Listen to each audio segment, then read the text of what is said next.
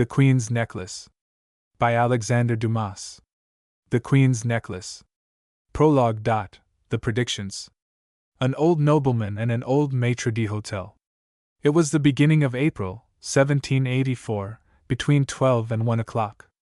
Our old acquaintance, the Marshal de Richelieu, having with his own hands colored his eyebrows with a perfumed dye, pushed away the mirror which was held to him by his valet, the successor of his faithful Raff, and shaking his head in the manner peculiar to himself. "Ah," said he, "now I look myself." And rising from his seat with juvenile vivacity, he commenced shaking off the powder which had fallen from his wig over his blue velvet coat, then, after taking a turn or two up and down his room, called for his maitre d'hotel. In 5 minutes this personage made his appearance, elaborately dressed. The Marshal turned towards him, and with a gravity befitting the occasion said, "Sir, I suppose you have prepared me a good dinner?" "Certainly, Your Grace." "You have the list of my guests?" "I remember them perfectly, Your Grace. I have prepared a dinner for 9. "There are 2 sorts of dinners, sir," said the Marshal. "True, Your Grace, but—" The Marshal interrupted him with a slightly impatient movement, although still dignified.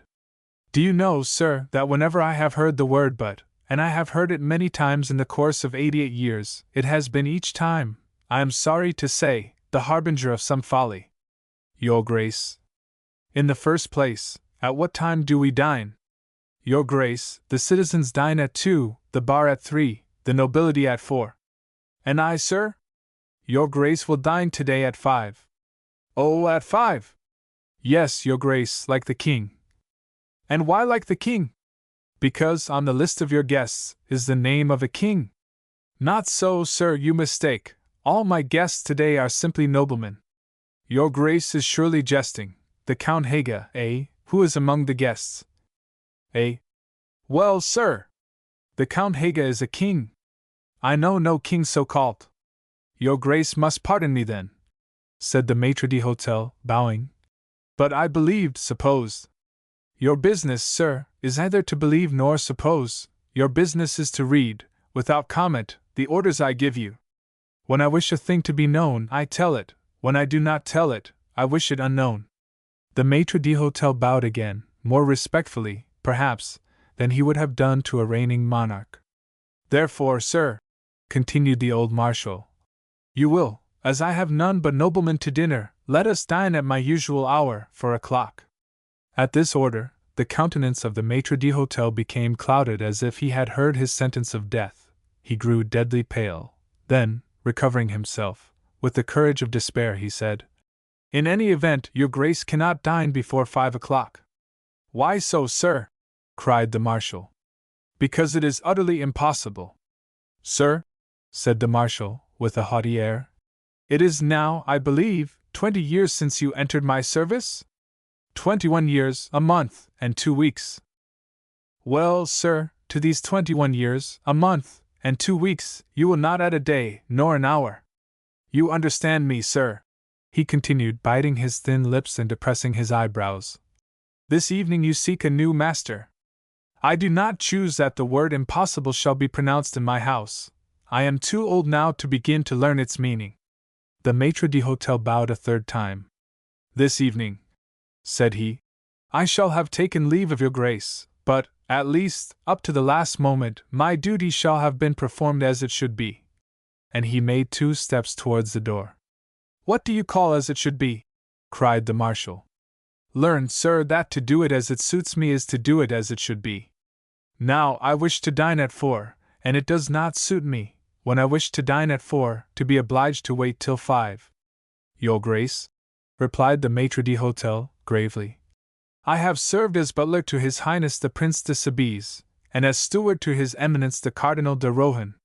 With the first, His Majesty, the late King of France, dined once a year; with the second, the Emperor of Austria dined once a month. I know, therefore, how a sovereign should be treated. When he visited the Prince de Soubise, Louis XV. called himself in vain the Baron de Gonesse, at the house of M. de Rohan, the Emperor Joseph was announced as the Count de Packenstein, but he was none the less emperor. Today Your Grace also receives a guest, who vainly calls himself Count Haga, Count Haga is still King of Sweden. I shall leave your service this evening, but Count Haga will have been treated like a king. But that, said the Marshal, is the very thing that I am tiring myself to death in forbidding. Count Haga wishes to preserve his incognito as strictly as possible. Well, do I see through your absurd vanity. It is not the crown that you honor, but yourself that you wish to glorify. I repeat again that I do not wish it imagined that I have a king here. What, then, does your grace take me for? It is not that I wish it known that there is a king here. Then in heaven's name do not be obstinate, but let us have dinner at 4. But at 4 o'clock, your grace, what I am expecting will not have arrived. What are you expecting? A fish like M. Vattel? Does your grace wish that I should tell you? On my faith, I am curious.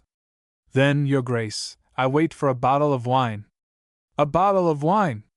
Explain yourself, sir, the thing begins to interest me. Listen then, your grace. His Majesty the King of Sweden, I beg pardon, the Count Haga I should have said, drinks nothing but Tokay. Well, am I so poor as to have no Tokay in my cellar? If so, I must dismiss my butler. Not so, your grace. On the contrary, you have about 60 bottles. Well, do you think Count Haga will drink 60 bottles with his dinner? No, your grace. But when Count Haga first visited France, when he was only Prince Royal, he dined with the late king, who had received 12 bottles of Tokay from the Emperor of Austria. You are aware that the Tokay of the finest vintages is reserved exclusively for the cellar of the Emperor, and that kings themselves can only drink it when he pleases to send it to them. I know it. Then, your grace, of these 12 bottles of which the Prince Royal drank, only 2 remain. One is in the cellar of His Majesty Louis XVI. And the other? Ah, your grace, said the maitre d'hotel, with a triumphant smile, for he felt that, after the long battle he had been fighting, the moment of victory was at hand. The other one was stolen. By whom, then? By one of my friends, the late king's butler, who was under great obligations to me. Oh! And so he gave it to you? Certainly, your grace, said the maitre d'hotel with pride. And what did you do with it? I placed it carefully in my master's cellar. Your master? And who was your master at that time? His Eminence the Cardinal de Rohan. Ah, mon Dieu! At Strasbourg? At Savin. And you have sent to seek this bottle for me? Cried the old marshal. For you, your grace, replied the maitre d'hotel, in a tone which plainly said, ungrateful as you are. The Duc de Richelieu seized the hand of the old servant and cried, I beg pardon, you are the king of maitres d'hotel. And you would have dismissed me, he replied, with an indescribable shrug of his shoulders. Oh, I will pay you 100 pistoles for this bottle of wine. And the expenses of its coming here will be another 100, but you will grant that it is worth it. I will grant anything you please, and to begin, from today I double your salary. I seek no reward, your grace, I have but done my duty. And when will your courier arrive? Your grace may judge if I have lost time. On what day did I have my orders for the dinner? Why, 3 days ago, I believe. It takes a courier, at his utmost speed, 24 hours to go, and the same to return. There still remain 24 hours, said the marshal. How have they been employed? Alas, your grace, they were lost. The idea only came to me the day after I received the list of your guests. Now calculate the time necessary for the negotiation, and you will perceive that in asking you to wait till 5 I am only doing what I am absolutely obliged to do. The bottle is not yet arrived, then? No, your grace. Ah, sir, if your colleague at Savin be as devoted to the Prince de Rohan as you are to me, and should refuse the bottle, as you would do in his place. I? Your grace? Yes, you would not, I suppose, have given away such a bottle, had it belonged to me? I beg your pardon, humbly, your grace, but had a friend, having a king to provide for, asked me for your best bottle of wine, he should have had it immediately. Oh, said the marshal, with a grimace. It is only by helping others that we can expect help in our own need, your grace. Well, then, I suppose we may calculate that it will be given, but there is still another risk, if the bottle should be broken? Oh, Your Grace, who would break a bottle of wine of that value?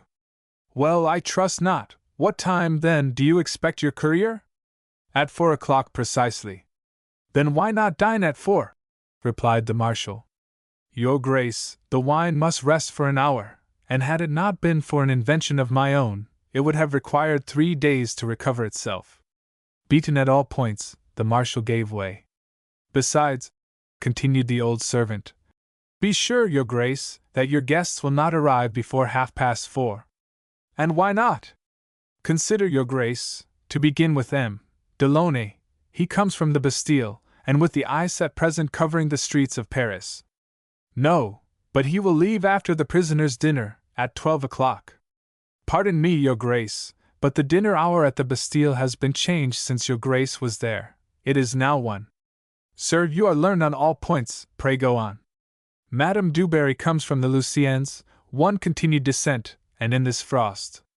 That would not prevent her being punctual, since she is no longer a duke's favorite. She plays the queen only among barons. But let me tell you, sir, that I desire to have dinner early on account of M. de la Perouse, who sets off tonight, and would not wish to be late. But Your Grace, M. de la Perouse is with the king, discussing geography and cosmography. He will not get away too early. It is possible. It is certain, Your Grace, and it will be the same with M. de Favres, who is with the Count de Provence, talking, no doubt, of the new play by the Canon de Beaumarchais. You mean the Marriage of Figaro? Yes, Your Grace. Why, you are quite literary also, it seems. In my leisure moments I read, Your Grace. We have, however, M. de Condorcet, who, being a geometrician, should at least be punctual. Yes, but he will be deep in some calculation, from which, when he rouses himself, it will probably be at least half an hour too late. As for the Count Cagliostro, as he is a stranger, and not well acquainted with the customs of Versailles, he will, in all probability, make us wait for him. Well, said the Marshal, you have disposed of all my guests except M. de Taverny, in a manner worthy of Homer or of my poor Raff. The maitre d'hotel bowed. I have not, said he, named M. de Taverny, because, being an old friend, he will probably be punctual. Good, and where do we dine? In the great dining room, Your Grace. But we shall freeze there. It has been warmed for 3 days, Your Grace, and I believe you will find it perfectly comfortable. Very well, but there is a clock striking. Why, it is 4:30, cried the Marshal. Yes, Your Grace, and there is the courier entering the courtyard with my bottle of Tokay. May I continue for another 20 years to be served in this manner? Said the Marshal, turning again to his looking-glass, while the maitre d'hotel ran downstairs. 20 years! Said a laughing voice, interrupting the Marshal in his survey of himself. 20 years, my dear Duke! I wish them you, but then I shall be 60, I shall be very old. You, Countess! Cried the Marshal. You are my first arrival, and, mon Dieu! You look as young and charming as ever. Duke, I am frozen. Come into the boudoir, then. Oh! Tête-à-tête, Marshal? Not so, replied a somewhat broken voice. Ah! Taverny! Said the Marshal, and then whispering to the Countess. Plague take him for disturbing us. Madame du Barry laughed, and they all entered the adjoining room. 2. M. de la Perouse. At the same moment, the noise of carriages in the street warned the Marshal that his guests were arriving, and soon after, thanks to the punctuality of his maitre d'hotel, 9 persons were seated round the oval table in the dining-room.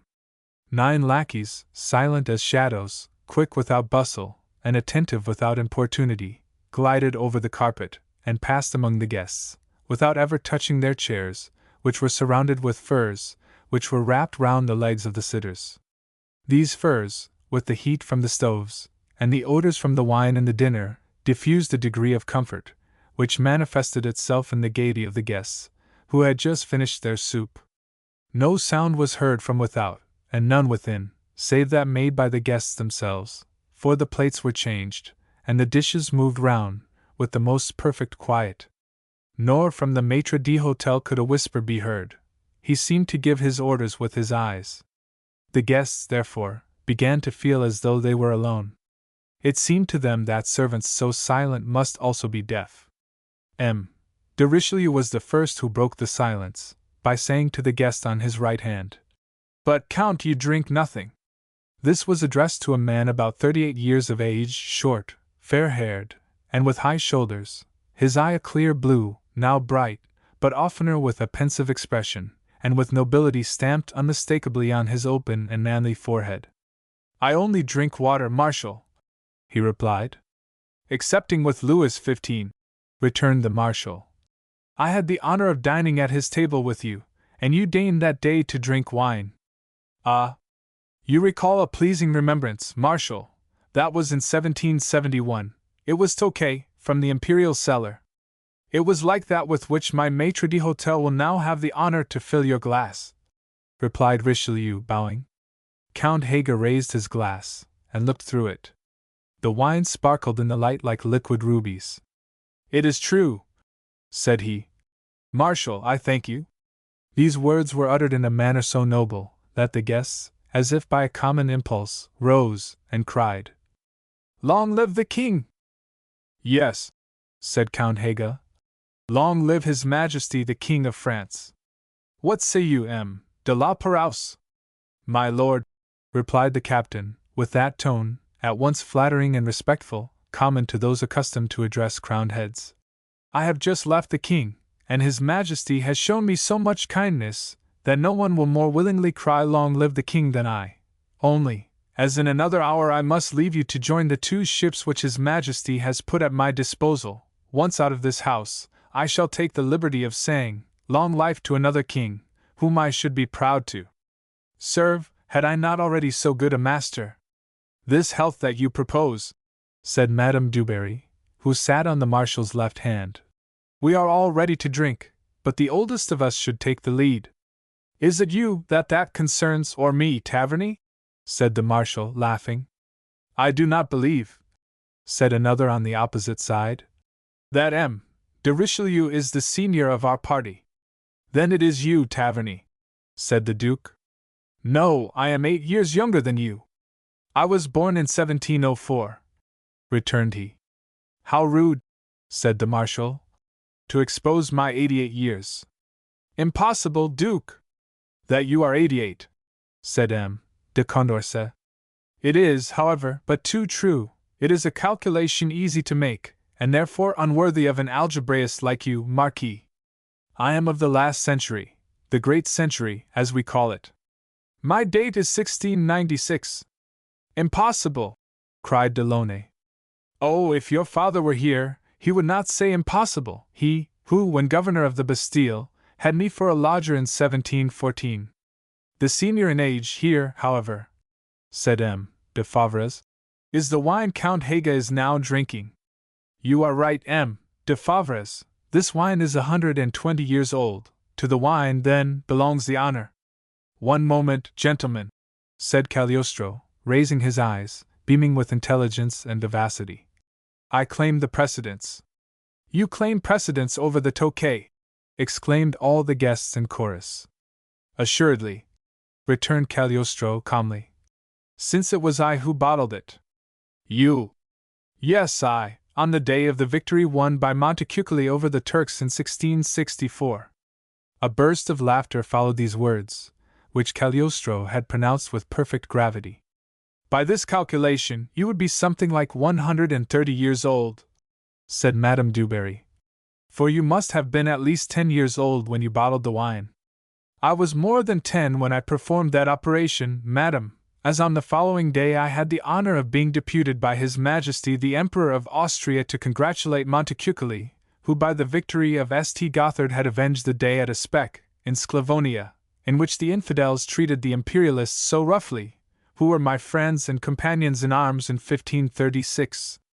"Oh," said Count Haga, as coldly as Cagliostro himself, "you must have been at least 10 years old, when you were at that memorable battle." "A terrible defeat, Count," returned Cagliostro. "Less terrible than Crécy, however," said Condorcet, smiling. "True, sir, for at the Battle of Crécy, it was not only an army, but all France, that was beaten. But then this defeat was scarcely a fair victory to the English, for King Edward had cannon, a circumstance of which Philip de Valois was ignorant, or rather, which he would not believe, although I warned him that I had with my own eyes seen 4 pieces of artillery which Edward had bought from the Venetians. Ah, said Madame du Barry. You knew Philip de Valois? Madam, I had the honor to be one of the 5 lords who escorted him off the field of battle. I came to France with the poor old King of Bohemia, who was blind, and who threw away his life when he heard that the battle was lost. Ah, sir, said M. de la Perouse, how much I regret that instead of the Battle of Crécy, it was not that of Actium at which you assisted. Why so, sir? Oh, because you might have given me some nautical details, which, in spite of Plutarch's fine narration, have ever been obscure to me. Which, sir? I should be happy to be of service to you. Oh, you were there then also? No, sir, I was then in Egypt. I had been employed by Queen Cleopatra to restore the library at Alexandria, an office for which I was better qualified than any one else, from having personally known the best authors of antiquity. And you have seen Queen Cleopatra? Said Madame du Barry. As I now see you, madam. Was she as pretty as they say? Madam, you know beauty is only comparative. A charming queen in Egypt, in Paris she would only have been a pretty grisette. Say no harm of grisettes, Count. God forbid! Then Cleopatra was little, slender, lively, and intelligent, with large almond-shaped eyes, a Grecian nose, teeth like pearls, and a hand like your own, Countess, a fit hand to hold a scepter. See, here is a diamond which she gave me, and which she had had from her brother Ptolemy. She wore it on her thumb. On her thumb? Cried Madame du Barry. Yes, it was an Egyptian fashion, and I, you see, can hardly put it on my little finger. And taking off the ring, he handed it to Madame du Barry. It was a magnificent diamond, of such fine water, and so beautifully cut, as to be worth 30,000 or 40,000 francs. The diamond was passed round the table, and returned to Cagliostro, who, putting it quietly on his finger again, said, Ah, I see well you are all incredulous. This fatal incredulity I have had to contend against all my life. Philip de Valois would not listen to me, when I told him to leave open a retreat to Edward. Cleopatra would not believe me when I warned her that Antony would be beaten. The Trojans would not credit me, when I said to them, with reference to the wooden horse, Cassandra is inspired. Listen to Cassandra. Oh, it is charming, said Madame du Barry, shaking with laughter. I have never met a man at once so serious and so diverting. I assure you, replied Cagliostro, that Jonathan was much more so. He was really a charming companion. Until he was killed by Saul, he merely drove me crazy with laughing. Do you know, said the Duc de Richelieu, if you go on in this way you will drive poor Taverny crazy. He is so afraid of death, that he is staring at you with all his eyes, hoping you to be an immortal. Immortal I cannot say, but one thing I can affirm. What? Cried Taverny, who was the most eager listener. That I have seen all the people and events of which I have been speaking to you. You have known Montecuculi? As well as I know you, M. de Favres, and indeed much better, for this is but the 2nd or 3rd time I have had the honor of seeing you, while I lived nearly a year under the same tent with him of whom you speak. You knew Philip de Valois? As I have already had the honor of telling you, M. de Condorcet, but when he returned to Paris, I left France and returned to Bohemia. And Cleopatra? Yes, Countess, Cleopatra, I can tell you, had eyes as black as yours, and shoulders almost as beautiful. But what do you know of my shoulders? They are like what Cassandra's once were, and there is still a further resemblance. She had like you, or rather, you have like her, a little black spot on your left side, just above the 6th rib. Oh, Count, now you really are a sorcerer. No, no, cried the Marshal, laughing. It was I who told him. And pray how do you know? The Marshal bit his lips and replied, Oh, it is a family secret. Well, really, Marshal, said the Countess, one should put on a double coat of rouge before visiting you. And turning again to Cagliostro. Then, sir, you have the art of renewing your youth? For although you say you are 3,000 or 4,000 years old, you scarcely look 40. Yes, madam, I do possess that secret. Oh, then, sir, impart it to me. To you, madam? It is useless. Your youth is already renewed. Your age is only what it appears to be, and you do not look 30. Ah, you flatter. No, madam, I speak only the truth, but it is easily explained. You have already tried my receipt. How so? You have taken my elixir. I? You, Countess. Oh, you cannot have forgotten it. Do you not remember a certain house in the Rue St. Claude, and coming there on some business respecting M. de Sartins? You remember rendering a service to one of my friends, called Joseph Balsamo, and that this Joseph Balsamo gave you a bottle of elixir, recommending you to take 3 drops every morning? Do you not remember having done this regularly until the last year, when the bottle became exhausted? If you do not remember all this, Countess, it is more than forgetfulness, it is ingratitude. Oh, M. Cagliostro, you are telling me things which were only known to yourself, I am aware. But what would be the use of being a sorcerer if one did not know one's neighbor's secrets? Then Joseph Balsamo has, like you, the secret of this famous elixir? No, madam, but he was one of my best friends, and I gave him 3 or 4 bottles. And has he any left? Oh, I know nothing of that. For the last 2 or 3 years, poor Balsamo has disappeared. The last time I saw him was in America, on the banks of the Ohio. He was setting off on an expedition to the Rocky Mountains, and since then I have heard that he is dead. Come, come, Count, cried the Marshal. Let us have the secret, by all means. Are you speaking seriously, sir? Said Count Haga. Very seriously, sire, I beg pardon, I mean Count. And Cagliostro bowed in such a way as to indicate that his error was a voluntary one. Then, said the Marshal, Madame du Barry is not old enough to be made young again? No, on my conscience. Well, then, I will give you another subject. Here's my friend, M. Taverny. What do you say to him? Does he not look like a contemporary of Pontius Pilate? But perhaps he, on the contrary, is too old. Cagliostro looked at the Baron. No, said he. Ah, my dear Count, exclaimed Richelieu. If you will renew his youth, I will proclaim you a true pupil of Medea. You wish it? Asked Cagliostro of the host, and looking round at the same time on all assembled. Every one called out, Yes. And you also, M. Taverny? I more than anyone, said the Baron.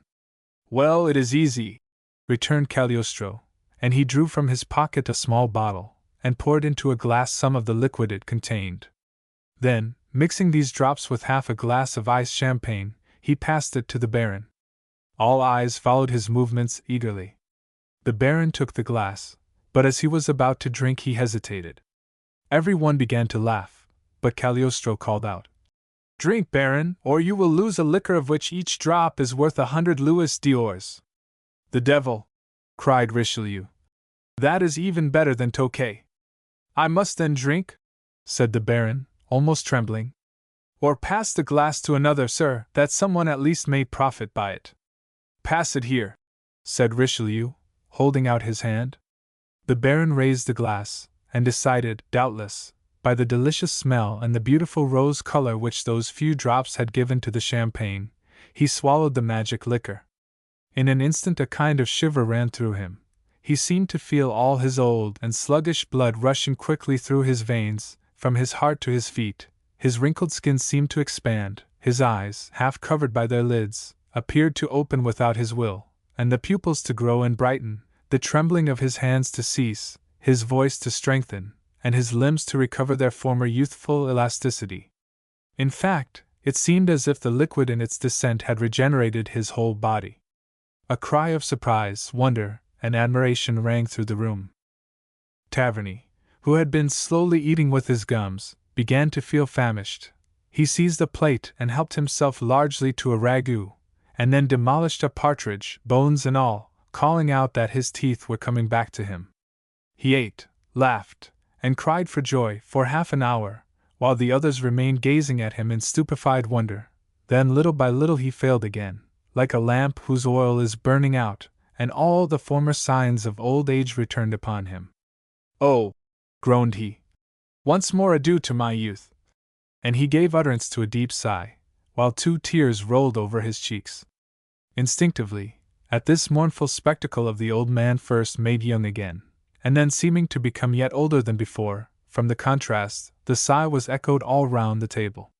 "It is easy to explain, gentlemen," said Cagliostro. "I gave the Baron but 35 drops of the elixir. He became young, therefore, for only 35 minutes. "Oh, more, Count!" cried the old man eagerly. "No, sir, for perhaps the second trial would kill you." Of all the guests, Madame Dubarry, who had already tested the virtue of the elixir, seemed most deeply interested while old Taverny's youth seemed thus to renew itself. She had watched him with delight and triumph, and half fancied herself growing young again at the sight, while she could hardly refrain from endeavoring to snatch from Cagliostro the wonderful bottle. But now, seeing him resume his old age even quicker than he had lost it, "Alas!" she said sadly, "all is vanity and deception. The effects of this wonderful secret last for 35 minutes. That is to say," said Count Haga, "that in order to resume your youth for 2 years, you would have to drink a perfect river." Everyone laughed. "Oh," said de Condorcet, "the calculation is simple, a mere nothing of 3,153,000 drops for 1 year's youth." "An inundation," said La Perouse. "However, sir," continued Madame Dubarry, "according to you, I have not needed so much, as a small bottle about 4 times the size of that you hold has been sufficient to arrest the march of time for 10 years. "Just so, madam. And you alone approach this mysterious truth. The man who has already grown old needs this large quantity to produce an immediate and powerful effect. But a woman of 30, as you were, or a man of 40, as I was, when I began to drink this elixir, still full of life and youth, needs but 10 drops at each period of decay, and with these 10 drops may eternally continue his life and youth at the same point." "What do you call the periods of decay?" asked Count Haga. "The natural periods, Count. In a state of nature, man's strength increases until 35 years of age. It then remains stationary until 40, and from that time forward, it begins to diminish, but almost imperceptibly, until 50, then the process becomes quicker and quicker to the day of his death. In our state of civilization, when the body is weakened by excess, cares, and maladies, the failure begins at 35.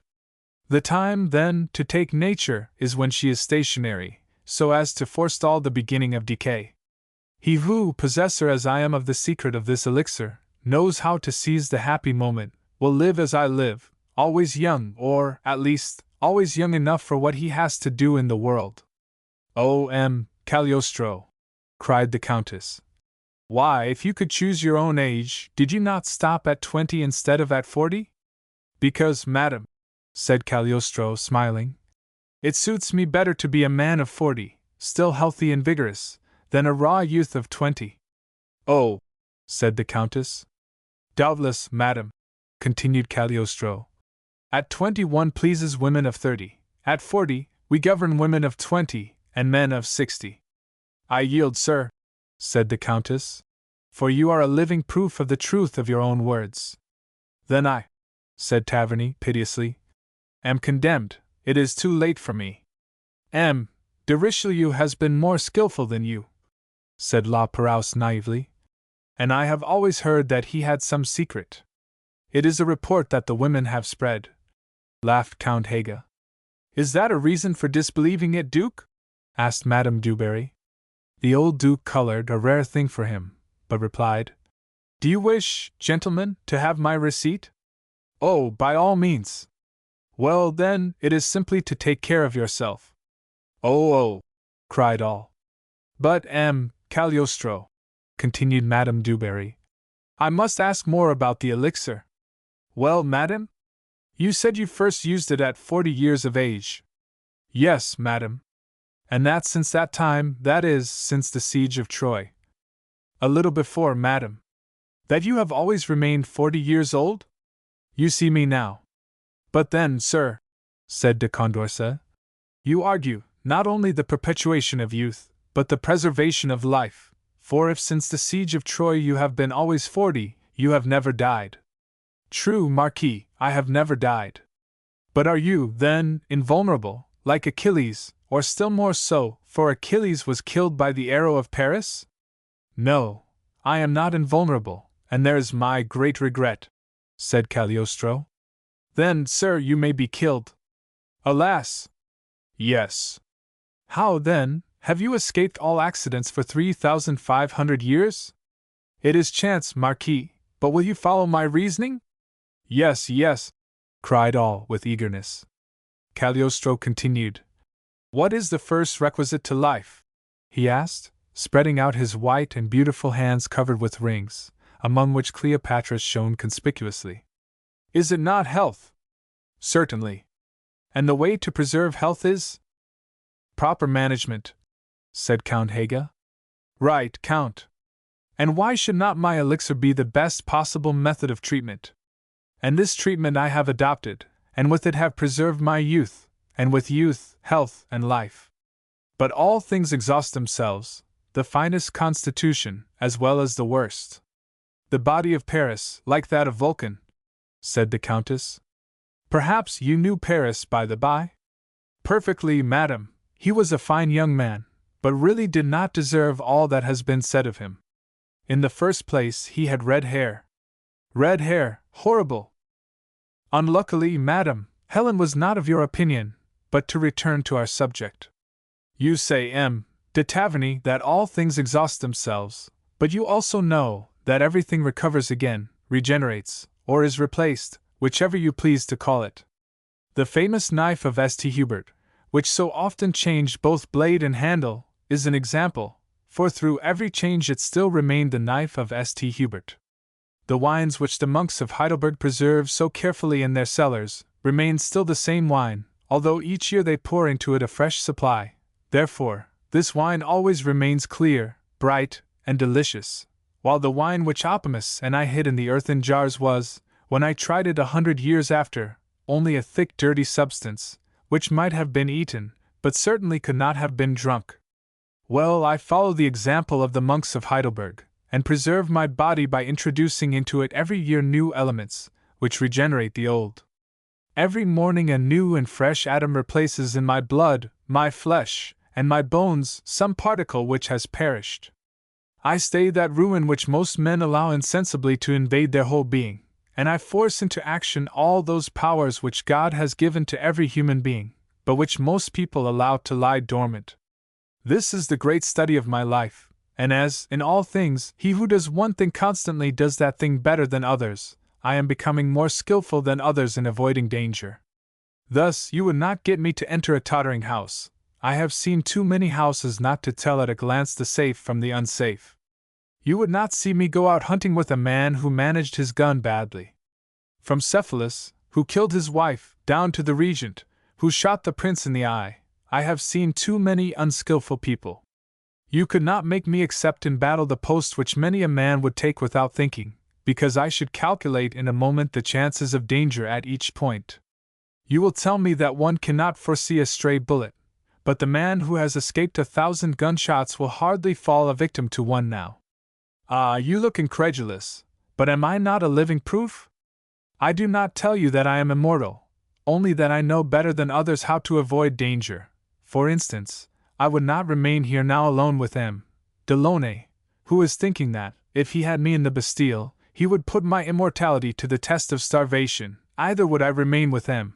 de Condorcet, for he is thinking that he might just empty into my glass the contents of that ring which he wears on his left hand, and which is full of poison, not with any evil intent, but just as a scientific experiment to see if I should die.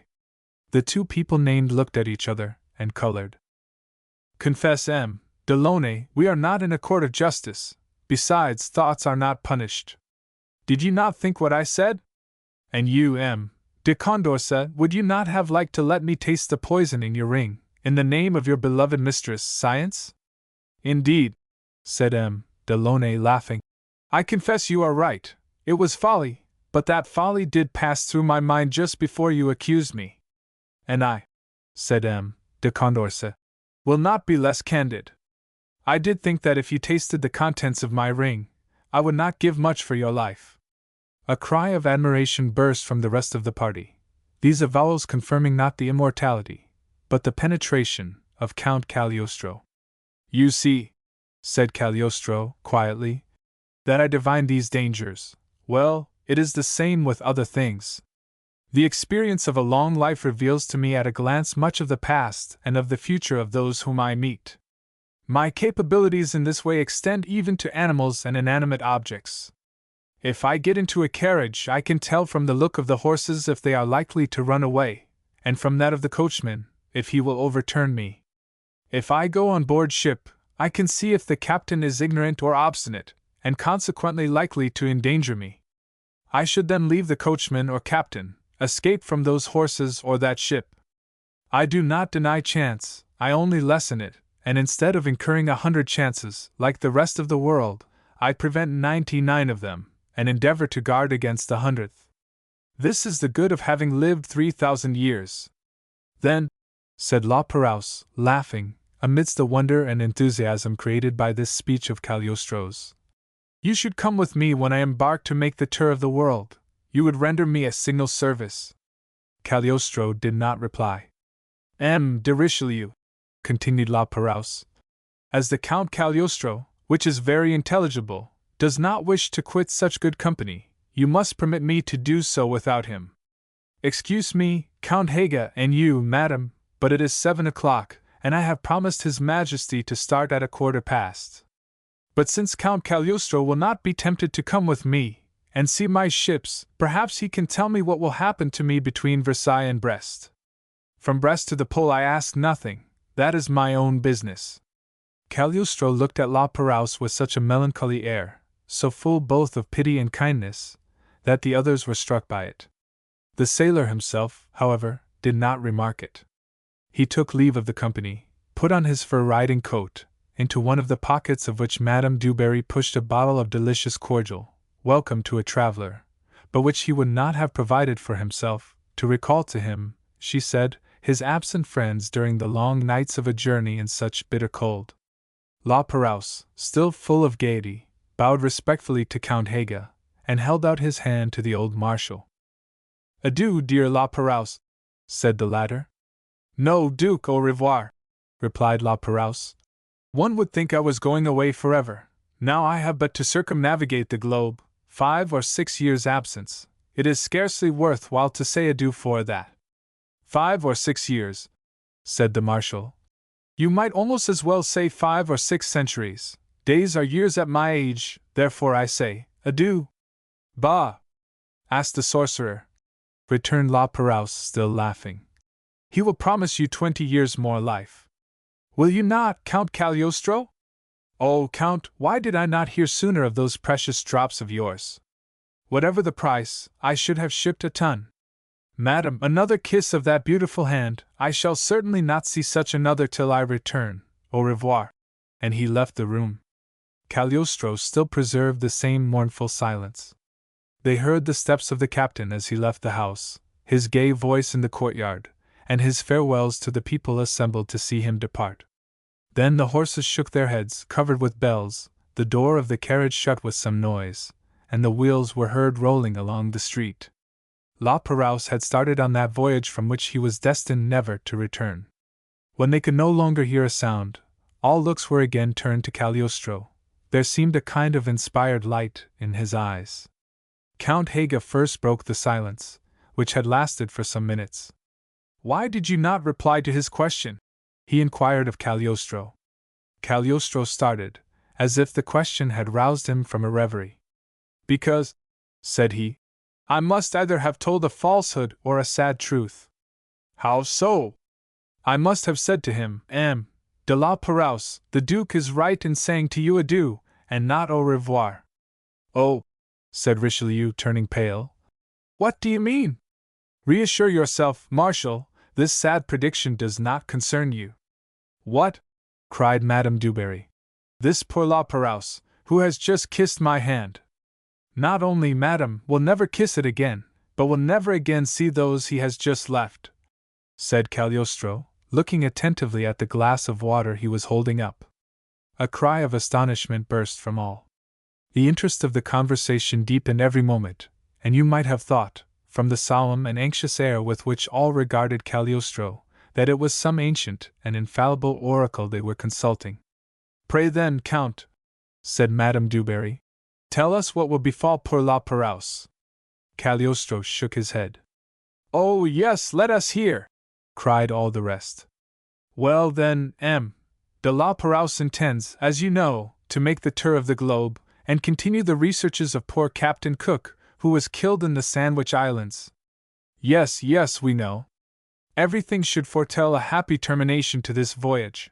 De La Perouse is a good seaman, and his route has been most skillfully traced by the king." "Yes," interrupted Count Haga. "The King of France is a clever geographer, is he not, de Condorcet?" "More skillful than is needful for a king," replied the Marquis. "Kings ought to know things only slightly, then they will let themselves be guided by those who know them thoroughly." "Is this a lesson, Marquis?" said Count Haga, smiling. "Oh, no, only a simple reflection, a general truth." "Well, he is gone," said Madame du Barry, anxious to bring the conversation back to La Perouse. "Yes, he is gone," replied Cagliostro. "But don't believe, in spite of his haste, that he will soon embark. I foresee much time lost at Brest." "That would be a pity," said de Condorcet. "This is the time to set out, it is even now rather late, February or March would have been better." "Oh, do not grudge him these few months, de Condorcet, for, during them, he will at least live and hope." "He has got good officers, I suppose?" said Richelieu. "Yes, he who commands the second ship is a distinguished officer. I see him, young, adventurous, brave, unhappily." "Why unhappily?" "A year after I look for him, and see him no more," said Cagliostro, anxiously consulting his glass. "No one here is related to de Langley?" "No." "No one knows him?" "No." "Well, death will commence with him." A murmur of affright escaped from all the guests. "But he, La Perouse?" cried several voices. "He sails, he lands, he re-embarks. I see 1-2 years of successful navigation, we hear news of him, and then? Years pass. But at last? The sea is vast, the heavens are clouded, here and there appear unknown lands, and figures hideous as the monsters of the Grecian archipelago. They watch the ship, which is being carried in a fog amongst the breakers, by a tempest less fearful than themselves. Oh! La Perouse, if you could hear me, I would cry to you.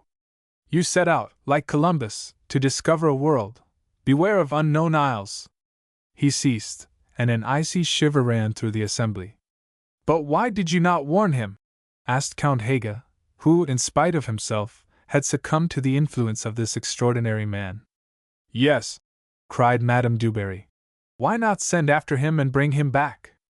The life of a man like La Perouse is surely worth a courier, my dear Marshal."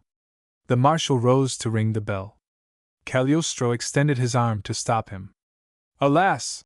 said he, "all advice would be useless. I can foretell destiny, but I cannot change it. De La Perouse would laugh if he heard my words, as the son of Priam laughed when Cassandra prophesied. And see, you begin to laugh yourself, Count Haga, and laughing is contagious. Your companions are catching it. Do not restrain yourselves, gentlemen.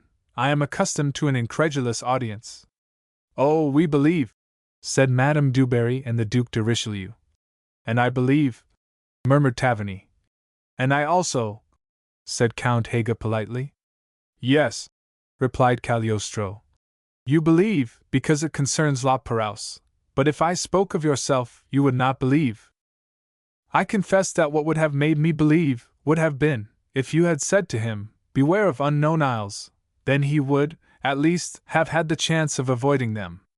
I assure you no, Count, and if he had believed me, it would only have been more horrible, for the unfortunate man would have seen himself approaching those isles destined to be fatal to him, without the power to flee from them. Therefore he would have died, not one, but 100 deaths, for he would have gone through it all by anticipation. Hope, of which I should have deprived him, is what best sustains a man under all trials. Yes, said de Condorcet. The veil which hides from us our future is the only real good which God has vouchsafed to man. Nevertheless, said Count Haga, did a man like you say to me, shun a certain man or a certain thing, I would beware, and I would thank you for the counsel. Cagliostro shook his head, with a faint smile. I mean it, de Cagliostro, continued Count Haga. Warn me, and I will thank you. You wish me to tell you what I would not tell La Perouse? Yes, I wish it. Cagliostro opened his mouth as if to begin, and then stopped, and said, No, Count, no! I beg you. Cagliostro still remained silent. Take care, said the Count. You are making me incredulous. Incredulity is better than misery. De Cagliostro, said the Count gravely, you forget one thing, which is that though there are men who had better remain ignorant of their destiny, there are others who should know it, as it concerns not themselves alone, but millions of others. Then, said Cagliostro, command me. If your Majesty commands, I will obey. I command you to reveal to me my destiny, de Cagliostro, said the king, with an air at once courteous and dignified. At this moment, as Count Haga had dropped his incognito in speaking to Cagliostro, de Richelieu advanced towards him, and said, Thanks, sire, for the honor you have done my house. Will your Majesty assume the place of honor?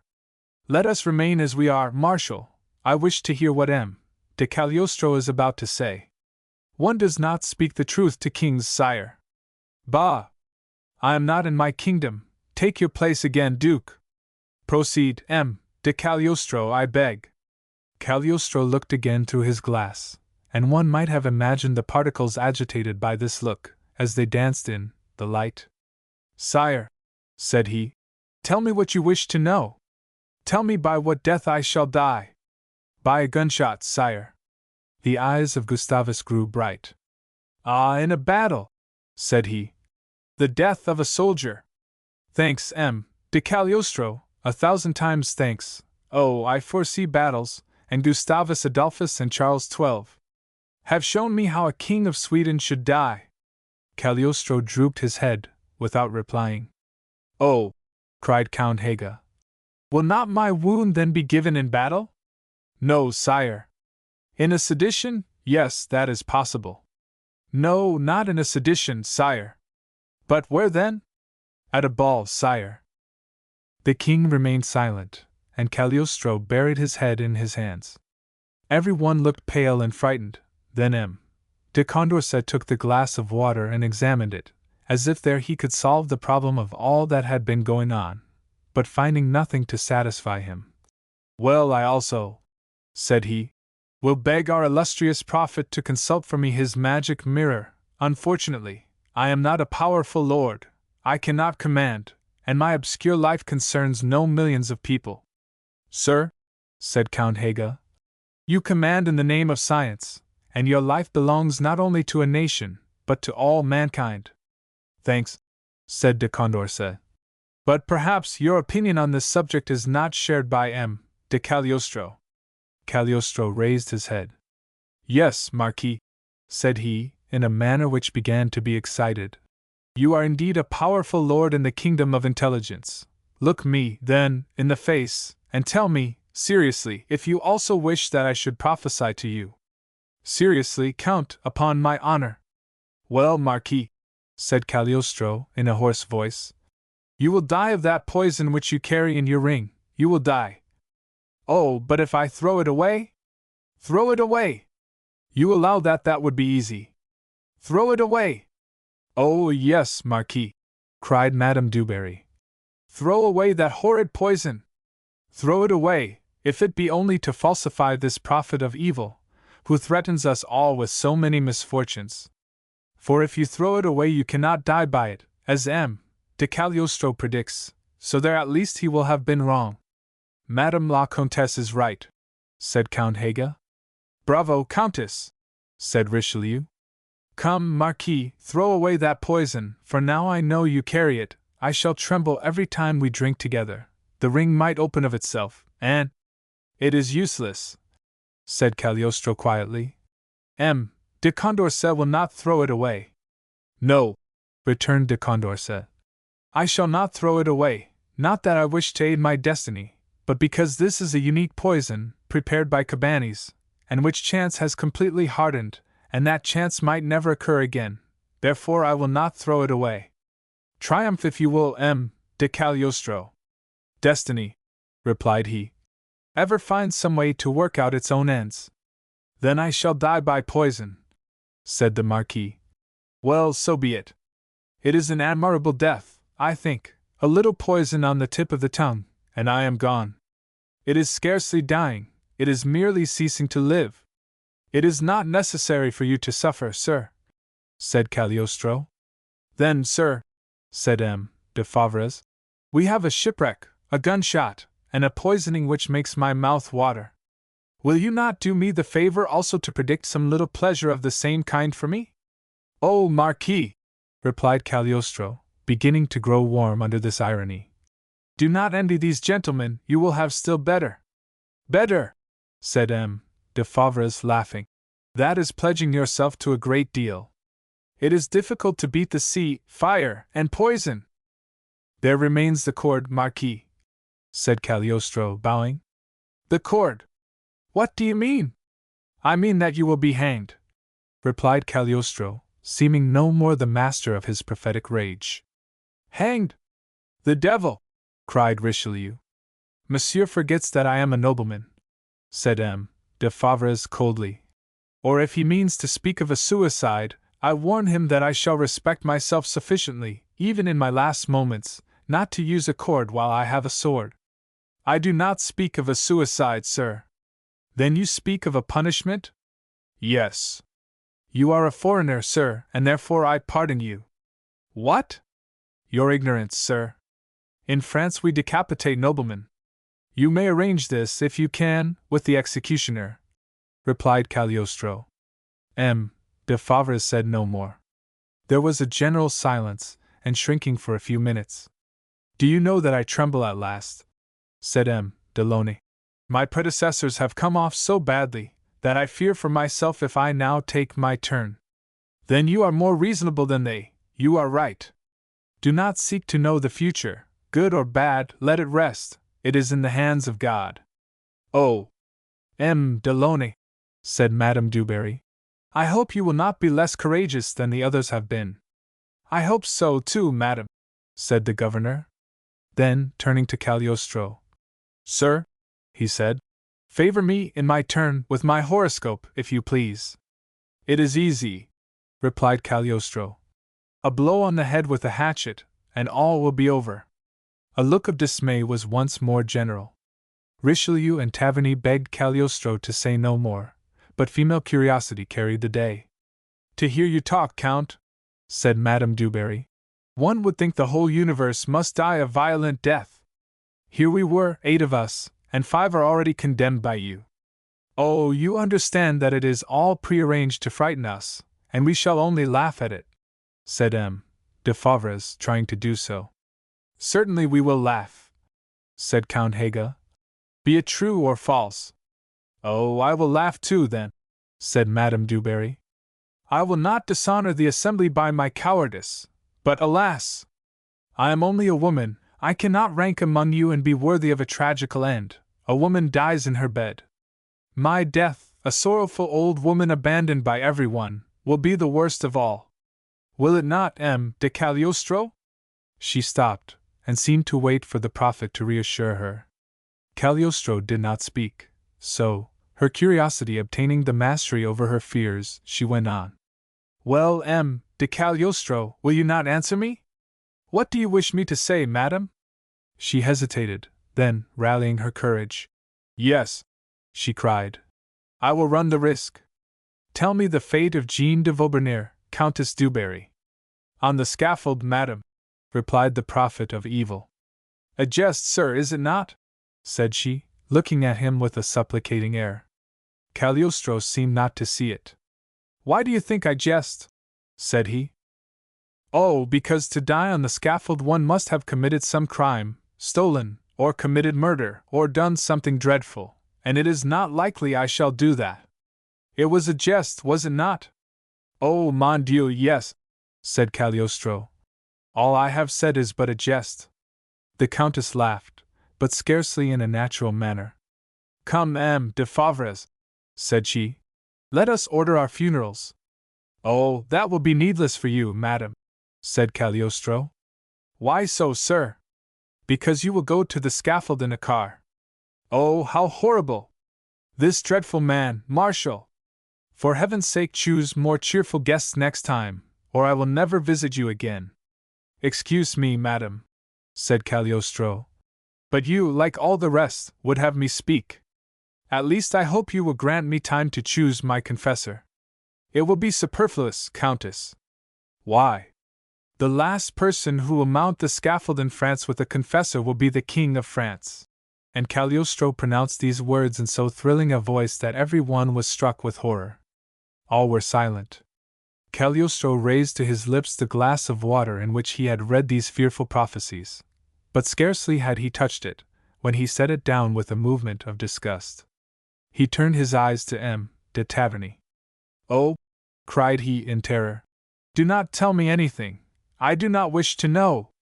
Well, then, I will ask instead of him, said Richelieu. You, Marshal, be happy. You are the only one of us all who will die in his bed. Coffee, gentlemen, coffee, cried the Marshal, enchanted with the prediction. Every one rose. But before passing into the drawing-room, Count Haga, approaching Cagliostro, said, Tell me what to beware of. Of a muff, sir, replied Cagliostro.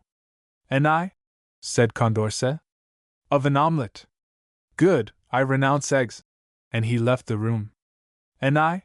Said M. de Favres. What must I fear? A letter. And I?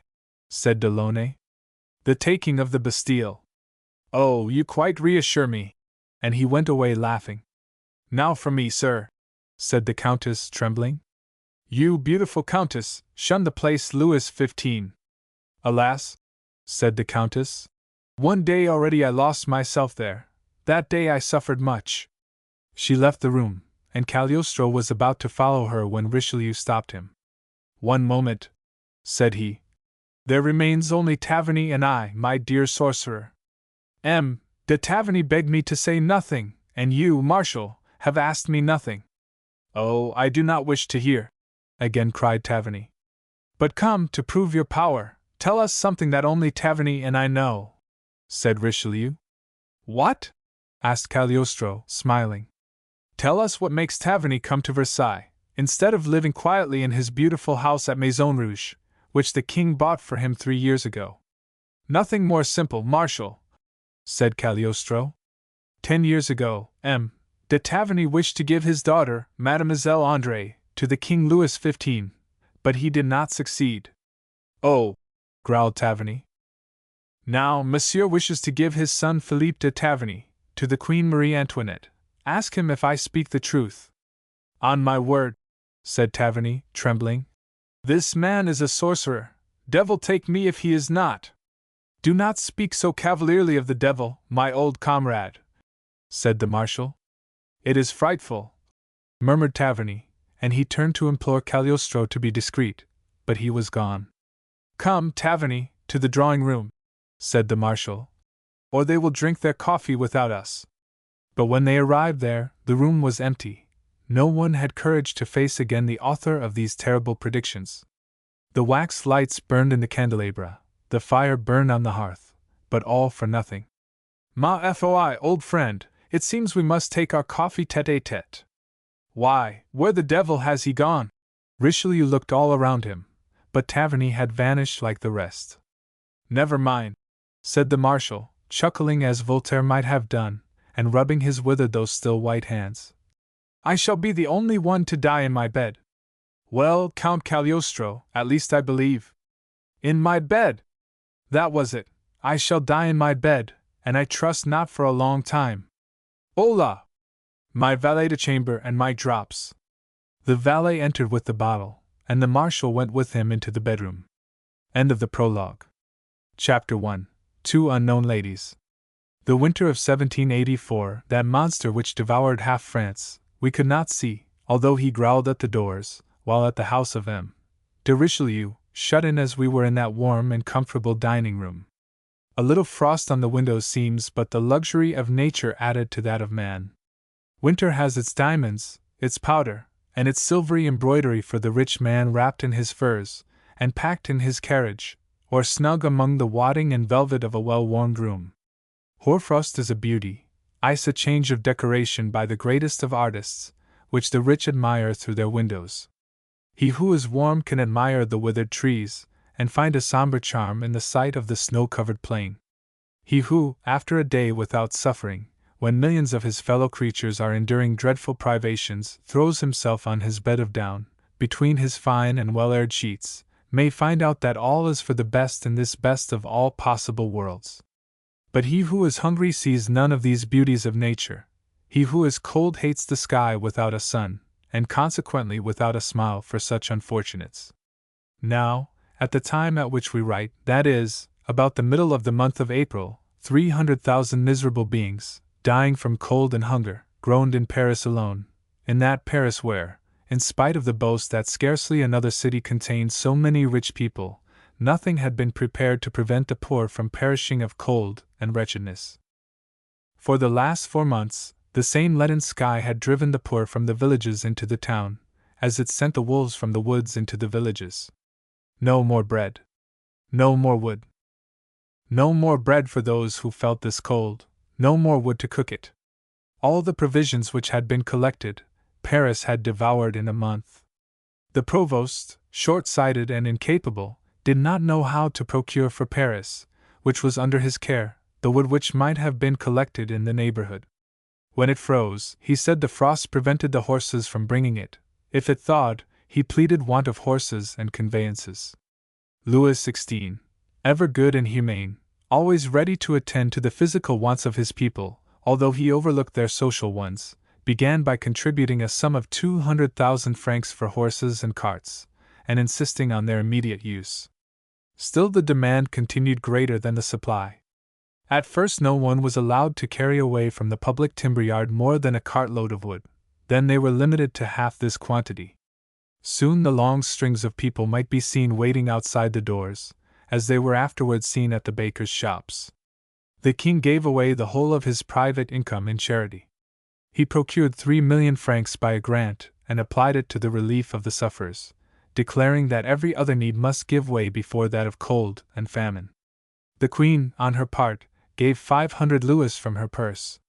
The convents, the hospitals, and the public buildings were thrown open as places of asylum for the poor, who came in crowds for the sake of the fires that were kept there. They kept hoping for a thaw, but heaven seemed inflexible. Every evening the same copper-colored sky disappointed their hopes, and the stars shone bright and clear as funeral torches through the long, cold nights, which hardened again and again the snow which fell during the day. All day long, thousands of workmen, with spades and shovels, cleared away the snow from before the houses, so that on each side of the streets, already too narrow for the traffic, rose a high, thick wall, blocking up the way.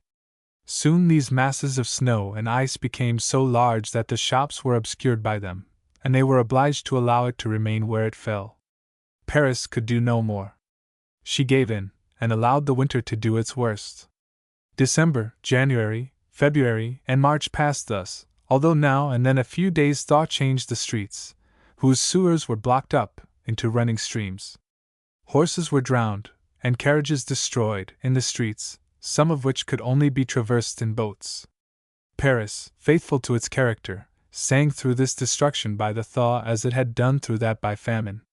Processions were made to the markets to see the fisherwomen serving their customers with immense leathern boots on, inside which their trousers were pushed, and with their petticoats tucked round their waists, all laughing, gesticulating, and splashing each other as they stood in the water. These thaws, however, were but transitory. The frost returned, harder and more obstinate than ever, and recourse was had to sledges, pushed along by skaters, or drawn by rush-out horses along the causeways, which were like polished mirrors. The Seine, frozen many feet deep, was become the rendezvous for all idlers, who assembled there to skate or slide, until, warmed by exercise, they ran to the nearest fire, lest the perspiration should freeze upon them. All trembled for the time when, the water communications being stopped, and the roads impassable, provisions could no longer be sent in, and began to fear that Paris would perish from want. The king, in this extremity, called a council. They decided to implore all bishops, abbés, and monks to leave Paris and retire to their dioceses or convents, and all those magistrates and officials who, preferring the opera to their duties, had crowded to Paris, to return to their homes. For all these people used large quantities of wood in their hotels, and consumed no small amount of food. There were still the country gentlemen, who were also to be entreated to leave. But M. Lenore, lieutenant of police, observed to the king that, as none of these people were criminals, and could not therefore be compelled to leave Paris in a day, they would probably be so long thinking about it, that the thaw would come before their departure, which would then be more hurtful than useful. All this care and pity of the king and queen, however, excited the ingenious gratitude of the people, who raised monuments to them, as ephemeral as the feelings which prompted them. Obelisks and pillars of snow and ice, engraved with their names, were to be seen all over Paris. At the end of March the thaw began, but by fits and starts, constant returns of frost prolonging the miseries of the people. Indeed, in the beginning of April it appeared to set in harder than ever, and the half-thawed streets, frozen again, became so slippery and dangerous, that nothing was seen but broken limbs and accidents of all kinds. The snow prevented the carriages from being heard, and the police had enough to do, from the reckless driving of the aristocracy, to preserve from the wheels those who were spared by cold and hunger. It was about a week after the dinner given by M. de Richelieu that 4 elegant sledges entered Paris, gliding over the frozen snow which covered the Cours la Reine and the extremity of the boulevards. From thence they found it more difficult to proceed, for the sun and the traffic had begun to change the snow and ice into a wet mass of dirt. In the foremost sledge were 2 men in brown riding coats, with double capes.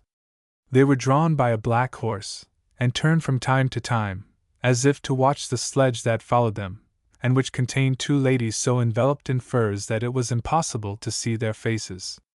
It might even have been difficult to distinguish their sex, had it not been for the height of their coiffure, crowning which was a small hat with a plume of feathers. From the colossal edifice of this coiffure, all mingled with ribbons and jewels, escaped occasionally a cloud of white powder, as when a gust of wind shakes the snow from the trees. These 2 ladies, seated side by side, were conversing so earnestly as scarcely to see the numerous spectators who watched their progress along the boulevards. One of them, taller and more majestic than the other, and holding up before her face a finely embroidered cambric handkerchief, carried her head erect and stately, in spite of the wind which swept across their sledge. It had just struck 5 by the clock of the church St. Croix d'Antin, and night was beginning to descend upon Paris, and with the night the bitter cold. They had just reached the Porte St. Denis, when the lady of whom we have spoken made a sign to the men in front, who thereupon quickened the pace of their horse, and soon disappeared among the evening mists, which were fast thickening around the colossal structure of the Bastille. This signal she then repeated to the other 2 sledges, which also vanished along the Rue St. Denis. Meanwhile, the one in which she sat, having arrived at the Boulevard de Ménilmontant, stopped. In this place few people were to be seen, night had dispersed them. Besides, in this out-of-the-way quarter, not many citizens would trust themselves without torches and an escort, since winter had sharpened the wants of 3,000 or 4,000 beggars who were easily changed into robbers. The lady touched with her finger the shoulder of the coachman who was driving her, and said, "Weber, how long will it take you to bring the cabriolet you know where?" "Madame wishes me to bring the cabriolet?" asked the coachman, with a strong German accent. "Yes, I shall return by the streets, and as they are still more muddy than the boulevard, we should not get on in the sledge. Besides, I begin to feel the cold." "Do not you, petite?" said she, turning to the other lady. "Yes, madame." "Then, Weber, we will have the cabriolet." "Very well, madame." "What is the time, petite?" The young lady looked at her watch, which, however, she could hardly see, as it was growing dark, and said, "6:15, madame." "Then at 6:45, Weber." Saying these words, the lady leaped lightly from the sledge, followed by her friend, and walked away quickly, while the coachman murmured, with a kind of respectful despair, sufficiently loud for his mistress to hear. "Oh, mein Gott! What imprudence!" The two ladies laughed, drew their cloaks closer round them, and went tramping along through the snow, with their little feet. "You have good eyes, André," said the lady who seemed the elder of the two, although she could not have been more than 30 or 32. "Try to read the name at the corner of that street. Rue du Pont-de-Choux, madame. Rue du Pont-de-Choux. Ah, mon Dieu, we must have come wrong. They told me the second street on the right. But what a smell of hot bread! That is not astonishing," said her companion, "for here is a baker's shop. Well, let us ask there for the Rue St. Claude," she said, moving to the door. "Oh! Do not you go in, madame, allow me," said André. "The Rue St. Claude, my pretty ladies?" said a cheerful voice. "Are you asking for the Rue St. Claude?" The two ladies turned towards the voice, and saw, leaning against the door of the shop, a man who, in spite of the cold, had his chest and his legs quite bare. "Oh! A naked man!" cried the young lady, half hiding behind her companion.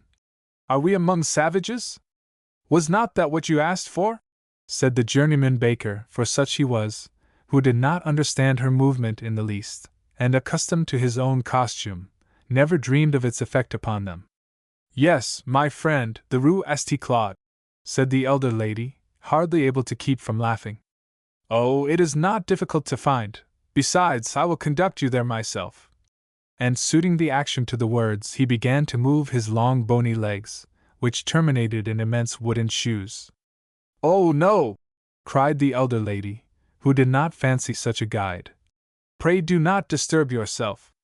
Tell us the way, and we shall easily find it. First street to the right," said he, drawing back again. "Thanks," said the ladies, who ran on as fast as they could, that he might not hear the laughter which they could no longer restrain. Chapter 2. An interior. If we do not calculate too much on the memory of our readers, they certainly know the Rue St. Claude, which joins at one end the boulevard, and at the other the Rue St. Louis. This was an important street in the first part of our story, when it was inhabited by Joseph Balsamo, his Sibyl, Lorenza, and his master, Althotas. It was still a respectable street, though badly lighted, and by no means clean, but little known or frequented. There was, however, at the corner of the boulevard a large house, with an aristocratic air, but this house, which might, from the number of its windows, have illuminated the whole street, had it been lighted up, was the darkest and most sombre-looking of any.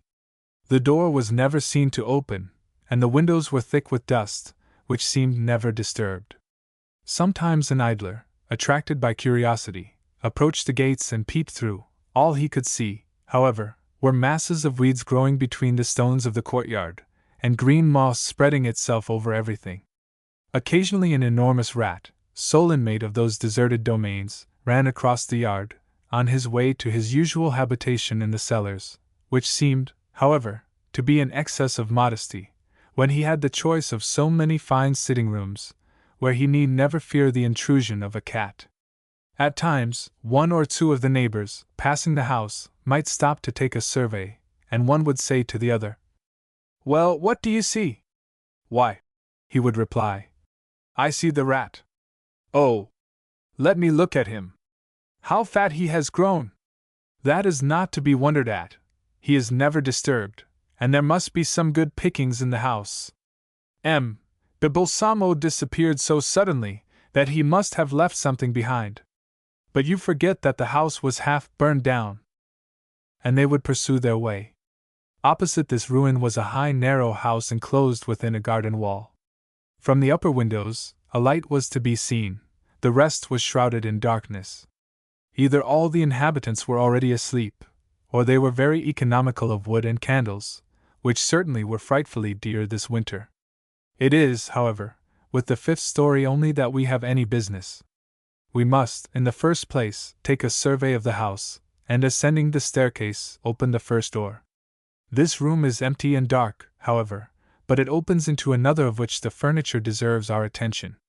The doors were gaudily painted, and it contained easy chairs covered in white, with yellow velvet trimming, and a sofa to match, the cushions of which, however, were so full of the wrinkles of old age as scarcely to be cushions any longer. 2 portraits hanging on the walls next attracted attention. A candle and a lamp, one placed on a stand, about 3 feet high, and the other on the chimney-piece, threw a constant light on them. The first was a well-known portrait of Henry III, King of France and Poland, a cap on his head, surmounting his long pale face and heavy eyes, a pointed beard, and a ruff round his neck. Under it was the inscription, traced in black letters, on a badly gilded frame: Henri de Valois. The other portrait, of which the gilding was newer, and the painting more fresh and recent, represented a young lady with black eyes, a straight nose, and rather compressed lips, who appeared crushed under a tower of hair and ribbons, to which the cap of Henry III was in the proportion of a molehill to a pyramid. Under this portrait was inscribed, Jeanne de Valois. Glanced at the fireless hearth, at the faded curtains, and then turned towards a little oak table in the corner, for there, leaning on her elbow, and writing the addresses of some letters, sits the original of this portrait. A few steps off, in an attitude half curious, half respectful, stands a little old woman, apparently about 60. Jeanne de Valois, says the inscription, but if this lady be indeed of Valois, one wonders however the portrait of Henry III, the Sybarite king, the great voluptuary, could support the sight of so much poverty in a person not only of his race, but bearing his name. In her person, however, this lady of the 5th story did no discredit to her portrait. She had white and delicate hands, which from time to time she rubbed together, as if to endeavor to put some warmth into them. Her foot also, which was encased in a rather coquettish velvet slipper, was small and pretty. The wind whistled through all the old doors, and penetrated the crevices of the shaking windows, and the old servant kept glancing sadly towards the empty grate. Her lady continued her occupation, talking aloud as she did so. Madame de Misery, she murmured, First Lady of the Bedchamber to Her Majesty, I cannot expect more than 6 louis from her, for she has already given to me once. And she sighed. Madame Patrick, Lady's maid to Her Majesty, 2 louis, M. D'Ormesson, an audience, M. de Calonne, some good advice, M. de Rohan, a visit, at least, we will try to induce him, said she, smiling at the thought. Well, then, I think I may hope for 8 louis within a week. Then, looking up, Dame Clotilde, she said, snuff this candle. The old woman did as she was bid, and then resumed her place.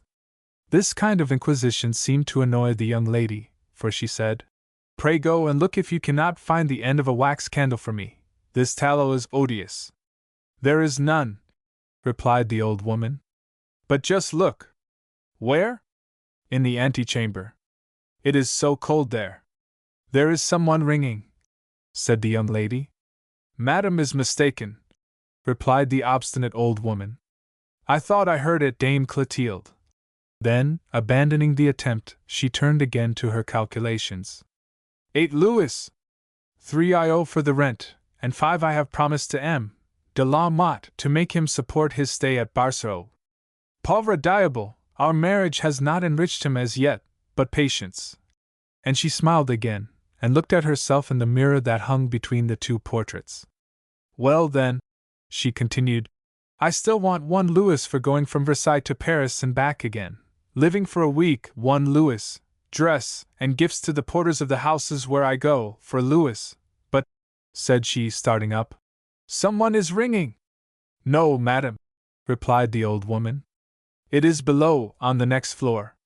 But I tell you it is not, said she angrily, as the bell rang yet louder. Even the old woman could deny it no longer, so she hobbled off to open the door, while her mistress rapidly cleared away all the papers, and seated herself on the sofa, assuming the air of a person humble and resigned, although suffering. It was, however, only her body that reposed, for her eyes, restless and unquiet, sought incessantly, first her mirror and then the door. At last it opened, and she heard a young and sweet voice saying, Is it here that Madame la Comtesse de la Motte lives? Madame la Comtesse de la Motte Valois, replied Clotilde. It is the same person, my good woman. Is she at home? Yes, madam, she is too ill to go out. During this colloquy, the pretended invalid saw reflected in the glass the figure of a lady talking to Clotilde, unquestionably belonging to the higher ranks. She then saw her turn round, and say to someone behind, "We can go in, it is here." And the two ladies we have before seen asking the way prepared to enter the room. "Whom shall I announce to the Countess?" said Clotilde. "Announce a Sister of Charity," said the elder lady. "From Paris?" "No, from Versailles." Clotilde entered the room, and the strangers followed her. Jeanne de Valois seemed to rise with difficulty from her seat to receive her visitors. Clotilde placed chairs for them, and then unwillingly withdrew. Chapter 3. Jeanne de la Motte Valois. The first thought of Jeanne de la Motte was to examine the faces of her visitors, so as to gather what she could of their characters.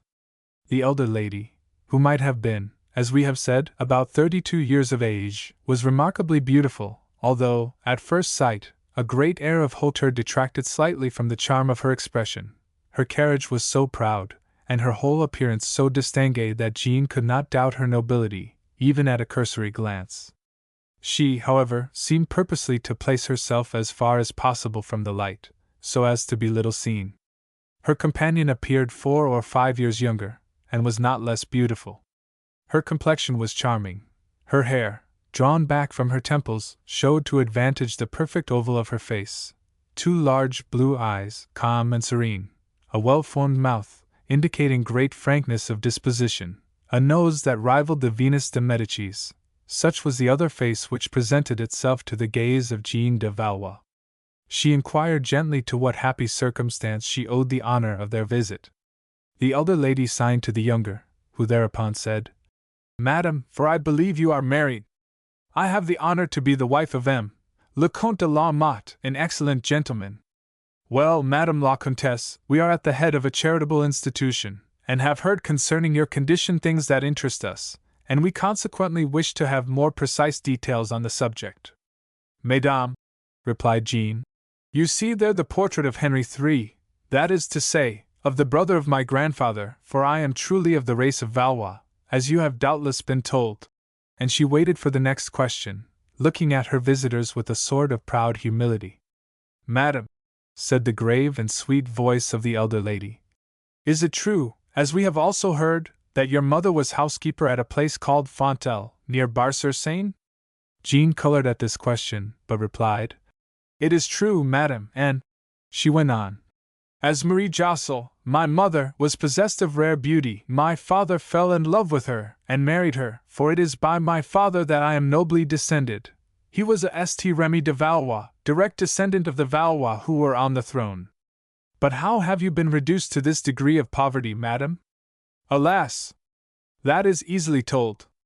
You are not ignorant that after the accession of Henry IV, by which the crown passed from the house of Valois to that of Bourbon, there still remained many branches of the fallen family, obscure, doubtless, but incontestably springing from the same root as the 4 brothers who all perished so miserably." The 2 ladies made a sign of assent.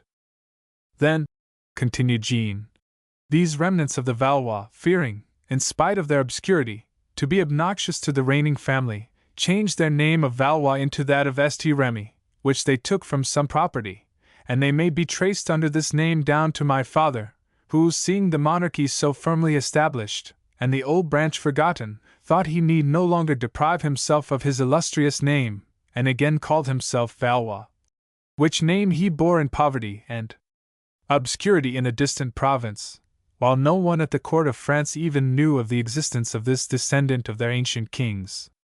Jeanne stopped at these words, which she had spoken with a simplicity and mildness which created a favorable impression.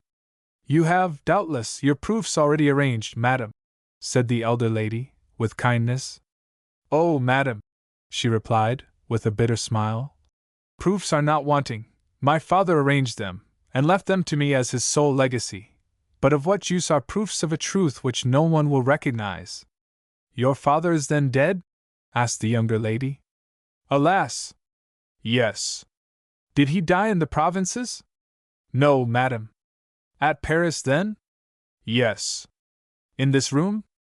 "No, madam. My father, Baron de Valois, great-nephew of the King Henry III, died of misery and hunger, and not even in this poor retreat, not in his own bed, poor as that was. No, my father died side by side with the suffering wretches in the Hotel Dieu. The ladies uttered an exclamation of surprise and distress. From what you tell me, madam, you have experienced, it is evident, great misfortunes, above all, the death of your father. Oh, if you heard all the story of my life, madam, you would see that my father's death does not rank among its greatest misfortunes. How, madam? You regard as a minor evil the death of your father? Said the elder lady, with a frown. Yes, madam, and in so doing I speak only as a pious daughter, for my father was thereby delivered from all the ills which he experienced in this life, and which continue to assail his family. I experience, in the midst of the grief which his death causes me, a certain joy in knowing that the descendant of kings is no longer obliged to beg his bread. To beg his bread? Yes, madam, I say it without shame, for in all our misfortunes there was no blame to my father or myself. But you do not speak of your mother? Well, with the same frankness with which I told you just now that I blessed God for taking my father, I complain that he left me my mother. The two ladies looked at each other, almost shuddering at these strange words. Would it be indiscreet, madam, to ask you for a more detailed account of your misfortunes? The indiscretion, madam, would be in me, if I fatigued you with such a long catalogue of woes. Speak, madam, said the elder lady, so commandingly, that her companion looked at her, as if to warn her to be more guarded. Indeed, Madame de la Motte had been struck with this imperious accent, and stared at her with some astonishment. I listen, madam, she then said in a more gentle tone, if you will be good enough to inform us what we ask. Her companion saw her shiver as she spoke, and fearing she felt cold, pushed towards her a rug, on which to place her feet, and which she had discovered under one of the chairs. Keep it yourself, my sister, said she, pushing it back again. You are more delicate than I. Indeed, madam, said Jean, it grieves me much to see you suffer from the cold, but wood is now so dear, and my stock was exhausted a week ago. You said, madam, that you were unhappy in having a mother, said the elder lady, returning to the subject. Yes, madam. Doubtless, such a blasphemy shocks you much, does it not? Said Jean. But hear my explanation. I have already had the honor to tell you that my father made a mésalliance, and married his housekeeper. Marie Jossel, my mother, instead of feeling gratified and proud of the honor he had done her, began by ruining my father, which certainly was not difficult to a person determined to consult only her own pleasures. And having reduced him to sell all his remaining property, she induced him to go to Paris to claim the rights to which his name entitled him. My father was easily persuaded, perhaps he hoped in the justice of the king. He came then, having first turned all he possessed into money. He had, besides me, another daughter and a son. His son, unhappy as myself, vegetates in the lowest ranks of the army. The daughter, my poor sister, was abandoned, on the evening of our departure, before the house of a neighboring farmer. The journey exhausted our little resources. My father wore himself out in fruitless appeals. We scarcely ever saw him. Our house was wretched, and my mother, to whom a victim was necessary, vented her discontent and ill humor upon me. She even reproached me with what I ate, and for the slightest fault I was unmercifully beaten. The neighbors, thinking to serve me, told my father of the treatment I experienced. He endeavored to protect me, but his interference only served to embitter her still more against me. At last my father fell ill, and was confined first to the house, and then to his bed. My mother banished me from his room on the pretext that I disturbed him. She made me now learn a sentence, which, child as I was, I shrank from saying, but she would drive me out into the street with blows, ordering me to repeat it to each passer-by, if I did not wish to be beaten to death. And what was this sentence? Asked the elder lady. It was this, madam: have pity on a little orphan, who descends in a direct line from Henri de Valois. What a shame! Cried the ladies. But what effect did this produce on the people? Inquired André. Some listened and pitied me, others were angry and menaced me. Some kind people stopped and warned me that I ran a great risk from repeating such words, but I knew no other danger than that of disobeying my mother. The result was, however, as she hoped, I generally brought home a little money, which kept us for a time from starvation or the hospital. But this life became so odious to me that at last, one day, instead of repeating my accustomed phrase, I sat on a doorstep all the time, and returned in the evening empty-handed. My mother beat me so that the next day I fell ill. Then my poor father, deprived of all resources, was obliged to go to the Hotel Dieu, where he died. Oh! What a horrible history! Cried the ladies. What became of you after your father's death? Asked the elder lady. God took pity upon me a month after my father's death. My mother ran away with a soldier, abandoning my brother and me. We felt ourselves relieved by her departure, and lived on public charity, although we never begged for more than enough to eat. One day, I saw a carriage going slowly along the Faubourg Saint-Marcel. There were 4 footmen behind, and a beautiful lady inside. I held out my hand to her for charity. She questioned me, and my reply and my name seemed to strike her with surprise. She asked for my address, and the next day made inquiries, and finding that I had told her the truth, she took charge of my brother and myself. She placed my brother in the army, and me with a dressmaker. Was not this lady Madame de Boulonvilliers? It was. She is dead, I believe? Yes, and her death deprived me of my only protector. Her husband still lives and is rich. Ah, madam, it is to him that I owe my later misfortunes. I had grown tall, and, as he thought, pretty, and he wished to put a price upon his benefits which I refused to pay. Meanwhile, Madame de Boulonvilliers died, having first married me to a brave and loyal soldier, M. de la Motte, but separated from him, I seemed more abandoned after her death than I had been after that of my father. This is my history, madam, which I have shortened as much as possible, in order not to weary you. Where, then, is your husband? Asked the elder lady. He is in garrison at Barsaube. He serves in the gendarmerie, and is waiting, like myself, in hopes of better times. But you have laid your case before the court? Undoubtedly. The name of Valois must have awakened some sympathy. I know not, madam, what sentiments it may have awakened, for I have received no answer to any of my petitions. You have seen neither the ministers, the king, nor the queen? No one. Everywhere I have failed. You cannot now beg, however. No, madam, I have lost the habit, but I can die of hunger, like my poor father. You have no child?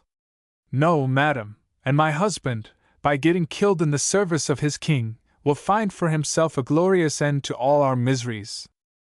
Can you, madam, I beg pardon if I seem intrusive, but can you bring forward the proofs of your genealogy? Jean rose, opened a drawer, and drew out some papers, which she presented to the lady, who rose to come nearer the light, that she might examine them. But seeing that Jean eagerly seized this opportunity to observe her more clearly than she had yet been able to do, she turned away as if the light hurt her eyes, turning her back to Madame de la Motte. But, said she at last, these are only copies. Oh! Madam, I have the originals safe, and am ready to produce them. If any important occasion should present itself, I suppose? Said the lady, smiling. It is, doubtless, madam, an important occasion which procures me the honor of your visit, but these papers are so precious that you cannot show them to the first comer. I understand you. Oh, madam! Cried the countess. You shall see them. And opening a secret drawer above the other, she drew out the originals, which were carefully enclosed in an old portfolio, on which were the arms of the Valois. The lady took them, and after examining them, said, You are right. These are perfectly satisfactory, and you must hold yourself in readiness to produce them when called upon by proper authority. And what do you think I may expect, madam? Asked Jean. Doubtless a pension for yourself, an advancement for M. de la Motte, if he prove worthy of it. My husband is an honorable man, madam, and has never failed in his military duties. It is enough, madam, said the lady, drawing her hood still more over her face. She then put her hand in her pocket, and drew out first the same embroidered handkerchief with which we before saw her hiding her face when in the sledge, then a small roll about an inch in diameter, and 3 or 4 in length, which she placed on the chiffonier, saying, "The treasurer of our charity authorizes me, madam, to offer you this small assistance, until you shall obtain something better." Madame de la Motte threw a rapid glance at the little roll. 3-franc pieces, thought she. And there must be nearly 100 of them. What a boon from heaven! While she was thus thinking, the two ladies moved quickly into the outer room, where Clotilde had fallen asleep in her chair. The candle was burning out in the socket, and the smell which came from it made the ladies draw out their smelling bottles. Jean woke Clotilde, who insisted on following them with the obnoxious candle end. "Au revoir, Madame la Comtesse," said they. "Where may I have the honor of coming to thank you?" asked Jean.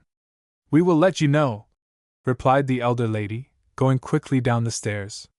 Madame de la Motte ran back into her room, impatient to examine her rouleau, but her foot struck against something, and stooping to pick it up, she saw a small flat gold box.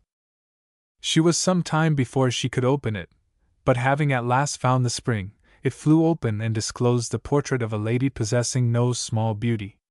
The coiffure was German, and she wore a collar like an order. An M and a T encircled by a laurel wreath ornamented the inside of the box. Madame de la Motte did not doubt, from the resemblance of the portrait to the lady who had just left her, that it was that of her mother, or some near relation. She ran to the stairs to give it back to them, but hearing the street doors shut, she ran back, thinking to call them from the window, but arrived there only in time to see a cabriolet driving rapidly away. She was therefore obliged to keep the box for the present, and turned again to the little rouleau. When she opened it, she uttered a cry of joy. "Double Louis, 50 double Louis, 2,400 francs!" And transported at the sight of more gold than she had ever seen before in her life, she remained with clasped hands and open lips. 100 Louis, she repeated. "These ladies are then very rich. Oh, I will find them again." Chapter 4. Belis. Madame de la Motte was not wrong in thinking that the cabriolet which she saw driving off contained the two ladies who had just left her. They had, in fact, found it waiting for them on their exit. It was lightly built, open and fashionable, with high wheels, and a place behind for a servant to stand. It was drawn by a magnificent bay horse of Irish breed, short-tailed, and plump, which was driven by the same man whom we have already heard addressed by the name of Weber. The horse had become so impatient with waiting, that it was with some difficulty that Weber kept him stationary. When he saw the ladies, he said, "Madam, I intended to bring Scipio, who is gentle and easy to manage, but unluckily he received an injury last evening, and I was forced to bring Belis, and he is rather unmanageable." "Oh, Weber, I do not mind in the least," said the lady. "I am well used to driving, and not at all timid. I know how well Madame drives, but the roads are so bad." "Where are we to go?" "To Versailles." "By the boulevards then, madam?" "No, Weber, it freezes hard, and the boulevards will be dreadful. The streets will be better." He held the horse for the ladies to get in, then jumped up behind, and they set off at a rapid pace. "Well, André, what do you think of the Countess?" asked the elder lady. "I think, madam," she replied, "that Madame de la Motte is poor and unfortunate. She has good manners, has she not?" "Yes, doubtless." "You are somewhat cold about her, André." "I must confess, there is a look of cunning in her face that does not please me." "Oh, you are always difficult to please, André. To please you, one must have every good quality. Now, I find the little Countess interesting and simple, both in her pride and in her humility. It is fortunate for her, madam, that she has succeeded in pleasing you." "Take care!" cried the lady, at the same time endeavoring to check her horse, which nearly ran over a street porter at the corner of the Rue St. Antoine. "Gare!" shouted Weber, in the voice of the stentor. They heard the man growling and swearing, in which he was joined by several people near, but Belis soon carried them away from the sound, and they quickly reached the Place Baudoyer.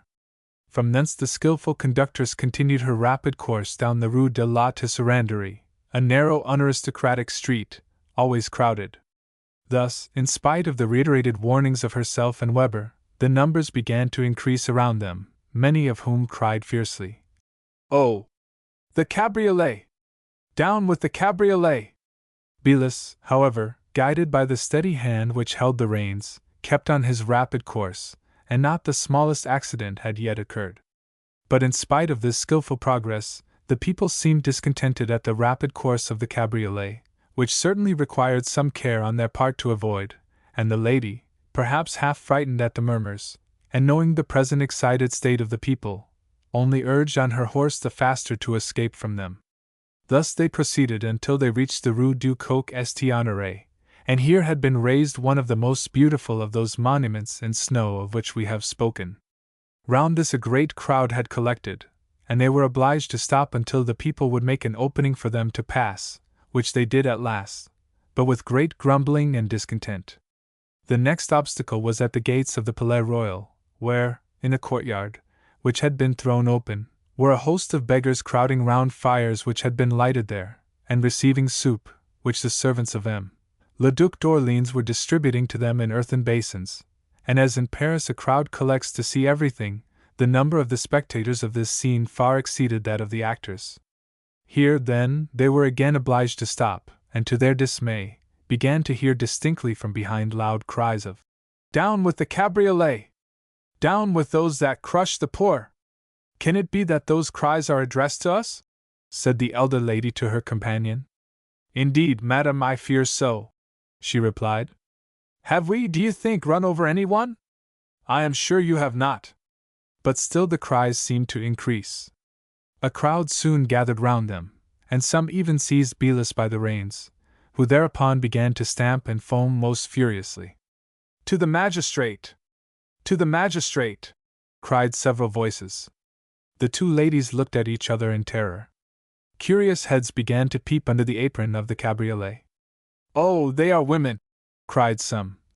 "Opera girls, doubtless," said others, "who think they have a right to crush the poor because they receive 10,000 francs a month." A general shout hailed these words, and they began again to cry, "To the magistrate!" The younger lady shrank back trembling with fear. The other looked around her with wonderful resolution, though with frowning brows and compressed lips. "Oh, madam!" cried her companion. "For heaven's sake, take care!" "Courage, André, courage!" she replied. "But they will recognize you, madam. Look through the windows, if Weber is still behind the cabriolet. He is trying to get down, but the mob surrounds him. Ah! Here he comes!" "Weber," said the lady in German, "we will get out." The man vigorously pushed aside those nearest the carriage, and opened the door. The ladies jumped out, and the crowd instantly seized on the horse and cabriolet, which would evidently soon be in pieces. "What in heaven's name does it all mean? Do you understand it, Weber?" said the lady, still in German.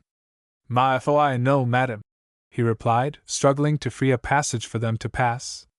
"But they are not men, they are wild beasts," continued the lady. "With what do they possibly reproach me?" She was answered by a voice, whose polite and gentlemanly tone contrasted strangely with the savage murmurs of the people, and which said in excellent German, "They reproach you, madam, with having braved the police order, which appeared this morning, and which prohibited all cabriolets, which are always dangerous, and 50 times more so in this frost, when people can hardly escape fast enough, from driving through the streets until the spring." The lady turned, and saw she was addressed by a young officer, whose distinguished and pleasing air and fine figure could not but make a favorable impression. "Oh, mon Dieu, monsieur," she said, "I was perfectly ignorant of this order." "You are a foreigner, madam?" inquired the young officer. "Yes, sir, but tell me what I must do." "They are destroying my cabriolet." "You must let them destroy it, and take advantage of that time to escape. The people are furious just now against all the rich, and on the pretext of your breaking this regulation would conduct you before the magistrate." "Oh, never!" cried André. "Then," said the officer, laughing, "profit by the space which I shall make in the crowd, and vanish." The ladies gathered from his manner that he shared the opinion of the people as to their station, but it was no time for explanations. "Give us your arm to a cab stand," said the elder lady, in a voice full of authority. "I was going to make your horse rear, and thereby clear you a passage," said the young man, who did not much wish to take the charge of escorting them through the crowd.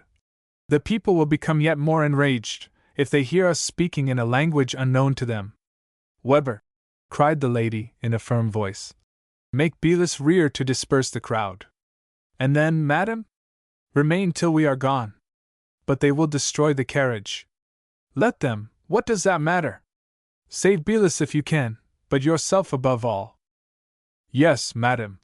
And a slight touch to the horse soon produced the desired effect of dispersing the nearest part of the crowd, and throwing down those who held by his reins.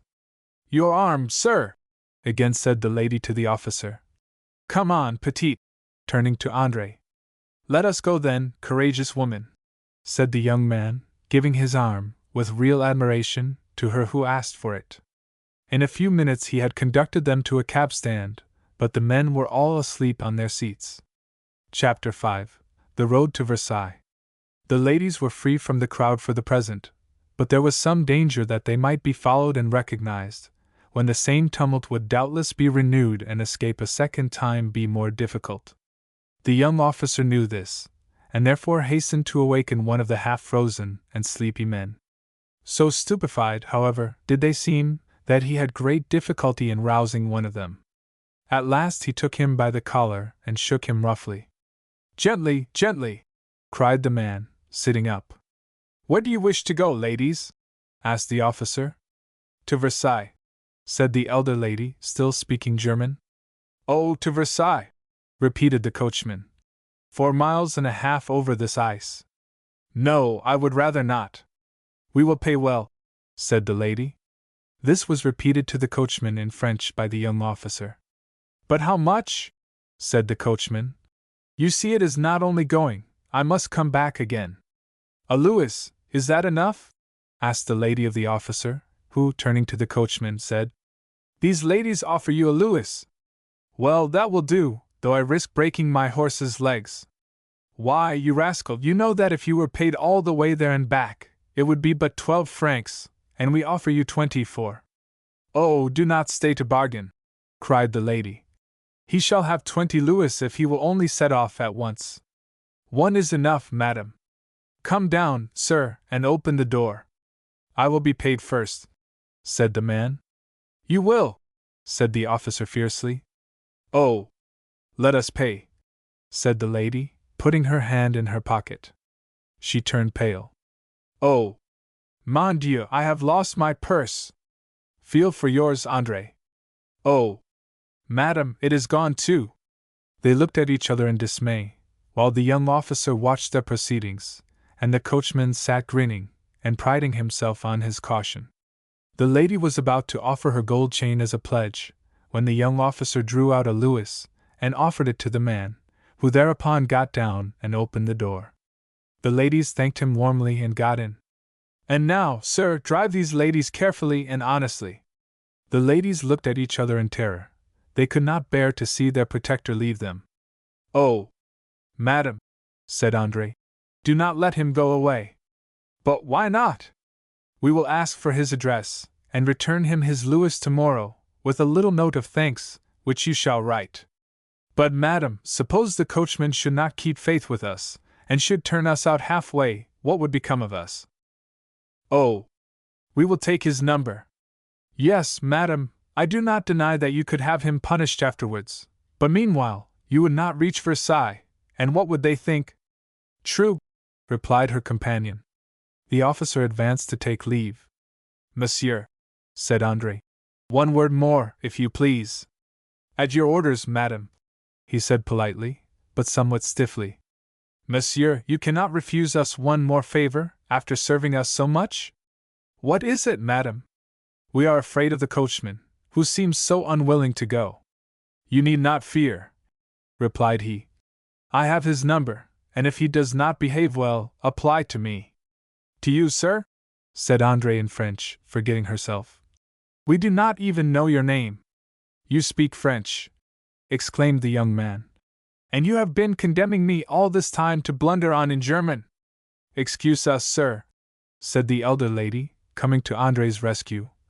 But you must see that though not perhaps foreigners, we are strangers in Paris, and above all, out of our places in a hackney coach. You are sufficiently a man of the world to see that we are placed in an awkward position. I feel assured you are generous enough to believe the best of us, and to complete the service you have rendered, and above all, to ask us no questions. Madam, replied the officer, charmed with her noble, yet pleasing manner, dispose of me as you will. Then, sir, have the kindness to get in, and accompany us to Versailles. The officer instantly placed himself opposite to them, and directed the man to drive on. After proceeding in silence for some little time, he began to feel himself surrounded with delicate and delicious perfumes, and gradually began to think better of the ladies' position. They are, thought he, ladies who have been detained late at some rendezvous, and are now anxious to regain Versailles, much frightened, and a little ashamed, still, two ladies driving themselves in a cabriolet. However, recollected he, there was a servant behind, but then again, no money on either of them, but probably the footman carried the purse, and the carriage was certainly a very elegant one, and the horse could not have been worth less than 150 louis. Therefore they must be rich, so that the accidental want of money proves nothing. But why speak a foreign language when they must be French? However, that at least shows a good education, and they speak both languages with perfect purity. Besides, there is an air of distinction about them. The supplication of the younger one was touching, and the request of the other was noble and imposing. Indeed, I begin to feel it dangerous to pass 2 or 3 hours in a carriage with two such pretty women, pretty and discreet also, for they do not speak, but wait for me to begin. On their parts, the ladies were doubtless thinking of him, for just as he had arrived at these conclusions, the elder lady said to her companion, but this time in English, "Really, this coachman crawls along. We shall never reach Versailles. I fear our poor companion must be terribly ennuyé." "Particularly," answered André, smiling, "as our conversation has not been very amusing. Do you not think he has a most distinguished air?" "Yes, certainly. Besides, he wears the uniform of a naval officer, and all naval officers are of good family. He looks well in it, too, for he is very handsome." Here the young man interrupted them. "Your pardon, ladies," said he, in excellent English, "but I must tell you that I understand English perfectly. I do not, however, know Spanish. Therefore, if you can and like to speak in that language, you are safe from my understanding you." "Oh, monsieur," replied the lady, laughing, "we had no harm to say of you, as you must have heard. Therefore we will content ourselves with French for the remainder of the time." "Thanks, madam, but if my presence be irksome to you—" "You cannot suppose that, sir, as it was we who begged you to accompany us." "Exacted it even," said André. "Oh, madam, you overwhelm me. Pray pardon me my momentary hesitation, but Paris is so full of snares and deceptions." "You then took us for—" "Monsieur took us for snares, that is all." "Oh, ladies," said the young man, quite humiliated, "I assure you I did not. But what is the matter?" "The coach stops." "I will see, madam." "Oh, I think we are overturning. Pray take care, sir." And André, in her terror, laid her hand on the young man's shoulder. He, yielding to an impulse, attempted to seize her little hand, but she had in a moment thrown herself back again in the carriage. He therefore got out, and found the coachman engaged in raising one of his horses, which had fallen on the ice. The horse, with his aid, was soon on its legs again, and they pursued their way. It seemed, however, that this little interruption had destroyed the intimacy which had begun to spring up, for after the ladies had asked and been told the cause of their detention, all relapsed into silence. The young man, however, who had derived some pleasure from the touch of that little hand, thought he would at least have a foot in exchange. He therefore stretched out his, and endeavored to touch hers, which was, however, quickly withdrawn, and when he did just touch that of the elder lady, she said, with great sang-froid, "I fear, sir, I am dreadfully in your way." He colored up to the ears, and felt thankful to the darkness, which prevented it from being seen. After this, he desisted, and remained perfectly still, fearing even to renew the conversation, lest he should seem impertinent to these ladies, to whom, at first, he had thought himself rather condescending in his politeness. Still, in spite of himself, he felt more and more strongly attracted towards them, and an increasing interest in them. From time to time he heard them speak softly to each other, and he caught these words. "So late an hour! What excuse for being out?" At last the coach stopped again, but this time it was no accident, but simply that they had arrived at Versailles. The young man thought the time had passed with marvelous quickness. "We are at Versailles," said the coachman. "Where must he stop, ladies?" asked the officer. "At the Place d'Armes." "At the Place d'Armes, coachman," said the officer. "Go on. I must say something to them," thought he, "or they will now think me a stupid, as they must before have thought me impertinent. Mesdames," said he, "you are at length arrived.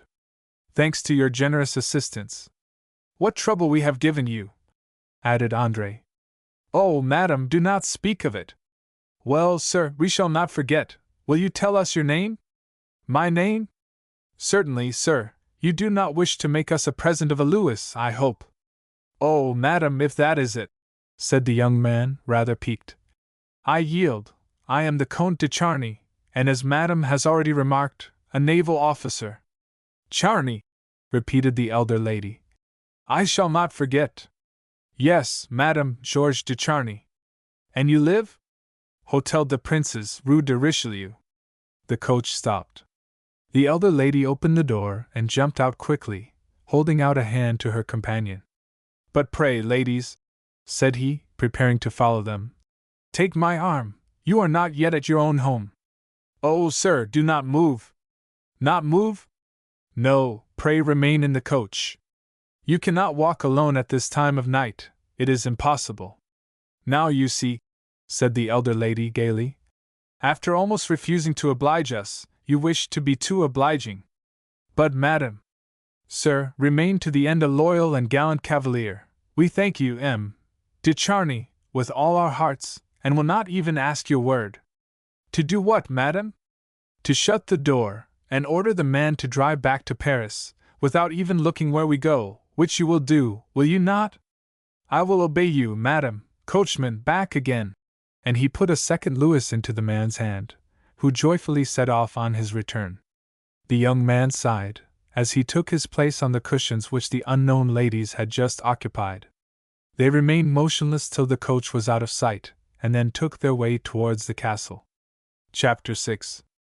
Laurent. At this moment our heroines heard the clock strike from the church of St. Louis. "Oh, mon Dieu! 11:15, they cried in terror. "See, all the doors are shut," said André. "Oh, that is nothing, for, if they were open, we would not go in here. Let us go round by the reservoirs." And they turned to the right, where there was a private entrance. When they arrived there, "The door is shut, André," said the elder lady, rather uneasily. "Let us knock, madam." "No, we will call. Laurent must be waiting for me, for I told him perhaps I should return late." "I will call," said André, approaching the door. "Who is there?" said a voice from inside. "Oh, it is not Laurent," said she, terrified. "Is it not?" And the other lady advanced, and called softly, "Laurent!" No answer.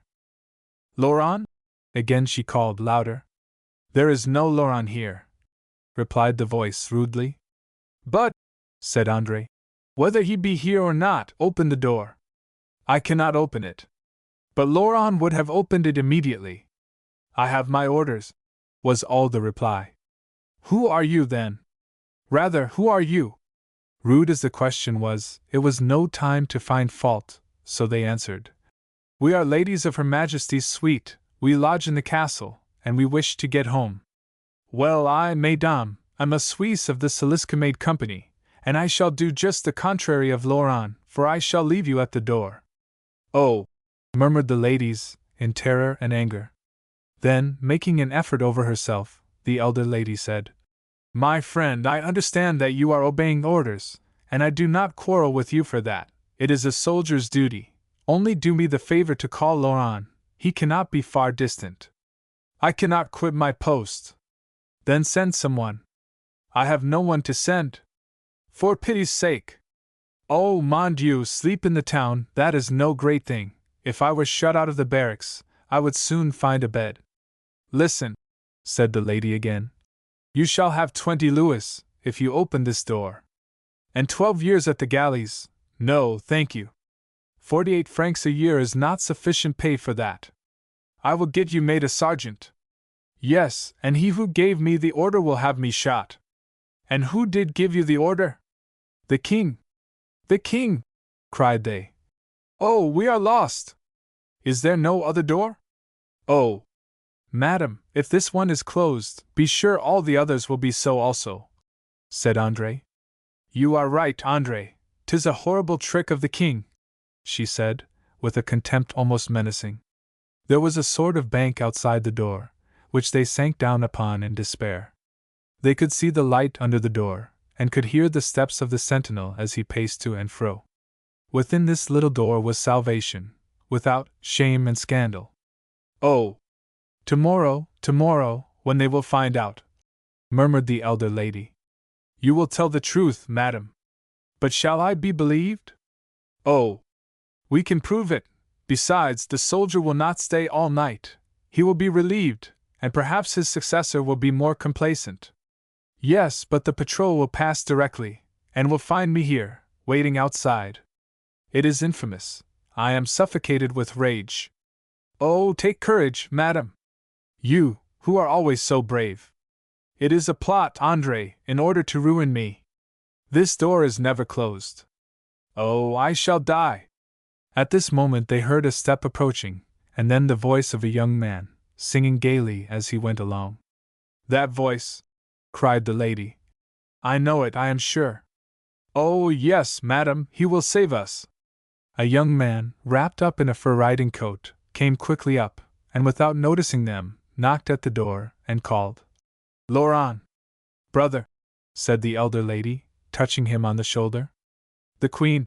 Cried he, taking off his hat. Hush! Said she. You are not alone? No, I am with Mademoiselle Andre de Taverny. Oh, good evening, mademoiselle. Good evening, monseigneur. Are you going out, madam? Asked he. No. Then you are going in. We wish to do so. Have you not called Laurent? Yes, we have, but what? You call Laurent, and you will see. The young man, whom the reader has, perhaps, already recognized as the Comte d'Artois, approached and again called. Laurent! I warn you, answered from within the voice of the Suisse, that if you torment me any more I will go and fetch my commanding officer. Who is this? Asked the Count, turning round in astonishment to the Queen.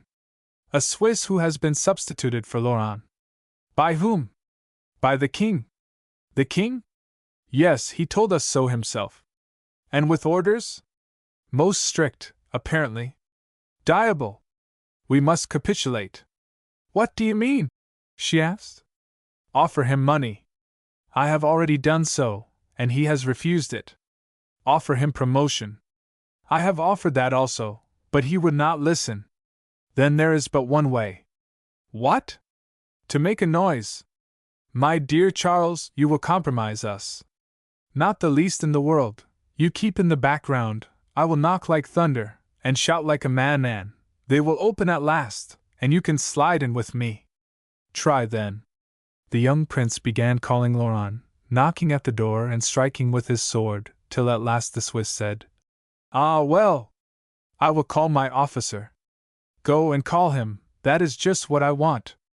They soon heard other steps approaching. The Queen and Andre kept close, ready to slip in if the door should open.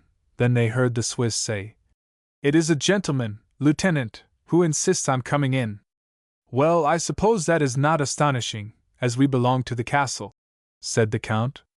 It is no doubt a natural wish, but a forbidden one, replied the officer. Forbidden by whom? Morbleu!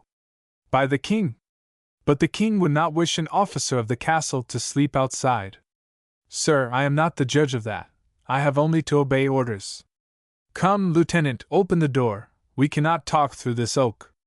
Sir, I repeat to you that my orders are to keep it shut, and if you are an officer, as you say, you know that I must obey. Lieutenant, you speak to the colonel of a regiment. Excuse me, then, Colonel, but my orders are positive. But they cannot concern a prince. Come, sir, a prince cannot be kept out. My prince, I am in despair, but the king has ordered. The king has ordered you to turn away his brother like a beggar or a robber? I am the Comte d'Artois, sir. Mordieu! You keep me here freezing at the door. Monseigneur, God is my witness that I would shed my blood for your royal highness. But the king gave me his orders in person, and confiding to me the charge of this door, ordered me not to open to any one, should it be even himself, after 11 o'clock. Therefore, Monseigneur, I ask your pardon humbly for disobeying you, but I am a soldier, and were it Her Majesty the Queen who asked admittance, I should be forced most unwillingly to refuse. Having said this, the officer turned away and left the place. We are lost, said the Queen. Do they know that you are out? Asked the Count. Alas, I know not. Perhaps, then, this order is leveled against me. The king knows I often go out at night, and stay late. Madame la Comtesse d'Artois must have heard something, and complained to him, and hence this tyrannical order. Ah, no, brother, I thank you for trying to reassure me, but I feel that it is against me these precautions are taken. Impossible, sister. The king has too much esteem. Meanwhile, I am left at the door, and tomorrow a frightful scandal will be the result. I know well I have an enemy near the king. It is possible, however, I have an idea. What? Only be quick. If you can but save us from the ridicule of this position, it is all I care for. Oh, I will save you. I am not more foolish than he, for all his learning. Than whom? Ah, pardieu, the Comte de Provence. Ah, then, you also know my enemy. Is he not the enemy of all that are young and beautiful, of all who are better than himself? Count, I believe you know something about this order. Perhaps, but do not let us stop here. Come with me, dear sister. Where? You shall see, somewhere where at least you will be warm, and en route I will tell you all I know about this. Take my arm, sister, and you the other, Madel. De Taverny, and let us turn to the right. Well, but now go on, said the Queen. This evening after the king's supper, he came to his cabinet. He had been talking all day to Count Haga. You had not been seen. No, at 2 o'clock I left to go to Paris. I know it. The king, allow me to tell you, dear sister, was thinking no more about you than about Haroun al-Raschid, or his vizier Jaafar, and was talking geography. I listened with some impatience, for I also wanted to go out, probably not with the same object as you. Where are we going? Interrupted the Queen. Oh, close by. Take care, there is a snow heap. Madel. De Taverny, if you leave my arm you will certainly fall. But to return to the king, he was thinking of nothing but latitude and longitude, when M. de Provence said to him, I should like to pay my respects to the Queen. The Queen sups at home, replied the king. Oh, I believed her at Paris. No, she is at home, said the king, quietly. I have just come from there, and been denied to her, said M. de Provence. Then I saw the king frown. He dismissed us, and doubtless went to make inquiries. Louis is jealous by fits, you know. He must have asked to see you, and being refused, becomes suspicious. Yes, Madame de Misery had orders to do so. Then, to know whether you were out or not, he has given these strict orders. Oh, it is shameful treatment. Confess, is it not? Indeed, I think so, but here we are. This house? Does it displease you? No, I do not say that, it is charming. But your servants? Well, if they see me. Come in, sister, and I will guarantee that no one sees you, not even whoever opens the door. Impossible! We will try, said he, laughing, and laying his hand on one of the panels, the door flew open. Enter, I pray you, said he. There is no one near. The Queen looked at André, then, making up her mind, went in, and the door shut behind them.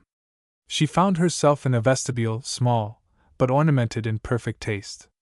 The floor was mosaic work, representing bouquets of flowers, while numerous rose trees on marble brackets scented the air with a perfume equally delicious as rare at that time of the year.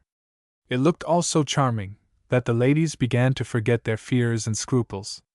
So far well, said the Queen, We have a shelter, at all events, and seemingly a very charming one, but you had better see to one thing, that is, to keep off your servants.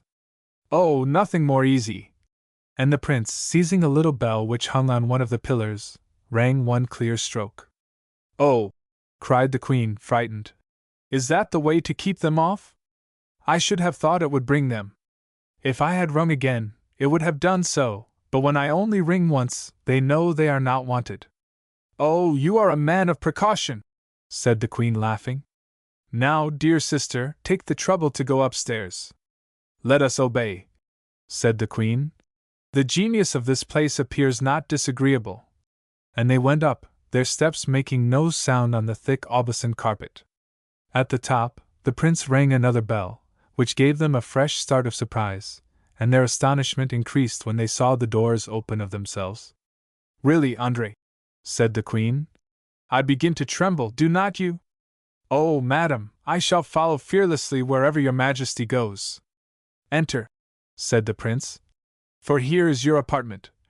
And he ushered them into a charming little room, furnished en buhl, with a painted ceiling and walls, and a rosewood floor. It opened into a boudoir, fitted up with white cashmere, beautifully embroidered with groups of flowers, and hung with tapestry of exquisite workmanship. Beyond the boudoir was a bedroom, painted blue, hung with curtains of silk and lace, and with a sumptuous bed in an alcove. A fire burned on the hearth, and a dozen perfumed wax lights in candelabra. Such were the marvels which presented themselves to the eyes of the wondering ladies. No living being was to be seen. Fire and lights seemed to have come without hands. The queen stopped on the threshold of the bedroom, looking half afraid to enter. Sister, said the count, these are my bachelor apartments. Here I come alone. Always? Asked the queen. Doubtless, answered he. I understand now, said the queen. Why Madame la Comtesse is sometimes unquiet. Confess, however, that if she is unquiet tonight, it will be without reason. Tonight I do not say, but other nights. Then, sitting down, I am dreadfully tired, she said. Are not you, André? I can scarcely stand, and if your majesty permits. Indeed you look ill, mademoiselle, said the count. You must go to bed, said the queen. Le Comte gives us up this room, do you not, Charles? Entirely, madam. One moment, Count. If you go away, how can we recall you? You will not need me, you are mistress of this house. But there are other rooms. Certainly, there is a dining room, which I advise you to visit. With a table ready spread, no doubt. Oh, yes, and Mademoiselle de Taverny, who seems to me to need it much, will find there jellies or chicken, and wine, and you, sister, plenty of those fruits you are so fond of. And no servants? None. We will see, but how to return? You must not think of returning tonight. At 6 o'clock the gates will be opened, go out a quarter before, you will find in these drawers mantles of all colors and all shapes, if you wish to disguise yourselves. Go therefore to the chateau, regain your rooms, go to bed, and all will be right. But you, what will you do? Oh, I am going away. We turn you out, my poor brother! It is better for me not to remain in the same house with you. But you must sleep somewhere. Do not fear, I have 3 other houses like this. The queen laughed. And he pretends Madame la Comtesse has no cause to be anxious. Oh, I will tell her. You dare not. It is true, we are dependent upon you. Then, to go away tomorrow morning without seeing anyone? You must ring once, as I did below, and the door will open. By itself? By itself. Then good night, brother. Good night, sister. He bowed and disappeared. Chapter 7. The Queen's Bedchamber. The next day, or rather the same morning, for our last chapter brought us to 2 o'clock, the King Louis XVI, in a violet-colored morning dress, in some disorder, and with no powder in his hair, knocked at the door of the Queen's antechamber. It was opened by one of her women. The Queen? Asked Louis, in a brusque manner. Her Majesty is asleep, sire. The King made a movement, as though to pass in, but the woman did not move. Do you not see, he said, that I wish to come in? But the queen is asleep, sire, again she said timidly. I told you to let me pass, answered the king, going in as he spoke. When he reached the door of the bedroom, the king saw Madame de Misery, the first lady in waiting, who was sitting reading from her mass book. She rose on seeing him. Sire, she said in a low voice, and with a profound reverence, Her Majesty has not yet called for me. Really? Said the king, in an ironical tone. But sire, it is only 6:30, and Her Majesty never rings before 7. And you are sure that Her Majesty is asleep in bed? I cannot affirm that she is asleep, sire, but I can that she is in bed. The king could contain himself no longer, but went straight to the door, which he opened with some noise. The room was in complete darkness, the shutters closed, and the curtains drawn. A night lamp burned on a bracket, but it only gave a dim and feeble light. The king walked rapidly towards the bed. Oh, Madame de Misery, said the queen. How noisy you are! You have disturbed me! The king remained stupefied. It is not Madame de Misery, he murmured. What is it you, sire? Said Marie Antoinette, raising herself up. Good morning, madame, said the king, in a surly tone. What good wind blows you here, sire? Madame de Misery, come and open the shutters. She came in instantly, as usual, opened all the doors and windows, to let in light and fresh air. You sleep well, madame, said the king, seating himself, and casting scrutinizing glances round the room. Yes, sire, I read late, and had your Majesty not disturbed me, might have slept for some time longer. How was it that you did not receive visitors yesterday? Asked the king.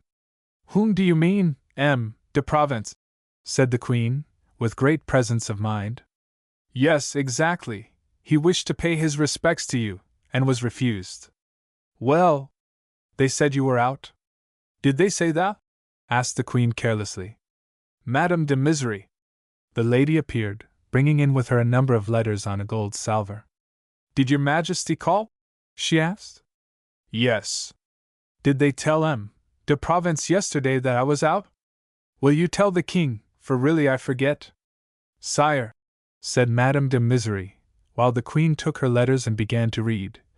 I told Monseigneur le Comte de Provence that Her Majesty did not receive. And by whose orders? By the queen's, sire.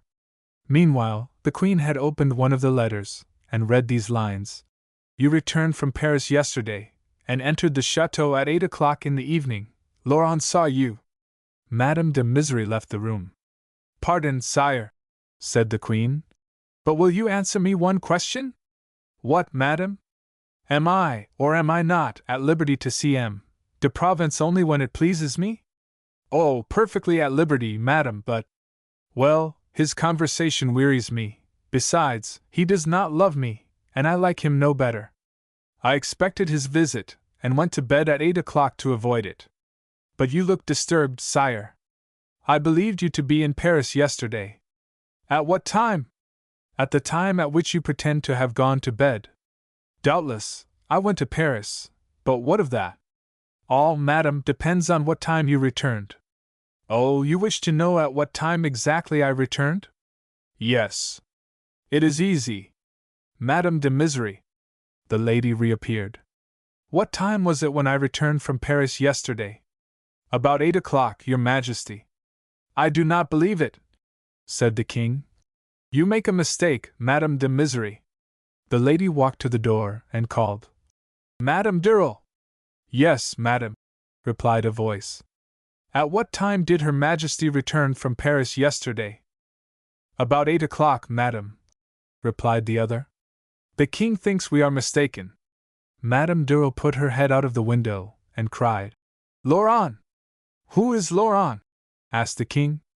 The porter at the gate where Her Majesty entered, said Madame de Misery. Laurent, said Madame Durrell. What time was it when Her Majesty came home last evening?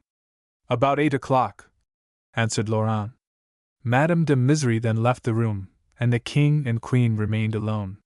He felt ashamed of his suspicions. The queen, however, only said coldly, Well, sire, is there anything else you wish to know? Oh, nothing, cried he, taking her hands in his.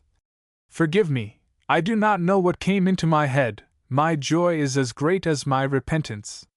You will not be angry, will you? I am in despair at having annoyed you." The queen withdrew her hand and said, "Sire, a queen of France must not tell a falsehood." "What do you mean?"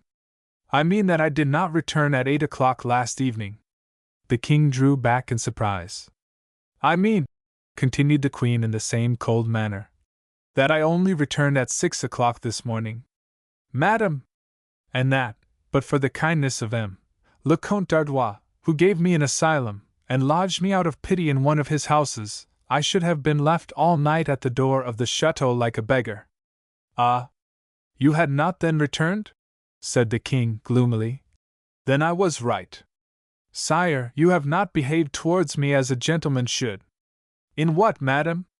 "In this, that if you wish to know whether I return late or early, you have no need to close the gates, with orders not to open them, but simply to come to me and ask, 'Madam, at what time did you return?' You have no more reason to doubt, sire. Your spies have been deceived, your precautions nullified, and your suspicions dissipated. I saw you ashamed of the part you had played, and I might have continued to triumph in my victory, but I think your proceedings shameful for a king, and unworthy of a gentleman, and I would not refuse myself the satisfaction of telling you so. It is useless, sire," she continued, seeing the king about to speak. "Nothing can excuse your conduct towards me." "On the contrary, madam," replied he, "nothing is more easy. Not a single person in the chateau suspected that you had not already returned, therefore no one could think that my orders referred to you. Probably they were attributed to the dissipations of Le Comte d'Artois, for that I care nothing. Therefore, madam, appearances were saved, as far as you were concerned. I wish simply to give you a secret lesson, from which the amount of irritation you show leads me to hope you will profit. Therefore, I still think I was in the right, and do not repent what I have done." The queen listened, and seemed to calm herself, by an effort to prepare for the approaching contest. "Then, sire," she said, "you think you need no excuse for keeping at the door of your castle the daughter of Maria Theresa, your wife, and the mother of your children? No! It is in your eyes a pleasantry worthy of a king, and of which the morality doubles the value. It is nothing to you to have forced the Queen of France to pass the night in this petite maison, where the Comte d'Artois receives the ladies of the opera and the femmes galantes of your court. Oh no! That is nothing. A philosopher king is above all such considerations. Only, on this occasion, I have reason to thank heaven that my brother-in-law is a dissipated man, as his dissipation has saved me from disgrace, and his vices have sheltered my honor." The king colored, and moved uneasily on his chair. "Oh yes," continued the queen, with a bitter laugh. "I know that you are a moral king, but your morality produces strange effects. You say that no one knew that I was out. Will you tell me that de Provence, your instigator, did not know it, or Le Comte d'Artois, or my women? Who, by my orders, told you falsehoods this morning, or Laurent, bought by d'Artois and by me? Let us continue this habit, sire. You, to set spies and Swiss guards, and I, to buy them over and cheat you, and in a month we will calculate together how much the dignity of the throne and our marriage has gained by it." It was evident that her words had made a great impression on him to whom they were addressed. "You know," said he, in an altered voice, "that I am always sincere, and willing to acknowledge if I have been wrong. Will you prove to me that you were right to go into Paris in sledges, accompanied by a gay party, which, in the present unhappy state of things, is likely to give offense? Will you prove to me that you were right to disappear in Paris, like maskers at a ball, and only to reappear scandalously late at night, when every one else was asleep? You have spoken of the dignity of the throne, and of marriage. Think you that it befits a queen, a wife, and a mother, to act thus? I will reply in a few words, sire, for it seems to me that such accusations merit nothing but contempt. I left Versailles in a sledge because it is the quickest way of getting to Paris at present. I went with Madame de Taverny, whose reputation is certainly one of the purest in our court. I went to Paris, I repeat, to verify the fact that the King of France, the great upholder of morality, he who takes care of poor strangers, warms the beggars, and earns the gratitude of the people by his charities, leaves dying of hunger, exposed to every attack of vice and misery, one of his own family, one who is as much as himself a descendant of the kings who have reigned in France." "What?" cried the king in surprise. "I mounted," continued the queen, "into a garret, and there saw, without fire, almost without light, and without money, the granddaughter of a great prince, and I gave 100 louis to this victim of royal forgetfulness and neglect. Then, as I was detained late there, and as the frost was severe, and horses go slowly over ice, particularly hackney coach horses." "Hackney coach horses!" cried the king. "You returned in a hackney coach?" "Yes, sire, number 107. "Oh," said the king, with every sign of vexation. "Yes, and only too happy to get it," said the queen. "Madam," interrupted he, "you are full of noble feelings, but this impetuous generosity becomes a fault. Remember," continued he, "that I never suspected you of anything that was not perfectly pure and honest. It is only your mode of acting and adventurous spirit that displeased me. You have, as usual, been doing good, but the way you set about it makes it injurious to yourself. This is what I reproach you with. You say that I have faults to repair, that I have failed in my duty to a member of my own family. Tell me who the unfortunate is, and he shall no longer have reason to complain. The name of Valois, sire, is sufficiently illustrious not to have escaped your memory." "Ah!" cried Louis, with a shout of laughter. "I know now whom you mean. La Petite Valois, is it not, a countess of something or other?" "De la Motte, sire." "Precisely, de la Motte. Her husband is a gendarme." "Yes, sire." "And his wife is an intrigante." "Oh!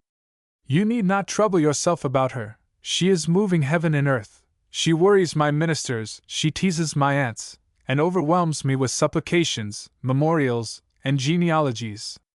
And all this uselessly, sire. I must confess it. Is she, or is she not, a Valois? I believe she is. Well, then, I ask an honorable pension for her and a regiment for her husband.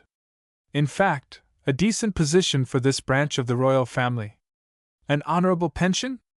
Mon Dieu! How you run on, madam! Do you know what a terrible hole this winter has made in my funds? A regiment for this little gendarme, who speculated in marrying a Valois. Why, I have no regiments to give, even to those who deserve them, or who can pay for them. An income befitting a Valois for these people? When we, monarch as we are, have not one befitting a rich gentleman. Why, d'Orleans has sent his horses and mules to England for sale, and has cut off a third of his establishment. I have put down my wolfhounds, and given up many other things. We are all on the privation list, great and small. But these Valois must not die of hunger. Have you not just given them 100 louis? And what is that? A royal gift. Then give such another. Yours will do for us both. No, I want a pension for them. No, I will not bind myself to anything fixed. They will not let me forget them, and I will give when I have money to spare. I do not think much of this little Valois." Saying these words, Louis held out his hand to the queen, who, however, turned from him and said, "No, you are not good to me, and I am angry." "You bear malice," said the king. "And I. Oh, you shut the gates against me, you come at 6:30 to my room, and force open the door in a passion."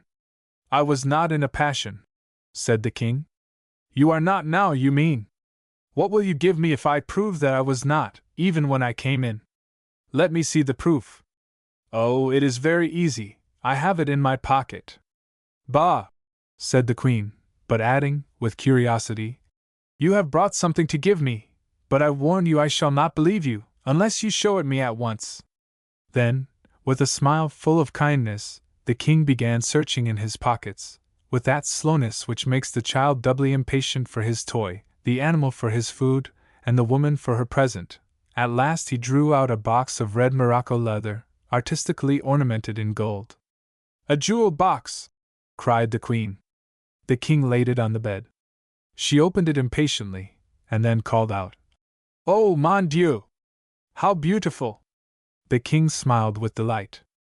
"Do you think so?" said he. The queen could not answer, she was breathless with admiration.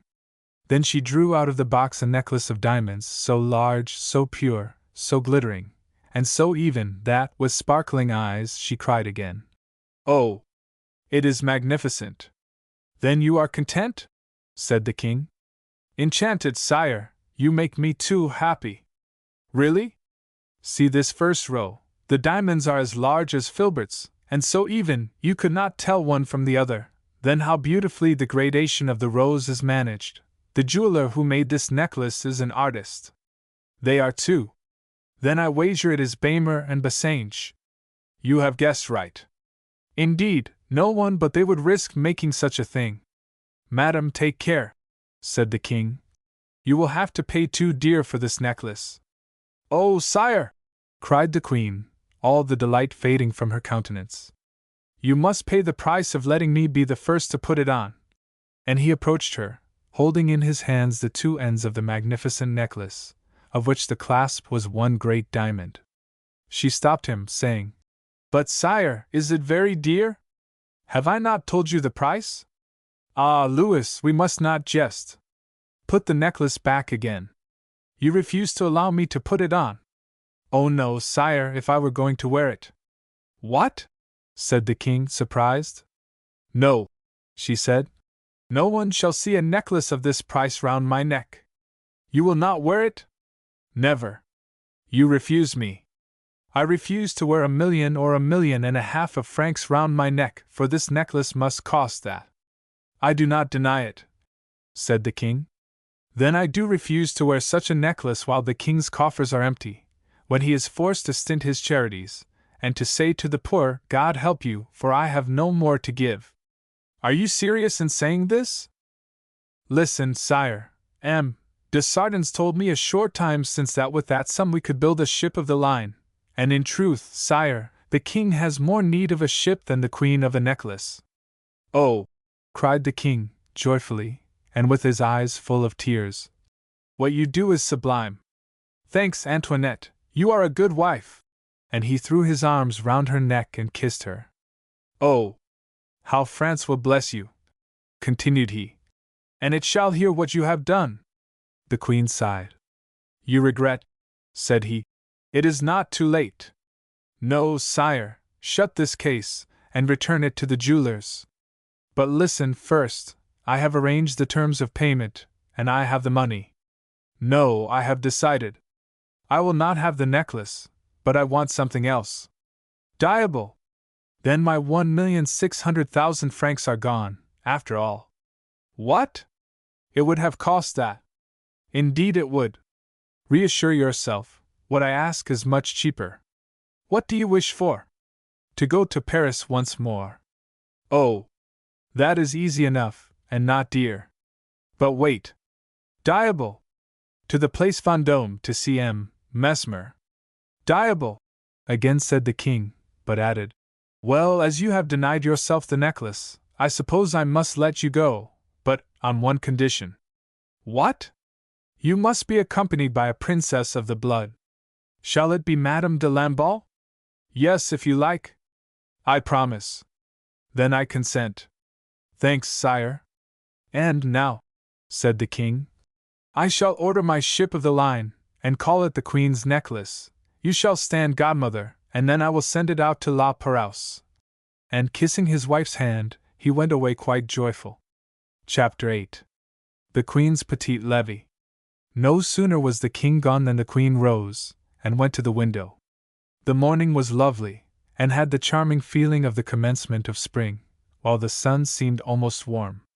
The wind had gone round to the west, and if it remained in that quarter this terrible winter was probably at an end. The snow was beginning to drip from the trees, under the influence of this genial morning.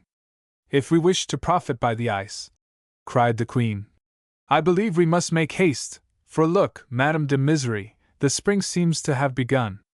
I much wish to make up a party on the Swiss lake, and will go today, for tomorrow it may be too late." "Then at what hour will your Majesty wish to dress?" "Immediately. I will breakfast and then go. Are there any other orders, madam? See if Madame de Taverny has risen, and tell her I wish to speak to her. She is already waiting for you in the boudoir, madam. Already? Said the Queen, who knew at what time she had gone to bed. She has been there for 20 minutes, madam. Ask her to come in. André soon entered, dressed with her usual care, and smiling, though rather unquiet. The Queen's answering smile quite reassured her. Go, my good Misery, and send me Leonard. When she was gone, the King has been charming, said the Queen to André. He has laughed, and is quite disarmed. But does he know, madam? You understand, André, that a woman does not tell falsehoods when she has done no wrong and is the Queen of France. Certainly, madam. Still, my dear André, it seems we have been wrong. Doubtless, madam, but how? Why, in pitying Madame de la Motte. The King dislikes her, but I confess she pleased me.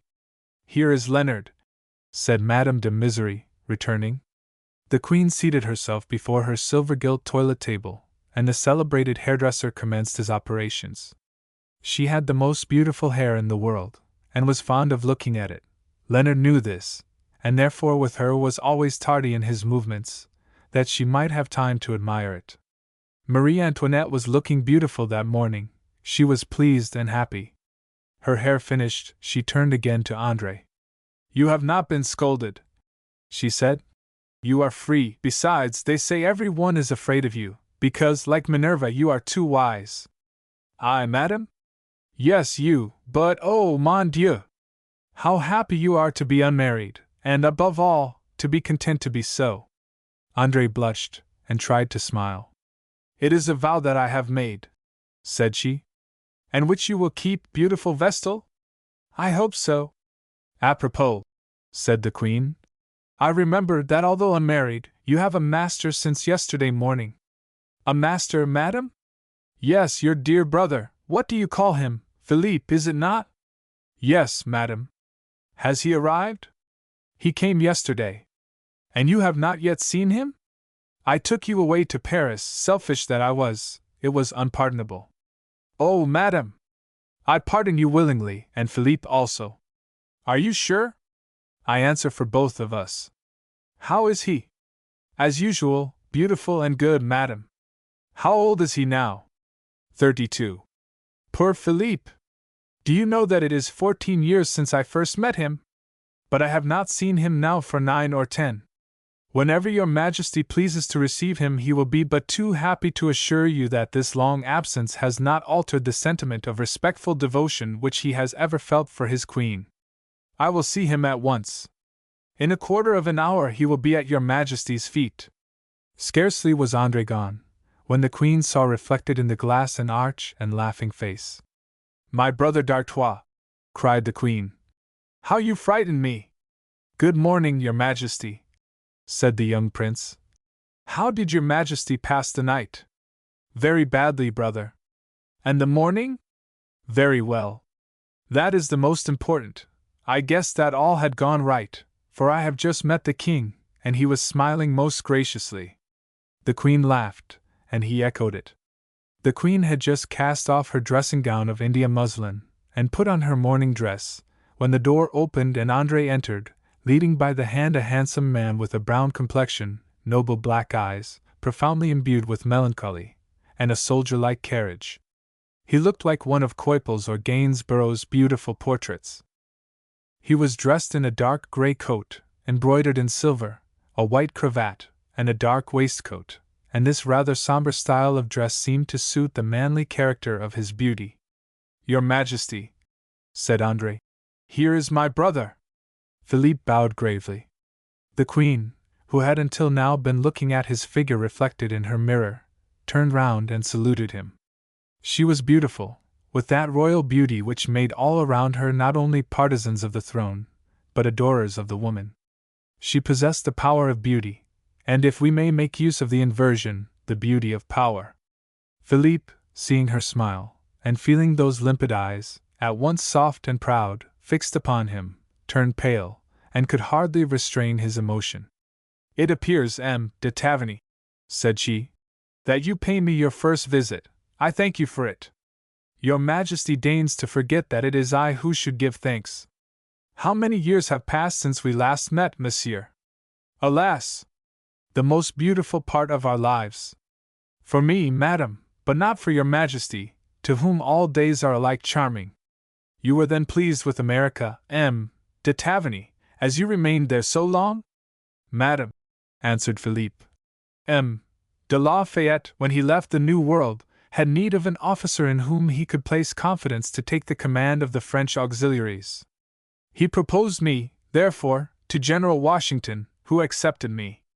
It seems, said the Queen, that this new country sends us home many heroes. Your Majesty does not mean that for me? Asked Philippe, laughing. Why not? Then turning to the Comte d'Artois. See, brother, she said, has not de Taverny the look of a hero? Philippe, seeing himself thus introduced to the young prince, bowed low. He returned it and said, I am most happy to make the acquaintance of such a gentleman. What are your intentions in returning to France, sir? Monseigneur, answered Philippe, my sister is my first consideration. Whatever she wishes I shall do. But she has a father, I believe, said the Count. Never mind him, said the Queen, quickly. I prefer André under her brother's protection, and he under yours, Count. You will take charge of de Taverny, will you not? The Count bowed in assent. For, do you know, continued she, that a very strong link binds me to de Taverny? What do you mean, sister?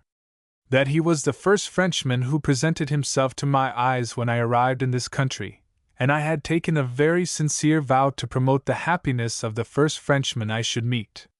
Philippe felt the blood rush to his face, and André looked at him rather sadly. The Queen observed these looks of the brother and sister, and fancied she divined the cause. Why, she thought, should not Monsieur de Taverny have partaken the epidemic passion which pervaded all France for the Dauphiness in 1774? Marie Antoinette therefore attributed these looks to some confidence of this kind which the brother had made to the sister, and in consequence, she smiled still more upon him, and redoubled her kindness towards André. The Queen was a true woman, and gloried in being loved. It was an innocent coquetry, and the most generous souls have the most strongly these aspirations for the love of all who surround them. Alas! A time is coming for thee, poor Queen, when those smiles towards those who love thee, with which thou hast been reproached, thou shalt vainly bestow on those that love thee not. The Comte d'Artois approached Philippe while the Queen was talking to André, and said, Do you think Washington so very great a general? Certainly a great man, Monseigneur. And what effect did our French produce out there? As much good as the English did harm. Ah, you are a partisan of the new ideas, my dear Philippe de Taverny, but have you reflected on one thing? What, Monseigneur? I assure you that out there, encamped in the fields, and in the savannas on the borders of the Great Lakes, I had plenty of time for reflection. On this, that in making war out there, it was neither on the Indians nor on the English, but on us. Ah, Monseigneur, I do not deny that that is possible. Therefore I do not admire so much these victories of de Lafayette and Washington. It is egotism, perhaps, but it is not egotism for myself alone. Oh, Monseigneur! But do you know why I will still support you with all my power? Whatever be the reason, I shall be truly grateful. It is because you are not one of those whose names have been blazoned forth. You have done your duty bravely, but you have not thrust yourself forward. You are not known in Paris. The young prince then kissed the Queen's hand, and bowing to André, left the room. Then the Queen turned again to Philippe, saying, Have you seen your father, sir? No, madam. Why did you not go to see him first? I had sent home my valet, and my luggage, but my father sent the servant back again, with orders to present myself first to you, or the king.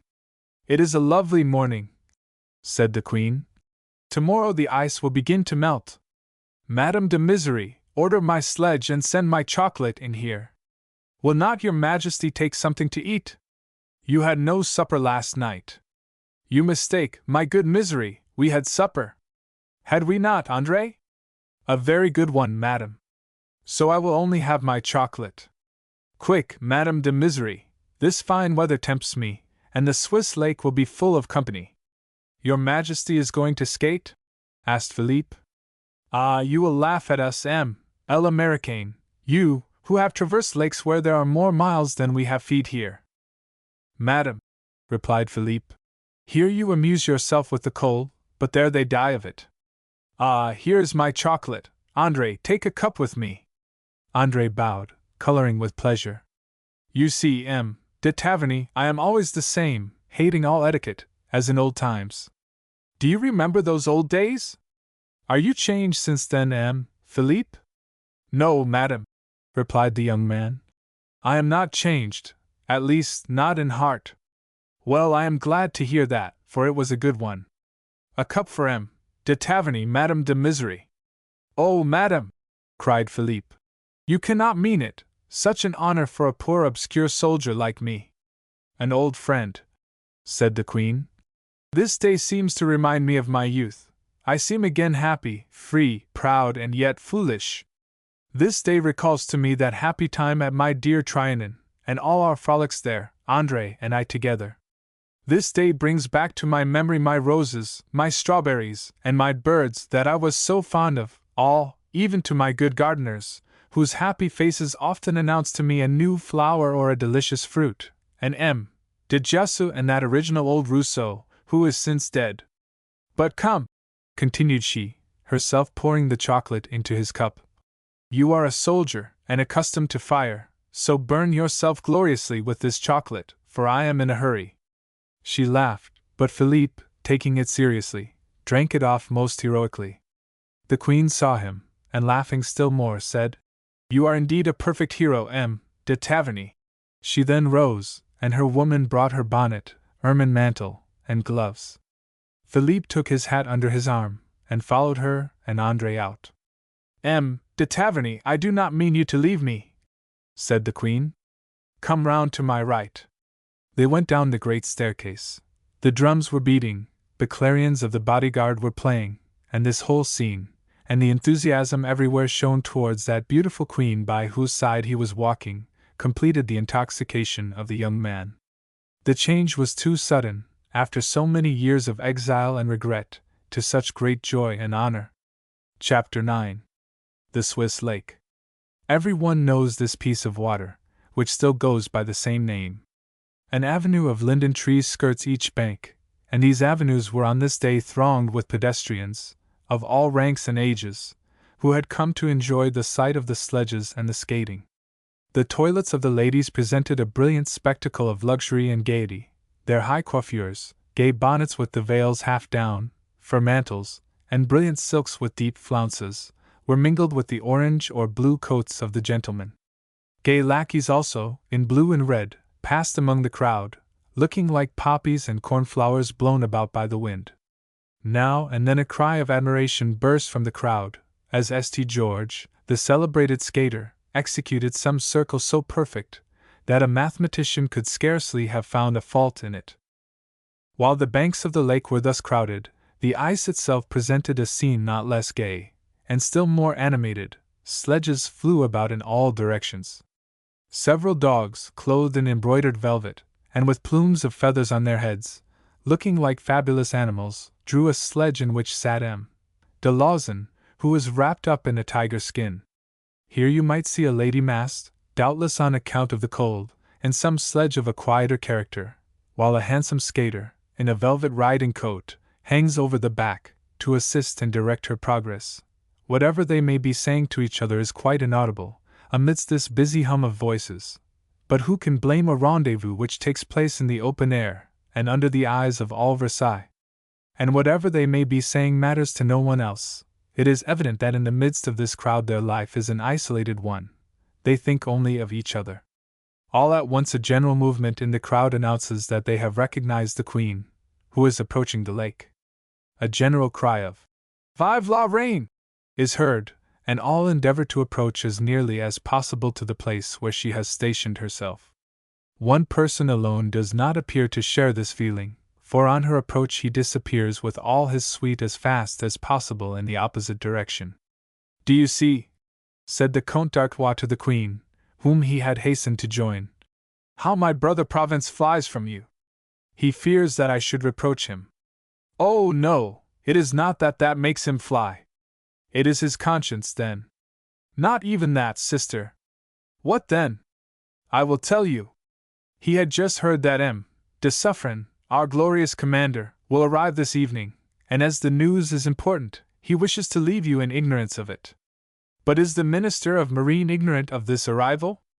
"Ah, mon Dieu, sister, have you not learned enough of ministers, during the 14 years you have passed here, as Dauphiness and Queen, to know that they are always ignorant of precisely what they ought to know? However, I have told him about this, and he is deeply grateful." "I should think so," said the Queen. "Yes, and I have need of his gratitude, for I want a loan." "Oh," cried the Queen, laughing, "how disinterested you are!" "Sister," said he, "you must want money. I offer you half of what I am going to receive." "Oh no, brother, keep it for yourself. I thank you, but I want nothing just now." "Diable! Do not wait too long to claim my promise, because if you do, I may not be in a condition to fulfill it. In that case, I must endeavor to find out some state secret for myself." "Sister, you begin to look cold." "Well, here is M. de Taverny returning with my sledge." "Then you do not want me any longer?" "No." "Then send me away, I beg." "Why? Do you imagine you will be in my way?" "No, it is I who want my liberty." "Adieu, then." "Au revoir, dear sister." "Till when?" "Till this evening." "Is there anything to take place tonight, then?" "Yes, this evening the minister will bring M. de Suffren to the Jeu du Roi." "Very well, then, till this evening." And the young prince, bowing with his habitual elegance, disappeared among the crowd. Old Taverny, who was one of the nearest spectators of all this, had been watching his son eagerly, and felt almost chagrined at this conversation between the Queen and her brother-in-law, as it interrupted the familiar intercourse which his son had before been enjoying. Therefore, when the young man returned with the Queen's sledge, and seeing his father, whom he had not met for 10 years, advance towards him, he motioned him away, saying, "We will talk afterwards when you have left the Queen." Philippe, therefore, returned to the Queen, who was getting into the sledge with André. 2 attendants approached to push it, but she said, "No, I do not wish to go like that. You skate, M. de Taverny? Does he not, André?" "Philippe used to skate remarkably well," replied she. "And now I dare say he rivals St. George," said the Queen. "I will do my best to justify your Majesty's opinion," said he, and putting on his skates, he placed himself behind her sledge, and they commenced their course. St. George, seeing the Queen on the ice, began to execute his most skillful maneuvers, and finished off by going in circles round her sledge, making the most elegant bows each time he passed her. Then Philippe, moved to emulation, began to push along the sledge with such wonderful rapidity that St. George found no little difficulty in keeping pace with it. Several people, however, seeing the Queen move at this marvelous rate, uttered cries of terror. "If your Majesty desires," said Philippe, "I will stop, or go slower." "Oh no!" said she, with that enthusiasm which she carried into everything. "Oh no! I am not at all afraid. Quicker still, Chevalier, if you can." "Oh yes, madam, and you are quite safe, you may trust to me." And his vigorous arm propelled them at a still increased pace. He emulated the circles of St. George, and flew round as fast with the sledge as could even that experienced skater without it.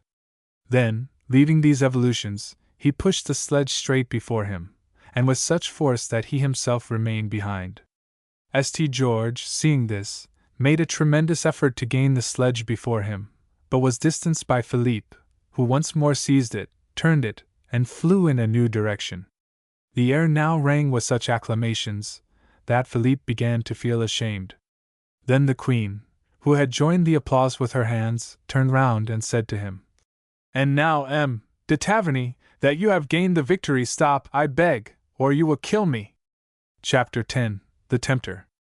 Philippe, at this request of the Queen, made a strong effort, and stopped the sledge abruptly. "And now rest yourself," said she, coming out of it all trembling. Indeed, I never could have believed the delight of going so fast, but you have made me quite tremble. And she took Philippe's arm to support herself, until a general murmur reminded her that she was once more committing a breach of etiquette. As for Philippe, overwhelmed by this great honor, he felt more ashamed than if his sovereign had insulted him publicly. He lowered his eyes, and his heart beat as though it would burst. The Queen, however, withdrew her arm almost immediately, and asked for a seat. They brought her one. Thanks, M. de Taverny, said she, then, in a lower tone. Mon Dieu, how disagreeable it is to be always surrounded by spying fools! A number of ladies and gentlemen soon crowded round her, and all looked with no little curiosity at Philippe, who, to hide his confusion, stooped to take off his skates, and then fell into the background. After a short time, however, the Queen said, I shall take cold if I sit here. I must take another turn. And she remounted her sledge. Philippe waited, but in vain, for another order. 20 gentlemen soon presented themselves, but she said, No, I thank you, I have my attendants. And she moved slowly off, while Philippe remained alone. He looked about for St. George, to console him for his defeat by some compliment, but he had received a message from his patron, the Duc d'Orléans, and had left the place. Philippe, therefore, rather tired, and half frightened at all that had passed, remained stationary, following with his eyes the Queen's sledge, which was now at some distance. When he felt someone touch him, he turned round and saw his father. The little old man, more shrunk than ever, enveloped in furs like a Laplander, had touched his son with his elbow, that he might not be obliged to take his hands out of the muff that hung from his neck. You do not embrace me, my son, said he. My dear father, I do it with all my heart. And now, said the old man, go quickly. And he pushed him away. Where do you wish me to go, sir? Why, morbleu, over there. Where? To the Queen. No, I thank you, father. How? No, I thank you. Are you mad? You will not go after the Queen? My dear father, it is impossible. Impossible to join the Queen. Who is expecting you? Who is expecting me? Yes, who wishes for you? Wishes for me? Indeed, father, added he, coldly, I think you forget yourself. It is astonishing, said the old man, stamping his foot. Where on earth do you spring from? Monsieur, said his son sadly, you will make me conclude one of two things. What? Either that you are laughing at me, or else, excuse me, that you are losing your senses. The old man seized his son by the arm so energetically that he made him start. Listen, Philippe, said he. America is, I know, a country a long way from this, and where there is neither king nor queen. Nor subjects. Nor subjects, philosopher. I do not deny it. That point does not interest me. But what does so is that I fear also to have to come to a conclusion. What, father? That you are a simpleton, my son. Just trouble yourself to look over there. Well, sir. Well, the Queen looks back, and it is the third time she has done so. There. She turns again, and who do you think she is looking for but for you, Puritan? Well, sir, said the young man, if it were true, which it probably is not, that the Queen was looking for. Oh, interrupted the old man angrily. This fellow is not of my blood. He cannot be a Taverny. Sir, I repeat to you that the Queen is looking for you. You have good sight, sir, said his son dryly. Come, said the old man, more gently, and trying to moderate his impatience. Trust my experience. Are you, or are you not, a man? Philippe made no reply. His father ground his teeth with anger, to see himself opposed by this steadfast will, but making one more effort. Philippe, my son, said he, still more gently, listen to me. It seems to me, sir, that I have been doing nothing else for the last quarter of an hour. Oh, thought the old man, I will draw you down from your stilts. I will find out your weak side. Then aloud, you have overlooked one thing, Philippe. What, sir? When you left for America, there was a king, but no queen, if it were not the dewberry, hardly a respectable sovereign. You come back and see a queen, and you think you must be very respectful. Doubtless. Poor child, said his father, laughing. How, sir? You blame me for respecting the monarchy, you, a Taverny Maison Rouge, one of the best names in France. I do not speak of the monarchy, but only of the Queen. And you make a difference? Pardieu, I should think so. What is royalty? A crown that is unapproachable. But what is a queen? A woman, and she, on the contrary, is very approachable.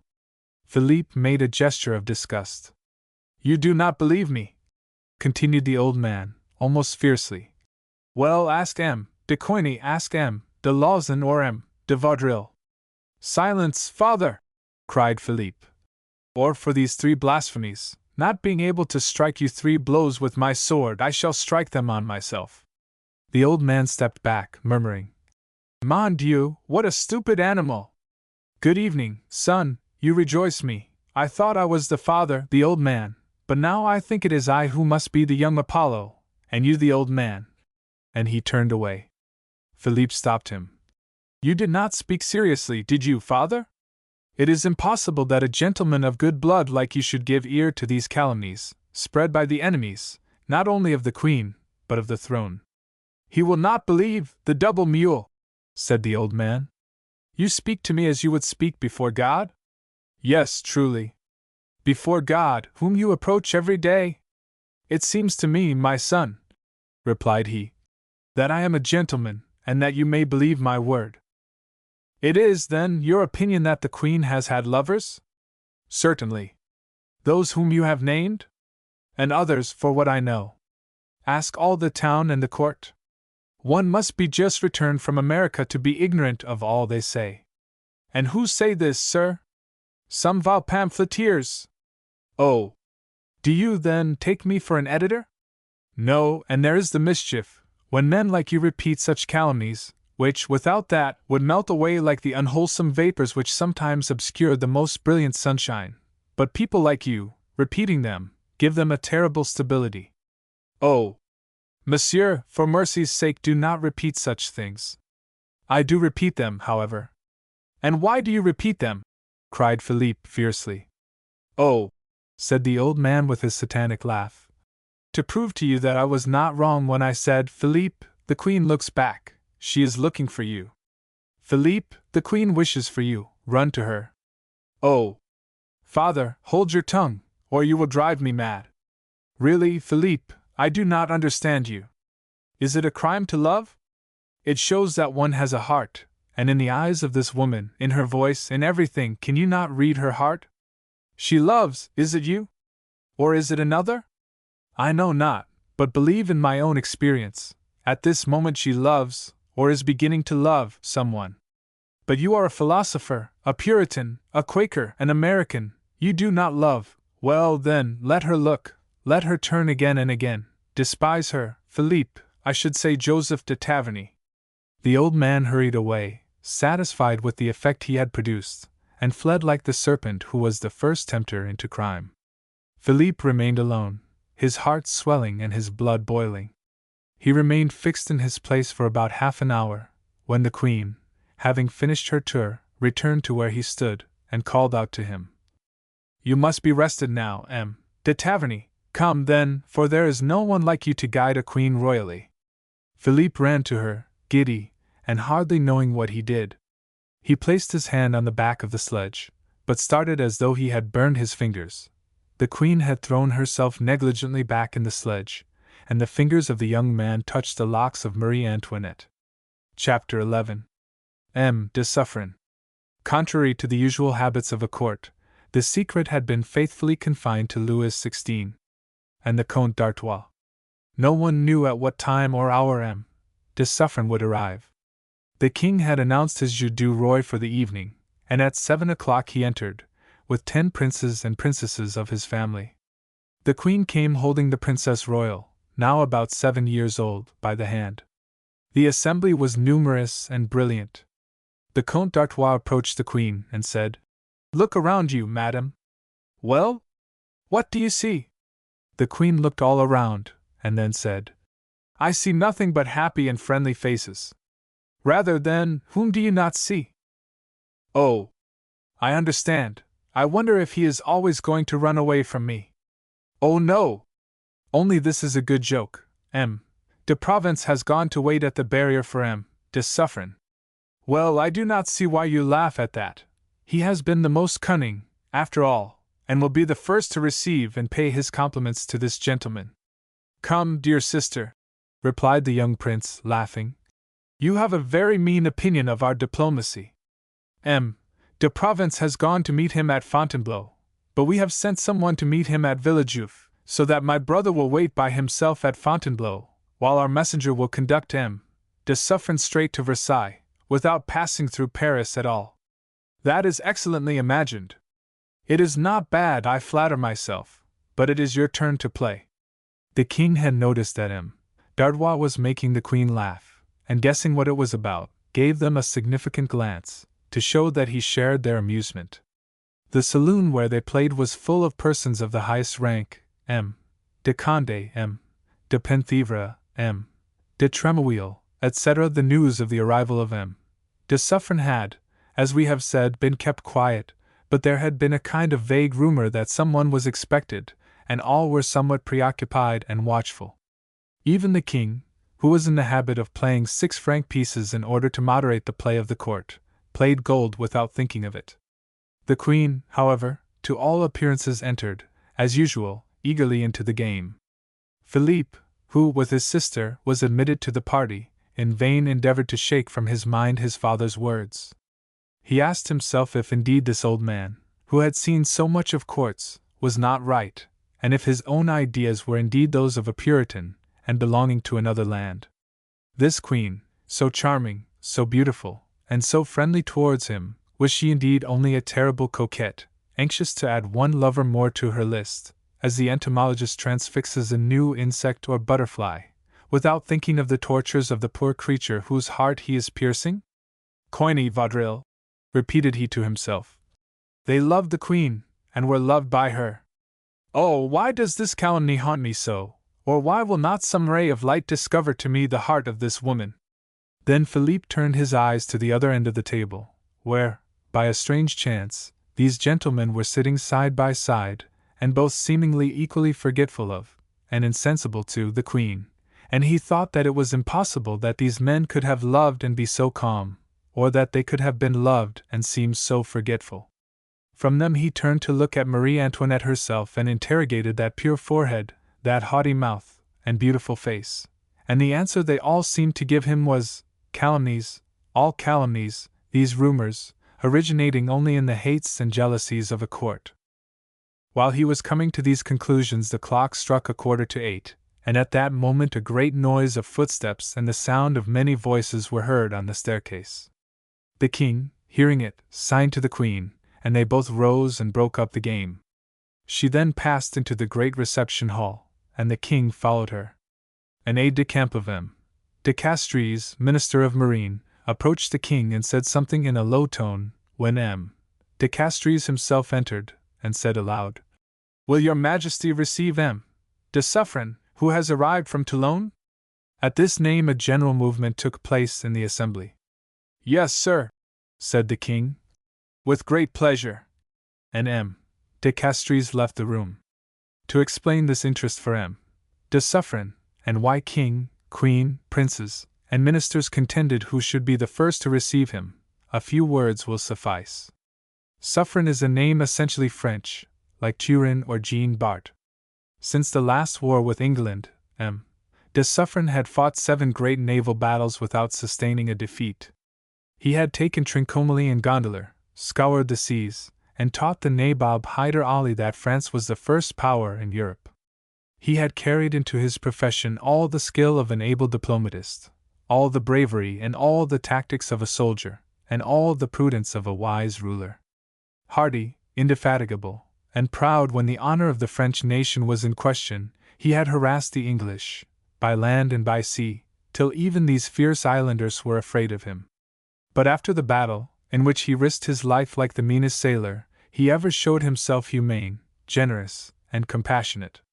He was now about 56 years of age, stout and short, but with an eye of fire and a noble carriage, and, like a man accustomed to surmount all difficulties, he had dressed in his traveling carriage.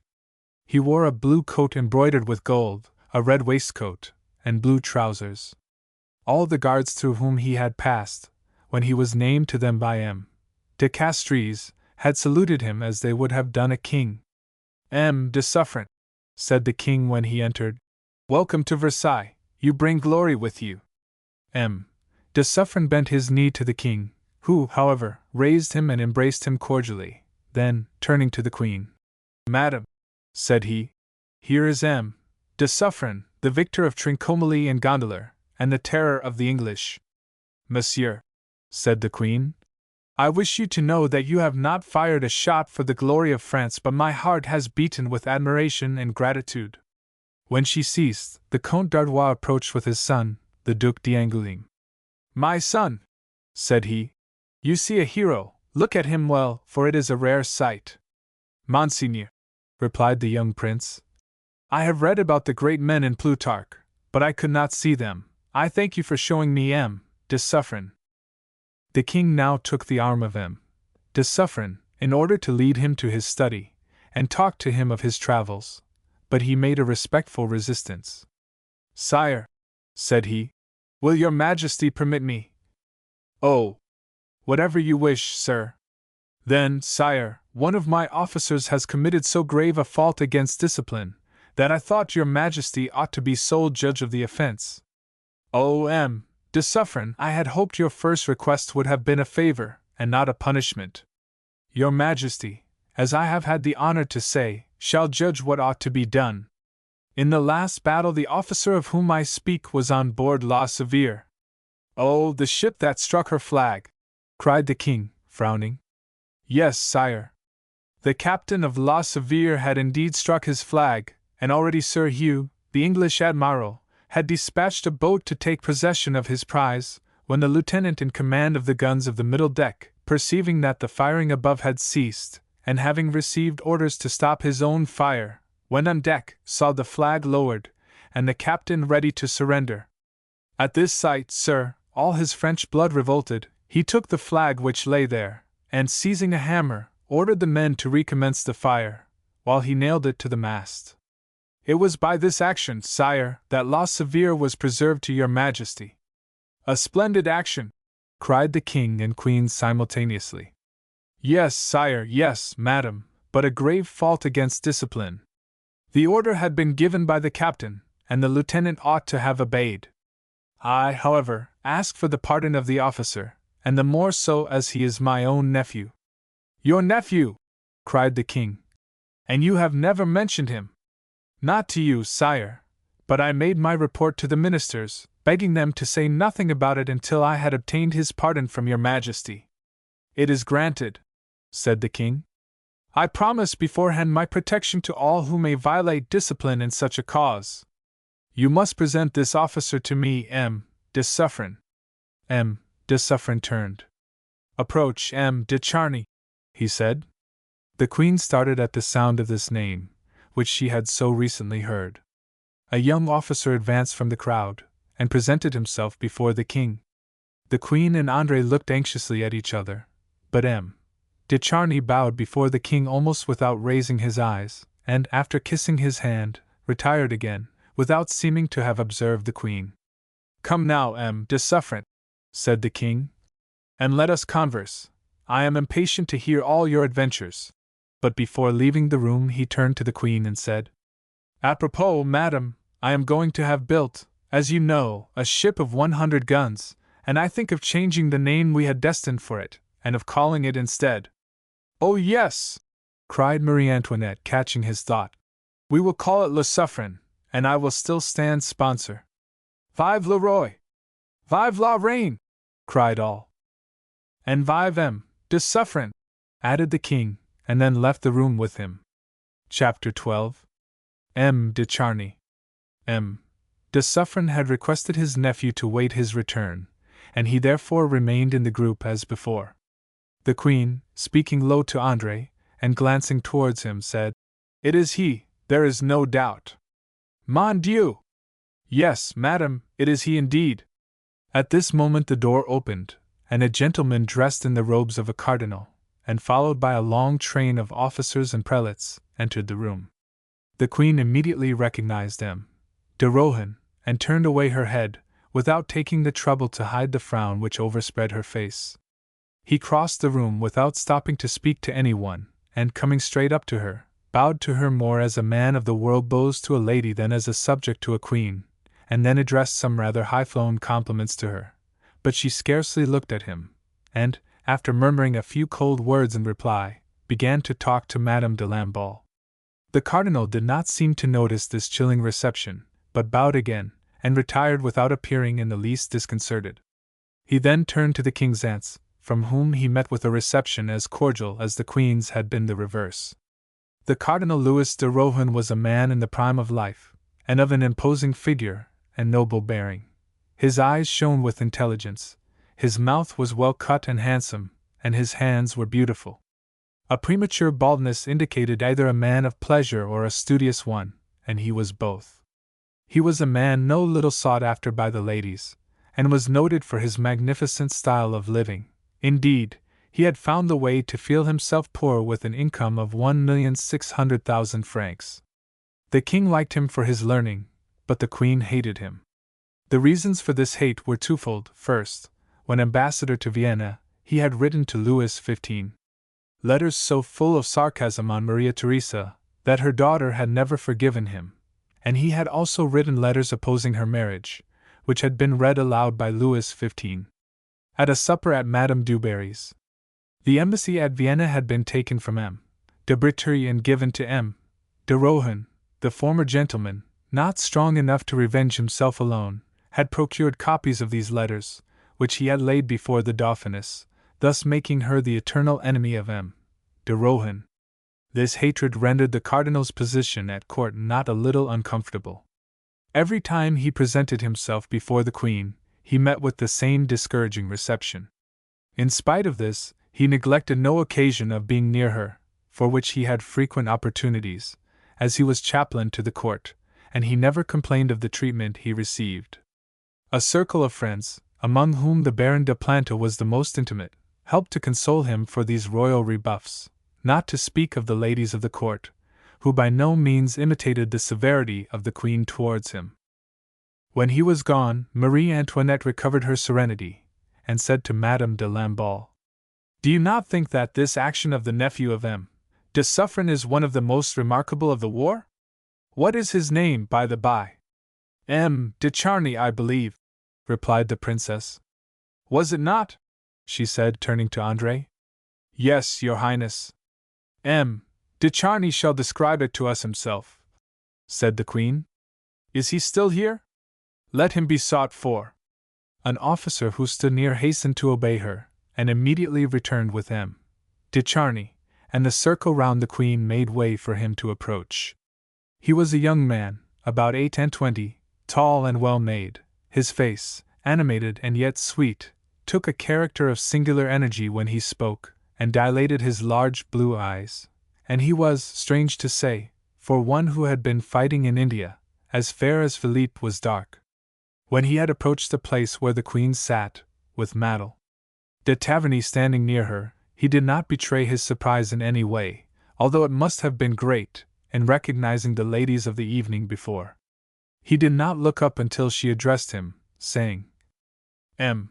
de Charny, these ladies experienced a natural desire, which I share with them, to hear from yourself all the details of this action of your ship." "Madam," replied the young officer, "I beg your majesty to spare me the recital, not from modesty, but from humanity.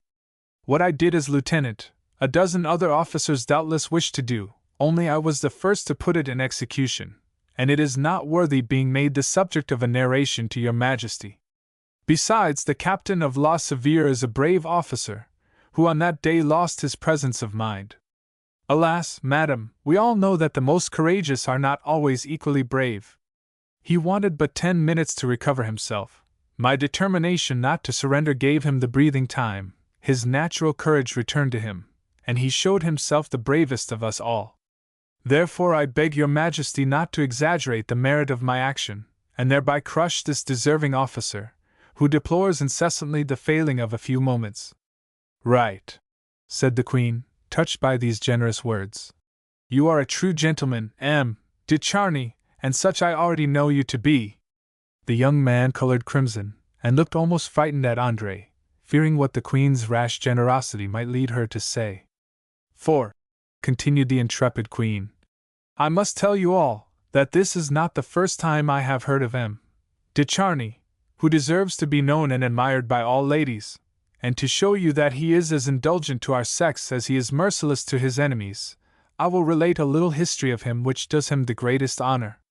Oh, madam, stammered the young man, who felt as if he would have given a year of his life to be back in the West Indies. This, then, is it, continued the Queen, to her eager listeners.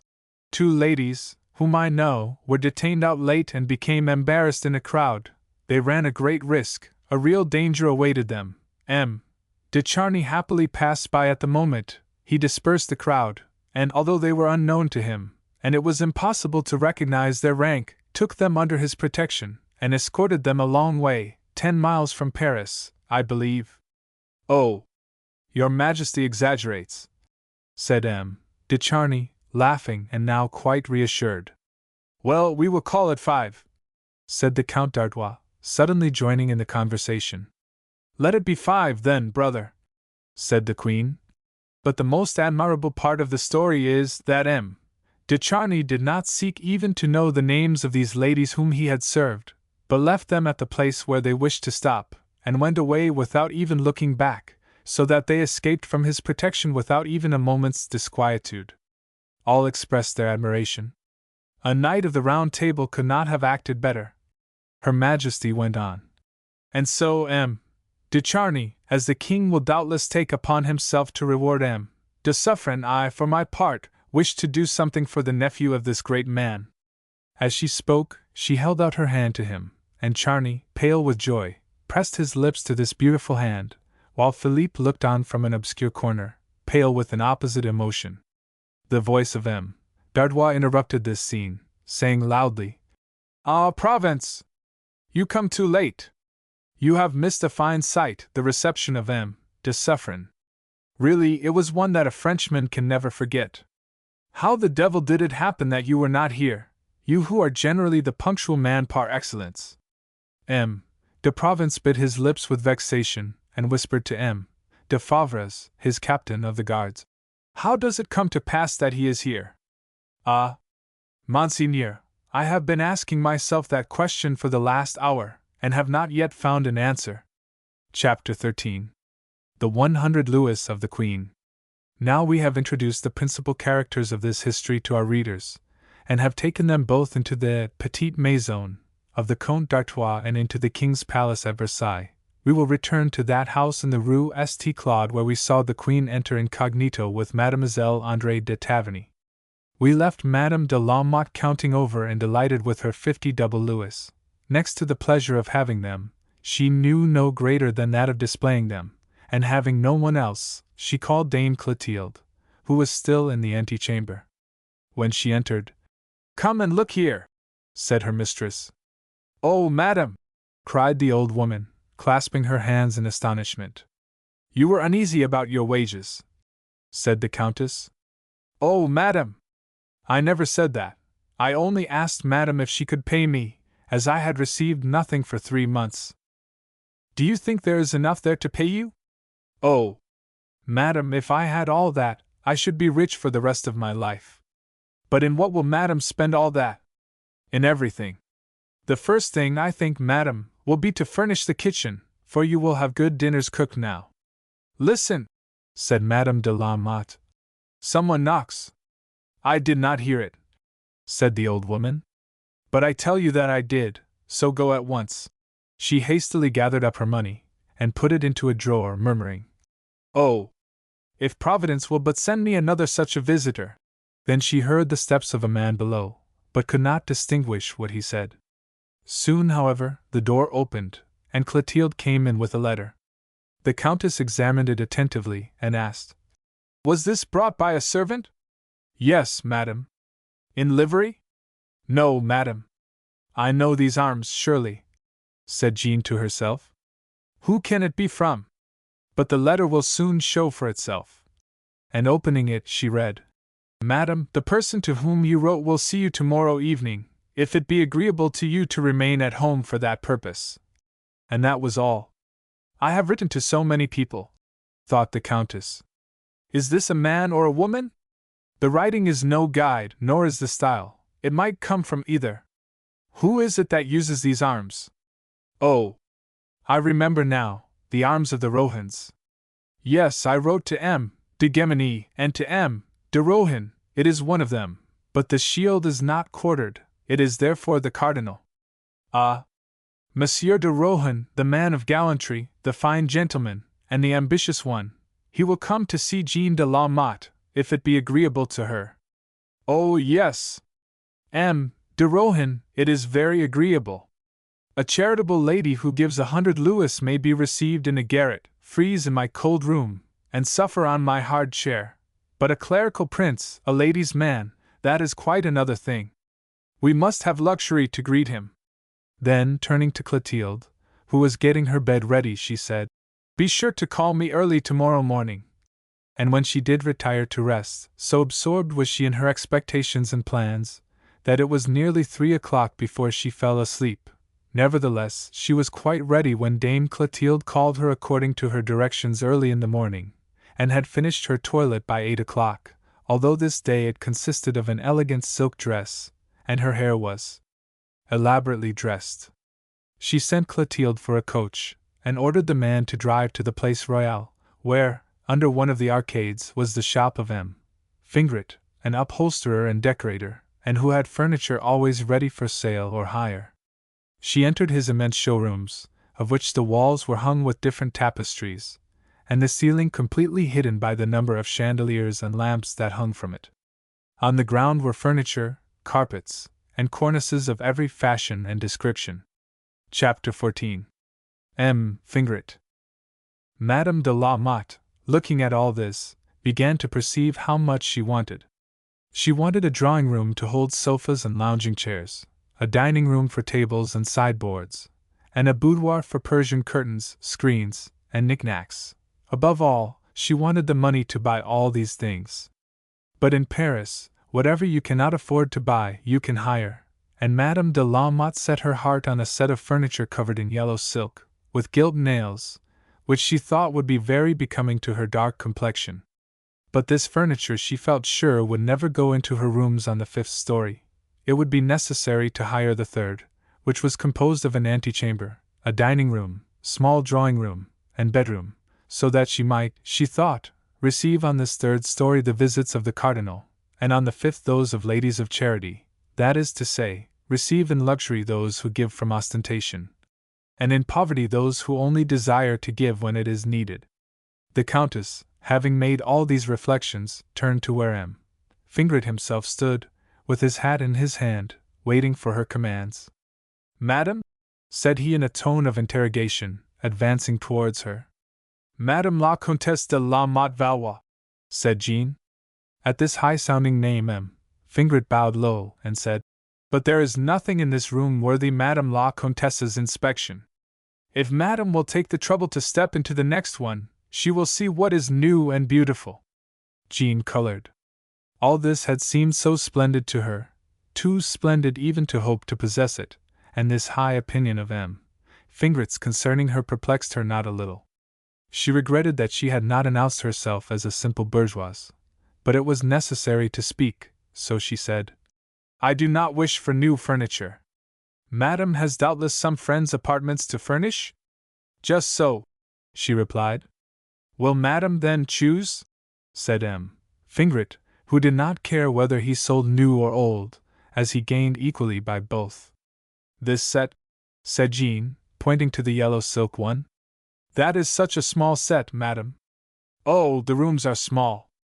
It is nearly new, as Madame may see. But the price? 800 francs. The price made the Countess tremble, and how was she to confess that a Countess was content with second-hand things, and then could not afford to pay 800 francs for them? She therefore thought the best thing was to appear angry, and said, Who thinks of buying, sir? Who do you think would buy such old things? I only want to hire. Fingret made a grimace. His customer began gradually to lose her value in his eyes. She did not want to buy new things, only to hire old ones. You wish it for a year? He asked. No, only for a month. It is for someone coming from the country. It will be 100 francs a month. You jest, surely, monsieur. Why, in 8 months I should have paid the full price of it. Granted, Madame la Comtesse. Well, is not that too bad? I shall have the expense of doing it up again when you return it. Madame de la Motte reflected. 100 francs a month is very dear, certainly. But either I can return it at the end of that time and say it is too dear, or I shall then perhaps be in a situation to buy. I will take it, she said, with curtains to match. Yes, madam. And carpets. Here they are. What can you give me for another room? These oak chairs, this table with twisted legs, and green damask curtains. And for a bedroom? A large and handsome bed, a counterpane of velvet embroidered in rose color and silver, an excellent couch, and blue curtains. And for my dressing room? A toilet table hung with Mechlin lace, chest of drawers with marquetry, sofa and chairs of tapestry. The whole came from the bedroom of Madame de Pompadour at Choisy. All this for what price? For a month? Yes. 400 francs. Come, Monsieur Fingret, do not take me for a grisette who is dazzled by your fine descriptions. Please to reflect that you are asking at the rate of 4,800 francs a year, and for that I can take a whole furnished house. You disgust me with the Place Royale. I am very sorry, madam. Prove it, then. I will only give half that price. Jean pronounced these words with so much authority that the merchant began again to think she might be worth conciliating. So be it then, madam. And on one condition, Fingret. What, madam? That everything be arranged in its proper place by 3 o'clock. But consider, madam, it is now 10. Can you do it or not? Where must they go to? Rue St. Claude. Close by? Precisely. The upholsterer opened a door and called, Sylvain! Landry! Remy! 3 men answered to the call. The carts and the trucks instantly. Remy, you shall take this yellow furniture. Sylvain, you take that for the dining room. And you, Landry, that for the bedroom. Here is the bill, madam. Shall I receipt it? Here are 6 double louis, she said. And you can give the change to these men if the order is completed in time. And having given her address, she re-entered her coach. On her return she engaged the 3rd floor, and in a few hours all was in order. The lodgings thus transformed, the windows cleaned, and the fires lighted, Jean went again to her toilet, which she made as recherché as possible, and then took a last look at all the delights around her. Nothing had been forgotten. There were gilded branches from the walls for wax lights, and glass lustres on each side of the mirror. Jean had also added flowers, to complete the embellishment of the paradise in which she intended to receive His Eminence. She took care even to leave the door of the bedroom a little open, through which the light of a bright fire gave a glimpse of the luxuries within. All these preparations completed, she seated herself in a chair by the fire, with a book in her hand, listening eagerly to the sound of every carriage that passed. But 9, 10, and 11 o'clock struck, and no one came. Still she did not despair. It was not too late for a gallant prelate, who had probably been first to some supper, and would come to her from there. But at last 12 struck. No one appeared, the lights were burning low, and the old servant, after many lamentations over her new cap, had fallen asleep in her chair.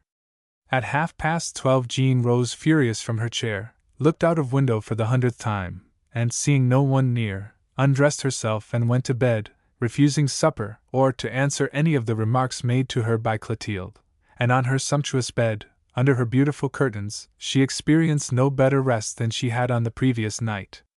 At last, however, her anger began a little to abate, and she commenced framing excuses for the cardinal. He had so much to occupy him, he must have been detained, and most potent of all, he had not yet seen her. She would not have been so easily consoled if he had broken the promise of a second visit. Chapter 15. The Cardinal de Rohan. The next evening Jean, not discouraged, renewed all her preparations of the night before, and on this occasion she had no time to grow impatient, for at 7 o'clock a carriage drove up to the door, from which a gentleman got out. At the sound of the doorbell Jean's heart beat so loud that you might almost have heard it. However, she composed herself as well as she could, and in a few minutes Clotilde opened the door, and announced the person who had written the day before yesterday. "Let him come in," said Jean, and a gentleman dressed in silk and velvet, and with a lofty carriage, entered the room. Jean made a step forward, and said, "To whom have I the honor of speaking?" "I am the Cardinal de Rohan," he replied, at which Madame de la Motte, feigning to be overwhelmed with the honor, courtesied, as though he were a king. Then she advanced an armchair for him, and placed herself in another. The Cardinal laid his hat on the table, and, looking at Jean, began. "It is, then, true, mademoiselle." "Madame," interrupted Jean. "Pardon me, I forgot. My husband is called de la Motte, monseigneur." "Oh, yes, a gendarme, is he not?" "Yes, sir." "And you, madame, are a Valois?" "I am, monseigneur." "A great name," said the Cardinal. "But rare, believed extinct." "Not extinct, sir, since I bear it, and as I have a brother, Baron de Valois." "Recognized?" "That has nothing to do with it. Recognized or unrecognized, rich or poor, he is still Baron de Valois." "Madame, explain to me this descent, it interests me. I love heraldry." Jean repeated all that the reader already knows. The Cardinal listened and looked. He did not believe either her story or her merit, but she was poor and pretty. "So that," he said carelessly, when she had finished, "you have really been unfortunate." "I do not complain, monseigneur. Indeed, I had heard a most exaggerated account of the difficulties of your position. This lodging is commodious and well furnished." "For a grisette, no doubt," replied Jean. "What? Do you call these rooms fit for a grisette?" "I do not think you can call them fit for a princess," replied Jean. "And you are a princess?" said he, in an ironical tone. "I was born a Valois, monseigneur, as you were a Rohan," said Jean, with so much dignity that he felt a little touched by it. "Madame," said he, "I forgot that my first words should have been an apology. I wrote to you that I would come yesterday, but I had to go to Versailles to assist at the reception of M. de Suffren. Monseigneur does me too much honor in remembering me today, and my husband will more than ever regret the exile to which poverty compels him, since it prevents him from sharing this favor with me." "You live alone, madame?" asked the Cardinal. "Absolutely alone. I should be out of place in all society but that from which my poverty debars me." "The genealogists do not contest your claim?" "No, but what good does it do me?" "Madame," continued the Cardinal, "I shall be glad to know in what I can serve you." "In nothing, monseigneur," she said. "How? In nothing? Pray be frank." "I cannot be more frank than I am." "You were complaining just now." "Certainly, I complain." "Well then? Well then, monseigneur, I see that you wish to bestow charity on me." "Oh, madame!" "Yes, sir, I have taken charity, but I will do so no more. I have borne great humiliation." "Madame, you are wrong, there is no humiliation in misfortune." "Not even with the name I bear? Would you beg M. de Rohan?" "I do not speak of myself," said he, with an embarrassment mingled with hauteur. "Monseigneur, I only know two ways of begging, in a carriage or at a church door in velvet or in rags." "Well, just now, I did not expect the honor of this visit. I thought you had forgotten me." "Oh, you knew, then, that it was I who wrote? Were not your arms on the seal? However, you feign not to know me, because you did not do me the honor to announce yourself." "This pride pleases me," said the Cardinal.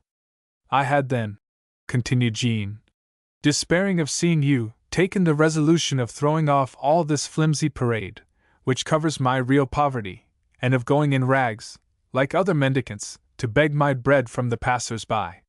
"You are not at the end of your resources, I trust, madame?" Jean did not reply. "You have some property, even if it be mortgaged? Some family jewels? This, for example," and he pointed to a box, with which the delicate fingers of the lady had been playing. A singular box, upon my word! Will you permit me to look? Oh, a portrait! He continued, with a look of great surprise. Do you know the original of this portrait? Asked Jean. It is that of Maria Theresa. Of Maria Theresa? Yes, the Empress of Austria. Really? Cried Jean. Are you sure, Monseigneur? Where did you get it? He asked. From a lady who came the day before yesterday. To see you? Yes. The Cardinal examined the box with minute attention. There were 2 ladies, continued Jean. And one of them gave you this box? Said he, with evident suspicion. No, she dropped it here. The Cardinal remained thoughtful for some time, and then said, What was the name of this lady? I beg pardon for being inquisitive. Indeed, it is a somewhat strange question. Indiscreet, perhaps, but not strange. Yes, very strange, for if I had known her name, I should have returned it long before this. Then you know not who she is? I only know she is the head of some charitable house. In Paris? No, in Versailles. From Versailles, the head of a charitable house. Monseigneur, I accept charity from ladies. That does not so much humiliate a poor woman, and this lady, who had heard of my wants, left 100 louis on my table when she went away. 100 louis, said the Cardinal in surprise. Then, fearing to offend, he added, I am not astonished, madam, that they should give you such a sum. You merit, on the contrary, all the solicitude of charitable people, and your name makes it a duty to help you. It is only the title of the Sister of Charity that surprised me. They are not in the habit of giving such donations. Could you describe this lady to me? Not easily, sir. How so, since she came here? Yes, but she probably did not wish to be recognized, for she hid her face as much as possible in her hood, and was besides enveloped in furs. Well, but you saw something? My impressions were that she had blue eyes and a small mouth, though the lips were rather thick. Tall or short? Of middle height. Her hands? Perfect. Her throat? Long and slender. Her expression? Severe and noble. But you, perhaps, know this lady, Monseigneur? Why should you think so, madam? From the manner in which you question me. Besides, there is a sympathy between the doers of good works. No, madam, I do not know her. But, sir, if you had some suspicion. How should I? Oh, from this portrait, perhaps. Yes, certainly, the portrait, said the Cardinal, rather uneasily. Well, sir, this portrait you still believe to be that of Maria Theresa? I believe so, certainly. Then you think? That you have received a visit from some German lady who has founded one of these houses. But it was evident that the Cardinal doubted, and he was pondering how this box, which he had seen 100 times in the hands of the Queen, came into the possession of this woman. Had the Queen really been to see her? If she had been, was she indeed unknown to Jean? Or if not, why did she try to hide the knowledge from him? If the Queen had really been there, it was no longer a poor woman he had to deal with, but a princess succored by a queen, who bestowed her gifts in person. Jean saw that the Cardinal was thoughtful, and even suspicious of her. She felt uneasy, and knew not what to say. At last, however, he broke the silence by saying, And the other lady? Oh, I could see her perfectly. She is tall and beautiful, with a determined expression, and a brilliant complexion. And the other lady did not name her? Yes, once, but by her Christian name. What was it? André. André, repeated the Cardinal, with a start. This name put an end to all his doubts. It was known that the Queen had gone to Paris on that day with Mademoiselle de Taverny. It was evident, also, that Jean had no intention of deceiving him. She was telling all she knew. Still, he would try one more proof. Countess, he said, one thing astonishes me, that you have not addressed yourself to the king. But, sir, I have sent him 20 petitions. Without result? Yes. Well, then, the princes of the blood, Le Duc d'Orléans is charitable, and often likes to do what the king refuses. I have tried him, equally fruitlessly. That astonishes me. Oh, when one is poor and not supported by anyone. There is still the Comte d'Artois. Sometimes dissipated men do more generous actions than charitable ones. It is the same story with him. But the princesses, the aunts of the king, Madame Elizabeth particularly, would refuse assistance to no one. It is true, Monseigneur, Her Royal Highness, to whom I wrote, promised to receive me, but I know not why, after having received my husband, I could never get any more notice from her. It is strange, certainly, said the cardinal. Then, as if the thought had just struck him, he cried, Ah! Mon Dieu! But we are forgetting the person to whom you should have addressed yourself first of all. Whom do you mean? To the dispenser of all favors, she who never refuses help where it is deserved, to the Queen. Have you seen her? No, answered Jean. You have never presented your petition to the Queen? Never. You have not tried to obtain an audience of her? I have tried, but failed. Have you tried to throw yourself in her way, that she might remark you? No, Monseigneur. But that is very strange. I have only been twice to Versailles, and then saw but two persons there. One was Dr. Louis, who had attended my poor father at the Hôtel Dieu, and the other was le Baron de Taverny, to whom I had an introduction. What did de Taverny say to you? He might have brought you to the Queen. He told me that I was very foolish to bring forward as a claim to the benevolence of the king a relationship which would be sure to displease him, as nobody likes poor relations. I recognized the egotistical and rude old baron. Well, continued he, I will conduct you myself to Versailles, and will open the doors for you. Oh, Monseigneur, how good you are! Cried Jean, overwhelmed with joy. The cardinal approached her and said, It is impossible but that before long all must interest themselves in you. Alas! Monseigneur, said Jean with a sigh. Do you think so? I am sure of it. I fear you flatter me, she said, looking earnestly at him, for she could hardly believe in his sudden change of manner. He had been so cold and suspicious at first. This look had no small effect on the cardinal. He began to think he had never met a woman prettier or more attractive. Ah, ma foi, said he to himself, with the eternally scheming spirit of a man used to diplomacy. It would be too extraordinary and too fortunate if I have met at once an honest woman with the attractions of a scheming one, and found in this poverty an able coadjutrix to my desires. Monseigneur, the silence you keep every now and then disquiets me. Why so, Countess? Because a man like you only fails in politeness to two kinds of women. Mon Dieu! Countess, you frighten me. What are you about to say? And he took her hand. I repeat it, said she. With women that you love too much, or with women whom you do not esteem enough to be polite to. Countess, you make me blush. Have I, then, failed in politeness towards you? Rather so, Monseigneur, and yet you cannot love me too much, and I have given you no cause to despise me. Oh, Countess, you speak as if you were angry with me. No, Monseigneur, you have not yet merited my anger. And I never will, madam. From this day, in which I have had the pleasure of making your acquaintance, my solicitude for you will not cease. Oh, sir, do not speak to me of your protection. Oh, mon Dieu! I should humiliate myself, not you, in mentioning such a thing. And he pressed her hand, which he continued to hold, to his lips. She tried to withdraw it, but he said, Only politeness, madam. And she let it remain. To know, said she, that I shall occupy a place, however small, in the mind of a man so eminent and so busy, would console me for a year. Let us hope the consolation will last longer than that, Countess. Well, perhaps so, Monseigneur. I have confidence in you, because I feel that you are capable of appreciating a mind like mine, adventurous, brave, and pure, in spite of my poverty, and of the enemies which my position has made me. Your Eminence will, I am sure, discover all the good that is in me, and be indulgent to all the rest.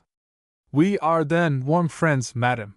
And he advanced towards her, but his arms were a little more extended than the occasion required. She avoided him, and said, laughing, It must be a friendship among three, Cardinal. Among three? Doubtless, for there exists in exile a poor gendarme, who is called M. de la Motte. Oh, Countess, what a deplorably good memory you have! I must speak to you of him, that you may not forget him. Do you know why I do not speak of him, Countess? No, pray tell me. Because he will speak enough for himself. Husbands never let themselves be forgotten. We shall hear that M. Le Comte de la Motte found it good, or found it bad, that the Cardinal de Rohan came 2, 3, or 4 times a week to visit his wife. Ah! But will you come so often, Monseigneur? Without that, where would be our friendship? 4 times? I should have said 6 or 7. Jean laughed. I should not indeed wonder in that case if people did talk of it. Oh! But we can easily prevent them. How? Quite easily. The people know me. Certainly, Monseigneur. But you they have the misfortune not to know. Well? Therefore, if you would— What, sir? Come out instead of me. Come to your hotel, Monseigneur? You would go to see a minister. Oh! A minister is not a man. You are adorable, Countess. But I did not speak of my hotel. I have a house. Oh! A petite maison? No, a house of yours. A house of mine, Cardinal! Indeed, I did not know it.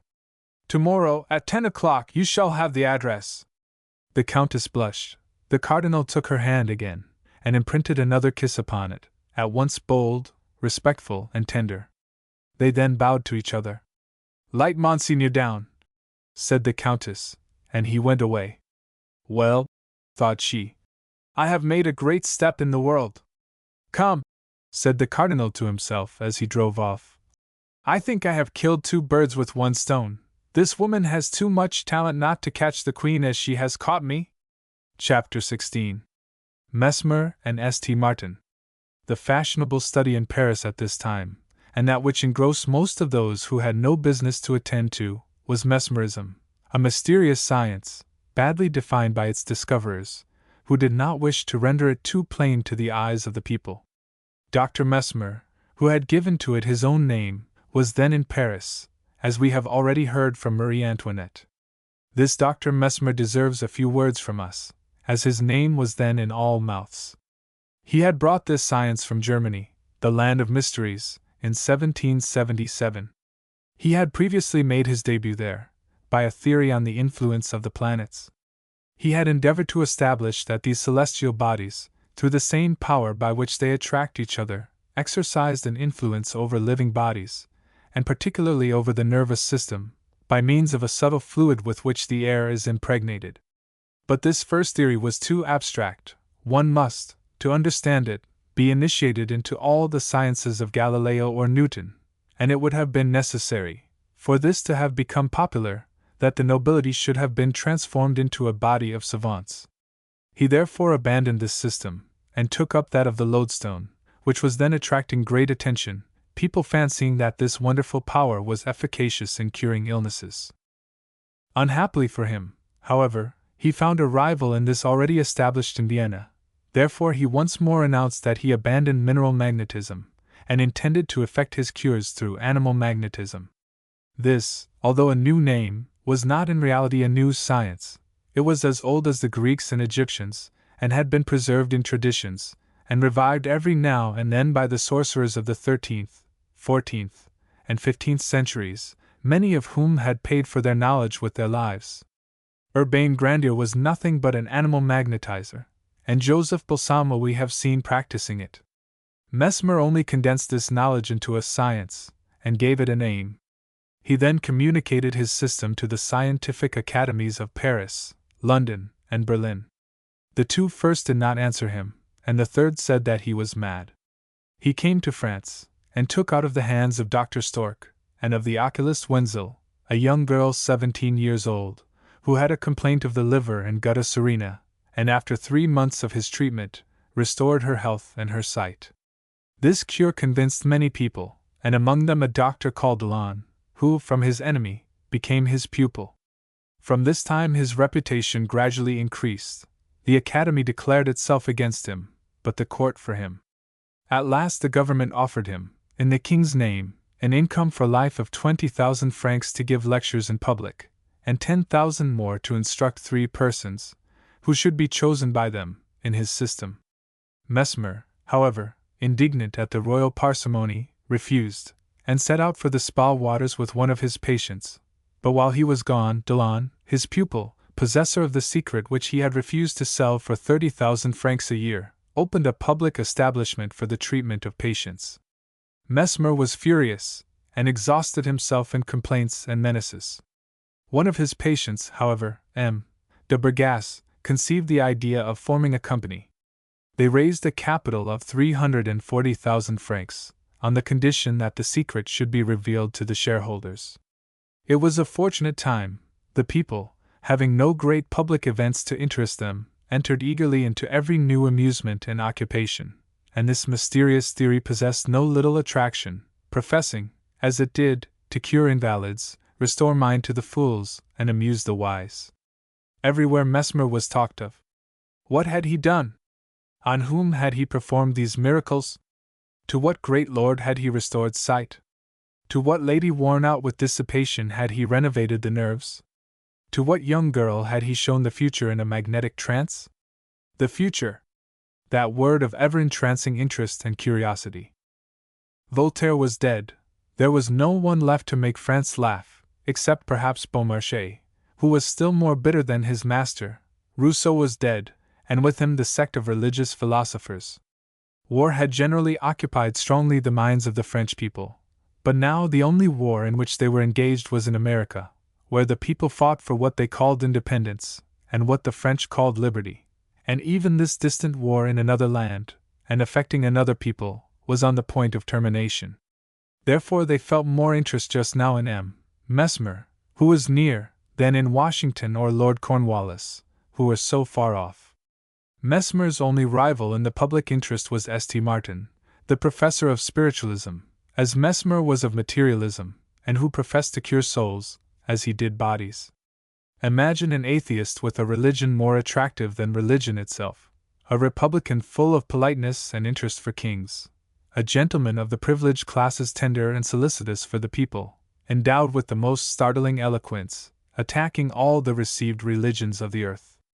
Imagine Epicurus in white powder, embroidered coat, and silk stockings, not content with endeavoring to overturn a religion in which he did not believe, but also attacking all existing governments, and promulgating the theory that all men are equal, or, to use his own words, that all intelligent beings are kings. Imagine the effect of all this in society as it then was, without fixed principles or steady guides, and how it was all assisting to light the fire with which France not long after began to consume herself. Chapter 17. The Bucket. We have endeavored to give an idea in the last chapter of the interest and enthusiasm which drew such crowds of the people to see M. Mesmer perform publicly his wonderful experiments. The king, as we know, had given permission to the queen to go and see what all Paris was talking of, accompanied by one of the princesses. It was 2 days after the visit of M. de Rohan to the countess. The weather was fine, and the thaw was complete, and hundreds of sweepers were employed in cleaning away the snow from the streets. The clear blue sky was just beginning to be illumined by its first stars, when Madame de la Motte, elegantly dressed, and presenting every appearance of opulence, arrived in a coach, which Clotilde had carefully chosen as the best looking at the Place Vendôme, and stopped before a brilliantly lighted house. It was that of Dr. Mesmer. Numbers of other carriages were waiting at the door, and a crowd of people had collected to see the patients arrive and depart, who seemed to derive much pleasure when they saw some rich invalid, enveloped in furs and satins, carried in by footmen, from the evident proof it afforded that God made men healthy or unhealthy, without reference to their purses or their genealogies. A universal murmur would arise when they recognized some duke paralyzed in an arm or leg, or some marshal whose feet refused their office, less in consequence of military fatigues and marches than from halts made with the ladies of the opera, or of the Comédie Italienne. Sometimes it was a lady carried in by her servants with drooping head and languid eye, who, weakened by late hours and an irregular life, came to demand from Dr. Mesmer the health she had vainly sought to regain elsewhere. Many of these ladies were as well known as the gentlemen, but a great many escaped the public gaze, especially on this evening, by wearing masks, for there was a ball at the opera that night, and many of them intended to drive straight there when they left the doctor's house. Through this crowd Madame de la Motte walked erect and firm, also with a mask on, and elicited only the exclamation, "This one does not look ill, at all events." Ever since the Cardinal's visit, the attention with which he had examined the box and portrait had been on Jean's mind, and she could not but feel that all his graciousness commenced after seeing it, and she therefore felt proportionate curiosity to learn more about it. First she had gone to Versailles to inquire at all the houses of charity about German ladies, but there were there, perhaps, 150 or 200, and all Jean's inquiries about the two ladies who had visited her had proved fruitless. In vain she repeated that one of them was called André. No one knew a German lady of that name, which indeed was not German. Baffled in this, she determined to try elsewhere, and having heard much of M. Mesmer, and the wonderful secrets revealed through him, determined upon going there. Many were the stories of this kind in circulation. Madame de Duras had recovered a child who had been lost. Madame de Chanteau, an English dog, not much bigger than her fist, for which she would have given all the children in the world, and M. de Vaudreuil a lock of hair, which he would have bought back with half his fortune. All these revelations had been made by clairvoyance after the magnetic operations of Dr. Mesmer. Those who came to see him, after traversing the antechambers, were admitted into a large room, from which the darkened and hermetically closed windows excluded light and air. In the middle of this room, under a lustre which gave but a feeble light, was a vast unornamented tank, filled with water impregnated with sulphur, and to the cover of which was fastened an iron ring. Attached to this ring was a long chain, the object of which we shall presently see. All the patients were seated round the room, men and women indiscriminately. Then a valet, taking the chain, wound it round the limbs of the patients, so that they might all feel, at the same time, the effects of the electricity contained in the tank. They were then directed to touch each other in some way, either by the shoulder, the elbow, or the feet, and each was to take in his hand a bar of iron, which was also connected with the tank, and to place it to the heart, head, or whatever was the seat of the malady. When they were all ready, a soft and pleasing strain of music, executed by invisible performers, was heard. Among the most eager of the crowd, on the evening of which we speak, was a young, distinguished-looking, and beautiful woman, with a graceful figure, and rather showily dressed, who pressed the iron to her heart with wonderful energy, rolling her beautiful eyes, and beginning to show, in the trembling of her hands, the first effects of the electric fluid. As she constantly threw back her head, resting it on the cushions of her chair, all around could see perfectly her pale but beautiful face, and her white throat. Many seemed to look at her with great astonishment, and a general whispering commenced among those who surrounded her. Madame de la Motte was one of the most curious of the party, and of all she saw around her, nothing attracted her attention so much as this young lady, and after gazing earnestly at her for some time, she at last murmured, "Oh! It is she, there is no doubt. It is the lady who came to see me the other day." And convinced that she was not mistaken, she advanced towards her, congratulating herself that chance had effected for her what she had so long been vainly trying to accomplish. But at this moment the young lady closed her eyes, contracted her mouth, and began to beat the air feebly with her hands, which hands, however, did not seem to Jean the white and beautiful ones she had seen in her room a few days before. The patients now began to grow excited under the influence of the fluid. Men and women began to utter sighs, and even cries, moving convulsively their heads, arms, and legs. Then a man suddenly made his appearance. No one had seen him enter. You might have fancied he came out of the tank. He was dressed in a lilac robe, and held in his hand a long wand, which he several times dipped into the mysterious tank. Then he made a sign, the doors opened, and 20 robust servants entered, and seizing such of the patients as began to totter on their seats, carried them into an adjoining room. While this was going on, Madame de la Motte heard a man who had approached near to the young lady before mentioned, and who was in a perfect paroxysm of excitement, say in a loud voice, "It is surely she!" Jean was about to ask him who she was, when her attention was drawn to two ladies who were just entering, followed by a man, who, though disguised as a bourgeois, had still the appearance of a servant. The tournure of one of these ladies struck Jean so forcibly that she made a step towards them, when a cry from the young woman near her startled everyone. The same man whom Jean had heard speak before now called out, "But look, gentlemen, it is the Queen!" "The Queen!" cried many voices, in surprise. "The Queen here! The Queen in that state! Impossible!" "But look," said he again. "Do you know the Queen or not?" "Indeed," said many. "The resemblance is incredible." "Monsieur," said Jean to the speaker, who was a stout man, with quick observant eyes, "did you say the Queen?"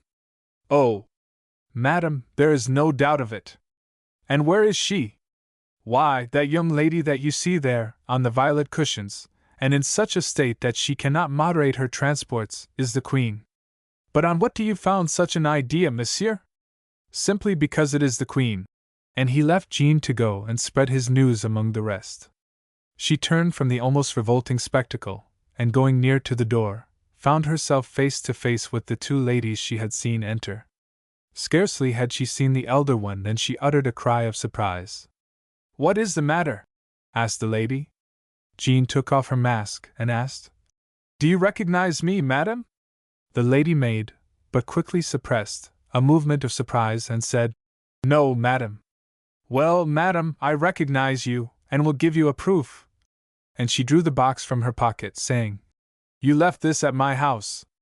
But supposing this to be true, what makes you so agitated?" "I am agitated by the danger that your Majesty is incurring here." "Explain yourself." "Not before you have put on this mask." And she offered hers to the Queen, who, however, did not take it. "I beg your Majesty, there is not an instant to lose." The Queen put on the mask. "And now, pray come away," added Jean. "But why?" said the Queen. "Your Majesty has not been seen by anyone?" "I believe not." "So much the better." The Queen mechanically moved to the door, but said again, "Will you explain yourself? Will not your Majesty believe your humble servant for the present, that you were running a great risk?" "But what risk?" "I will have the honor to tell your Majesty whenever you will grant me an hour's audience, but it would take too long now." And seeing that the Queen looked displeased, "Pray, madam," said she, turning to the Princess Lamballe, "join your petitions to mine that the Queen should leave this place immediately." "I think we had better, madam," said the Princess. "Well, then I will," answered the Queen. Then, turning to Madame de la Motte, "You ask for an audience?" she said. "I beg for that honor, that I may explain this conduct to your Majesty." "Well, bring this box with you, and you shall be admitted. Laurent, the porter, shall have orders to do so." Then going into the street, she called in German, "Kommen Sie de Weber." A carriage immediately drove up, they got in, and were immediately out of sight. When they were gone, Madame de la Motte said to herself, "I have done right in this, for the rest, I must consider." Chapter 18. Mademoiselle Oliva. During this time, the man who had pointed out the fictitious Queen to the people touched on the shoulder another man who stood near him, in a shabby dress, and said, "For you, who are a journalist, here is a fine subject for an article." "How so?" replied the man. "Shall I tell you?" "Certainly. The danger of being governed by a king who is governed by a queen who indulges in such paroxysms as these." The journalist laughed. "But the Bastille?" he said. "Pooh, nonsense! I do not mean you to write it out plainly. Who can interfere with you if you relate the history of Prince Silo and the Princess Eteniatna, Queen of Norfolk? What do you say to that?" "It is an admirable idea," said the journalist. "And I do not doubt that a pamphlet called The Paroxysms of the Princess Eteniatna at the house of the Faker Remsen would have a great success. I believe it also. Then go and do it." The journalist pressed the hand of the unknown. "Shall I send you some copies, sir?" "I will with pleasure if you will give me your name." "Certainly, the idea pleases me. What is the usual circulation of your journal?" 2,000. "Then do me a favor, take these 50 louis, and publish 6,000. "Oh, sir, you overwhelm me." "May I not know the name of such a generous patron of literature?" "You shall know, when I call for 1,000 copies, at 2 francs each, are they not?" Will they be ready in a week? I will work night and day, monsieur. Let it be amusing. It shall make all Paris die with laughing, except one person. Who will weep over it? Apropos, date the publication from London. Sir, I am your humble servant. And the journalist took his leave, with his 50 louis in his pocket, highly delighted. The unknown again turned to look at the young woman, who had now subsided into a state of exhaustion, and looked beautiful as she lay there. Really, he said to himself, the resemblance is frightful. God had his motives in creating it, and has no doubt condemned her to whom the resemblance is so strong. While he made these reflections, she rose slowly from the midst of the cushions, assisting herself with the arm of an attendant, and began to arrange her somewhat disordered toilette, and then traversed the rooms, confronting boldly the looks of the people. She was somewhat astonished, however, when she found herself saluted with deep and respectful bows by a group which had already been assembled by the indefatigable stranger, who kept whispering, "Never mind, gentlemen, never mind, she is still the Queen of France. Let us salute her." She next entered the courtyard, and looked about for a coach or chair, but seeing none, was about to set off on foot, when a footman approached and said, "Shall I call Madame's carriage?" "I have none," she replied. "Madame came in a coach?" "Yes." "From the Rue Dauphine?" "Yes." "I will take Madame home." "Do so, then," said she, although somewhat surprised at the offer. The man made a sign, and a carriage drove up. He opened the door for her, and then said to the coachman, "To the Rue Dauphine." They set off, and the young woman, who much approved of this mode of transit, regretted she had not further to go. They soon stopped, however, the footman handed her out, and immediately drove off again.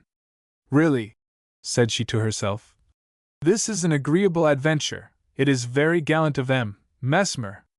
Oh, I am very tired, and he must have foreseen that. He is a great doctor." Saying these words, she mounted to the second story, and knocked at a door, which was quickly opened by an old woman. "Is supper ready, mother?" "Yes, and growing cold." "Has he come?" "No, not yet, but the gentleman has." "What gentleman?" "He who was to speak to you this evening." "To me?" "Yes." This colloquy took place in a kind of antechamber opening into her room, which was furnished with old curtains of yellow silk, chairs of green Utrecht velvet, not very new, and an old yellow sofa. She opened the door, and going in, saw a man seated on the sofa whom she did not know in the least, although we do, for it was the same man whom we have seen taking so much interest in her at Mesmer's. She had not time to question him, for he began immediately. "I know all that you are going to ask, and will tell you without asking. You are Mademoiselle Oliva, are you not?" "Yes, sir." "A charming person, highly nervous, and much taken by the system of Mesmer. I have just left there. All this, however, your beautiful eyes are saying plainly, does not explain what brings me here." "You are right, sir." "Will you not do me the favor to sit down, or I shall be obliged to get up also, and that is an uncomfortable way of talking. Really, sir, you have very extraordinary manners." "Mademoiselle, I saw you just now at Mesmer's, and found you to be all I could wish." "Sir! Do not alarm yourself, mademoiselle. I do not tell you that I found you charming. That would seem like a declaration of love, and I have no such intention. I know that you are accustomed to have yourself called beautiful, but I, who also think so, have other things to talk to you about. Really, sir, the manner in which you speak to me. Do not get angry before you have heard me. Is there any one that can overhear us?" "No, sir, no one. But still. Then, if no one can hear, we can converse at our ease. What do you say to a little partnership between us?" "Really, sir. Do not misunderstand. I do not say liaison, I say partnership. I am not talking of love, but of business." "What kind of business?" said Oliva, with growing curiosity. "What do you do all day?" "Why, I do nothing, or at least, as little as possible." "You have no occupation, so much the better. Do you like walking?" "Very much." "To see sights, and go to balls?" "Excessively." "To live well?" "Above all things." If I gave you 25 louis a month, would you refuse me? Sir! My dear Mademoiselle Oliva, now you are beginning to doubt me again, and it was agreed that you were to listen quietly. I will say 50 louis if you like. I like 50 louis better than 25, but what I like better than either is to be able to choose my own lover. Morbleu! But I have already told you that I do not desire to be your lover. Set your mind at ease about that. Then what am I to do to earn my 50 louis? You must receive me at your house, and always be glad to see me. Walk out with me whenever I desire it, and come to me whenever I send for you. But I have a lover, sir. Well, dismiss him. Oh, Beausire cannot be sent away like that. I will help you. No, I love him. Oh, a little. That is just a little too much. I cannot help it. Then he may stop. You are very obliging. Well, but do my conditions suit you? Yes, if you have told me all. I believe I have said all I wished to say now. On your honor? On my honor. Very well. Then that is settled, and here is the first month in advance. He held out the money and, as she still seemed to hesitate a little, slipped it himself into her pocket. Scarcely had he done so, when a knock at the door made Oliva run to the window. Good God! She cried. Escape quickly, here he is! Who? Beausire, my lover. Be quick, sir! Nonsense! He will half murder you. Bah! Do you hear how he knocks? Well, open the door. And he sat down again on the sofa, saying to himself, I must see this fellow, and judge what he is like. The knocks became louder, and mingled with oaths. Go, mother, and open the door, cried Oliva. As for you, sir, if any harm happens to you, it is your own fault. Chapter 19. Monsieur Beausire. Oliva ran to meet a man, who came in swearing furiously, and in a frightful passion. Come, Beausire, said she, apparently not at all frightened. Let me alone, cried he, shaking her off brutally. Ah! I see, it was because there is a man here that the door was not opened. And as the visitor remained perfectly still, he advanced furiously towards him, saying, Will you answer me, sir? What do you want to know, my dear Beausire? What are you doing here, and who are you? I am a very quiet man, and I was simply talking to Madame. That was all, said Oliva. Will you hold your tongue? Bawled Beausire. No, said the visitor. Do not be so rude to Madame, who has done nothing to deserve it, and if you are in a bad temper. Yes, I am. He must have lost at cards, murmured Oliva. I am cleaned out, mort de diable, cried Beausire. But you, sir, will do me the favor to leave this room. But Beausire. Diable! If you do not go immediately it will be the worse for you. You did not tell me, mademoiselle, that he was troubled with these fits. Good heavens! What ferocity! Beausire, exasperated, drew his sword and roared. If you do not move, I will pin you to the sofa. Really, it is impossible to be more disagreeable, said the visitor, also drawing a small sword, which they had not before seen. Oliva uttered piercing shrieks. Oh, mademoiselle, pray be quiet, said he, or two things will happen. First, you will stun Beausire, and he will get killed. Secondly, the watch will come up and carry you straight off to St. Lazare. Oliva ceased her cries. The scene that ensued was curious. Beausire, furious with rage, was making wild and unskilful passes at his adversary, who was still seated on the sofa, parried them with the utmost ease, laughing immoderately all the time. Beausire began to grow tired and also frightened, for he felt that if this man, who was now content to stand on the defensive, were to attack him in his turn, he should be done for in a moment.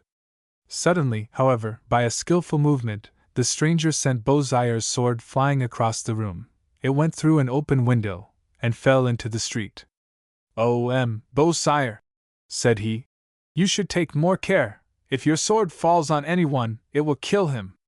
Beausire ran down at his utmost speed to fetch his sword, and meanwhile, Oliva, seizing the hand of the victor, said, Oh, sir, you are very brave, But as soon as you are gone, Beausire will beat me. Then I will remain. Oh, no, when he beats me, I beat him in return, and I always get the best of it, because I am not obliged to take any care, so if you would but go, sir.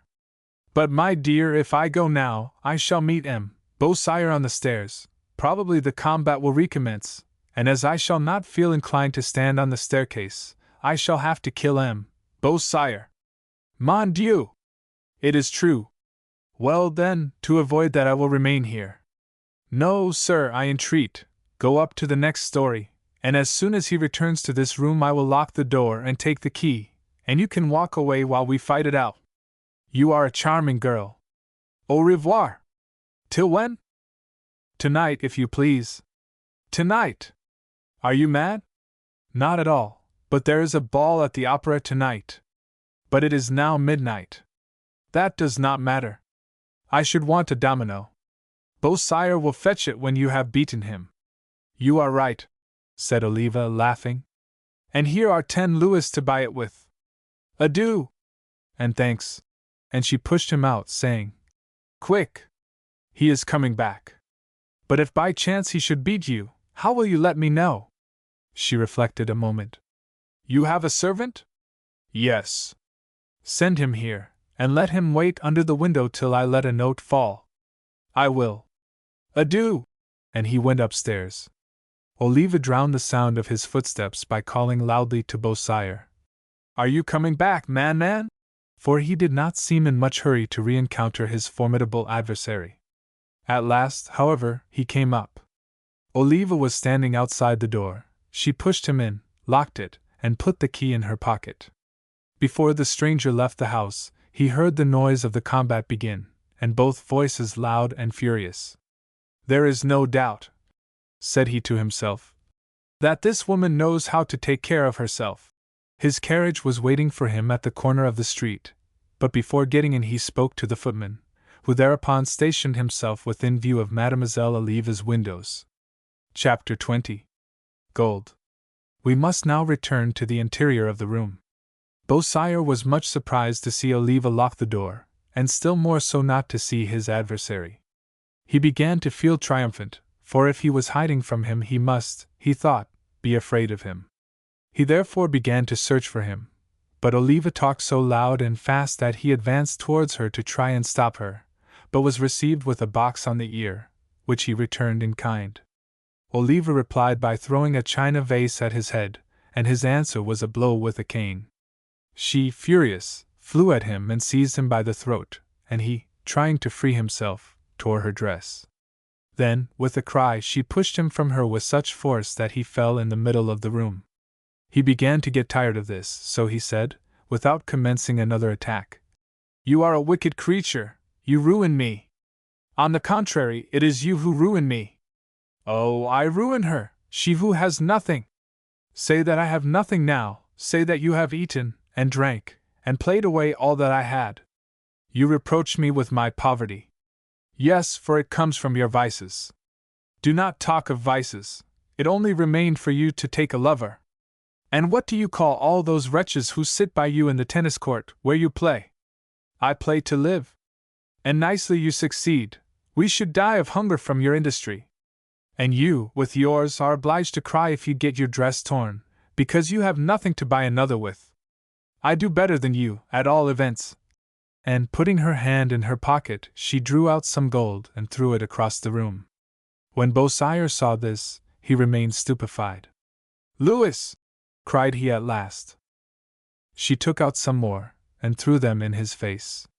Oh! Cried he. Oliva has become rich!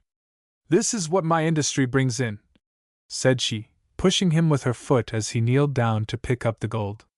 16, 17, 18, counted he, joyfully. Miserable wretch! Said Oliva. 19, 20, 21, 22. Coward! 23, 24, 25. Infamous wretch! He got up. And so, mademoiselle, you have been saving money when you kept me without necessaries. You let me go about in an old hat, darned stockings, and patched clothes, while you had all this money. Where does it come from? From the sale of my things? Scoundrel! Murmured Oliva, looking at him with contempt. But I pardon your avarice, continued he. You would have killed me just now, said Oliva. Then I should have been right, now I should be wrong to do it. Why, if you please? Because now you contribute to our menage. You are a base wretch. My little Oliva! Give me back my money. Oh, my darling! If you do not, I will pass your own sword through your body. Oliva! Will you give it? Oh, you would not take it away? Ah, coward! You beg, you solicit for the fruits of my bad conduct. That is what they call a man. I have always despised you. I gave to you when I could, Nicole. Do not call me Nicole. Pardon, then, Oliva. But is it not true? Fine presents, certainly, some silver buckles, 6 louis d'or, 2 silk dresses, and 3 embroidered handkerchiefs. It is a great deal for a soldier. Hold your tongue. The buckles you stole from someone else, the louis d'or you borrowed and never returned, the silk dresses. Oliva! Oliva! Give me back my money. What shall I give you instead? Double the quantity. Well, said the rogue gravely, I will go to the Rue de Bussy and play with it, and bring you back, not the double, but the quintuple. And he made 2 steps to the door. She caught him by the coat. There, said he, you have torn my coat. Never mind, you shall have a new one. That will be 6 louis, Oliva. Luckily, at the Rue de Bussy they are not particular about dress. Oliva seized hold of the other tail, and tore it right off. Beausire became furious. Mort de tous les diables! Cried he. You will make me kill you at last! You are tearing me to bits! Now I cannot go out. On the contrary, you must go out immediately. Without a coat? Put on your great coat. It is all in holes. Then do not put it on, but you must go out. I will not! She took out of her pocket another handful of gold, and put it into his hands. Beausire kneeled at her feet and cried, Order, and I will obey. Go quickly to the Capucin, Rue de Seine, where they sell dominoes for the bal masque, and buy me 1 complete, mask and all. Good. And 1 for yourself, black, but mine white, and I only give you 20 minutes to do it in. Are we going to the ball? Yes, if you are obedient. Oh, always. Go, then, and show your zeal. I run, but the money? You have 25 louis, that you picked up. Oh, Oliva, I thought you meant to give me those. You shall have more another time, but if I give you them now, you will stop and play. She is right, said he to himself. That is just what I intended to do. And he set off. As soon as he was gone, Oliva wrote rapidly these words. The peace is signed, and the ball decided on. At 2 o'clock we shall be at the opera. I shall wear a white domino, with a blue ribbon on my left shoulder. Then, rolling this round a bit of the broken vase, she went to the window and threw it out. The valet picked it up, and made off immediately. In less than half an hour Beausire returned, followed by 2 men, bringing, at the cost of 18 louis, 2 beautiful dominoes, such as were only turned out at the Capucin, makers to Her Majesty and the maids of honor. Chapter 21. La Petite Maison. We left Madame de la Motte at Mesmer's door, watching the Queen's carriage as it drove off. Then she went home, for she also intended to put on a domino, and indulge herself by going to the opera. But a contretemps awaited her. A man was waiting at her door with a note from the Cardinal de Rohan. She opened it, and read as follows. Madame la Comtesse, you have doubtless not forgotten that we have business together. Even if you have a short memory, I never forget what has pleased me. I shall have the honor to wait for you where my messenger will conduct you, if you please to come. Jean, although rather vexed, immediately re-entered the coach, and told the footman to get on the box with the coachman. 10 minutes sufficed to bring her to the entrance of the Faubourg St. Antoine, where, in a hollow and completely hidden by great trees, was one of those pretty houses built in the time of Louis XV, with all the taste of the 16th, with the comfort of the 18th, century. Oh! A petite maison, said she to herself. It is very natural on the part of M. de Rohan, but very humiliating for Valois. But patience. She was led from room to room till she came to a small dining room, fitted up with exquisite taste. There she found the cardinal waiting for her. He was looking over some pamphlets, but rose immediately on seeing her. Ah, here you are. Thanks, Madame la Comtesse. And he approached to kiss her hand, but she drew back with a reproachful and indignant air. What is the matter, madame? He asked. You are, doubtless, not accustomed, Monseigneur, to receive such a greeting from the women whom your Eminence is in the habit of summoning here. Oh, madame. We are in your petite maison, are we not, sir? Continued she, looking disdainfully around her. But, madame, I had hoped that your Eminence would have deigned to remember in what rank I was born. I had hoped that you would have been pleased to consider that if God has made me poor, He has at least left me the pride of my race. Come, come, Countess, I took you for a woman of intellect? You call a woman of intellect, it appears, Monseigneur, every one who is indifferent to, and laughs at, everything, even dishonor. To these women, pardon me, your Eminence, I have been in the habit of giving a different name. No, Countess, you deceive yourself. I call a woman of intellect one who listens when you speak to her, and does not speak before having listened. I listened then. I had to speak to you of serious matters, Countess. Therefore you received me in a dining room. Why, would you have preferred my receiving you in a boudoir? The distinction is nice, said she. I think so, Countess. Then I am simply to sup with you? Nothing else. I trust your Eminence is persuaded that I feel the honor as I ought. You are quizzing, Countess. No, I only laugh. Would you rather I were angry? You are difficult to please, Monseigneur. Oh, you are charming when you laugh, and I ask nothing better than to see you always doing so. But at this moment you are not laughing. Oh, no! There is anger in that smile which shows your beautiful teeth. Not the least in the world, Monseigneur. That is good. And I hope you will sup well. I shall sup well, and you? Oh, I am not hungry. How, madam, you refuse to sup with me, you send me away? I do not understand you, Monseigneur. Listen, dear Countess, if you were less in a passion, I would tell you that it is useless to behave like this. You are always equally charming, but as at each compliment I fear to be dismissed, I abstain. You fear to be dismissed? Really, I beg pardon of your Eminence, but you become unintelligible. It is, however, quite clear what I say. The other day, when I came to see you, you complained that you were lodged unsuitably to your rank. I thought, therefore, that to restore you to your proper place would be like restoring air to the bird whom the experimenter has placed under his air pump. Consequently, beautiful Countess, that you might receive me with pleasure, and that I, on my part, might visit you without compromising either you or myself. He stopped and looked at her. Well, she said, I hope that you would deign to accept this small residence. You observe, I do not call it petite maison. Accept. You give me this house, Monseigneur? Said Jean, her heart beating with eagerness. A very small gift, Countess, but if I had offered you more, you would have refused. Oh, Monseigneur, it is impossible for me to accept this. Impossible, why? Do not say that word to me, for I do not believe in it. The house belongs to you, the keys are here on this silver plate. Do you find out another humiliation in this? No, but… Then accept. Monseigneur, I have told you. How, madam?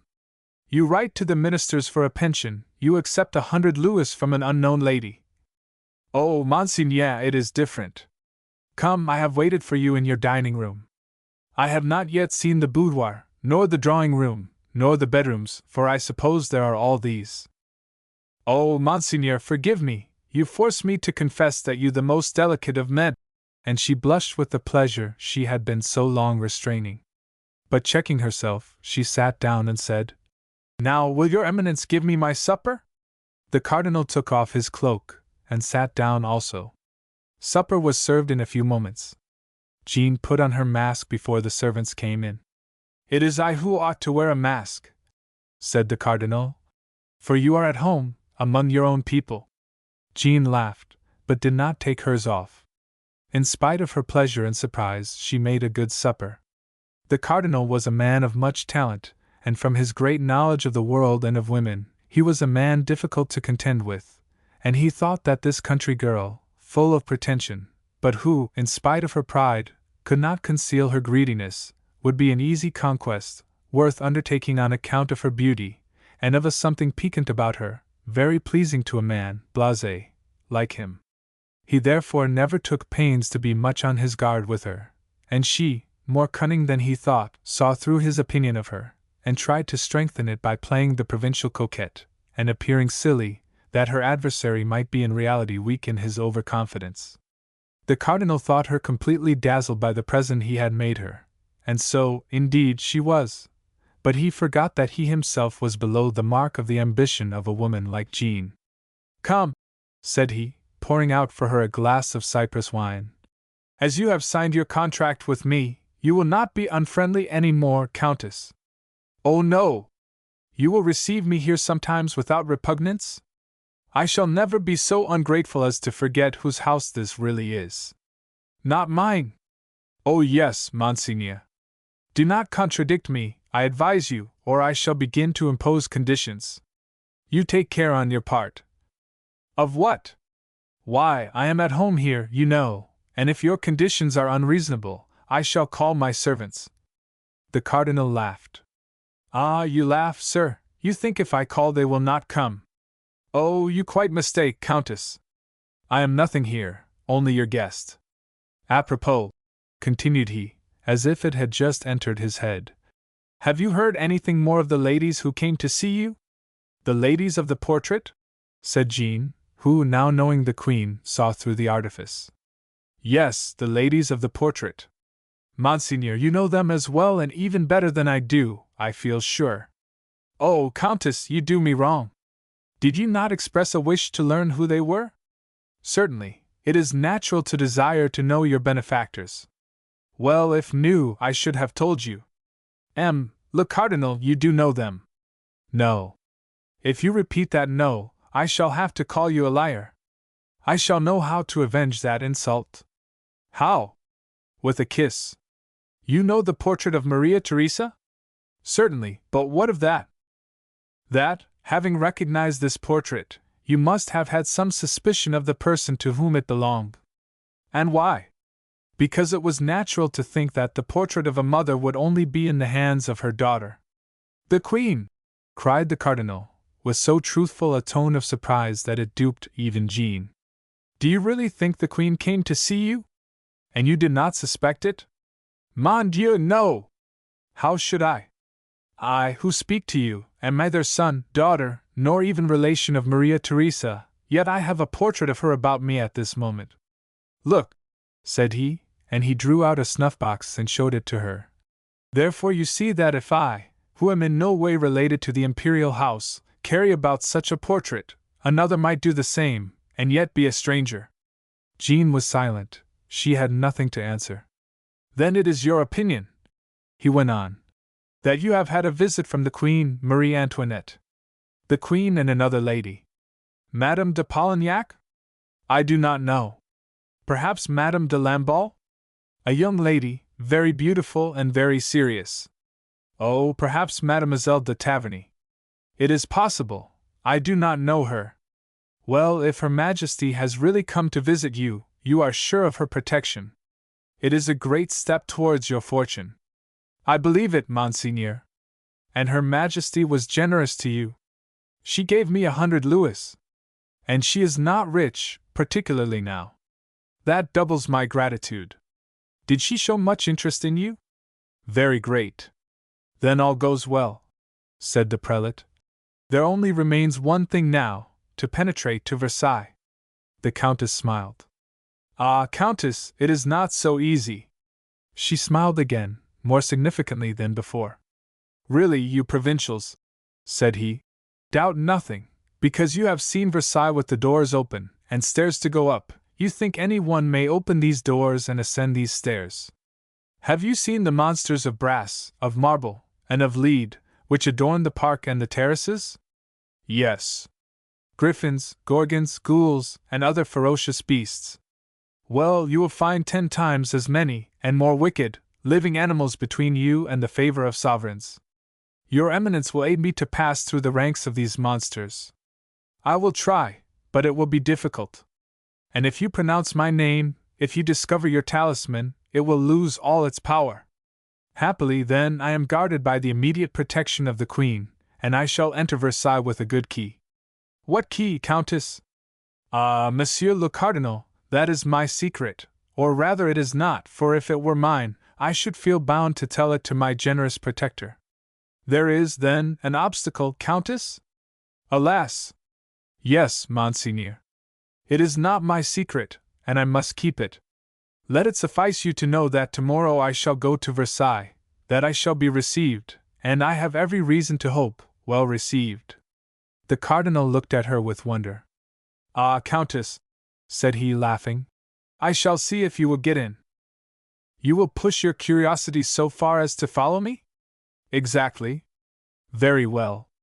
Really, Countess, you are a living enigma. One of those monsters who inhabit Versailles. Oh, you believe me a man of taste, do you not?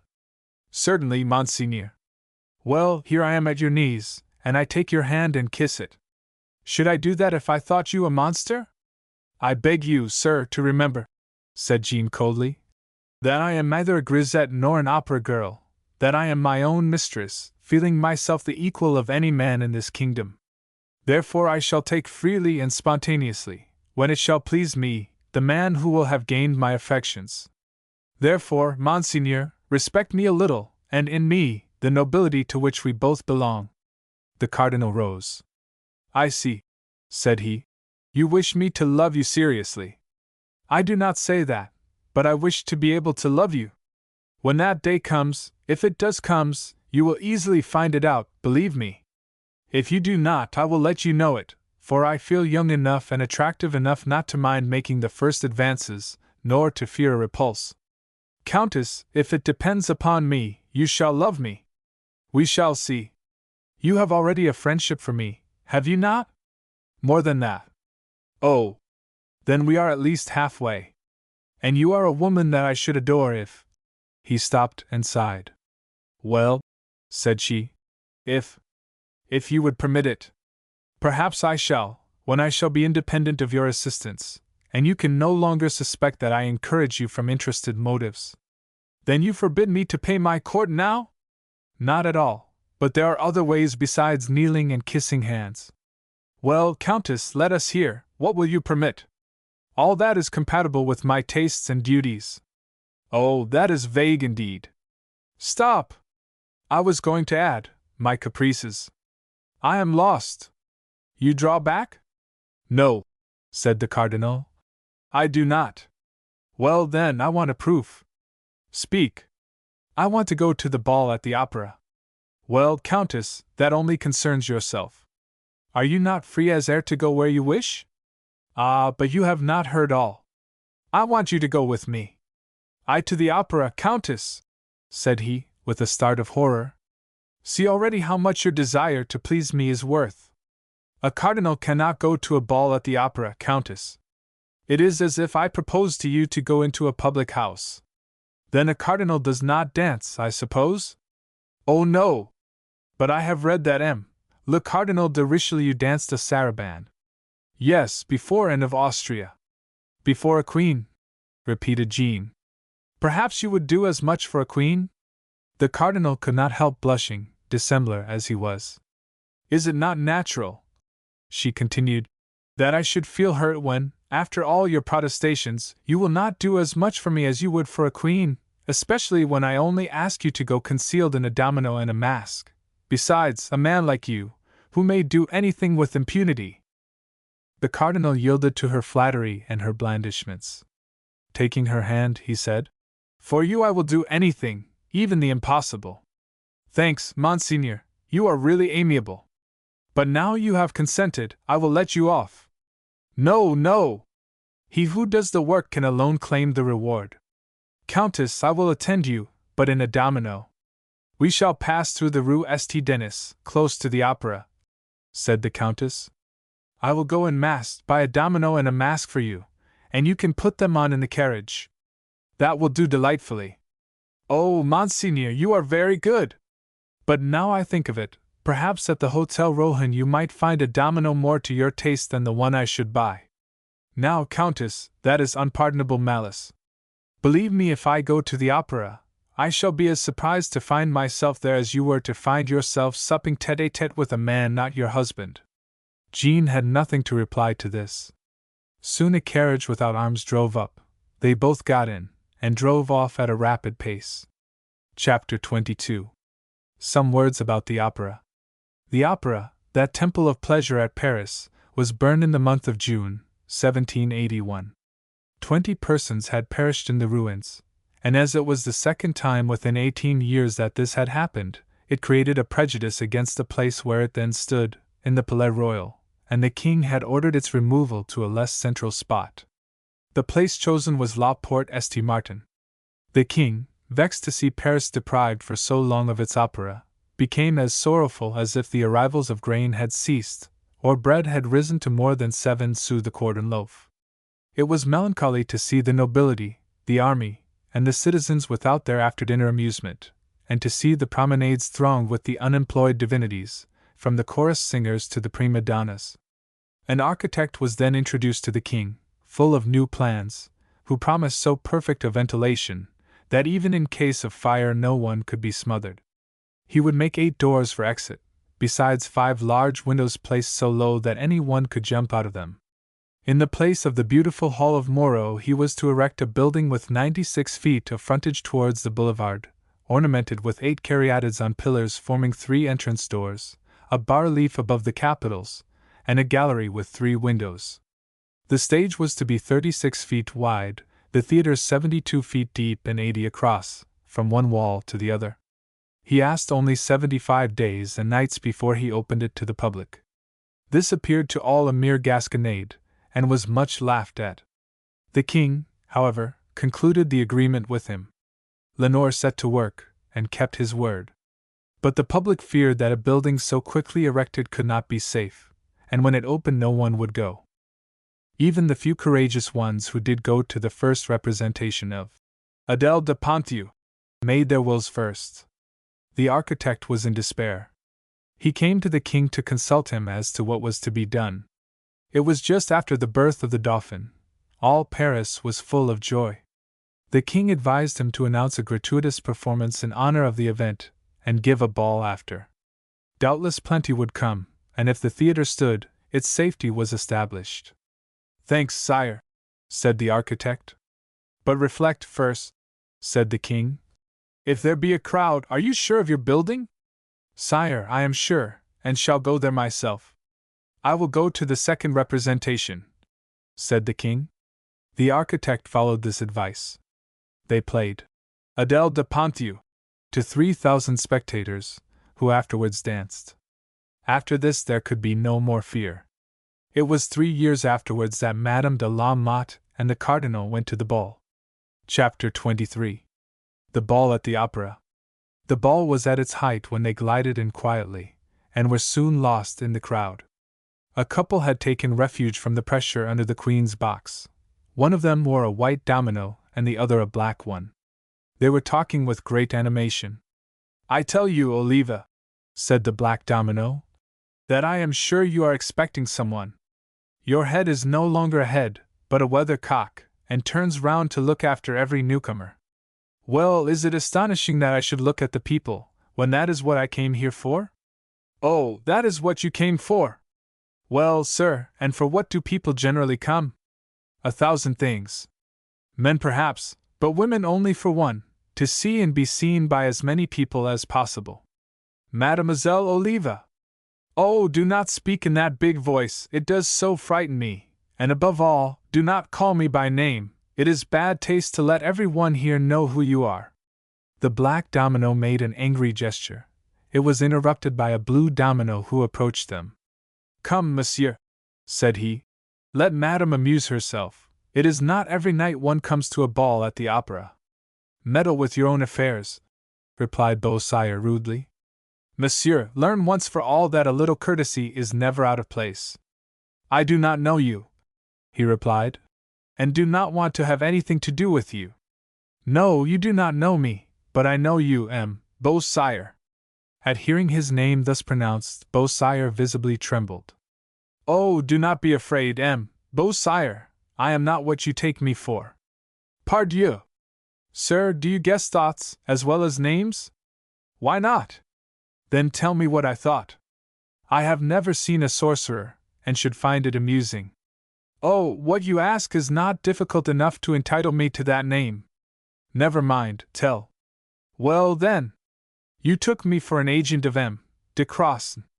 De Crossan, he repeated. Yes, the lieutenant of police. Sir! Softly, de Beausire, you really look as if you were feeling for your sword. And so I was, sir. Good heavens! What a warlike disposition! But I think, dear Beausire, you left your sword at home, and you did well. But to speak of something else, will you relinquish to me madam for a time? Give you up, madam? Yes, sir, that is not uncommon, I believe, at a ball at the opera. Certainly not, when it suits the gentleman. It suffices sometimes that it should please the lady. Do you ask it for a long time? Really, Beausire, you are too curious. Perhaps for 10 minutes, perhaps for an hour, perhaps for all the evening. You are laughing at me, sir. Come, reply, will you or not? No, sir. Come, do not be ill-tempered, you who were so gentle just now. Just now? Yes, at the Rue Dauphine. Oliva laughed. Hold your tongue, madam, said Beausire. Yes, continued the Blue Domino, where you were on the point of killing this poor lady, but stopped at the sight of some Louis. Oh, I see, you and she have an understanding together. How can you say such a thing? Cried Oliva. And if it were so, said the stranger, it is all for your benefit. For my benefit? That would be curious. I will prove to you that your presence here is as hurtful as your absence would be profitable.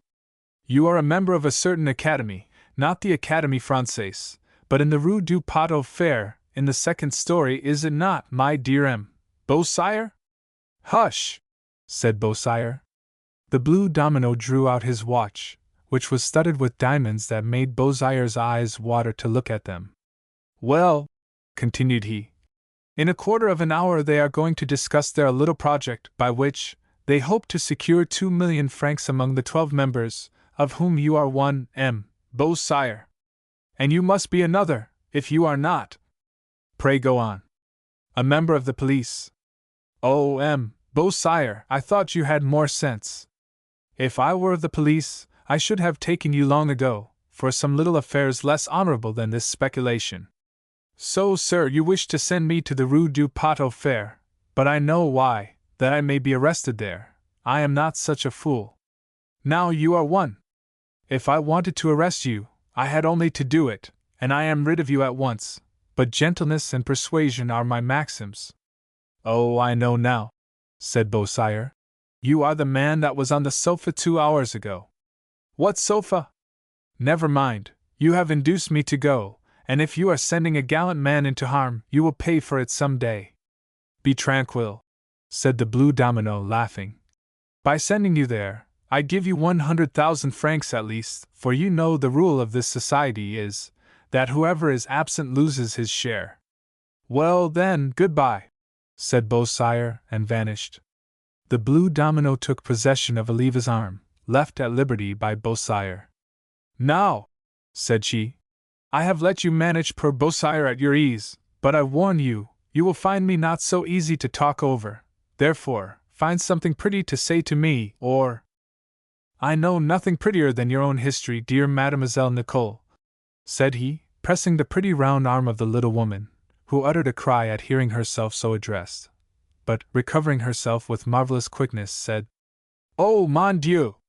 What a name! Is it I whom you call Nicole? If so, you are wrong, for that is not my name. At present I know that you call yourself Oliva, but we will talk afterwards of Oliva. At present I want to speak of Nicole. Have you forgotten the time when you bore that name?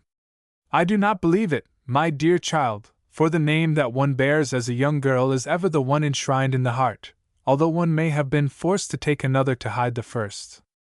Poor Oliva, happy Nicole! Why do you say poor Oliva? Do you not think me happy? It would be difficult to be happy with a man like Beausire. Oliva sighed and said, Indeed I am not. You love him, however. A little. If you do not love him much, leave him. No. Why not? Because I should no sooner have done so than I should regret it. Do you think so? I am afraid I should. What could you have to regret in a drunkard, a gambler, a man who beats you, and a blackleg, who will one day come to the gallows? You would not understand me if I told you. Try. I should regret the excitement he keeps me in. I ought to have guessed it. That comes of passing your youth with such silent people. You know about my youth? Perfectly. Oliva laughed and shook her head. You doubt it? Really, I do. Then we will talk a little about it, Mademoiselle Nicole. Very well, but I warn you, I will tell nothing. I do not wish it. I do not mean your childhood. I begin from the time when you first perceived that you had a heart capable of love. Love for whom? For Gilbert. At this name Oliva trembled. Ah, mon Dieu! She cried. How do you know? Then with a sigh said, Oh, sir! You have pronounced a name indeed fertile in remembrances. You knew Gilbert? Yes, since I speak to you of him. Alas!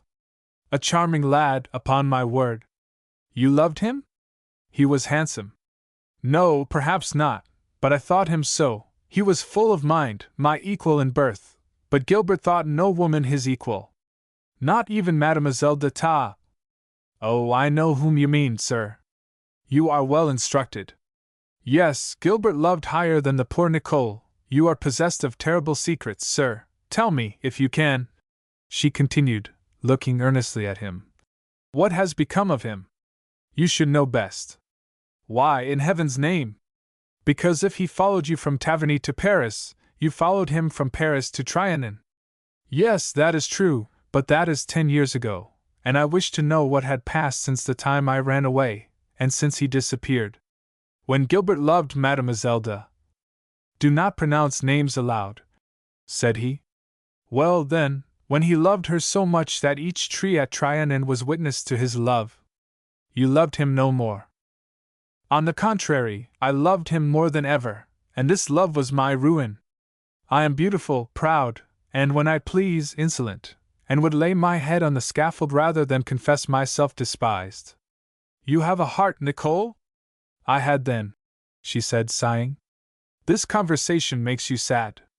No, it does me good to speak of my youth. But tell me why Gilbert fled from Trianon. Do you wish me to confirm a suspicion, or to tell you something you do not know? Something I do not know. Well, I cannot tell you this. Have you not heard that he is dead? Yes, I have, but— Well, he is dead. Dead? Said Nicole, with an air of doubt. Then, with a sudden start, Grant me one favor, she cried. As many as you like. I saw you 2 hours ago, for it was you, was it not? Certainly. You did not, then, try to disguise yourself? Not at all. But I was stupid. I saw you, but I did not observe you. I do not understand. Do you know what I want? No. Take off your mask. Here. Impossible. Oh, you cannot fear other people seeing you. Here, behind this column, you will be quite hidden. You fear that I should recognize you. You. And that I should cry, it is you, it is Gilbert. What folly! Take off your mask. Yes, on one condition, that you will take off yours if I ask it. Agreed. The unknown took off his immediately. Oliva looked earnestly at him, then sighed, and said, Alas! No, it is not Gilbert. And who am I? Oh, I do not care, as you are not he. And if it had been Gilbert? Said he, as he put on his mask again. Ah! If it had been! Cried she passionately. And he had said to me, Nicole, do you remember Taverny Maison Rouge? Then there would have been no longer a Beausire in the world for me. But I have told you, my dear child, that Gilbert is dead. Ah! Perhaps, then, it is for the best, said Oliva with a sigh. Yes, he would never have loved you, beautiful as you are. Do you, then, think he despised me? No, he rather feared you. That is possible. Then you think it better he is dead? Do not repeat my words, in your mouth they wound me. But it is better for Mademoiselle Oliva. You observe, I abandon Nicole, and speak to Oliva. You have before you a future, happy, rich, and brilliant. Do you think so? Yes, if you make up your mind to do anything to arrive at this end. I promise you. But you must give up sighing, as you were doing just now. Very well. I sighed for Gilbert, and as he is dead, and there are not two Gilberts in the world, I shall sigh no more. But enough of him. Yes, we will speak of yourself. Why did you run away with Beausire? Because I wished to quit Trianon, and I was obliged to go with someone. I could no longer remain a pis-aller, rejected by Gilbert. You have, then, been faithful for 10 years through pride? You have paid dearly for it. Oliva laughed. Oh, I know what you are laughing at. To hear a man, who pretends to know everything, accuse you of having been 10 years faithful, when you think you have not rendered yourself worthy of such a ridiculous reproach. However, I know all about you. I know that you went to Portugal with Beausire, where you remained 2 years, that you then left him, and went to the Indies with the captain of a frigate, who hid you in his cabin, and who left you at Chandernagor when he returned to Europe. I know that you had 2 millions of rupees to spend in the house of the nabob who kept you shut up, that you escaped through the window on the shoulders of a slave. Then, rich, for you had carried away 2 beautiful pearl bracelets, 2 diamonds, and 3 large rubies, you came back to France.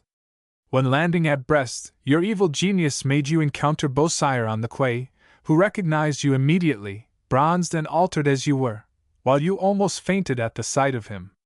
Oh, mon Dieu! Cried Oliva. Who are you, then, who know all this? I know, further, that Beausire carried you off again, persuaded you that he loved you, sold your jewels, and reduced you to poverty. Still, you say you love him, and, as love is the root of all happiness, of course you ought to be happy. Oliva hung her head, and covered her eyes with her hands, but 2 large tears might be seen forcing their way through her fingers, liquid pearls, more precious, though not so marketable, as those Beausire had sold. And this woman, at last she said, whom you describe as so proud and so happy, you have bought today for 50 louis. I am aware it is too little, mademoiselle. No, sir, on the contrary, I am surprised that a woman like me should be worth so much. You are worth more than that, as I will show you, but just now I want all your attention. Then I will be silent. No, talk, on the contrary, of anything, it does not matter what, so that we seem occupied. You are very odd. Take hold of my arm, and let us walk. They walked on among the various groups. In a minute or 2, Oliva asked a question. Talk as much as you like, only do not ask questions at present, said her companion. For I cannot answer now, only, as you speak, disguise your voice, hold your head up, and scratch your neck with your fan. She obeyed. In a minute, they passed a highly perfumed group, in the center of which a very elegant-looking man was talking fast to 3 companions, who were listening respectfully. Who is that young man in that beautiful grey domino? Asked Oliva. Le Comte d'Artois, but pray do not speak just now. At this moment 2 other dominoes passed them, and stood in a place near, which was rather free from people. Lean on this pillar, Countess, said one of them in a low voice, but which was overheard by the blue domino, who started at its sound. Then a yellow domino, passing through the crowd, came up to the blue one, and said, It is he. Very good, replied the other, and the yellow domino vanished. Now then, said Oliva's companion, turning to her, we will begin to enjoy ourselves a little. I hope so, for you have twice made me sad, first by taking away Beausire, and then by speaking of Gilbert. I will be both Gilbert and Beausire to you, said the unknown. Oh, sighed Oliva. I do not ask you to love me, remember. I only ask you to accept the life I offer you, that is, the accomplishment of all your desires, provided occasionally you give way to mine. Just now I have one. What? That black domino that you see there is a German of my acquaintance, who refused to come to the ball with me, saying he was not well, and now he is here, and a lady with him. Who is she? I do not know. We will approach them. I will pretend that you are a German, and you must not speak, for fear of being found out. Now, pretend to point him out to me with the end of your fan. Like that? Yes, very well.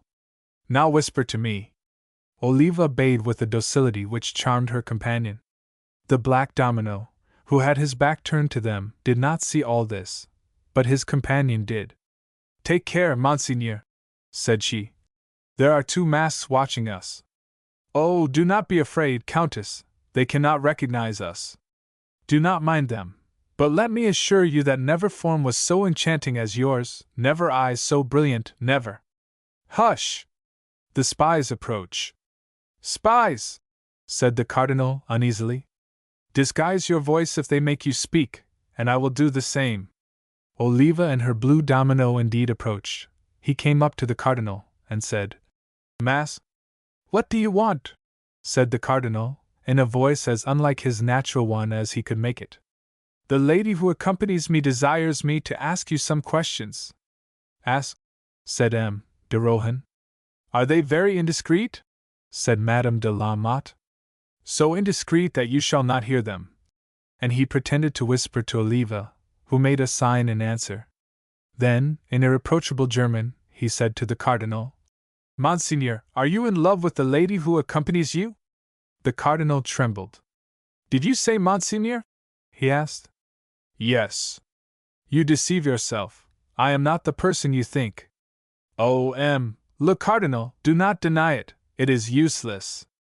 If even I did not know you, the lady who accompanies me assures me she knows you perfectly. And he again whispered to Oliva. Make a sign for yes. Do so each time I press your arm. She did so. You astonish me, said the Cardinal. Who is this lady? Oh, Monseigneur, I thought you would have known. She soon knew you. It is true that jealousy. Madame is jealous of me, cried the Cardinal. We do not say that, replied the unknown, rather haughtily. What are you talking about?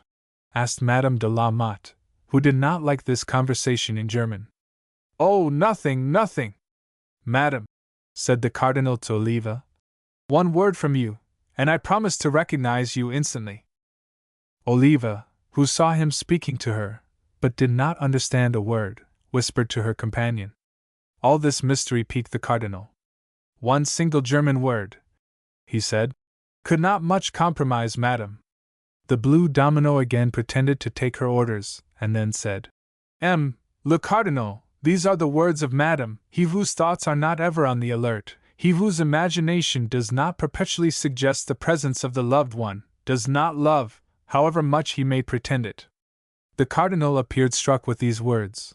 All his attitude expressed surprise, respect, and devotion. It is impossible, he murmured in French. What is impossible? Asked Madame de la Motte, who seized eagerly on these few words she could understand. Nothing, Madame, nothing. Really, Cardinal, you are making me play but a sorry part, said she, withdrawing her arm angrily. He did not even seem to notice it, so great was his preoccupation with the German lady. Madame, said he to her, these words that your companion has repeated to me in your name are some German lines which I read in a house which is perhaps known to you. The blue domino pressed Oliva's arm, who thereupon bowed in assent. That house, said the Cardinal, hesitatingly, is it not called Schönbrunn?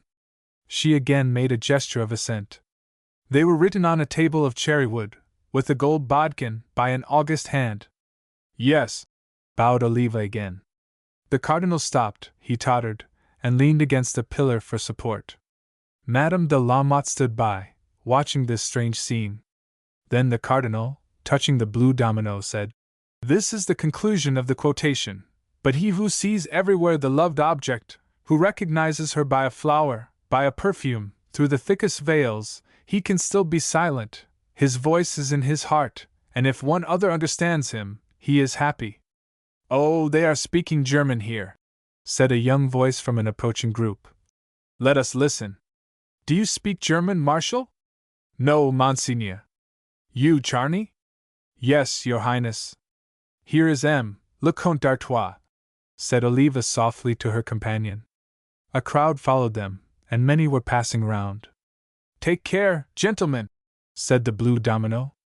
Monsieur, replied the prince. The people are pushing us. At this moment some invisible hand pulled Oliva's hood from behind, and her mask fell. She replaced it as quickly as possible, with a half-terrified cry, which was echoed by one of affected disquiet from her companion. Several others around looked no little bewildered. The cardinal nearly fainted, and Madame de la Motte supported him. The pressure of the crowd separated the Comte d'Artois and his party from them. Then the blue domino approached the cardinal, and said, This is indeed an irreparable misfortune. This lady's honor is at your mercy. Oh, monsieur, murmured the cardinal, who was much agitated. Let us go quickly, said the blue domino to Oliva, and they moved away. Now I know, said Madame de la Motte to herself. What the cardinal meant was impossible. He took this woman for the queen. But what an effect it has had on him. Would you like to leave the ball?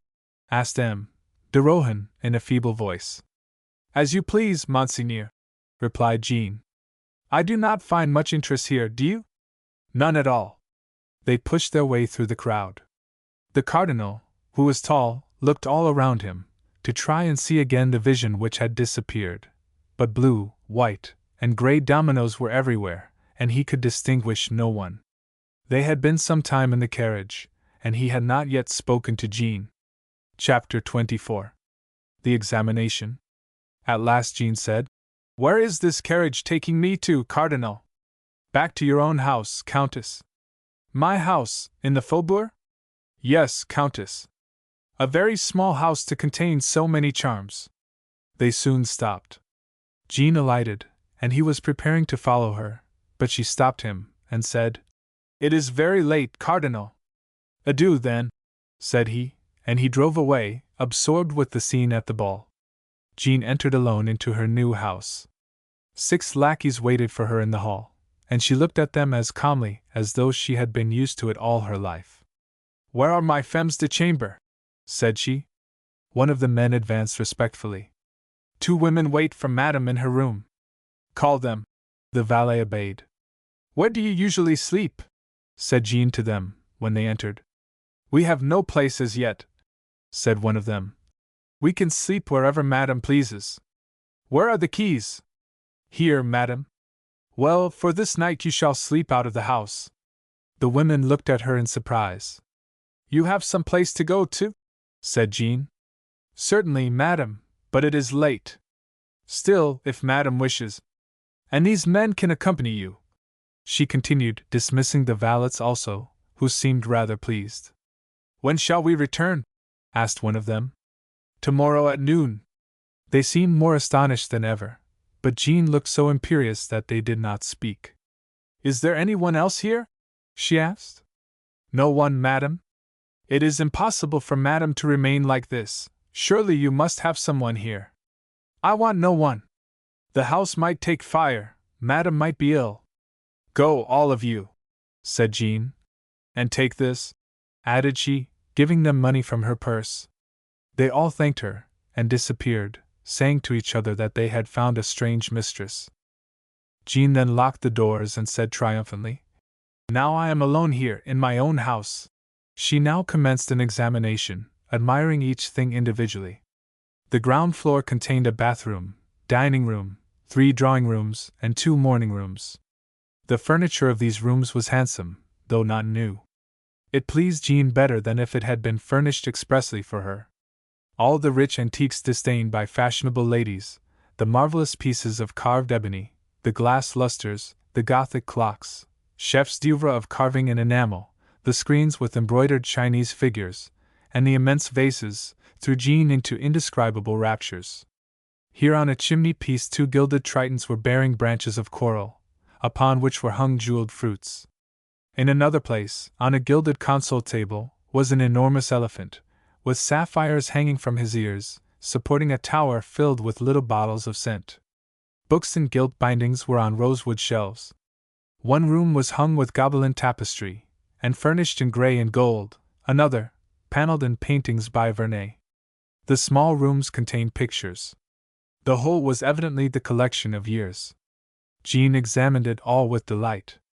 Then, as her domino was inconvenient, she went into her room to put on a dressing gown of wadded silk, and, secure of meeting no one, she wandered from room to room, continuing her examination, till at last, her light nearly exhausted, she returned to her bedroom, which was hung with embroidered blue satin.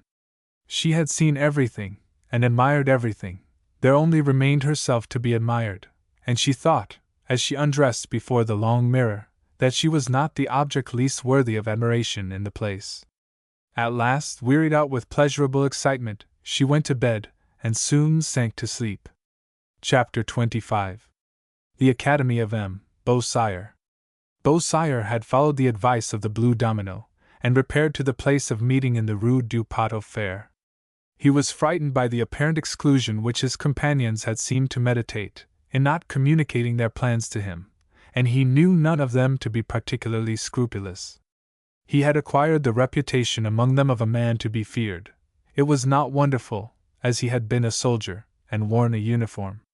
He knew how to draw his sword, and he had a habit of looking very fierce at the slightest word that displeased him, all things which appear rather terrifying to those of doubtful courage, especially when they have reason to shun the éclat of a duel and the curiosity of the police.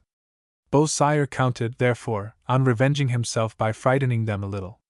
It was a long way, but Beausire had money in his pocket, so he took a coach, promised the driver an extra franc to go fast, and to make up for the absence of his sword, he assumed as fierce a look as he could on entering the room.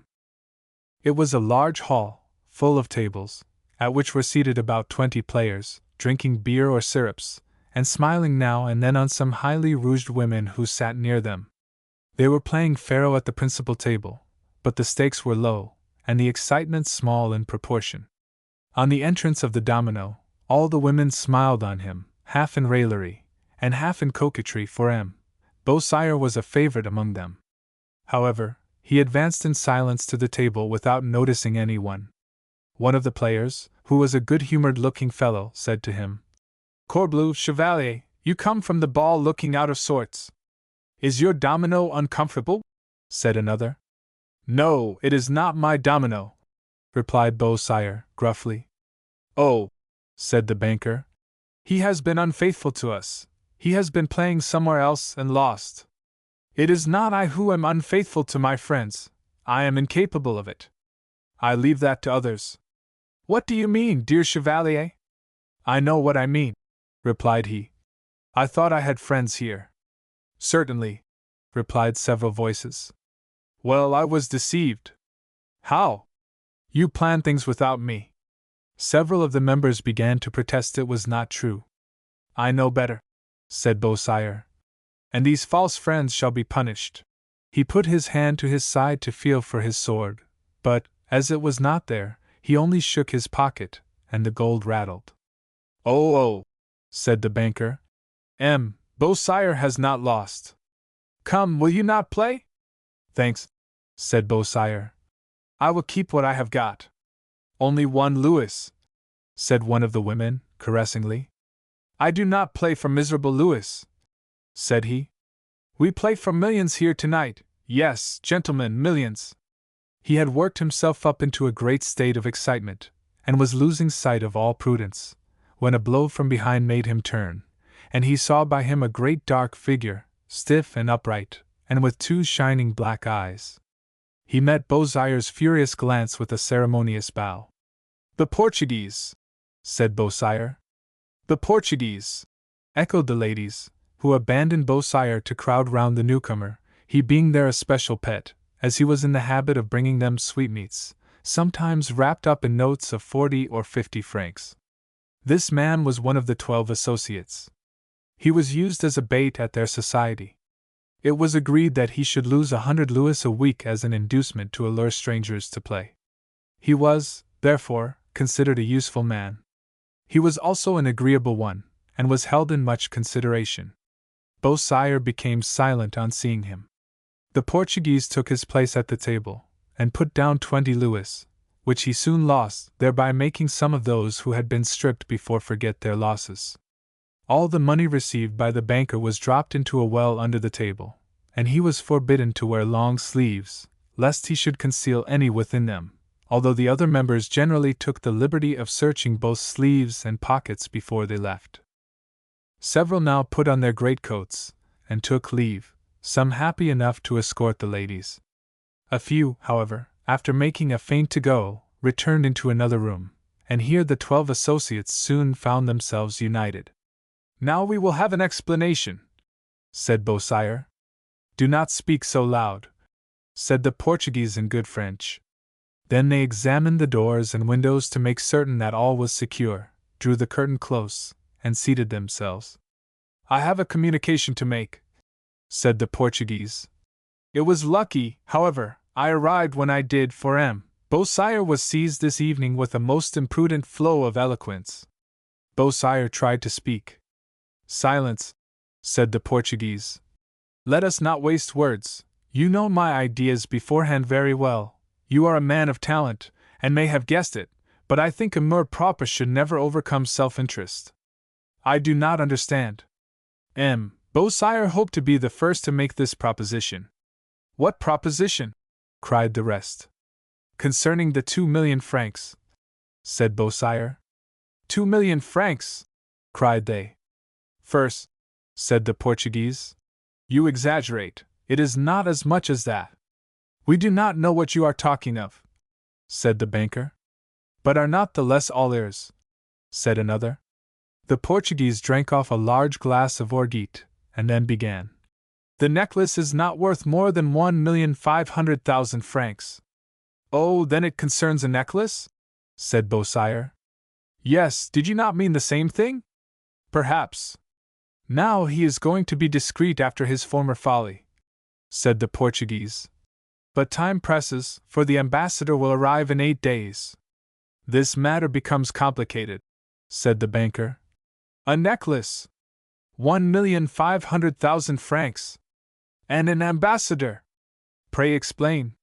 "In a few words," said the Portuguese. MM. Bamer and Bassange offered to the Queen a necklace worth that sum. She refused it, and now they do not know what to do with it, for none but a royal fortune could buy it. Well, I have found the royal personage who will buy this necklace, and obtain the custody of it from MM. Bamer and Bassange, and that is my gracious sovereign the Queen of Portugal. We understand it less than ever," said the associates. "And I not at all," thought Beausire. Then he said aloud, "Explain yourself clearly, dear M. Manuel. Our private differences should give place to the public interests. I acknowledge you the author of the idea, and renounce all right to its paternity. Therefore speak on." "Willingly," said Manuel, drinking a second glass of orgeat. "The embassy is vacant just now. The new ambassador, M. de Souza, will not arrive for a week." "Well, he may arrive sooner." They all looked stupefied but Beausire, who said, "Do you not see some ambassador, whether true or false?" "Exactly," said Manuel. "And the ambassador who arrives may desire to buy this necklace for the Queen of Portugal, and treat accordingly with MM. Bamer and Bassange, that is all." "But," said the banker, "they would not allow such a necklace to pass into the hands of M. de Souza himself without good security." "Oh, I have thought of all that. The ambassador's house is vacant, with the exception of the Chancellor, who is a Frenchman, and speaks bad Portuguese, and who is therefore delighted when the Portuguese speak French to him, as he does not then betray himself, but who likes to speak Portuguese to the French, as it sounds grand. Well, we will present ourselves to this Chancellor with all the appearances of a new legation." "Appearances are something," said Beausire, "but the credentials are much more." "We will have them," replied Manuel. "No one can deny that Don Manuel is an invaluable man," said Beausire. "Well, our appearances, and the credentials having convinced the Chancellor of our identity, we will establish ourselves at the house." "That is pretty bold," said Beausire. "It is necessary, and quite easy," said Manuel. "The Chancellor will be convinced, and if he should afterwards become less credulous, we will dismiss him." I believe an ambassador has the right to change his chancellor. Certainly. Then, when we are masters of the hotel, our first operation will be to wait on Beymer and Bassenge. But you forget one thing, said Beausire. Our first act should be to ask an audience of the king, and then we should break down the famous Riza Bey, who was presented to Louis XIV. As ambassador from the Shah of Persia, spoke Persian at least, and there were no savants here capable of knowing how well, but we should be found out at once. We should be told directly that our Portuguese was remarkably French, and we should be sent to the Bastille. We will escape this danger by remaining quietly at home. Then Beymer will not believe in our ambassadorship. Beymer will be told that we are sent merely to buy the necklace. We will show him our order to do this, as we shall before have shown it to the Chancellor. Only we must try to avoid showing it to the ministers, for they are suspicious, and might find a host of little flaws. Oh yes, cried they all. Let us avoid the ministers. But if Beymer and Bassenge require money on account? Asked Beausire. That would complicate the affair, certainly. For, continued Beausire, it is usual for an ambassador to have letters of credit, at least, if not ready money, and here we should fail. You find plenty of reasons why it should fail, said Manuel, but nothing to make it succeed. It is because I wish it to succeed that I speak of the difficulties. But stop, a thought strikes me. In every ambassador's house there is a strong box. Yes, but it may be empty. Well, if it be, we must ask Beymer and Bassenge, who are their correspondents at Lisbon, and we will sign and stamp for them letters of credit for the sum demanded. That will do, said Manuel. I was engrossed with the grand idea, but had not sufficiently considered the details. Now let us think of arranging the parts, said Beausire. Don Manuel will be ambassador. Certainly, they all said. And Beausire my secretary and interpreter, said Manuel. Why so? Said Beausire, rather uneasily. I am de Souza, and must not speak a word of French, for I know that gentleman speaks nothing but Portuguese, and very little of that. You, on the contrary, Beausire, who have traveled, and have acquired French habits, who speak Portuguese also. Very badly, said Beausire. Quite enough to deceive a Parisian, and then, you know, the most useful agents will have the largest shares. Assuredly, said the others. Well, it is agreed. I am secretary and interpreter. Then as to the money? It shall be divided into 12 parts, but I as ambassador and author of the scheme shall have a share and a half. Beausire the same, as interpreter, and because he partly shared my idea, and also a share and a half to him who sells the jewels. So far, then, it is settled. We will arrange the minor details tomorrow, for it is very late, said Beausire, who was thinking of Oliva, left at the ball with the blue domino, towards whom, in spite of his readiness in giving away Louis d'Or, he did not feel very friendly. No, we will finish at once, said the others. What is to be prepared? A traveling carriage with the arms of de Souza, said Beausire. That would take too long to paint and to dry, said Manuel. Then we must say that the ambassador's carriage broke down on the way, and he was forced to use that of the secretary. I must have a carriage, and my arms will do for that. Besides, we will have plenty of bruises and injuries on the carriage, and especially round the arms, and no one will think of them. But the rest of the embassy? We will arrive in the evening. It is the best time to make a debut, and you shall all follow next day, when we have prepared the way. Very well. But every ambassador, besides a secretary, must have a valet de chambre. You, captain, said Don Manuel, addressing one of the gang, shall take this part. The captain bowed. And the money for the purchases? Said Manuel. I have nothing. I have a little, said Beausire, but it belongs to my mistress. What have we in our fund? Your keys, gentlemen, said the banker. Each drew out a key, which opened one of 12 locks in the table, so that none of these honest associates could open it without all the others. They went to look. 198 louis, besides the reserve fund, said the banker. Give them to M. Beausire and me. It is not too much, said Manuel. Give us 2/3 and leave the rest, said Beausire, with a generosity which won all their hearts. Don Manuel and Beausire received, therefore, 132 louis and 66 remained for the others. They then separated, having fixed a rendezvous for the next day.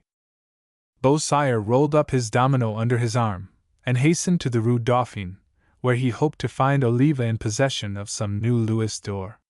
Chapter 26. The Ambassador. On the evening of the next day a traveling carriage passed through the Barrière d'Enfer, so covered with dust and scratches that no one could discern the arms. The 4 horses that drew it went at a rapid pace, until it arrived before an hotel of handsome appearance, in the Rue de la Jussienne, at the door of which 2 men, one of whom was in full dress, were waiting. The carriage entered the courtyard of the hotel, and one of the persons waiting approached the door, and commenced speaking in bad Portuguese. "Who are you?" said a voice from the inside, speaking the language perfectly. "The unworthy Chancellor of the Embassy, Your Excellency." "Very well." "Mon Dieu! How badly you speak our language, my dear Chancellor! But where are we to go?" "This way, Monseigneur." "This is a poor reception," said Don Manuel, as he got out of the carriage, leaning on the arms of his secretary and valet. "Your Excellency must pardon me," said the Chancellor, "but the courier announcing your arrival only reached the hotel at 2 o'clock today. I was absent on some business, and when I returned, found your Excellency's letter. I have only had time to have the rooms opened and lighted." "Very good. It gives me great pleasure to see the illustrious person of our ambassador. We desire to keep as quiet as possible," said Don Manuel, "until we receive further orders from Lisbon. But pray show me to my room, for I am dying with fatigue. My secretary will give you all necessary directions." The Chancellor bowed respectfully to Beausire, who returned it, and then said, "We will speak French, sir. I think it will be better for both of us." "Yes," murmured the Chancellor. "I shall be more at my ease, for I confess that my pronunciation—" "So I hear," interrupted Beausire. "I will take the liberty to say to you, sir, as you seem so amiable, that I trust M. de Souza will not be annoyed at my speaking such bad Portuguese." "Oh, not at all, as you speak French." "French!" cried the Chancellor. "I was born in the Rue St. Honoré." "Oh, that will do," said Beausire. "Your name is de Cornell, is it not?" "Yes, monsieur, rather a lucky one, as it has a Spanish termination." "It is very flattering to me that monsieur knew my name." "Oh, you are well known, so well that we did not bring a chancellor from Lisbon with us." "I am very grateful, monsieur, but I think M. de Souza is ringing. Let us go and see." They found Manuel attired in a magnificent dressing gown.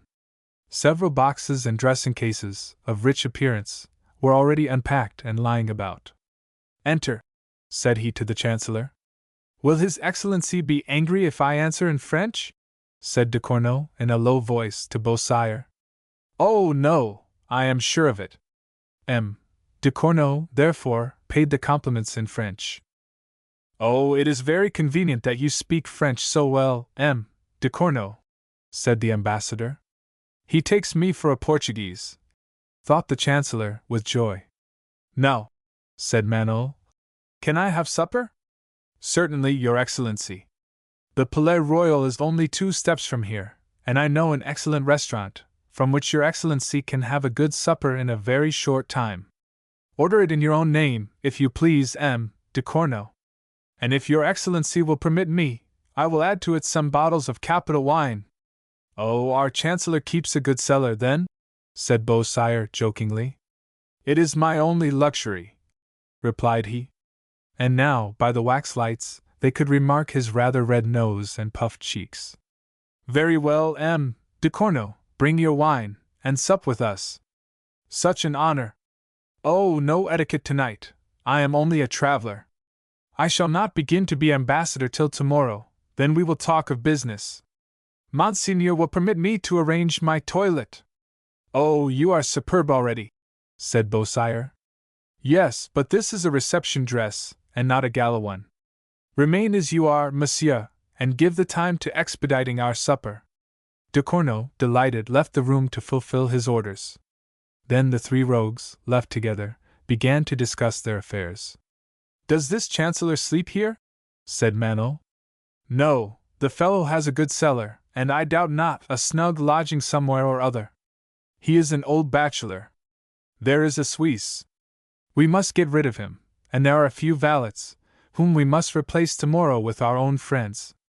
Who is in the kitchen department? No one. The old ambassador did not live here.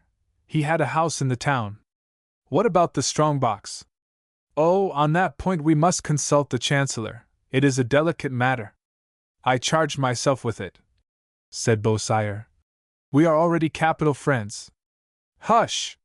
Here he comes. De Corneau entered, quite out of breath. He had ordered the supper, and fetched 6 bottles of wine from his cellar, and was looking quite radiant at the thoughts of the coming repast. Will your Excellency descend to the dining room? No, we will sup up here. Here is the wine, then, said De Corneau. It sparkles like rubies, said Beausire, holding it to the light. Sit down, M. De Corneau, my valet will wait upon us. What day did the last dispatches arrive? Immediately after the departure of your Excellency's predecessor. Are the affairs of the embassy in good order? Oh yes, Monseigneur. No money difficulties? No debts? Not that I know of. Because if there are, we must begin by paying them. Oh, your Excellency will have nothing of that sort to do. All the accounts were paid up 3 weeks ago, and the day after the departure of the late ambassador 100,000 francs arrived here. 100,000 francs? Said Beausire. Yes, in gold. So, said Beausire, the box contains 100,380 francs, monsieur. It is not much, said Manuel coldly. But happily, Her Majesty has placed funds at my disposal. I told you, continued he, turning to Beausire, that I thought we should need it at Paris. Your Excellency took wise precautions, said Beausire, respectfully. From the time of this important communication the hilarity of the party went on increasing. A good supper, consisting of salmon, crabs, and sweets, contributed to their satisfaction. De Corneau, quite at his ease, ate enough for 10, and did not fail, either, in demonstrating that a Parisian could do honor to port and sherry. Chapter 27. Messrs. Bamer and Bassenge. M. De Corneau blessed heaven repeatedly for sending an ambassador who preferred his speaking French to Portuguese, and liked Portuguese wines better than French ones. At last, Manuel expressed a wish to go to bed. De Corneau rose and left the room, although, it must be confessed, he found some difficulty in the operation. It was now the turn of the valet to have supper, which he did with great goodwill. The next day the hotel assumed an air of business. All the bureaus were opened, and everything indicated life in the recently deserted place. The report soon spread in the neighborhood that some great personages had arrived from Portugal during the night. This, although what was wanted to give them credit, could not but inspire the conspirators with some alarm, for the police had quick ears and Argus eyes. Still, they thought that by audacity, combined with prudence, they might easily keep them from becoming suspicious, until they had had time to complete their business.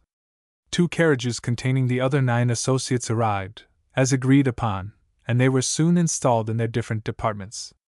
Beausire induced De Corneau himself to dismiss the porter, on the ground that he did not speak Portuguese. They were, therefore, in a good situation to keep off all unwelcome visitors. About noon, Don Manuel, gaily dressed, got into a carriage, which they had hired for 500 francs a month, and set out, with his secretary, for the residence of Bamer and Bassenge. Their servant knocked at the door, which was secured with immense locks, and studded with great nails, like that of a prison. A servant opened it. His Excellency the Ambassador of Portugal desires to speak to Bamer and Bassenge.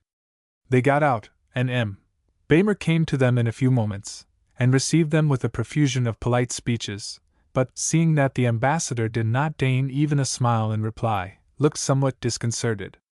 His Excellency does not speak or understand French, sir, and you must communicate to him through me, if you do not speak Portuguese, said Beausire.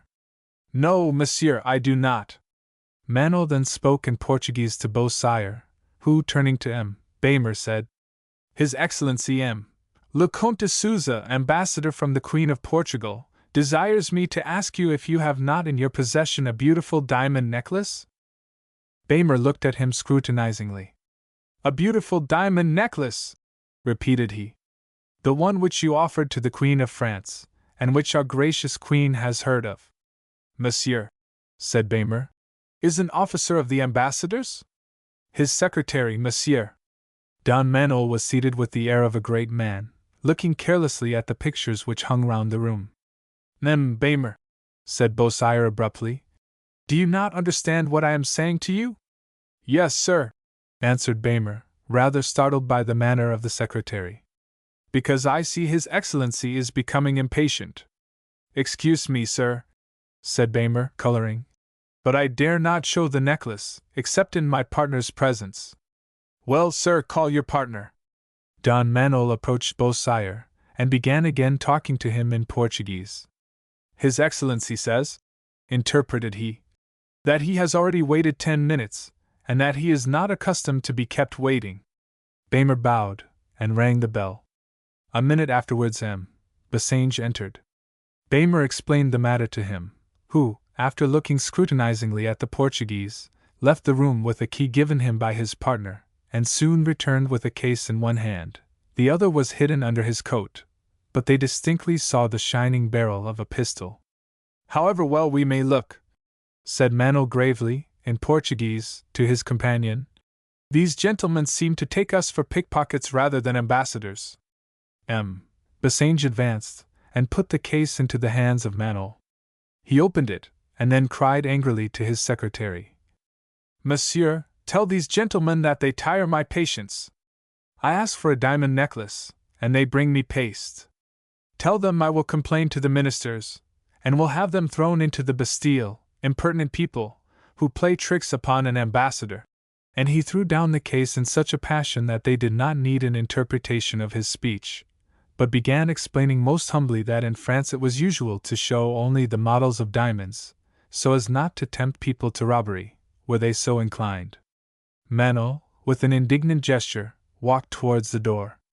His Excellency desires me to tell you, said Beausire, that he is sorry that people like Bamer and Bassenge, jewelers to the Queen, should not know better how to distinguish an ambassador from a rogue, and that he will return to his hotel. The jewelers began to utter most respectful protestations, but Manuel walked on, and Beausire followed him. To the ambassador's hotel, Rue de la Jessienne, said Beausire to the footman. A lost business, groaned the valet, as they set off. On the contrary, a safe one. In an hour these men will follow us. Chapter 28. The Ambassador's Hotel. On returning to their hotel, these gentlemen found de Corneau dining quietly in his bureau. Beausire desired him, when he had finished, to go up and see the ambassador, and added, You will see, my dear Chancellor, that M. de Souza is not an ordinary man. I see that already. His Excellency, continued Beausire, wishes to take a distinguished position in Paris, and this residence will be insupportable to him. He will require a private house. That will complicate the diplomatic business, said de Corneau. We shall have to go so often to obtain his signature. His Excellency will give you a carriage, M. de Corneau. A carriage for me. Certainly, every chancellor of a great ambassador should have a carriage. But we will talk of that afterwards. His Excellency wishes to know where the strong box is. Upstairs, close to his own room. So far from you? For greater safety, sir. Robbers would find greater difficulty in penetrating there than here on the ground floor. Robbers, said Beausire, disdainfully. For such a little sum?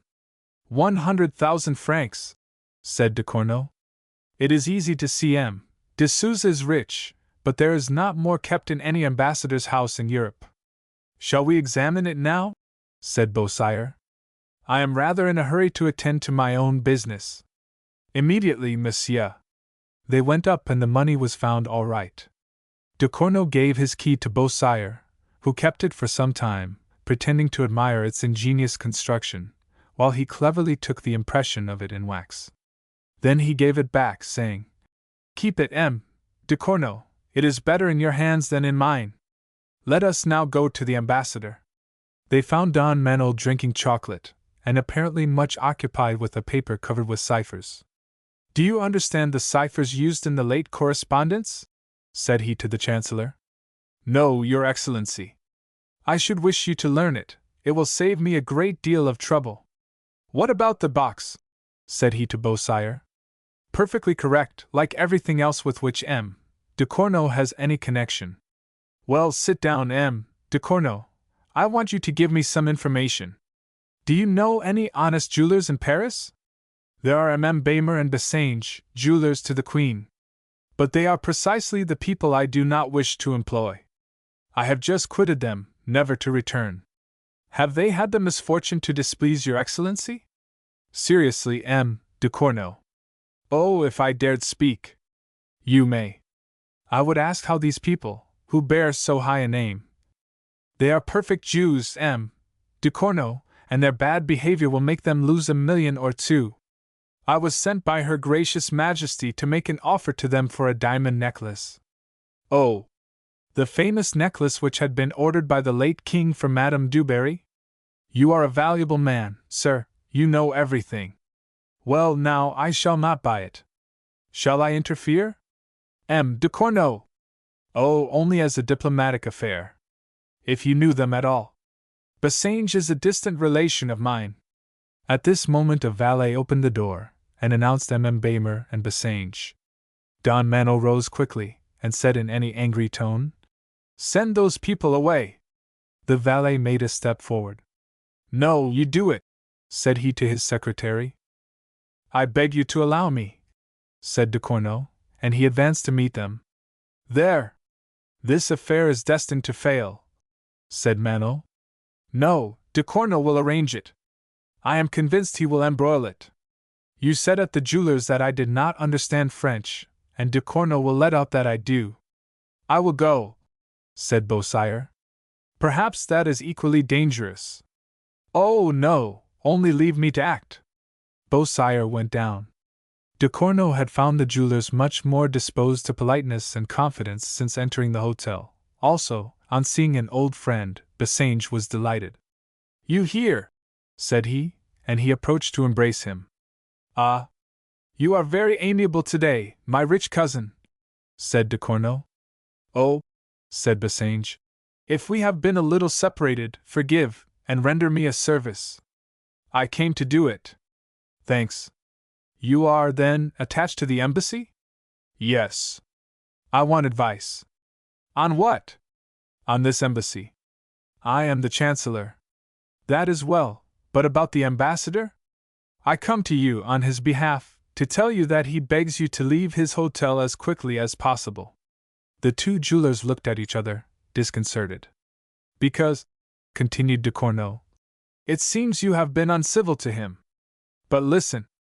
It is useless, said Beausire, who suddenly appeared.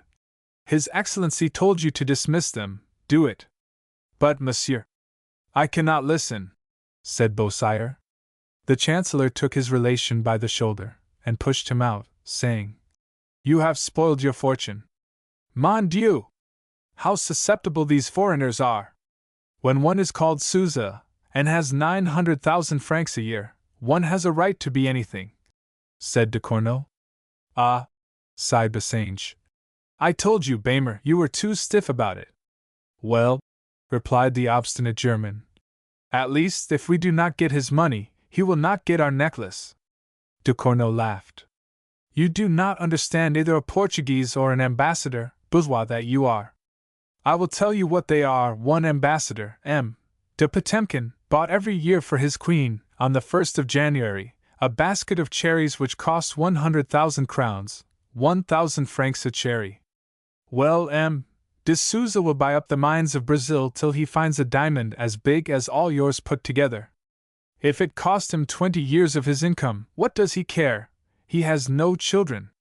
And he was going to shut the door, when Bassange said, Arrange this affair, and you shall have. I am incorruptible, said he, and closed the door. That evening the ambassador received this letter. Monseigneur, a man who waits for your orders, and desires to present you our respectful excuses, is at the door of your hotel, and at a word from your Excellency he will place in the hands of one of your people the necklace of which you did us the honor to speak. Deign to receive, Monseigneur, the assurances of our most profound respect. Monseigneur. Bamer and Bassange. Bamer and Bassange. Well, said Manuel on reading this note, the necklace is ours. Not so, said Beausire. It will only be ours when we have bought it. We must buy it, but remember, your Excellency does not know French. Yes, I know, but this Chancellor? Oh, I will send him away on some diplomatic mission. You are wrong, he will be our security with these men. But he will say that you know French. No, he will not. I will tell him not to do so. Very well, then, we will have up the man. The man was introduced. It was Bamer himself, who made many bows and excuses, and offered the necklace for examination. Sit down, said Beausire. His Excellency pardons you. Oh, how much trouble to sell, sighed Bamer. How much trouble to steal, thought Beausire. Chapter 29. The Bargain. Then the ambassador consented to examine the necklace in detail. Bamer showed each individual beauty. On the whole, said Beausire, interpreting for Manuel, His Excellency sees nothing to complain of in the necklace, but there are 10 of the diamonds rather spotted. Oh, said Bamer. His Excellency, interrupted Beausire, understands diamonds perfectly. The Portuguese nobility play with the diamonds of Brazil, as children do here with glass beads. Whatever it may be, however, said Bamer, this necklace is the finest collection of diamonds in all Europe. That is true, said Manuel. Then Beausire went on. Well, Bamer, Her Majesty the Queen of Portugal has heard of this necklace, and has given de Souza a commission to buy it, if he approved of the diamonds, which he does. Now, what is the price? 1,600,000 francs. Beausire repeated this to the ambassador. It is 100,000 francs too much, replied Manuel. Monseigneur, replied the jeweler, one cannot fix the exact price of the diamonds on a thing like this. It has been necessary, in making this collection, to undertake voyages, and make searches and inquiries which no one would believe but myself. 100,000 francs too dear, repeated Manuel. And if His Excellency says this, said Beausire, it must be his firm conviction, for he never bargains. Bamer was shaken. Nothing reassures a suspicious merchant so much as a customer who beats down the price. However, he said, after a minute's thought, I cannot consent to a deduction which will make all the difference of loss or profit to myself and my partner. Don Manuel, after hearing this translated, rose, and Beausire returned the case to the jeweler. I will, however, speak to Bassange about it, continued Bamer. I am to understand that His Excellency offers 1,500,000 francs for the necklace. Yes, he never draws back from what he has said. But, monsieur, you understand that I must consult with my partner. Certainly, Bamer. Certainly, repeated Don Manuel, after hearing this translated. But I must have a speedy answer. Well, Monseigneur, if my partner will accept the price, I will. Good. It then only remains, accepting the consent of Bassange, to settle the mode of payment. There will be no difficulty about that, said Beausire. How do you wish to be paid? Oh, said Bamer, laughing, if ready money be possible. What do you call ready money? Said Beausire coldly. Oh, I know no one has 1.5 million of francs ready to pay down, said Bamer, sighing. Certainly not. Still, I cannot consent to dispense with some ready money. That is but reasonable. Then, turning to Manuel, how much will your Excellency pay down to Baymer. 100,000 francs. Beausire repeated this. And when the remainder? Asked Baymer. When we shall have had time to send to Lisbon. Oh, said Baymer. We have a correspondent there, and by writing to him. Yes, said Beausire, laughing ironically. Write to him, and ask if M.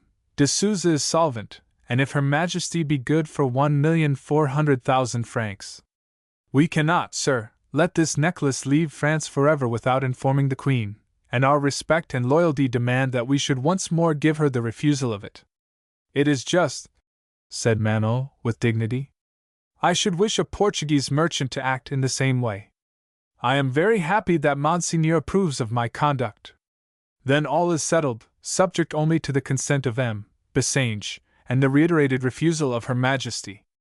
I ask 3 days to settle these 2 points.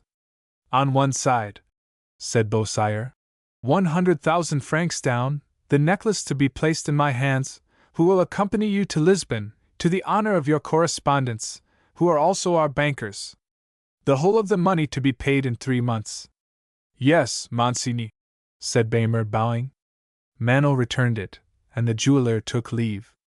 When they were alone, Manon said angrily to Beausire, Please to explain what the devil you mean by this journey to Portugal. Are you mad? Why not have the jewels here in exchange for our money? You think yourself too really ambassador, replied Beausire. You are not yet quite M. de Souza to this jeweler. If he had not thought so, he would not have treated. Agreed. But every man in possession of 1,500,000 francs holds himself above all the ambassadors in the world, and every one who gives that value in exchange for pieces of paper wishes first to know what the papers are worth. Then you mean to go to Portugal, you, who cannot speak Portuguese properly? I tell you, you are mad. Not at all. You shall go yourself if you like. Thank you, said Don Manuel. There are reasons why I would rather not return to Portugal. Well, I tell you, M. Baymer would never give up the diamonds for mere papers. Papers signed Souza? I said you thought yourself a real Souza. Better say at once that we have failed, said Manuel. Not at all. Come here, Captain, said Beausire to the valet. You know what we are talking of? Yes. You have listened to everything? Certainly. Very well. Do you think I have committed a folly? I think you perfectly right. Explain why. M. Baymer would, on the other plan, have been incessantly watching us, and all connected with us. Now, with the money and the diamonds both in his hands, he can have no suspicion, but will set out quietly for Portugal, which, however, he will never reach. Is it not so, M. Beausire? Ah, you are a lad of discernment. Explain your plan, said Manuel. About 50 leagues from here, said Beausire. This clever fellow here will come and present 2 pistols at the heads of our postilions, will steal from us all we have, including the diamonds, and will leave M. Baymer half dead with blows. Oh, I did not understand exactly that, said the valet. I thought you would embark for Portugal. And then, M. Baymer, like all Germans, will like the sea, and walk on the deck. One day he may slip and fall over, and the necklace will be supposed to have perished with him. Oh, I understand, said Manuel. That is lucky at last. Only, replied Manuel, for stealing diamonds one is simply sent to the Bastille, but for murder one is hanged. But for stealing diamonds one may be taken, for a little push to M. Baymer we should never even be suspected. Well, we will settle all this afterwards, said Beausire. At present let us conduct our business in style, so that they may say, if he was not really ambassador, at least he seemed like one. Chapter 30. The Journalist's House. It was the day after the agreement with M. Baymer, and 3 days after the ball at the opera. In the Rue Montorgueil, at the end of a courtyard, was a high and narrow house. The ground floor was a kind of shop, and here lived a tolerably well-known journalist. The other stories were occupied by quiet people, who lived there for cheapness. M. Retteau, the journalist, published his paper weekly. It was issued on the day of which we speak, and when M. Retteau rose at 8 o'clock, his servant brought him a copy, still wet from the press. He hastened to peruse it, with the care which a tender father bestows on the virtues or failings of his offspring. When he had finished it, "Aldegonde," said he to the old woman, "this is a capital number. Have you read it?" "Not yet. My soup is not finished." "It is excellent," repeated the journalist. "Yes," said she. "But do you know what they say of it in the printing office?" "What?" "That you will certainly be sent to the Bastille." "Aldegonde," replied Retteau calmly, "make me a good soup, and do not meddle with literature." "Always the same," said she, "rash and imprudent.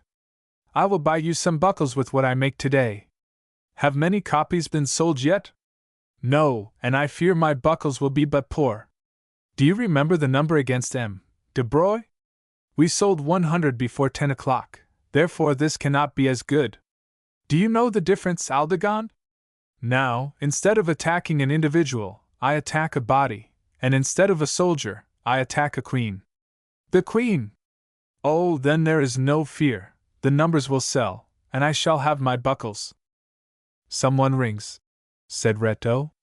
The old woman ran to the shop, and returned a minute after, triumphant. 1,000 copies, said she. "There is an order." "In whose name?" asked Retteau, quickly. "I do not know. But I want to know, run and ask." "Oh, there is plenty of time. They cannot count 1,000 copies in a minute." "Yes, but be quick. Ask the servant. Is it a servant?" "It is a porter." "Well, ask him where he is to take them to." Aldegonde went, and the man replied that he was to take them to the Rue Neuve St. Gilles, to the house of the Count de Cagliostro. The journalist jumped with delight, and ran to assist in counting off the numbers. They were not long gone when there was another ring. "Perhaps that is for another 1,000 copies," cried Aldegonde. "As it is against the Austrian, every one will join in the chorus." "Hush, hush, Aldegonde! Do not speak so loud, but go and see who it is." Aldegonde opened the door to a man, who asked if he could speak to the editor of the paper. "What do you want to say to him?" asked Aldegonde, rather suspiciously. The man rattled some money in his pocket, and said, "I come to pay for the 1,000 copies sent for by M. le Comte de Cagliostro." "Oh, come in!" A young and handsome man, who had advanced just behind him, stopped him as he was about to shut the door, and followed him in. Aldegonde ran to her master. "Come," said she, "here is the money for the 1,000 copies." He went directly, and the man, taking out a small bag, paid down 106 franc pieces. Retteau counted them and gave a receipt, smiling graciously on the man, and said, "Tell the Count de Cagliostro that I shall always be at his orders, and that I can keep a secret." "There is no need," replied the man. "M. de Cagliostro is independent. He does not believe in magnetism, and wishes to make people laugh at M. Mesmer, that is all." "Good," replied another voice. "We will see if we cannot turn the laugh against M. de Cagliostro." And M. Retteau, turning, saw before him the young man we mentioned. His glance was menacing. He had his left hand on the hilt of his sword, and a stick in his right.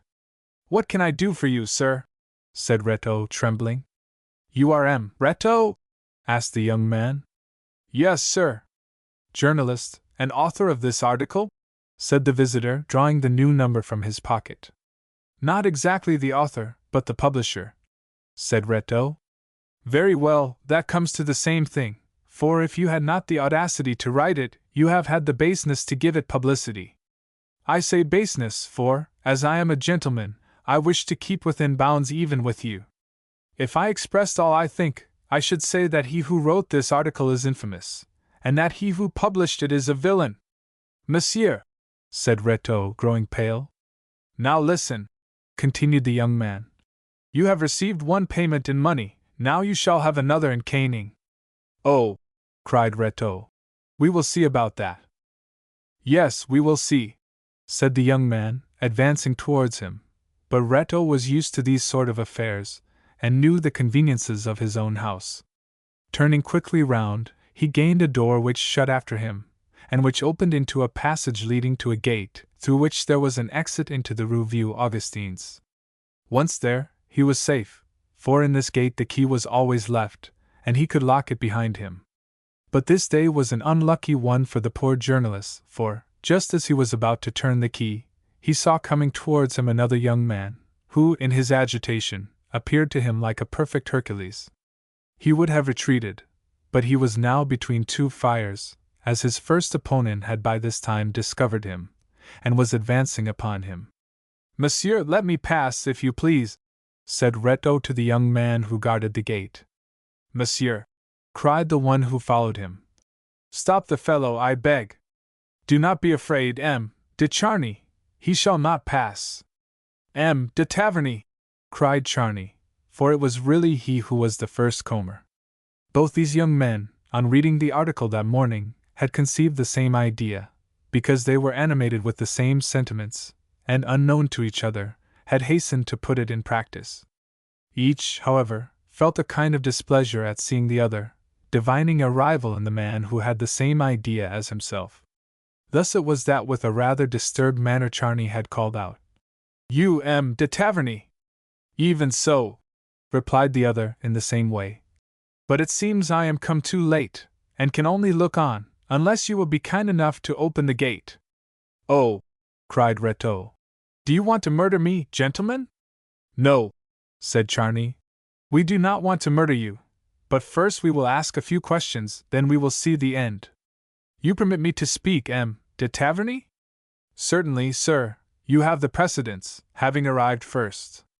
Charny bowed, then, turning to Retto, said, "You confess, then, that you have published against the Queen the playful little tale, as you call it, which appeared this morning in your paper?"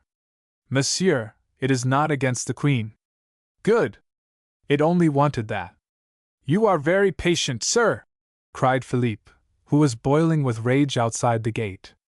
"Oh, be easy, sir," replied Charny. "He shall lose nothing by waiting." "Yes," murmured Philippe. "But I also am waiting." Charny turned again to Retto. "Ateniana is Antoinette transposed. Oh, do not lie, sir, or instead of beating, or simply killing you, I shall burn you alive. But tell me if you are the sole author of this?" "I am not an informer," said Retto. "Very well, that means that you have an accomplice. And first, the man who bought 1,000 copies of this infamy, the Count de Cagliostro. But he shall pay for his share, when you have paid for yours." "Monsieur, I do not accuse him," said Retto, who feared that he should encounter the anger of Cagliostro after he had done with these two. Charny raised his cane. "Oh, if I had a sword!" cried Retto. Philippe, will you lend your sword to this man?" "No, de Charny, I cannot lend my sword to a man like that, but I will lend you my cane, if yours does not suffice." "Corbleu! A cane!" cried Retto. "Do you know that I am a gentleman? Then lend me your sword, de Taverny, he shall have mine, and I will never touch it again," cried Charny. Philippe unsheathed his sword, and passed it through the railings. "Now," said Charny, throwing down his sword at the feet of Retto, "you call yourself a gentleman, and you write such infamies against the Queen of France. Pick up that sword, and let us see what kind of a gentleman you are."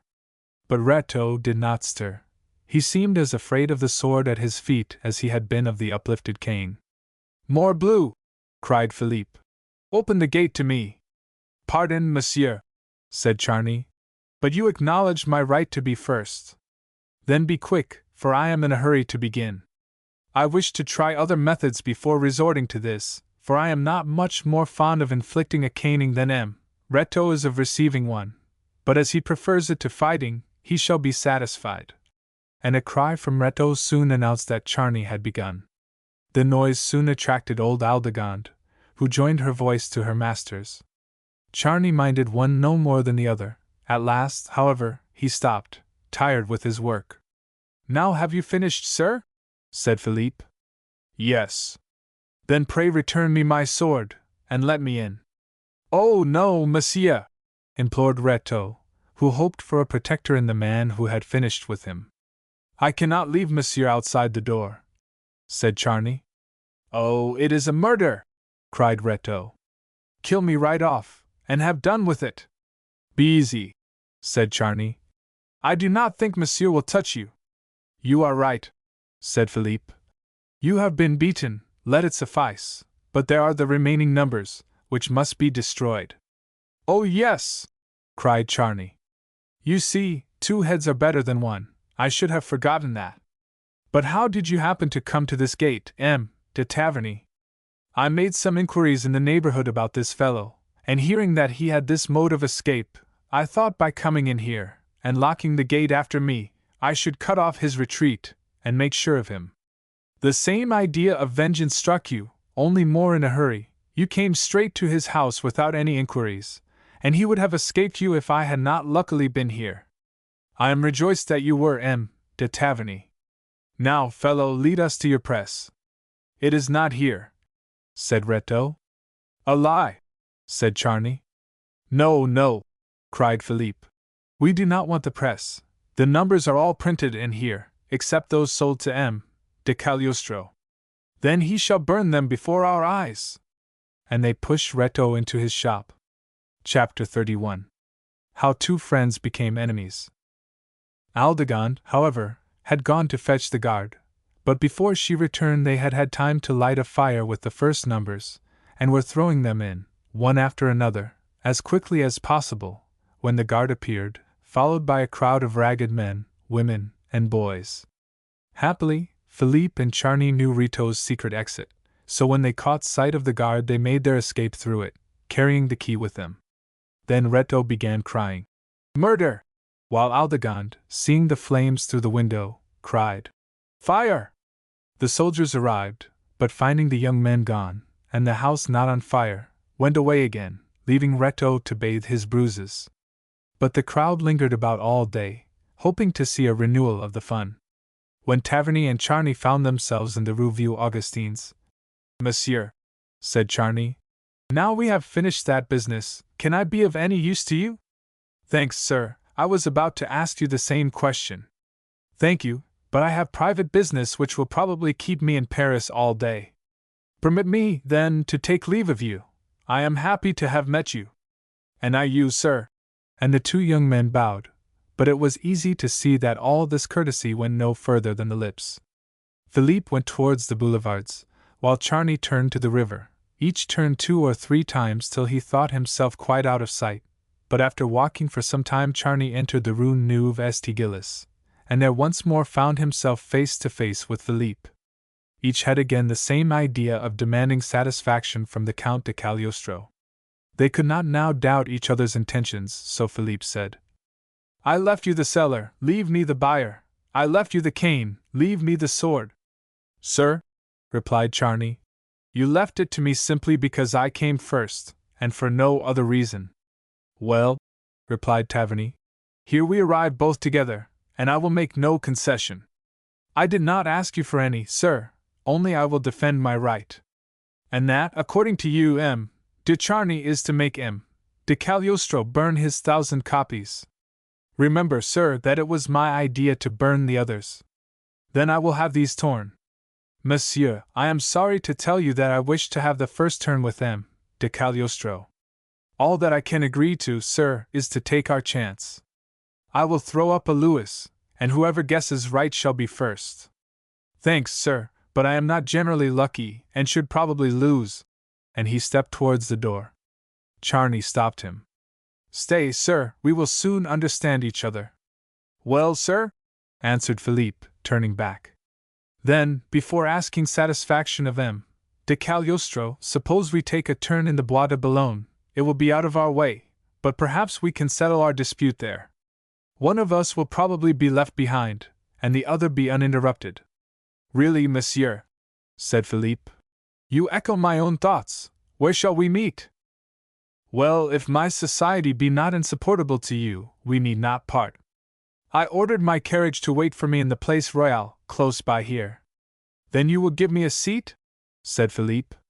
"With the greatest pleasure."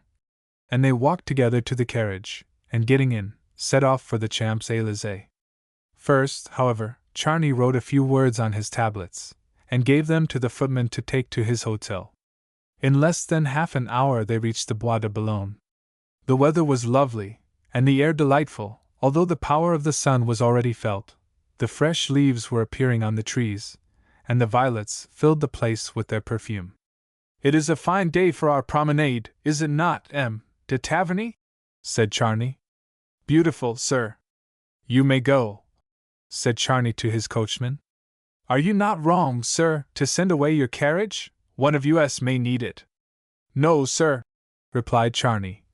"In this affair secrecy before everything, and once in the knowledge of a servant, we risk it being talked of all over Paris tomorrow." "As you please, but do you think the fellow does not know what he came here for? These people know well what brings two gentlemen to the Bois de Boulogne, and even if he did not feel sure now, he will perhaps afterwards see one of us wounded, and will have no doubts left then. Is it not then better to keep him here to take back either who shall need him, than to be left, or leave me here, wounded and alone?" "You are right, monsieur," replied Charny, and turning to the coachman, he said, "No, stop, Dauphin, you shall wait here."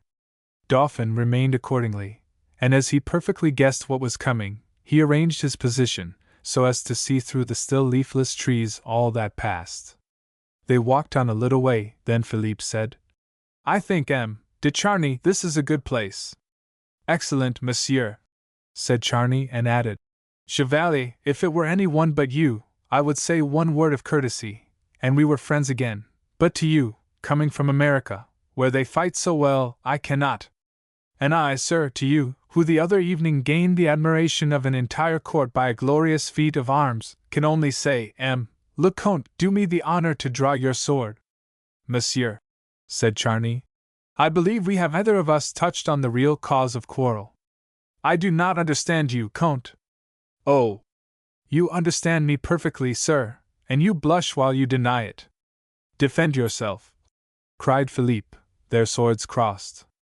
Philippe soon perceived that he was superior to his adversary, and therefore became as calm as though he had been only fencing, and was satisfied with defending himself without attacking. "You spare me, sir," said Charny. "May I ask why?" Philippe went on as before. Charny grew warm, and wished to provoke him from this sang-froid, therefore he said, "I told you, sir, that we had not touched on the real cause of the quarrel." Philippe did not reply. "The true cause," continued Charny, "why you sought a quarrel, for it was you who sought it, was, that you were jealous of me." Still Philippe remained silent. "What is your intention?" again said Charny. "Do you wish to tire my arm? That is a calculation unworthy of you. Kill me if you can, but do not dally thus." "Yes, sir," replied Philippe at last. "Your reproach is just. The quarrel did begin with me, and I was wrong. That is not the question now. You have your sword in your hand, use it for something more than mere defense." "Monsieur," said Philippe, "I have the honor to tell you once more I was wrong, and that I apologize." But Charny was by this time too excited to appreciate the generosity of his adversary. "Oh," said he, "I understand. You wish to play the magnanimous with me, that is it not, Chevalier? You wish to relate to the ladies this evening how you brought me here, and then spared my life." "Count," said Philippe, "I fear you are losing your senses. You wish to kill M. de Cagliostro to please the Queen, and for the same reason you wish to turn me into ridicule." "Ah! This is too much," cried Philippe, "and proves to me that you have not as generous a heart as I thought." "Pierce it then," cried Charny, exposing himself as Philippe made another pass. The sword glanced along his ribs, and the blood flowed rapidly. "At last," cried Charny, "I am wounded. Now I may kill you if I can." "Decidedly," said Philippe. "You are mad. You will not kill me, you will only be disabled without cause, and without profit, for no one will ever know for what you have fought." And as Charny made another pass, he dexterously sent his sword flying from his hand. Then, seizing it, he broke it across his foot. "M. de Charny," said he, "you did not require to prove to me that you were brave. You must therefore detest me very much when you fight with such fury." Charny did not reply, but grew visibly pale, and then tottered. Philippe advanced to support him, but he repulsed him, saying, "I can reach my carriage." At least take this handkerchief to stop the blood. Willingly. And my arm, sir. At the least obstacle you met you would fall, and give yourself unnecessary pain. The sword has only penetrated the skin. I hope soon to be well. So much the better, sir, but I warn you that you will find it difficult to make me your adversary again. Charny tried to reply, but the words died on his lips. He staggered, and Philippe had but just time to catch him in his arms, and bear him half fainting to his carriage. Dauphin, who had seen what had passed, advanced to meet him, and they put Charny in. Drive slowly, said Philippe, who then took his way back to Paris, murmuring to himself, with a sigh, she will pity him. Chapter 32. The house in the Rue St. Gilles. Philippe jumped into the first coach he saw, and told the man to drive to the Rue St. Gilles, where he stopped at the house of M. de Cagliostro. A large carriage, with 2 good horses, was standing in the courtyard. The coachman was asleep, wrapped in a greatcoat of fox skins, and 2 footmen walked up and down before the door. Does the Count Cagliostro live here? Asked Philippe. He is just going out. The more reason to be quick, for I wish to speak to him first, announced the Chevalier Philippe de Taverny, and he followed the men upstairs. Ask him to walk in, said from within a voice at once manly and gentle.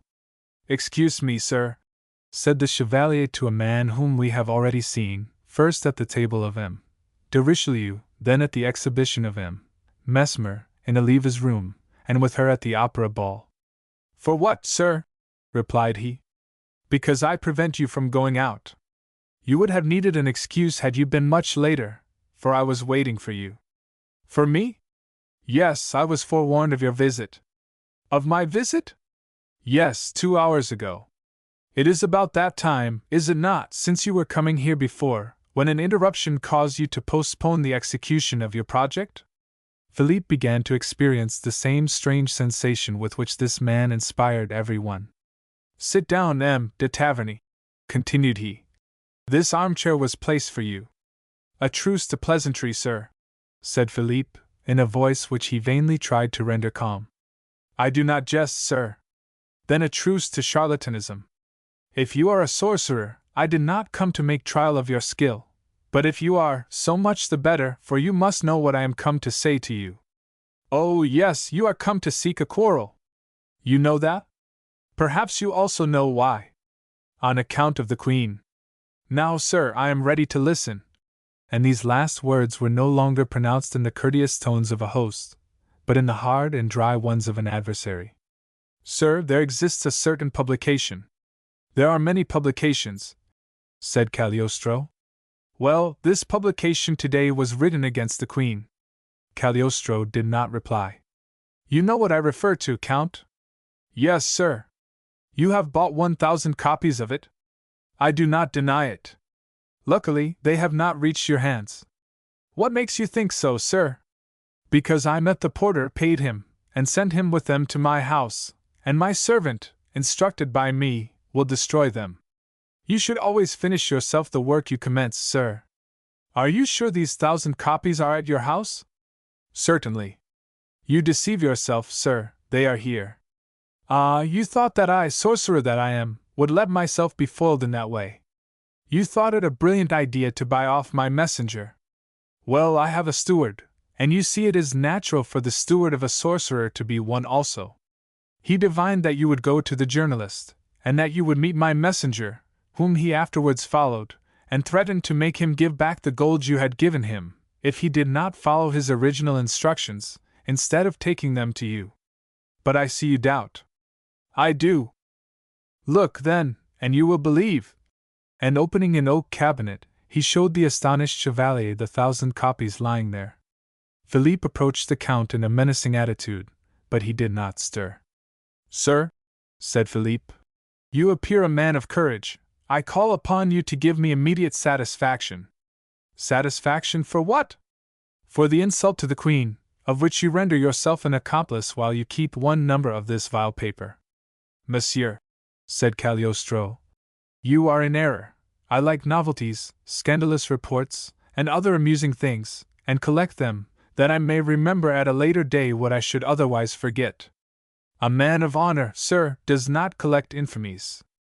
But if I do not think this an infamy? You will allow at least that it is a lie. You deceive yourself, sir. The Queen was at Mesmer's. It is false, sir. You mean to tell me I lie? I do. Well, I will reply in a few words. I saw her there. You saw her? As plainly as I now see you. Philippe looked full at Cagliostro. I still say, sir, that you lie.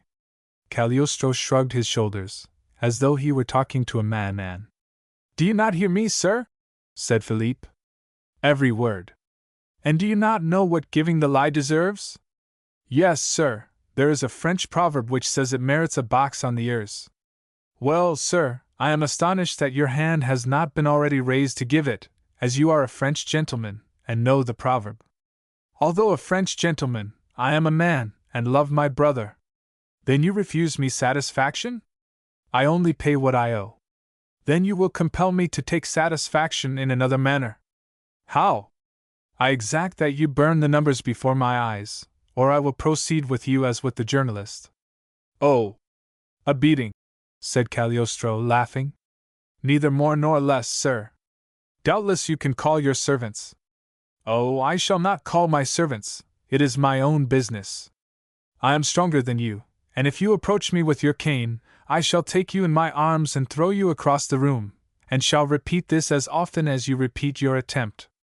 Well, Hercules, I accept the challenge, said Philippe, throwing himself furiously upon Cagliostro, who, seizing him round the neck and waist with a grasp of iron, threw him on a pile of cushions, which lay some way off, and then remained standing as coolly as ever. Philippe rose as pale as death. Sir, said he, in a hoarse voice, you are in fact stronger than I am, but your logic is not as strong as your arm, and you forgot, when you treated me thus, that you gave me the right to say, defend yourself, Count, or I will kill you. Cagliostro did not move. Draw your sword, I tell you, sir, or you are a dead man. You are not yet sufficiently near for me to treat you as before, and I will not expose myself to be killed by you, like poor Gilbert. Gilbert! Cried Philippe, reeling back. Did you say Gilbert? Happily you have no gun this time, only a sword. Monsieur, cried Philippe, you have pronounced a name which has awakened a terrible echo in your remembrance, has it not? A name that you never thought to hear again, for you were alone with the poor boy, in the grotto of Osiris, when you assassinated him. Oh, said Philippe, will you not draw? If you knew, said Cagliostro, how easily I could make your sword fly from your hand. With your sword? Yes, with my sword if I wished. Then try. No, I have a still surer method. For the last time, defend yourself, said Philippe, advancing towards him. Then the Count took from his pocket a little bottle, which he uncorked, and threw the contents in Philippe's face. Scarcely had it touched him, when he reeled, let his sword drop, and fell senseless. Cagliostro picked him up, put him on a sofa, waited for his senses to return, and then said, At your age, Chevalier, we should have done with follies. Cease, therefore, to act like a foolish boy, and listen to me. Philippe made an effort to shake off the torpor which still held possession of him, and murmured, Oh, sir, do you call these the weapons of a gentleman? Cagliostro shrugged his shoulders. You repeat forever the same word, he said. When we of the nobility have opened our mouths wide enough to utter the word gentleman, we think we have said everything.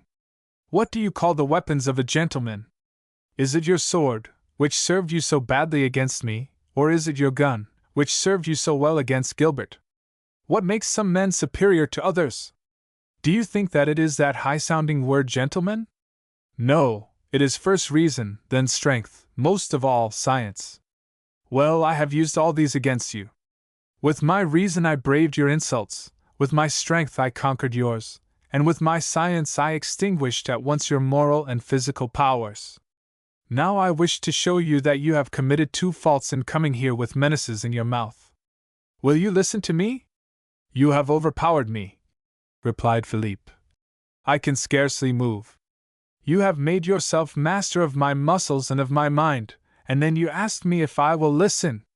Then Cagliostro took down from the chimney-piece another little gold phial. Smell this, Chevalier, said he. Philippe obeyed, and it seemed to him that the cloud which hung over him dispersed. Oh, I revive, he cried. And you feel free and strong? Yes. With your full powers and memory of the past? Yes.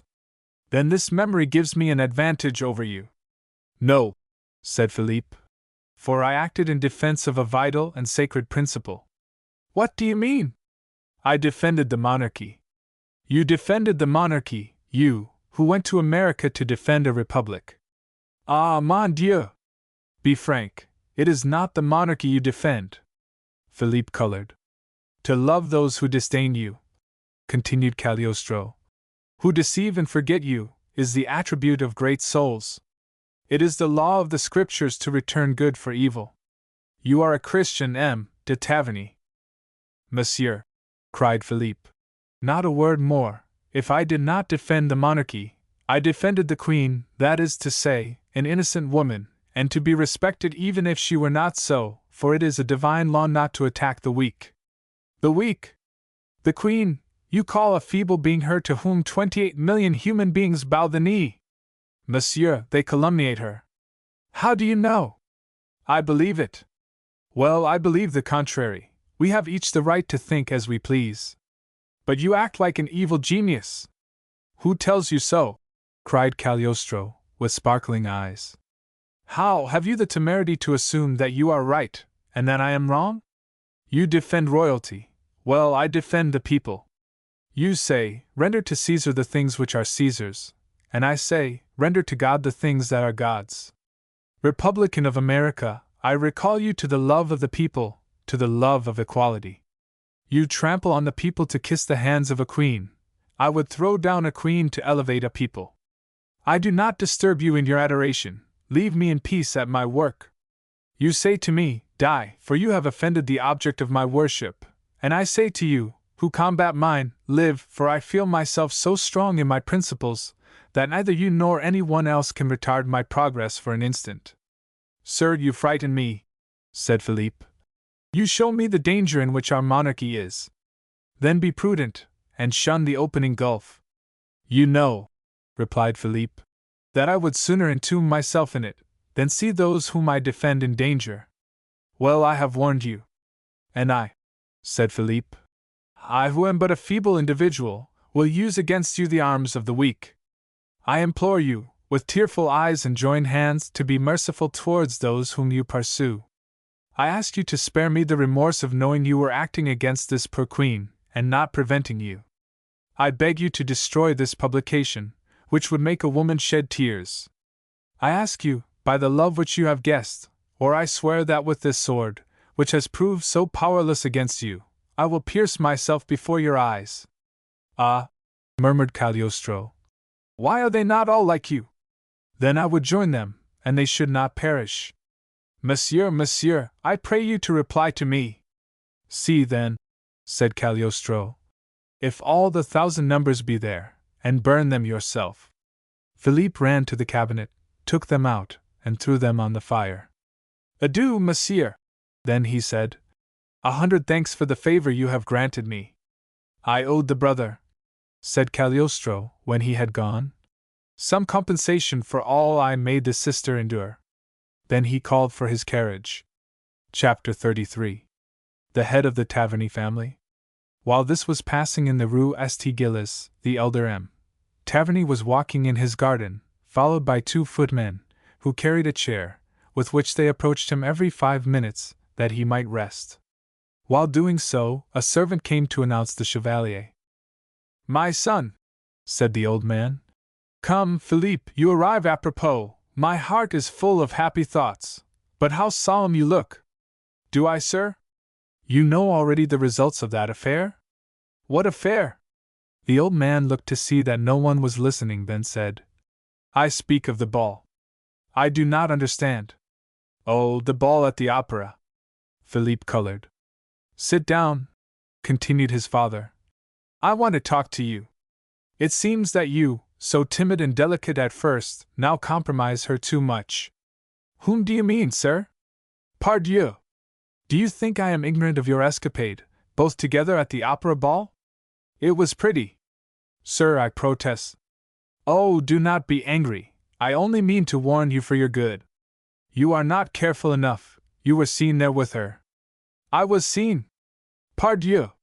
Had you, or not, a blue domino?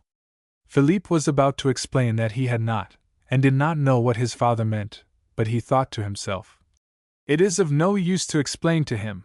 He never believes me. Besides, I wish to learn more. You see," continued the old man, triumphantly, "you were recognized. Indeed, M. de Richelieu, who was at the ball in spite of his 84 years, wondered who the blue domino could be with whom the Queen was walking, and he could only suspect you, for he knew all the others." "And pray how does he say he recognized the Queen?" "Not very difficult, when she took her mask off. Such audacity as that surpasses all imagination. She must really be mad about you. But take care, Chevalier, you have jealous rivals to fear. It is an envied post to be favored of the Queen, when the Queen is the real king. Pardon my moralizing, but I do not wish that the breath of chance should blow down what you have reared so skillfully." Philippe rose. The conversation was hateful to him, but a kind of savage curiosity impelled him to hear everything. "We are already envied," continued the old man. "That is natural, but we have not yet attained the height to which we shall rise. To you will belong the glory of raising our name, and now you are progressing so well, only be prudent, or you will fail after all. Soon, however, you must ask for some high post, and obtain for me a Lord Lieutenancy not too far from Paris. Then you can have a peerage, and become a Duke and Lieutenant General. In 2 years, if I am still alive." "Enough, enough!" groaned Philippe. "Oh, if you are satisfied with that, I am not. You have a whole life before you, I, perhaps, only a few months. However, I do not complain. God gave me 2 children, and if my daughter has been useless in repairing our fortunes, you will make up for it. I see in you the great Taverny, and you inspire me with respect, for your conduct has been admirable. You show no jealousy, but leave the field apparently open to everyone, while you really hold it alone." "I do not understand you," replied Philippe. "Oh, no modesty. It was exactly the conduct of M. Potemkin, who astonished the world with his fortunes. He saw that Catherine loved variety in her amours, that, if left free, she would fly from flower to flower, returning always to the sweetest and most beautiful, but that, if pursued, she would fly right away. He took his part, therefore. He even introduced new favorites to his sovereign, to weary her out with their number. But through and after the quickly succeeding reigns of the 12 Caesars, as they were ironically called, Potemkin in reality was supreme." "What incomprehensible infamies!" murmured poor Philippe. But the old man went on. "According to his system, however, you have been still a little wrong. He never abandoned his surveillance, and you are too lax in this." Philippe replied only by shrugging his shoulders. He really began to think his father was crazy. "Ah! You thought I did not see your game. You are already providing a successor, for you have divined that there is no stability in the Queen's amours, and in the event of her changing, you wish not to be quite thrown aside, therefore you make friends with M. de Charny, who might otherwise, when his turn comes, exile you, as you now might M. de Coigny, Vaudreuil, and others." Philippe, with an angry flush, said, "Once more, enough. I am ashamed to have listened so long. Those who say that the Queen of France is a Messalina are criminal calumniators. I tell you," said the old man, "no one can hear, and I approve your plan. M. de Charny will repay your kindness some day. Your logic is admirable, sir, and M. de Charny is so much my favorite that I have just passed my sword through his ribs." "What?" cried the old man, somewhat frightened at his son's flashing eyes. "You have not been fighting?" "Yes, sir, that is my method of conciliating my successors." And he turned to go away. "Philippe, you jest." "I do not, sir." The old man rose, and tottered off to the house. "Quick," said he to the servant. "Let a man on horseback go at once and ask after M. de Charny, who has been wounded, and let him be sure to say he comes from me." Then he murmured to himself, "Mine is still the only head in the family." Chapter 34. The stanzas of M. de Provence. While these events were passing in Paris and in Versailles, the king, tranquil as usual, sat in his study, surrounded by maps and plans, and traced new paths for the vessels of La Pérouse. A slight knock at his door roused him from his study, and a voice said, "May I come in, brother?" "The Comte de Provence," growled the king, discontentedly. "Enter." A short person came in. "You did not expect me, brother?" he said. "No, indeed. Do I disturb you? Have you anything particular to say? Such a strange report." "Oh, some scandal?" "Yes, brother." "Which has amused you?" "Because it is so strange." "Something against me?" "Should I laugh if it were?" "Then against the Queen?" "Sire, imagine that I was told quite seriously that the Queen slept out the other night." "That would be very sad if it were true," replied the king. "But it is not true, is it?" "No." "Nor that the Queen was seen waiting outside the gate at the reservoirs?" "No." "The day, you know, that you ordered the gates to be shut at 11 o'clock?" "I do not remember." "Well, brother, they pretend that the Queen was seen arm in arm with M. d'Artois at 12:30 that night." "Where?" "Going to a house which he possesses behind the stables." "Has not your Majesty heard this report?" "Yes, you took care of that." "How, sire? What have I done?" "Some verses which were printed in the Mercury." "Some verses?" said the Count, growing red. "Oh, yes, you are a favorite of the Muses." "Not I, sire." "Oh, do not deny it. I have the manuscript in your writing." "Now, if you had informed yourself of what the Queen really did that day, instead of writing these lines against her, and consequently against me, you would have written an ode in her favor. Perhaps the subject does not inspire you, but I should have liked a bad ode better than a good satire." "Sire, you overwhelm me, but I trust you will believe I was deceived, and did not mean harm." "Perhaps. Besides, I did not say I believed it, and then, a few verses are nothing. Now, a pamphlet like one I have just seen." "A pamphlet?" "Yes, sire, and I want an order for the Bastille for the author of it." The king rose. "Let me see it," he said. "I do not know if I ought." "Certainly you ought. Have you got it with you?" "Yes, sire." And he drew from his pocket The History of the Queen Eteniana, one of the fatal numbers which had escaped from Philippe and Charny. The king glanced over it rapidly. "Infamous!" he cried. "You see, sire, they pretend the Queen went to M. Mesmer's." "Well, she did go." "She went?" "Authorized by me." "Oh, sire! That is nothing against her. I gave my consent." "Did your Majesty intend that she should experimentalize on herself?" The king stamped with rage as the Count said this. He was reading one of the most insulting passages, the history of her contortions, voluptuous disorder, and the attention she had excited. "Impossible!" he cried, growing pale, and he rang the bell. "Oh, the police shall deal with this. Fetch M. de Crosne." "Sire, it is his day for coming here, and he is now waiting." "Let him come in." "Shall I go, brother?" said the Count. "No, remain. If the Queen be guilty, you are one of the family, and must know it. If innocent, you, who have suspected her, must hear it." M. de Crosne entered, and bowed, saying, "The report is ready, sire." "First, sir," said the king, "explain how you allow such infamous publications against the Queen." "Eteniatna?" asked M. de Crosne. "Yes." "Well, sire, it is a man called Retteau. You know his name, and have not arrested him." "Sire, nothing is more easy. I have an order already prepared in my portfolio." "Then why is it not done?" M. de Crosne looked at the Count. "I see M. de Crosne wishes me to leave," said he. "No," replied the king. "Remain. And you, M. de Crosne, speak freely." "Well, sire, I wish first to consult your Majesty whether you would not rather give him some money, and send him away to be hanged elsewhere." "Why?"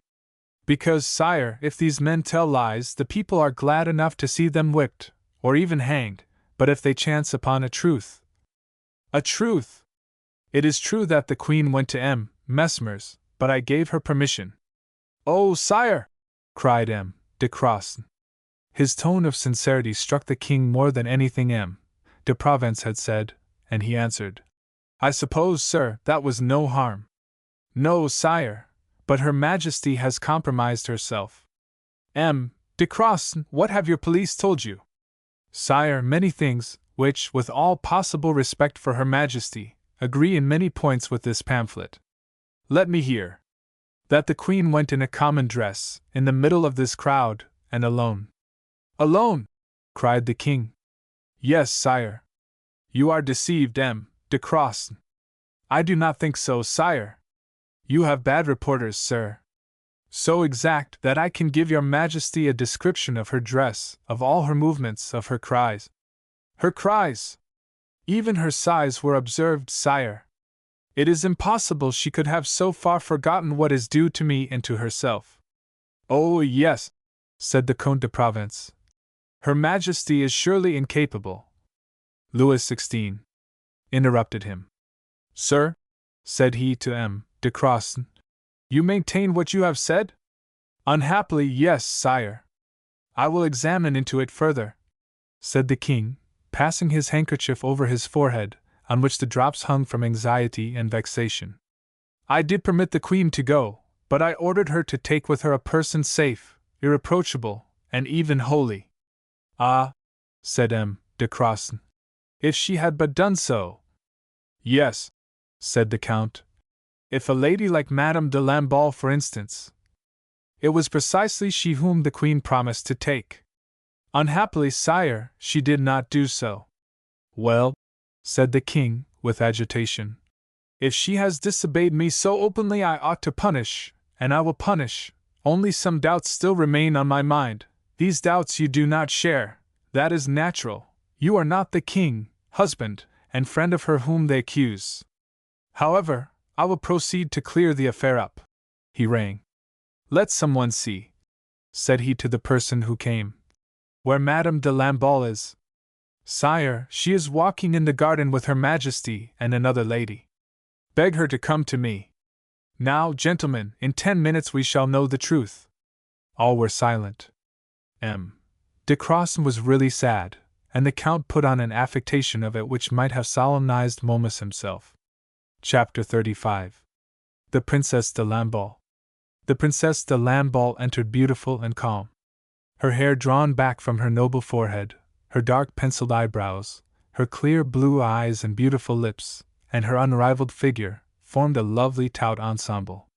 She seemed always surrounded by an atmosphere of virtue and grace. The king looked at her with a troubled expression, dreading what he was about to hear, then bowing said, Sit down, princess.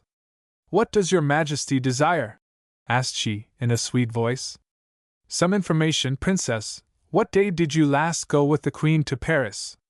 Wednesday, sire. Pardon me, cousin, said Louis XVI, but I wish to know the exact truth. You will never hear anything else from me, sire. What did you go there for? I went to M. Mesmer's Place Vendôme. The two witnesses trembled. The king colored with delight. Alone? Asked the king. No, sire, with the Queen. With the Queen? Cried Louis, seizing her hand. Yes, sire. M. de Provence and M. de Croissant looked stupefied. Your Majesty had authorized the Queen to go, at least, so she told me, continued the princess. It was true, cousin, gentlemen, I breathe again, Madame de Lamballe never tells a falsehood. Never, sire. Oh, never, sire, said M. de Croissant, with perfect sincerity. But will you permit me, sire? Certainly, monsieur. Question, search as much as you please. I place the princess at your disposal. Madame de Lamballe smiled. I am ready, she said. Madame, said the lieutenant of police, have the goodness to tell His Majesty what you did there, and how the Queen was dressed. She had on a dress of grey taffeta, a mantle of embroidered muslin, an ermine muff, and a rose-colored velvet bonnet, trimmed with black. M. de Croissant looked astonished. It was a totally different dress from that which he had described to him. The Comte de Provence bit his lips with vexation, and the king rubbed his hands. "What did you do on entering?" asked he. "Sire, you are right to say on entering, for we had hardly entered the room." "Together?" "Yes, sire, and we could scarcely have been seen, for every one was occupied with the experiments going on, when a lady approached the queen, and, offering her a mask, implored her to turn back." "And you stopped?" "Yes, sire." "You never went through the rooms?" asked M. de Crosne. "No, monsieur." "And you never quitted the queen?" asked the king. "Not for a moment, sire. Her Majesty never left my arm." "Now!" cried the king. "What do you say, M. de Crosne? And you, brother?" "It is extraordinary, quite supernatural," said the count, who affected a gaiety which could not conceal his disappointment.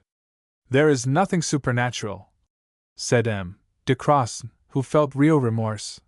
"What Madame de Lamballe says is undoubtedly true, therefore my informants must have been mistaken." "Do you speak seriously, sir?" asked the count. "Perfectly, monseigneur. Her Majesty did what Madame de Lamballe states, and nothing more. I feel convinced my agents were, somehow or other, deceived. As for this journalist, I will immediately send the order for his imprisonment." Madame de Lamballe looked from one to the other with an expression of innocent curiosity. "One moment," said the king. "You spoke of a lady who came to stop you. Tell us who she was." "Her Majesty seemed to know her, sire." "Because, cousin, I must speak to this person, then we shall learn the key to this mystery." "That is my opinion also, sire," said M. de Crosne. "Did the queen tell you that she knew this person?" said the count. "She told me so, monseigneur." "My brother means to say that you probably know her name." "Madame de la Motte Valois." "That intriguer!" cried the king. "Diable!" said the count. "She will be difficult to interrogate, she is cunning." "We will be as cunning as she," said M. de Crosne. "I do not like such people about the queen," said Louis. "She is so good that all the beggars crowd round her." "Madame de la Motte is a true Valois," said the princess. "However that may be, I will not see her here. I prefer depriving myself of the pleasure of hearing the queen's innocence confirmed, to doing that." "But you must see her, sire," said the queen, entering at that moment, pale with anger, beautiful with a noble indignation. "It is not now for you to say, 'I do,' or 'I do not wish to see her.' She is a witness from whom the intelligence of my accusers," said she, looking at her brother-in-law, "and the justice of my judges," turning to the king and M. de Crosne, "must draw the truth. I, the accused, demand that she be heard." "Madam," said the king, "we will not do Madame de la Motte the honor of sending for her to give evidence either for or against you. I cannot stake your honor against the veracity of this woman. You need not send for her, she is here." "Here!" cried the king. "Sire, you know I went to see her one day, that day of which so many things were said." And she looked again at the Comte de Provence, who felt ready to sink through the ground. "And I then dropped at her house a box, containing a portrait, which she was to return to me today, and she is here." "No, no," said the king. "I am satisfied, and do not wish to see her. But I am not satisfied, and shall bring her in. Besides, why this repugnance? What has she done? If there be anything, tell me, you, M. de Crosne? You know everything." "I know nothing against this lady," replied he. "Really?" "Certainly not. She is poor, and perhaps ambitious, but that is all. If there be no more than that against her, the king can surely admit her."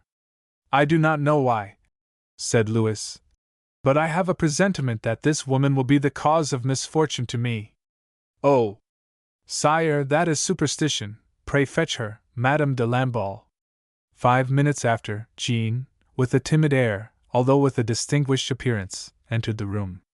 Louis XVI, strong in his antipathies, had turned his back towards her, and was leaning his head on his hands, seeming to take no longer a part in the conversation. The Comte de Provence cast on her a look which, had her modesty been real, would have increased her confusion. but it required much more than that to trouble Jean. "Madam," said the Queen, "have the goodness to tell the King exactly what passed the other day at M. Mesmer's." Jean did not speak. "It requires no consideration," continued the Queen. "We want nothing but the simple truth." Jean understood immediately that the Queen had need of her, and knew that she could clear her in a moment by speaking the simple truth, but she felt inclined to keep her secret.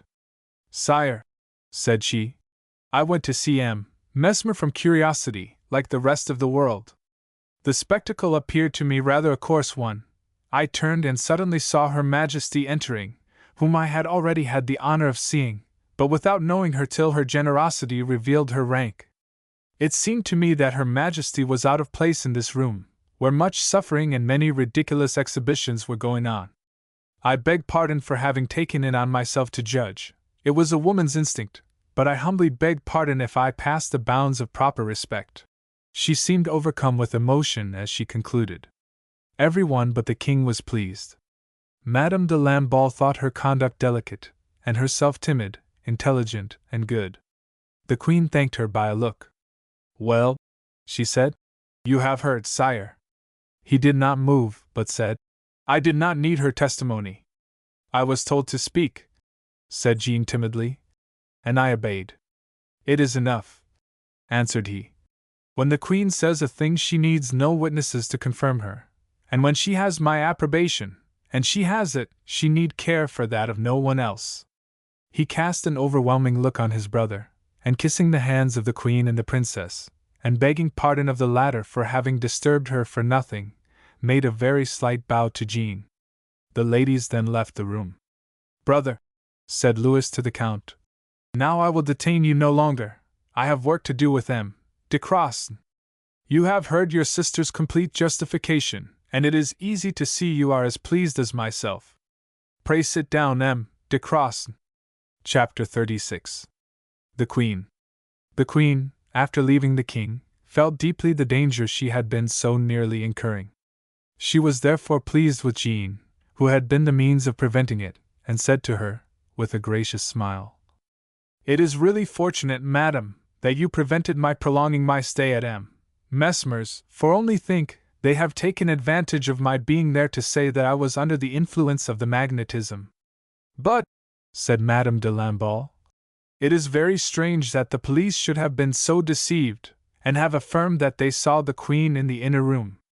"It is strange," said the Queen. "And M. de Croisson is an honest man, and would not willingly injure me, but his agents may have been bought. I have enemies, dear Lamballe. Still there must have been some foundation for this tale. This infamous libel represents me as intoxicated, and overcome to such a degree by the magnetic fluid, that I lost all control over myself, and all womanly reserve. Did any such scene take place, Madame la Comtesse? Was there any one who behaved like this?" Jean colored. The secret once told, she lost all the fatal influence which she could now exercise over the Queen's destiny. Therefore she again resolved to keep silent on this point. "Madam," said she, "there was a woman much agitated who attracted great attention by her contortions and cries. Probably some actress or loose character." "Possibly, madam." "Countess, you replied very well to the King, and I will not forget you. How have you advanced in your own affairs?" At this moment Madame de Misery came in, to say that Mademoiselle de Taverny wished to know if Her Majesty would receive her. "Assuredly," said the Queen. "How ceremonious you always are, André! Why do you stand so much upon etiquette? Your Majesty is too good to me." Madame de Lamballe now availed herself of André's entrance to take leave. "Well, André," the Queen then said, "here is this lady whom we went to see the other day." "I recognize Madame," said André, bowing. "Do you know what they have been saying of me?" "Yes, Madame, M. de Provence has been repeating the story." "Oh! No doubt, therefore we will leave that subject. Countess, we were speaking of you. Who protects you now?" "You, Madame," replied Jean boldly, "since you permit me to come and kiss your hand. Few people," she continued, "dared to protect me when I was in obscurity. Now that I have been seen with your Majesty, every one will be anxious to do so. Then, said the Queen, no one has been either brave enough or corrupt enough to protect you for yourself? I had first Madame de Boulainvilliers, a brave protector, then her husband, a corrupt one, but since my marriage no one. Oh yes, I forget one brave man, a generous prince. Prince, Countess! Who is it? Monsieur the Cardinal de Rohan. My enemy, said the Queen, smiling. Your enemy? Oh, madam! It seems you are astonished that a queen should have an enemy. It is evident you have not lived at court. But, madam, he adores you. The devotion of the cardinal equals his respect for you. Oh, doubtless, said the Queen, with a hearty laugh. That is why he is my enemy. Jean looked surprised. And you are his protégé, continued the Queen. Tell me all about it. It is very simple. His Eminence has assisted me in the most generous, yet the most considerate, manner. Good, Prince Louis is generous, no one can deny that. But do you not think, André, that le Cardinal also adores this pretty Countess a little? Come, Countess, tell us. And Marie Antoinette laughed again in her frank, joyous manner. All this gaiety must be put on, thought Jean. So she answered in a grave tone. Madam, I have the honor to affirm to your Majesty that de Rohan.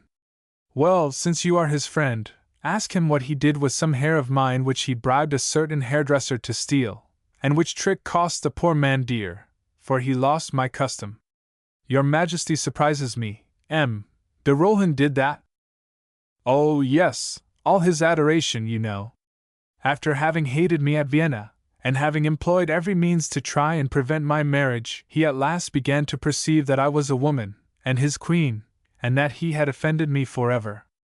Then this dear prince began to fear for his future, and, like all of his profession, who seem most fond of those whom they most fear, and as he knew me young and believed me foolish and vain, he became a professed admirer, and began with sighs and glances. He adores me, does he not, André? Madam! Oh! André will not compromise herself, but I say what I please, at least I may have that advantage from being a queen. So it is a settled thing that the Cardinal adores me, and you may tell him, Countess, that he has my permission. Jean, instead of seeing in all this only the angry disdain of a noble character, which she was incapable of appreciating, thought it all pique against de Rohan, hiding another feeling for him, and therefore began to defend him with all her eloquence. The Queen listened. Good! She listens, thought Jean, and did not again understand that she listened through generosity, and through pleasure at anything so novel as to hear any person defend one of whom the sovereign chose to speak ill, and felt pleased with her, thinking she saw a heart where none was placed. All at once a joyous voice was heard near, and the Queen said, Here is the Comte d'Artois. When he entered, the Queen introduced the Countess to him. Pray do not let me send you away, Madame la Comtesse, said he, as Jean made a move to depart. The Queen also requested her to stay. You have returned from the wolf hunt, then? She said. Yes, sister, and have had good sport. I have killed 7. I am not sure, continued he, laughing, but they say so. However, do you know I have gained 700 francs? How? Why, they pay 100 francs a head for these beasts. It is dear, but I would give 200 of them just now for the head of a certain journalist. Ah, you know the story? De Provence told me. He is indefatigable. But tell me how he related it. So as to make you whiter than snow, or Venus Aphroditus. It seems you came out of it gloriously. You are fortunate. Oh, you call that fortunate. Do you hear him, André? Yes, for you might have gone alone, without Madame de Lamballe, and you might not have had Madame de la Motte there to stop your entrance. Ah, you know that too? Oh yes, the Count told everything. Then you might not have had Madame de la Motte at hand to give her testimony. You will tell me, doubtless, that virtue and innocence are like the violet which does not require to be seen in order to be recognized, but still I say you are fortunate. Badly proved? I will prove it still better. Saved so well from the unlucky scrape of the cabriolet, saved from this affair, and then the ball. whispered he in her ear. What ball? The ball at the opera. What do you mean? I mean the ball at the opera, but I beg pardon, I should not have mentioned it. Really, brother, you puzzle me. I know nothing about the ball at the opera. The words ball and opera caught Jean's ear, and she listened intently. I am dumb, said the prince. But, Count, I insist on knowing what it means. Oh, pray allow me to let it drop. Do you want to disoblige me? No, sister, but I have said quite enough for you to understand. You have told me nothing. Oh, sister, it is needless with me. But really I am in earnest. You wish me to speak? Immediately. Not here, said he, looking at the others. Yes, here. There cannot be too many at such an explanation. Then you mean to say you were not at the last ball? I, cried the Queen. At the ball at the opera? Hush, I beg. No, I will not hush. I will speak it aloud. You say I was at the ball? Certainly I do. Perhaps you saw me? She said ironically. Yes, I did. Me? Yes, you. Oh, it is too much. Why did you not speak to me? Ma foi. I was just going to do so when the crowd separated us. You are mad. I should not have spoken of it. I have been very foolish. The Queen rose and walked up and down the room in great agitation. André trembled with fear and disquietude, and Jean could hardly keep from laughing. Then the Queen stopped and said, My friend, do not jest any more. You see, I am so passionate that I have lost my temper already. Tell me at once that you were joking with me. I will, if you please, sister. Be serious, Charles. You have invented all this, have you not? He winked at the ladies and said, Oh, yes, of course. You do not understand me, brother, cried the Queen vehemently. Say yes or no. Do not tell falsehoods. I only want the truth. Well, then, sister, said he in a low voice, I have told the truth, but I am sorry I spoke. You saw me there? As plain as I see you now, and you saw me. The Queen uttered a cry, and running up to André and Jean cried, Ladies, Le Comte d'Artois affirms that he saw me at the ball at the opera. Let him prove it. Well, said he, I was with de Richelieu and others when your mask fell off. My mask! I was about to say, this is too rash, sister, but the gentleman with you drew you away so quickly. Oh, mon Dieu! You will drive me mad! What gentleman? The blue domino. The Queen passed her hand over her eyes. What day was this? She asked. Saturday. The next day I set off to hunt, before you were up. What time do you say you saw me? Between 2 and 3. Decidedly one of us is mad. Oh, it is I. It is all a mistake. Do not be so afraid. There is no harm done. At first I thought you were with the king, but the blue domino spoke German, and he does not. Well, brother, on Saturday I went to bed at 11. The Count bowed, with an incredulous smile. The Queen rang. Madame de Misery shall tell you. Why do you not call Laurent also? Said he, laughing. Oh! Cried the Queen in a rage. Not to be believed! My dear sister, if I believed you, others would not. What others? Those who saw you as well as myself. Who were they? Philippe de Taverny, for instance. My brother? Cried André. Yes, shall we ask him? Immediately. Mon Dieu! Murmured André. My brother a witness! Yes, I wish it. And she went to seek him at his father's. He was just leaving, after the scene we have described with his father, when the messenger met him. He came quickly, and Marie Antoinette turned to him at once. Sir, said she, are you capable of speaking the truth? Incapable of anything else, madam. Well, then, say frankly, have you seen me at any public place within the last week? Yes, madam. All hearts beat so that you might have heard them. Where? Said the Queen, in a terrible voice. Philippe was silent. Oh, no concealment, sir! My brother says you saw me at the ball of the opera. I did, madam. The Queen sank on a sofa, Then, rising furiously, she said, "It is impossible, for I was not there. Take care, M. de Taverny." "Your Majesty," said Andre, pale with anger, "if my brother says he saw you, he did see you." "You also!" cried Marie Antoinette. "It only remains now for you to have seen me. Pardieu! My enemies overwhelmed me. When I saw that the blue domino was not the king," said the Comte d'Artois, "I believed him to be that nephew of M.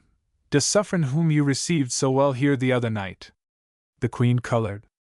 "Did it not look something like his tournure, M. de Taverny?" continued the Count. "I did not remark, Monseigneur," said he, in a choking voice. "But I soon found out that it was not he, for suddenly I saw him before me, and he was close by you when your mask fell off." "So he saw me too? If he were not blind, he did." The Queen rang. "What are you about to do?" "Send for him also and ask." "I will drain this cup to the dregs." "I do not think he can come," said Philippe. "Why?" "Because I believe he is not well." "Oh, he must come, monsieur." "I am not well either, but I would go to the end of the world barefoot to prove." All at once Andre, who was near the window, uttered an exclamation. "What is it?" cried the Queen. "Oh, nothing, only here comes M. de Charny." The Queen, in her excitement, ran to the window, opened it, and cried, "M. de Charny!" He, full of astonishment, hastened to enter. Chapter 37. An Alibi. M. de Charny entered, a little pale, but upright, and not apparently suffering. "Take care, sister," said the Comte d'Artois. "What is the use of asking so many people?" "Brother, I will ask the whole world, till I meet someone who will tell you you are deceived."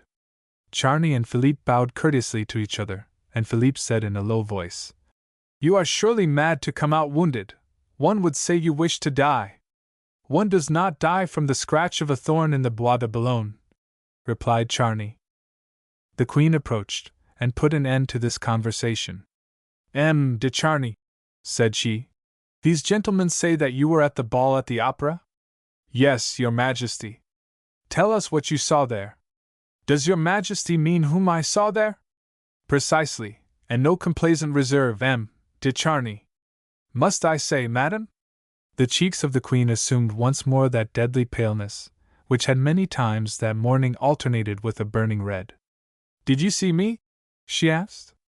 "Yes, your Majesty, at the moment when your mask unhappily fell off." Marie Antoinette clasped her hands.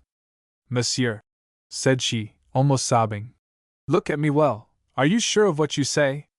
"Madam, your features are engraved in the hearts of your subjects. To see your Majesty once is to see you forever." "But, monsieur," said she, "I assure you I was not at the ball at the opera." "Oh, madam," said the young man, bowing low, "has not your Majesty the right to go where you please? I do not ask you to find excuses for me, I only ask you to believe." "I will believe all your Majesty wishes me to believe," cried he. "Sister, sister, it is too much," murmured the Count. "No one believes me," cried she, throwing herself on the sofa, with tears in her eyes. "Sister, pardon me," said the Count tenderly. "You are surrounded by devoted friends. This secret, which terrifies you so, we alone know. It is confined to our hearts, and no one shall drag it from us while we have life. This secret. Oh, I want nothing but to prove the truth." "Madam," said Andre, "someone approaches." The King was announced. "The King! Oh, so much the better. He is my only friend. He would not believe me guilty even if he thought he saw me." The King entered with an air of calmness, in strange contrast to the disturbed countenances of those present. "Sire," said the Queen, "you come apropos. There is yet another calumny, another insult to combat." "What is it?" said Louis, advancing. "An infamous report. Aid me, sire, for now it is no longer my enemies that accuse me, but my friends." "Your friends?" "Yes, sire. M. le Comte d'Artois, M. de Taverny, and M. de Charny affirm that they saw me at the ball at the opera." "At the ball at the opera!" cried the King. A terrible silence ensued. Madame de la Motte saw the mortal paleness of the Queen, the terrible disquietude of the King and of all the others, and with one word she could have put an end to all this, and saved the Queen, not only now, but in the future, from much distress. But she said to herself that it was too late, that they would see, if she spoke now, that she had deceived them before when the simple truth would have been of such advantage to the Queen, and she should forfeit her newly acquired favor. So she remained silent. The King repeated, with an air of anguish, "At the ball at the opera! Does M. de Provence know this? But, sire, it is not true. M. le Comte d'Artois is deceived, M. de Taverny is deceived, M. de Charny you are deceived, one may be mistaken." All bowed. "Come," continued she. "Call all my people, ask everyone. You say it was Saturday?" "Yes, sister." "Well, what did I do on Saturday? Let someone tell me, for I think I am going mad, and shall begin at last to believe that I did go to this infamous ball. But, gentlemen, if I had been there I would have confessed it." At this moment the King approached her, every cloud gone from his brow. "Well, Marie," said he, "if it was Saturday, there is no need to call your women, or only to ask them at what hour I came to your room. I believe it was past 11. "Oh!" cried the Queen, joyfully. "You are right, sire!" And she threw herself into his arms. Then, blushing and confused, she hid her face on his shoulder, while he kissed her tenderly. "Well," said the Comte d'Artois, full of both surprise and joy, "I will certainly buy spectacles. But on my word, I would not have lost this scene for 1,000,000 of money. Would you, gentlemen?" Philippe was leaning against the wainscot as pale as death. Charny wiped the burning drops from his forehead. "Therefore, gentlemen," said the King, turning towards them, "I know it to be impossible that the Queen was that night at the ball at the opera. Believe it or not, as you please. The Queen I am sure is content that I know her to be innocent." "Well," said M. d'Artois, "Provence may say what he pleases, but I defy his wife to prove an alibi in the same way, if she should be accused of passing the night out. Charles!" "Pardon, sire, now I will take my leave." "Well, I will go with you." And once more kissing the Queen's hand, they left the room. "M. de Taverny," said the Queen severely, when they were gone, "do you not accompany M. d'Artois?" Philippe started, all the blood rushed to his head, and he had hardly strength to bow and leave the room. André was to be pitied also. She knew that Philippe would have given the world to have taken M. de Charny away with him, but she felt as though she could not follow to comfort him, leaving Charny alone with the Queen, or only with Madame de la Motte, who, she instinctively felt, was worse than no one. But why this feeling? She could not love Charny. That, she told herself, was impossible. So slight and recent an acquaintance, and she who had vowed to love no one. Why then did she suffer so much when Charny addressed words of such respectful devotion to the Queen? Was not this jealousy? Yes, she thought, but only jealousy that this woman should draw all hearts towards her, while the whole world of gallantry and love passed her coldly by. It was no attraction to be a living problem, ever cold and reserved like André.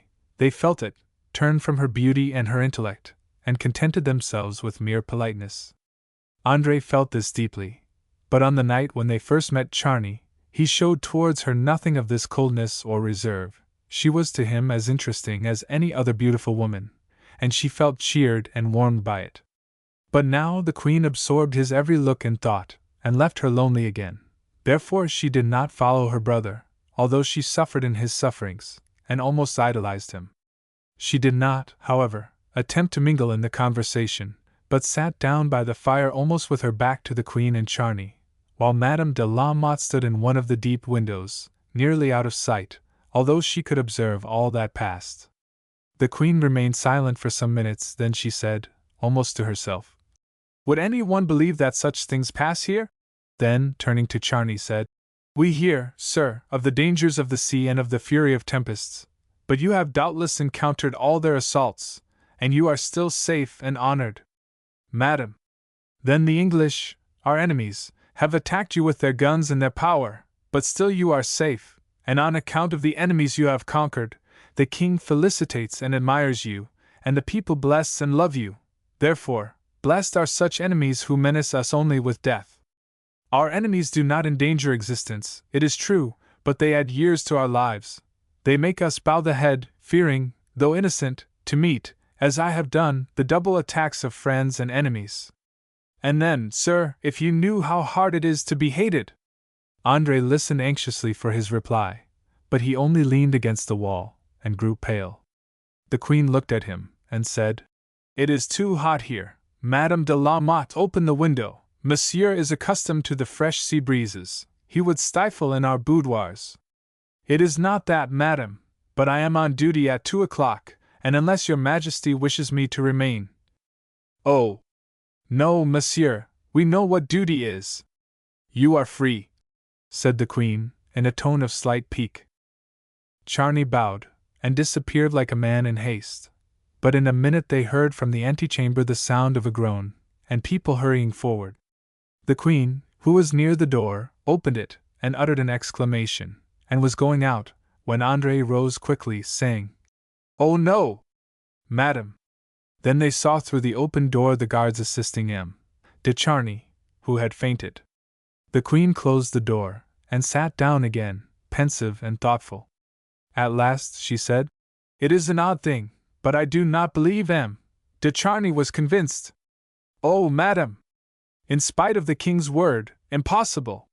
He may have thought the king said it for his own sake." "My brother was not so incredulous," said Andre. "It would be very wrong," continued the Queen, not heeding her. "He could not have as noble a heart as I thought. But after all, why should he believe? He thought he saw me. They all thought so. There is something in all this, something which I must clear up. Andre, I must find out what it all means. Your Majesty is right, you must investigate it. For," continued the Queen, "people said they saw me at M. Mesmer's." "But your Majesty was there," said Madame de la Motte. "Yes, but I did not do what they insist they saw me do. And they saw me at the opera, and I was not there." "Oh!" cried she. "At last I guessed the truth." "The truth!" stammered the Countess. "Oh! I hope so," said Andre. "Send for M. de Croissant," said the Queen, joyously. Chapter 38. M. de Croissant. M. de Croissant had felt himself in no slight degree embarrassed since his interview with the King and Queen. It was no light matter to have the care of the interests of a crown and of the fame of a queen, and he feared that he was about to encounter all the weight of a woman's anger and a queen's indignation. He knew, however, that he had but done his duty, and he entered, therefore, tranquilly, with a smile on his face. "Now, M. de Croissant," said the Queen, "it is our turn for an explanation. I am at your Majesty's orders. You ought to know the cause of all that has happened to me, sir." M. de Croissant looked round him rather frightened. "Never mind these ladies," said the Queen. "You know them both, you know every one." "Nearly," said the magistrate. "And I know the effects, but not the cause, of what has happened to your Majesty." "Then I must enlighten you, although it is a disagreeable task. I might tell you in private, but my thoughts and words are always open as the day, all the world may know them.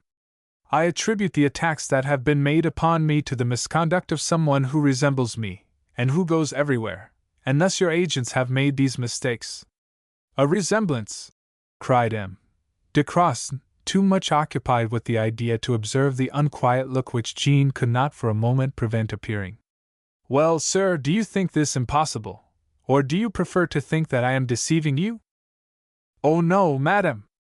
But surely, however strong a resemblance may be, there must be some points of difference to prevent people being so deceived." "It seems not, sir, some are deceived." "Oh! And I remember," said Andre, "when we lived at Taverny Maison Rouge, we had a servant who very strongly resembled me?" "Most wonderfully, your Majesty." "And what became of her?" "We did not then know the great generosity of your Majesty's mind, and my father feared that this resemblance might be disagreeable to you, and when we were at Trianon we kept her out of sight.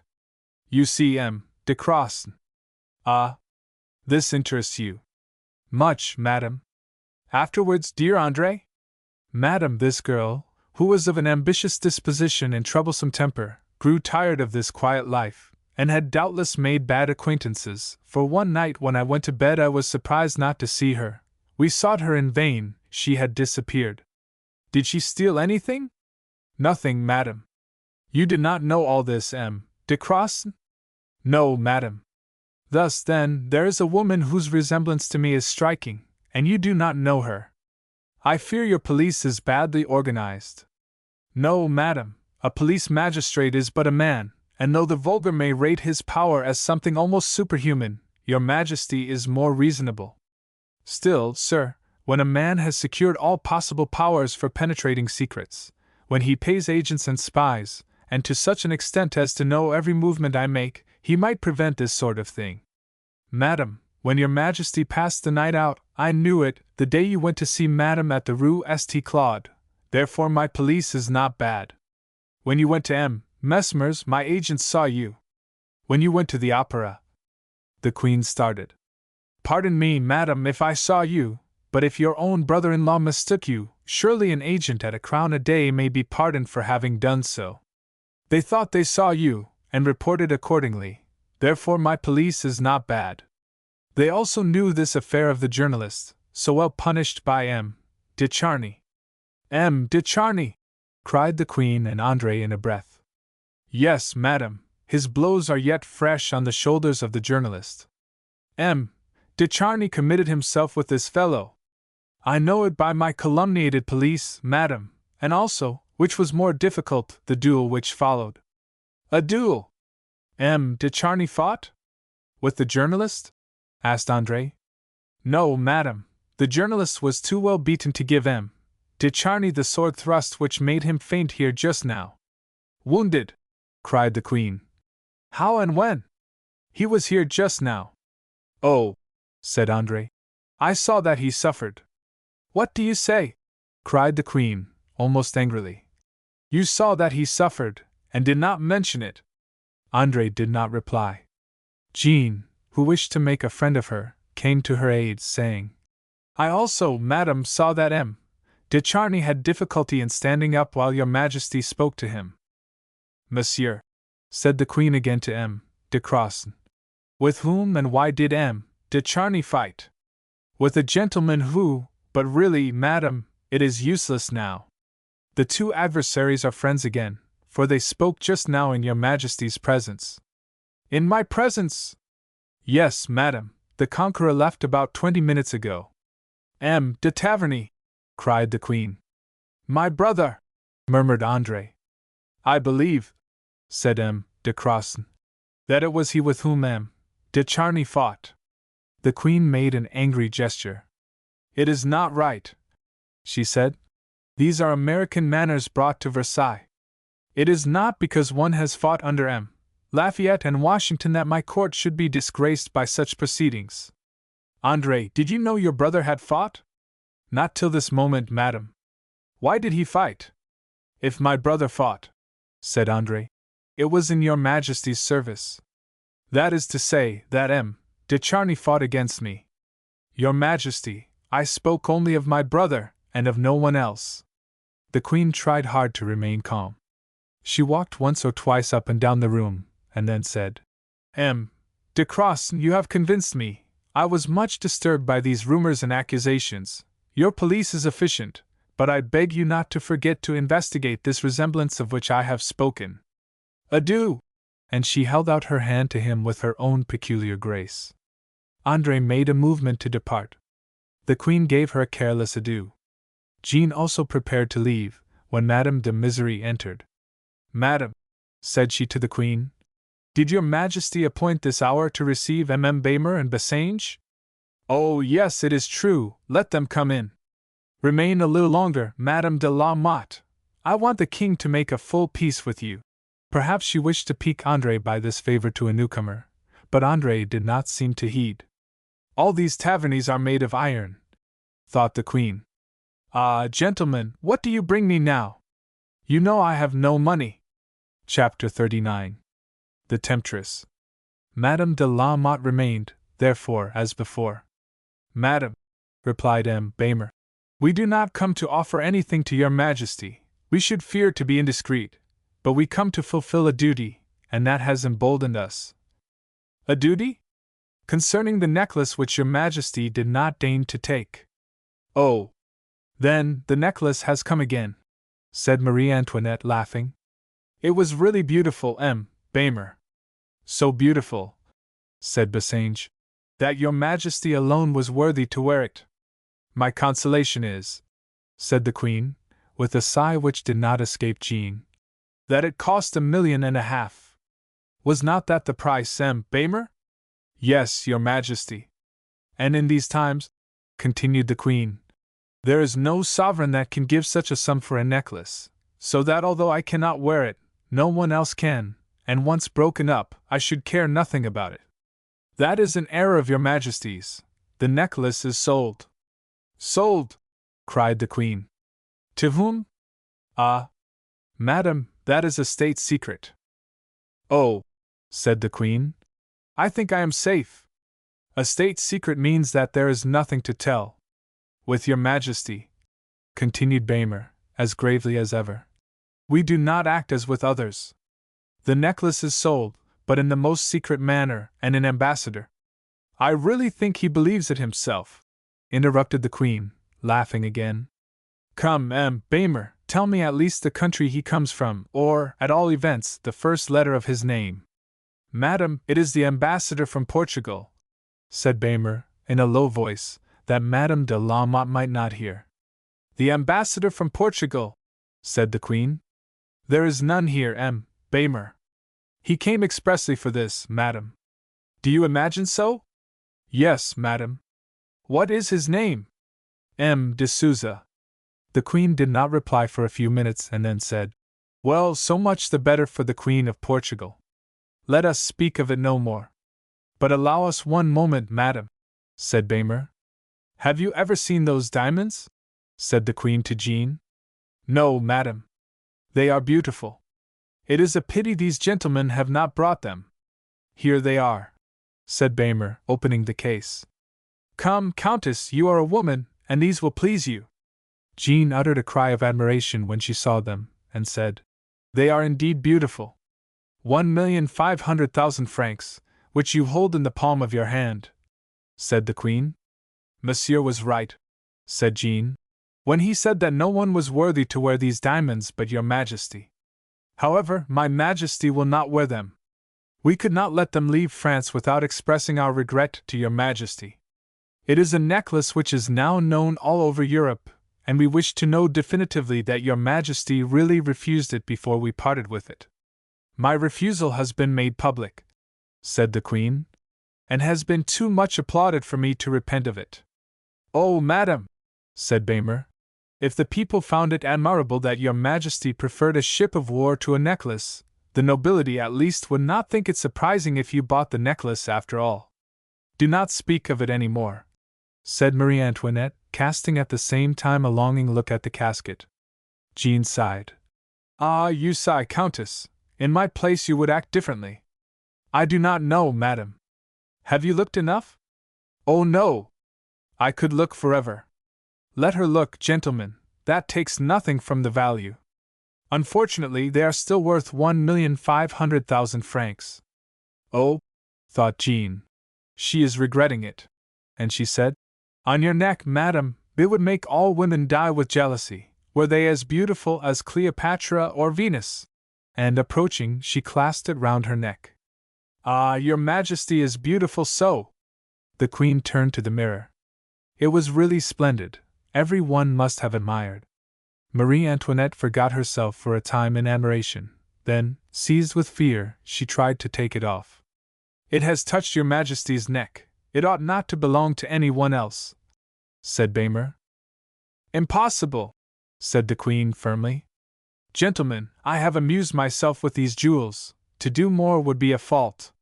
We will return tomorrow, said Bamer. No, I must pay sooner or later, and besides, doubtless you want your money.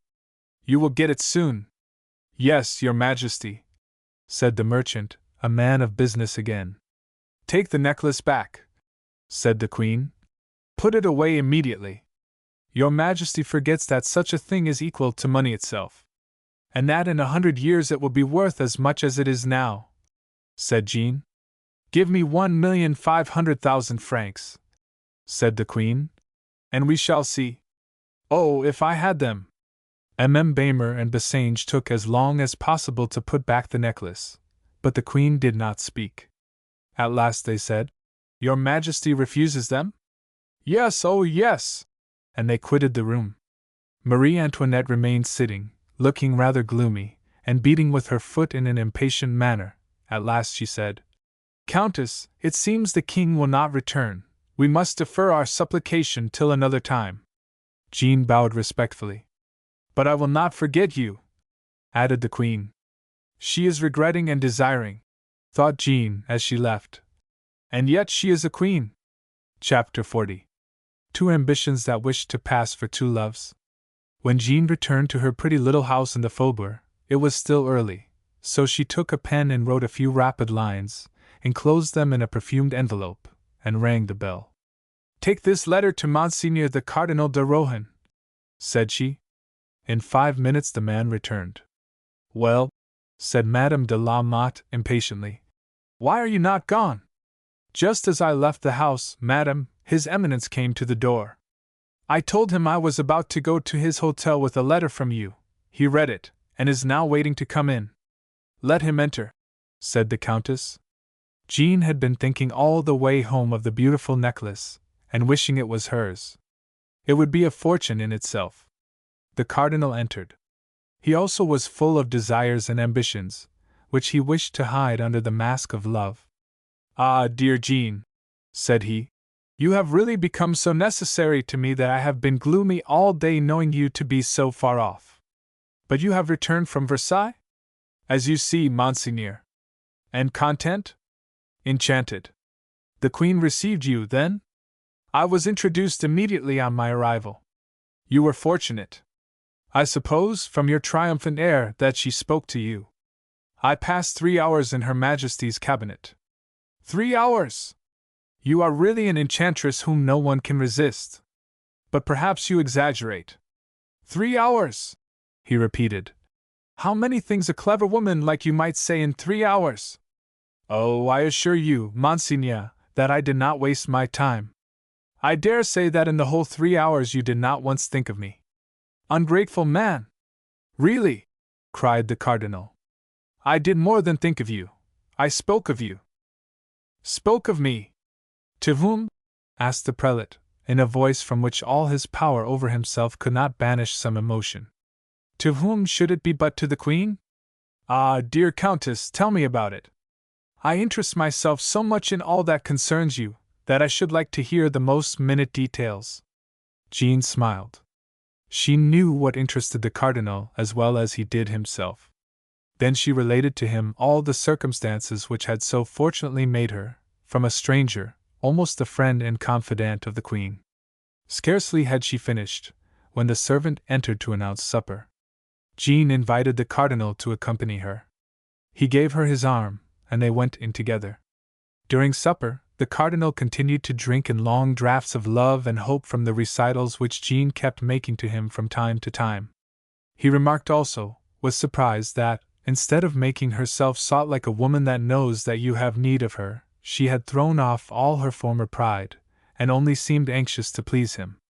She did the honors of her table as if she had all her life mixed in the highest circles. There was neither awkwardness nor embarrassment. Countess, said he at length, there are 2 women in you. How so? One of yesterday, and another of today. And which does your Excellency prefer? I do not know, but at least the one of this evening is a Circe, a something irresistible. And which you will not attempt to resist, I hope, Prince as you are. The Cardinal imprinted a long kiss on her hand. Chapter 41. Faces under their masks. 2 hours had elapsed, and the conversation still continued. The Cardinal was now the slave, and Jean was triumphant. 2 men often deceive each other as they shake hands, a man and a woman as they kiss. But here, each only deceived the other because they wished to be deceived, each had an end to gain, and for that end intimacy was necessary. The cardinal now did not demonstrate his impatience, but always managed to bring back the conversation to Versailles, and to the honors which awaited the queen's new favorite. "She is generous," said he, "and spares nothing towards those she loves. She has the rare talent of giving a little to everyone, and a great deal to a few." "You think, then, she is rich?" "She makes resources with a word or a smile. No minister, except perhaps Turgot, ever refused her anything." "Well," said Madame de la Motte, "I have seen her poorer than you think." "What do you mean?" "Are those rich who are obliged to impose privations on themselves?" "Privations? What do you mean, dear Countess?" "I will tell you what I saw. I saw the Queen suffer." "Do you know what a woman's desire is, my dear Prince?" "No, Countess, but I should like you to tell me." "Well, the Queen has a desire, which she cannot satisfy." "For what?" "For a diamond necklace." "Oh, I know what you mean, the diamonds of Baimer and Bassange." "Precisely. That is an old story, Countess." "Old or new, it is a real vexation for a queen not to be able to buy what was intended for a simple favorite. 15 more days added to the life of Louis XV, and Jean Vaubernier would have had what Marie Antoinette cannot buy."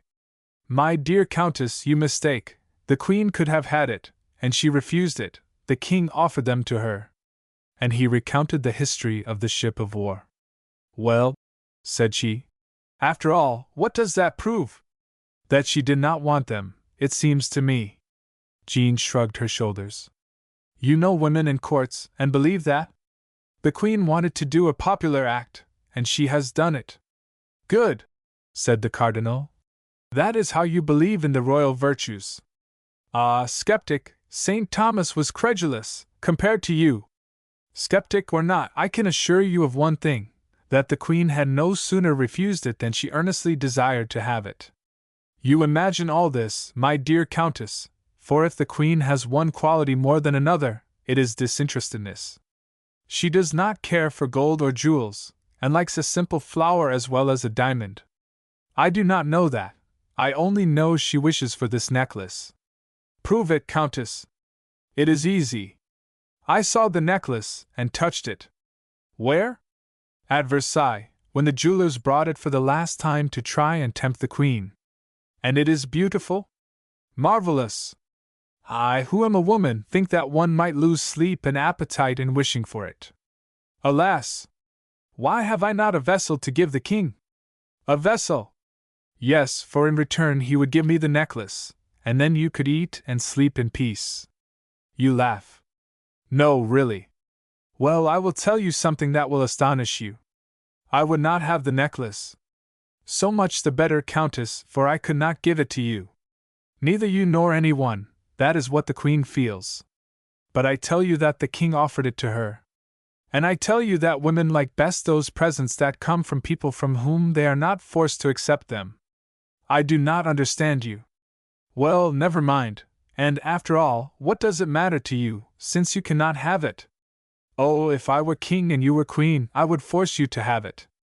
"Well, without being king, oblige the Queen to have it, and see if she is angry, as you suppose she would be." The cardinal looked at her with wonder. "You are sure," said he, "that you are not deceived, and that the Queen wishes for it?" "Intensely." "Listen, dear Prince. Did you tell me, or where did I hear it, that you would like to be minister?" "You may have heard me say so, Countess." "Well, I will bet that the Queen would make that man a minister who would place the necklace on her toilet within a week." "Oh, Countess!" "I say what I think. Would you rather I kept silent?" "Certainly not. However, it does not concern you, after all. It is absurd to suppose that you would throw away 1.5 million on a royal caprice. That would be paying too dearly for the portfolio, which you ought to have for nothing, so think no more of what I have said." The cardinal continued silent and thoughtful.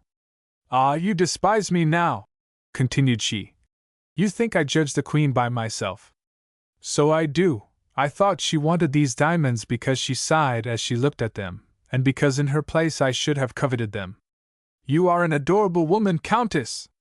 You have, by a wonderful combination, softness of mind and strength of heart. Sometimes you are so little of a woman that I am frightened, at others so charmingly so, that I bless heaven and you for it.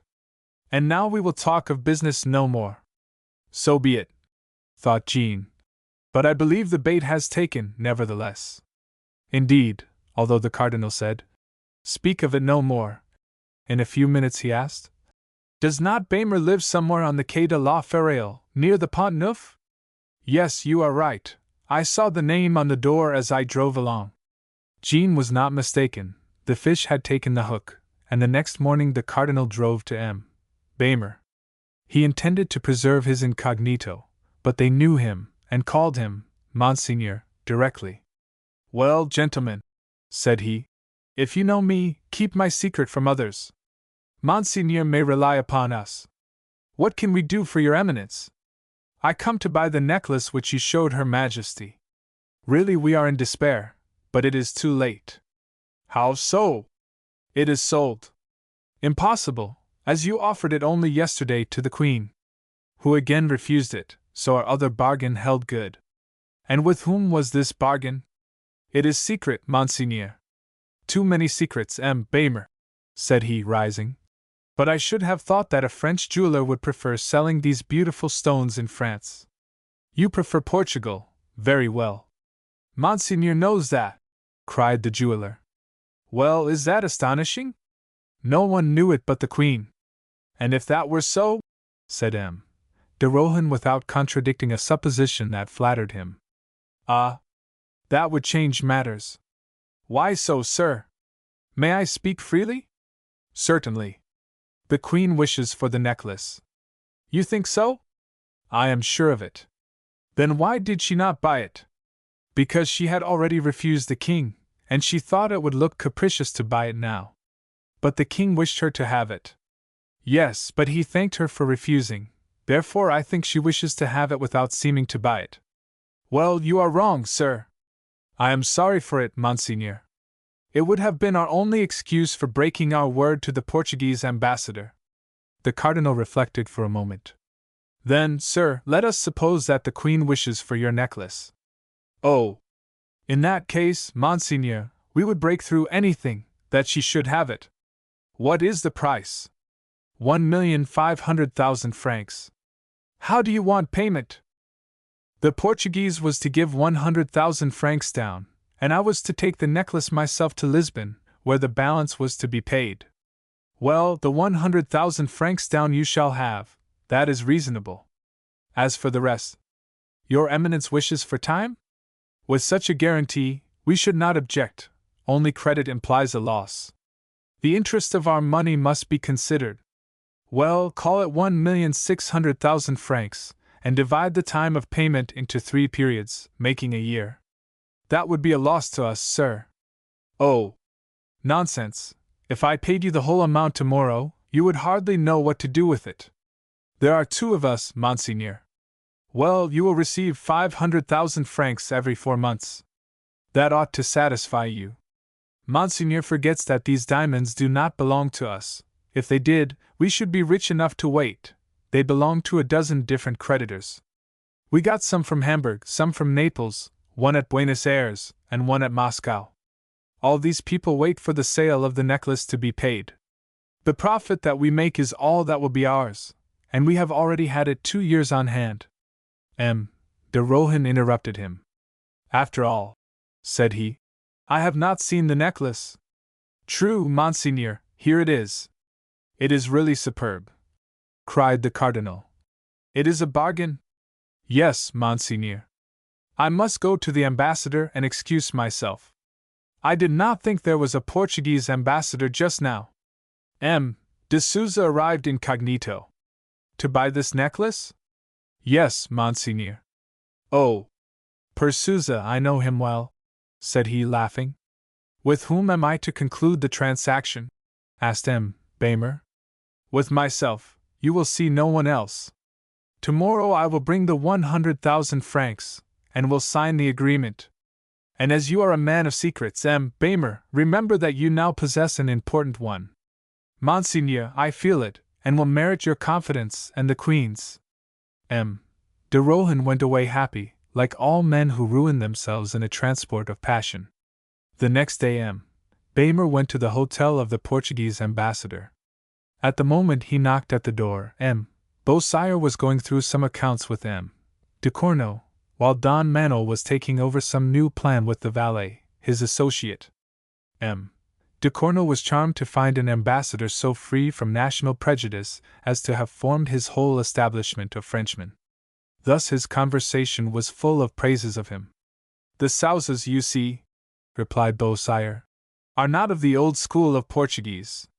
They are great travelers, very rich, who might be kings if they liked. And do they not? Why should they?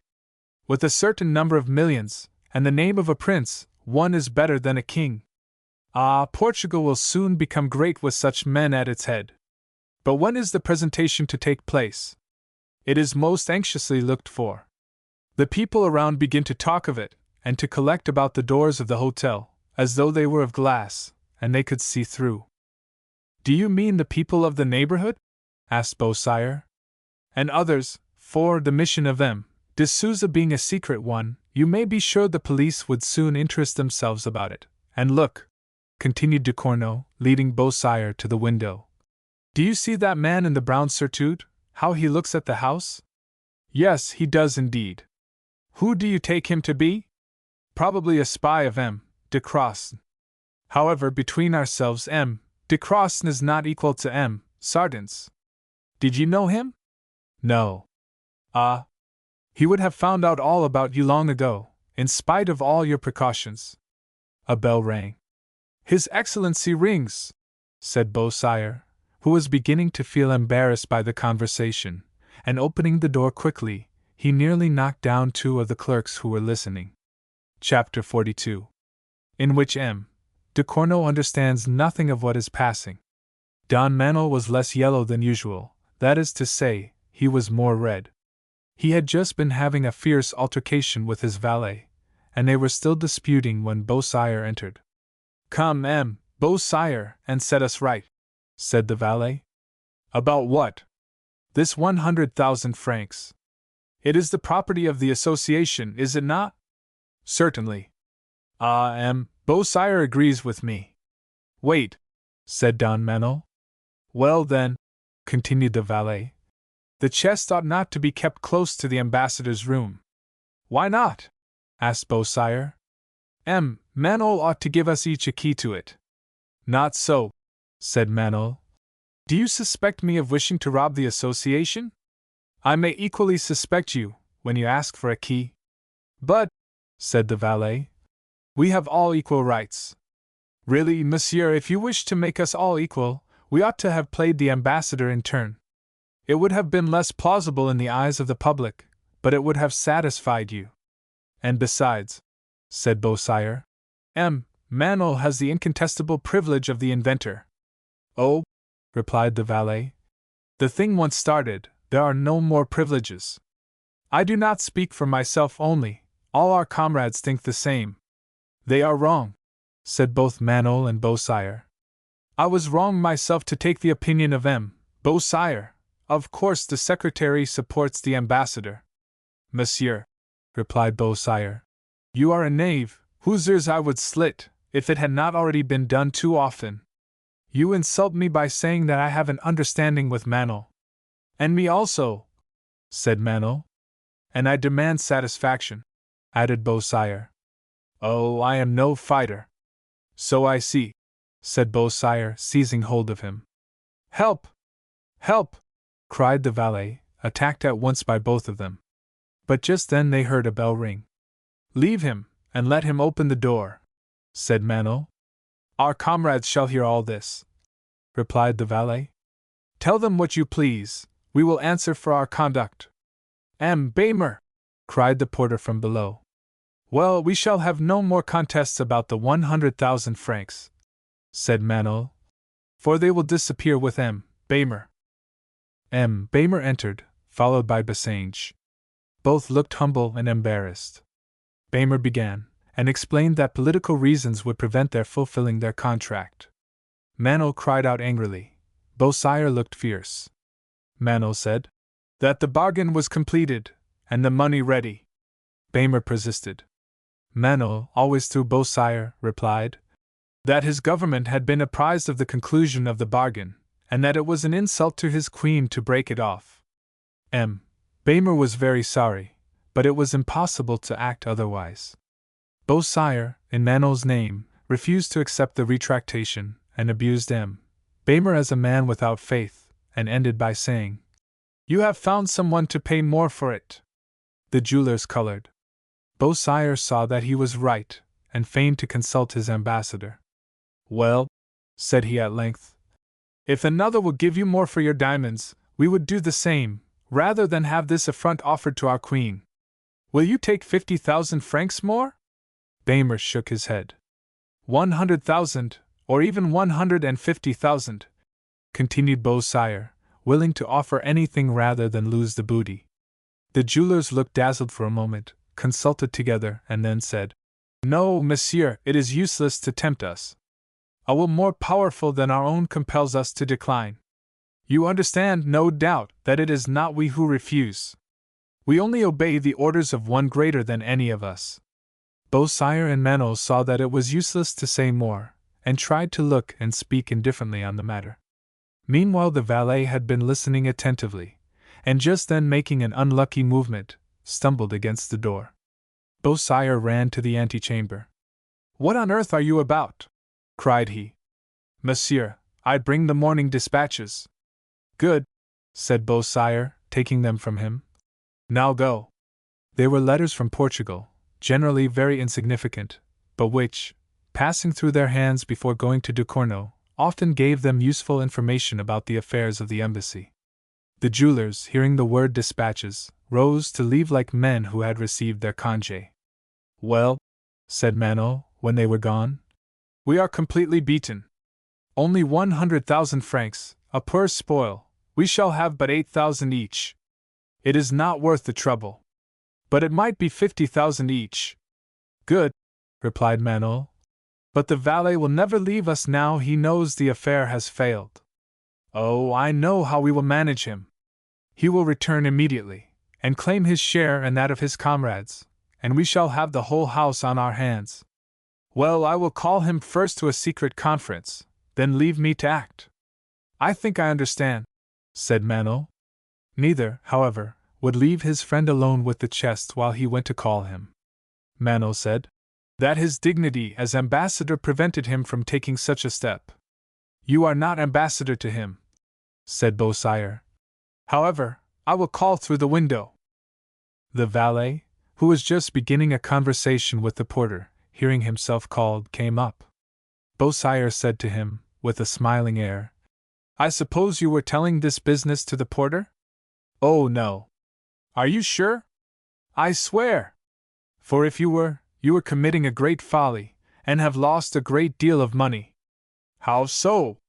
"Why, at present only we three know the secret, and could divide the 100,000 francs between us, as they all now think we have given it to Baymer." "Morbleu!" cried the valet. "It is true, 33,300 francs each." "Then you accept?" "I should think so." "I said you were a rogue," said Beausire, in a thundering voice. "Come, Don Manuel, help me to seize this man, and give him up to our associates." "Pardon! Pardon!" cried the unfortunate. "I did but jest. Shut him up until we can devise his punishment." The man began to cry out. "Take care," said Beausire, "that Ducorneau does not hear us." "If you do not leave me alone," said the valet, "I will denounce you all." "And I will strangle you," said Don Manuel, trying to push him into a neighboring closet. "Send away Ducorneau somewhere, Beausire, while I finish this fellow."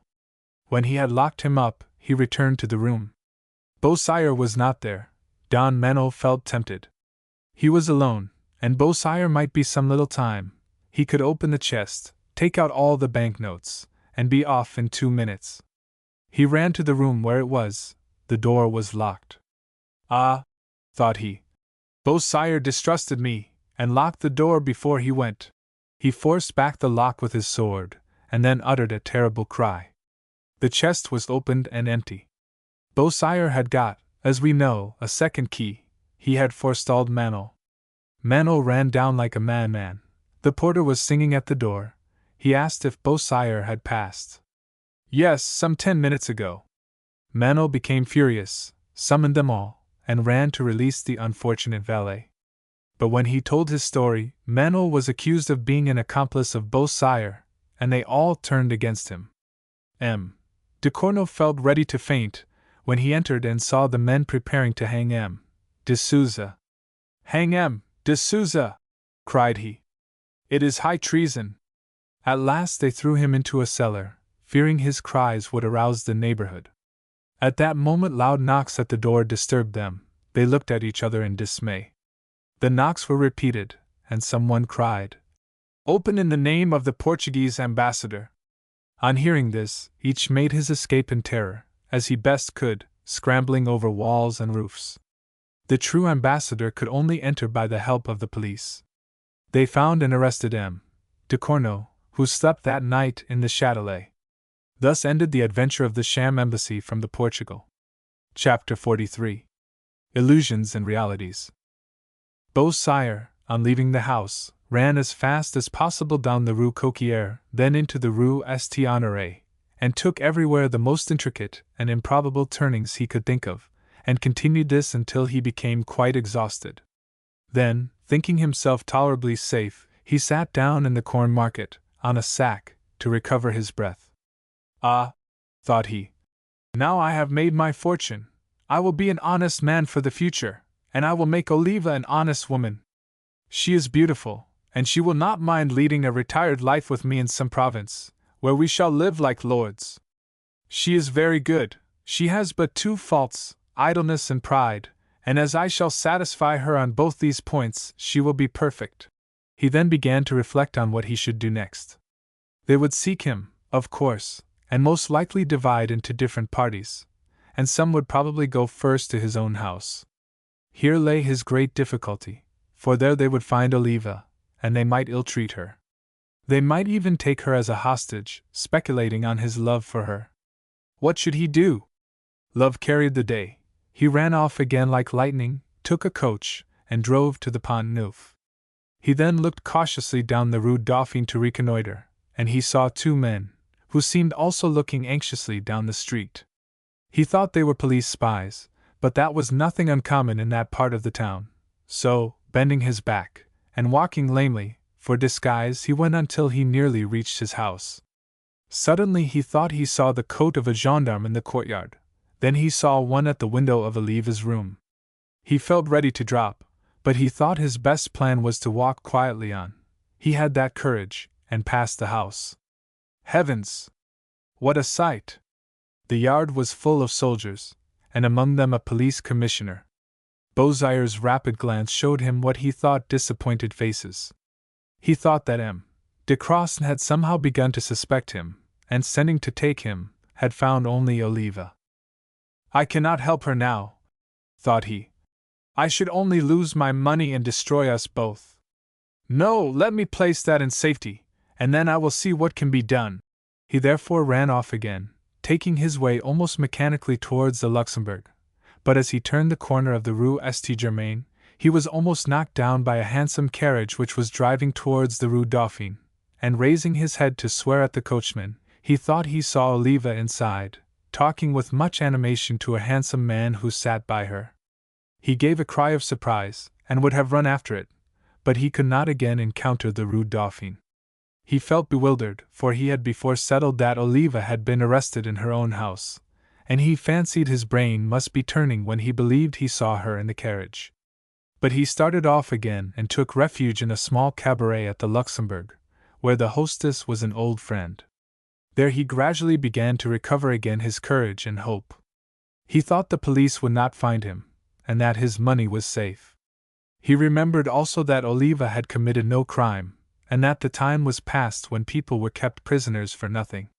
He also thought that his money would soon obtain her release, even if she were sent to prison, and he would then set off with her for Switzerland. Such were his dreams and projects as he sat sipping his wine. Chapter 44. Oliva begins to ask what they want of her. If M. Beausire had trusted to his eyesight, which was excellent. Instead of trusting his imagination, he would have spared himself much regret and many mistakes. It was, in fact, Oliva who sat in the carriage by the side of a man, whom he would also have recognized if he had looked a little longer. She had gone that morning, as usual, to take a walk in the gardens of the Luxembourg, where she had met the strange friend whose acquaintance she had made the day of the ball at the opera. It was just as she was about to return that he appeared before her, and said, "Where are you going?" "Home, monsieur." "Just what the people want. Who are there waiting for you?" "Waiting for me? No one is there for me." "Oh, yes, a dozen visitors at least." "A whole regiment, perhaps?" said Oliva, laughing. "Perhaps, had it been possible to send a whole regiment, they would have done so." "You astonish me." "You would be far more astonished if I let you go." "Why?" "Because you would be arrested." "I? Arrested?" "Assuredly. The 12 gentlemen who wait for you are sent by M. de Crossen." Oliva trembled. Some people are always fearful on certain points. But she said, "I have done nothing. Why should they arrest me?" "For some intrigue, perhaps." "I have none." "But you have had." "Oh, perhaps." "Well, perhaps they are wrong to wish to arrest you, but the fact is that they do desire to do so. Will you still go home?" "You deceive me," said Oliva. "If you know anything, tell me at once. Is it not Beausire they want?" "Perhaps. He may have a conscience less clear than yours." "Poor fellow! Pity him if you like, but if he is taken, there is no need for you to be taken too." "What interest have you in protecting me?" asked she. "It is not natural for a man like you." "I would not lose time if I were you. They are very likely to seek you here, finding you do not return." "How should they know I am here?" "Are you not always here?" "My carriage is close by, if you will come with me." "But I see you doubt still." "Yes." "Well, we will commit an imprudence to convince you. We will drive past your house, and when you have seen these gentlemen there, I think you will better appreciate my good offices." He led her to the carriage, and drove to the Rue Dauphine, at the corner of which they passed Beausire. Had Oliva seen him, doubtless she would have abandoned everything to fly with him and share his fate, whatever it might be. But Cagliostro, who did see him, took care to engage her attention by showing her the crowd, which was already in sight, and which was waiting to see what the police would do. When Oliva could distinguish the soldiers who filled her house, she threw herself into the arms of her protector in despair. "Save me! Save me!" she cried. He pressed her hand. "I promise you. But they will find me out anywhere." "Not where I shall take you. They will not seek you at my house." "Oh!" cried she, frightened. "Am I to go home with you?" "You are foolish," said he. "I am not your lover, and do not wish to become so. If you prefer a prison, you are free to choose." "No," replied she. "I trust myself to you, take me where you please." He conducted her to the Rue Neuve Estigillis, into a small room on the second floor. "How triste!" said she. "Here, without liberty, and without even a garden to walk in." "You are right," said he. "Besides, my people would see you here at last. And would betray me, perhaps." "No fear of that. But I will look out for another abode for you. I do not mean you to remain here." Oliva was consoled. Besides, she found amusing books and easy chairs. He left her, saying, "If you want me, ring. I will come directly if I am at home." "Ah!" cried she. "Get me some news of Beausire. Before everything." Then, as he went down, he said to himself, "It will be a profanation to lodge her in that house in the Rue St. Claude, but it is important that no one should see her, and there no one will. So I will extinguish the last spark of my old light." Chapter 45. The Deserted House. When Cagliostro arrived at the deserted house in the Rue St. Claude, with which our readers are already acquainted, it was getting dark, and but few people were to be seen in the streets. Cagliostro drew a key from his pocket, and applied it to the lock, but the door was swollen with the damp, and stiff with age, and it required all his strength to open it. The courtyard was overgrown with moss, the steps crumbling away. All looked desolate and deserted. He entered the hall, and lighted a lamp which he had brought with him. He felt a strange agitation as he approached the door which he had so often entered to visit Lorenza. A slight noise made his heart beat quickly. He turned, and saw an adder gliding down the staircase. It disappeared in a hole near the bottom. He entered the room. It was empty, but in the grate still lay some ashes, the remains of the furniture which had adorned it, and which he had burned there. Among it several pieces of gold and silver still sparkled. As he turned, he saw something glittering on the floor. He picked it up. It was one of those silver arrows with which the Italian women were in the habit of confining their hair. He pressed it to his lips, and a tear stood in his eyes as he murmured, "Lorenza!" It was but for a moment, then he opened the window and threw it out, saying to himself, "Adieu! This last souvenir, which would soften me. This house is about to be profaned, another woman will ascend the staircase, and perhaps even into this room, where Lorenza's last sigh still vibrates, but to serve my end the sacrifice shall be made.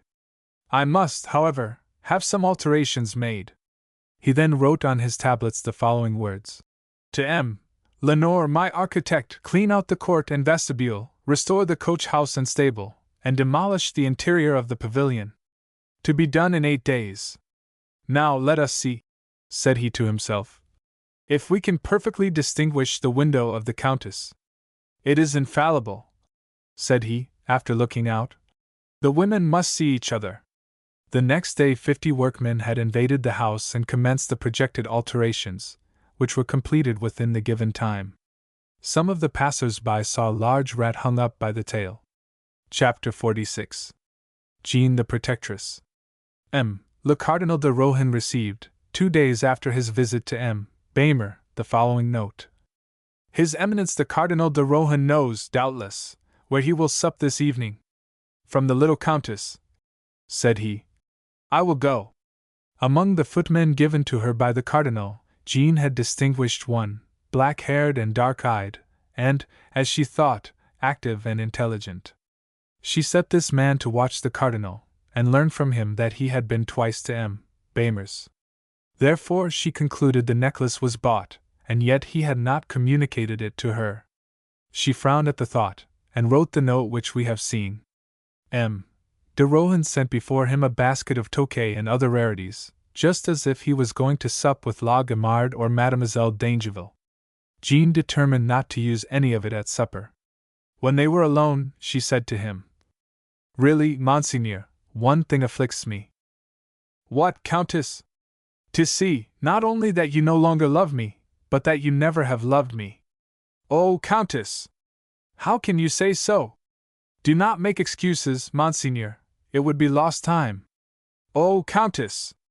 Do not be uneasy, I am quite indifferent about it now." "Whether I love you or not?" "Yes, because I do not love you." "That is not flattering." "Indeed, we are not exchanging compliments, but facts. We have never loved each other." "Oh, as for myself, I cannot allow that. I have a great affection for you, Countess." "Come, Monseigneur, let us esteem each other enough to speak the truth, and that is, that there is between us a much stronger bond than love, that is, interest." "Oh, Countess, what a shame!" "Monseigneur, if you are ashamed, I am not." "Well, Countess, supposing ourselves interested, how can we serve each other?" "First, Monseigneur, I wish to ask you a question. Why have you failed in confidence towards me?" "I? How so, pray?" "Will you deny that, after skillfully drawing from me the details, which, I confess, I was not unwilling to give you, concerning the desire of a certain great lady for a certain thing, you have taken means to gratify that desire without telling me?" "Countess, you are a real enigma, a sphinx." "Oh, no enigma, Cardinal. I speak of the Queen, and of the diamonds which you bought yesterday of M. Baimer and Bassange." "Countess!" cried he, growing pale. "Oh, do not look so frightened," continued she. "Did you not conclude your bargain yesterday?" He did not speak, but looked uncomfortable, and half angry. She took his hand. "Pardon, Prince," she said, "but I wish to show you your mistake about me. you believe me foolish and spiteful. Oh, Countess, now I understand you perfectly. I expected to find you a pretty woman and a clever one, but you are better than this. Listen to me, you have, you say, been willing to become my friend without loving me? I repeat it, replied she. Then you had some object? Assuredly. Do you wish me to tell it to you? No, I understand it. You wish to make my fortune. That once done, you are sure that my first care would be for yours. Am I right? Yes, Monseigneur, but I have not pursued my plans with any repugnance. The road has been a pleasant one. You are an amiable woman, Countess, and it is a pleasure to discuss business with you. You have guessed rightly that I have a respectful attachment towards a certain person. I saw it at the opera ball, she said. I know well that this affection will never be returned. Oh, a queen is only a woman, and you are surely equal to Cardinal Mazarin. He was a very handsome man, said M. de Rohan, laughing. And an excellent minister, said Jean. Countess, it is superfluous trouble to talk to you. You guess and know everything. Yes, I do wish to become Prime Minister. Everything entitles me to it, my birth, my knowledge of business, my standing with foreign courts, and the affection which is felt for me by the French people. There is but one obstacle, said Jean. An antipathy. Yes, of the Queen's, and the King always ends by liking what she likes, and hating what she hates. And she hates me? Be frank, Countess. Well, Monseigneur, she does not love you. Then I am lost. Of what use is the necklace?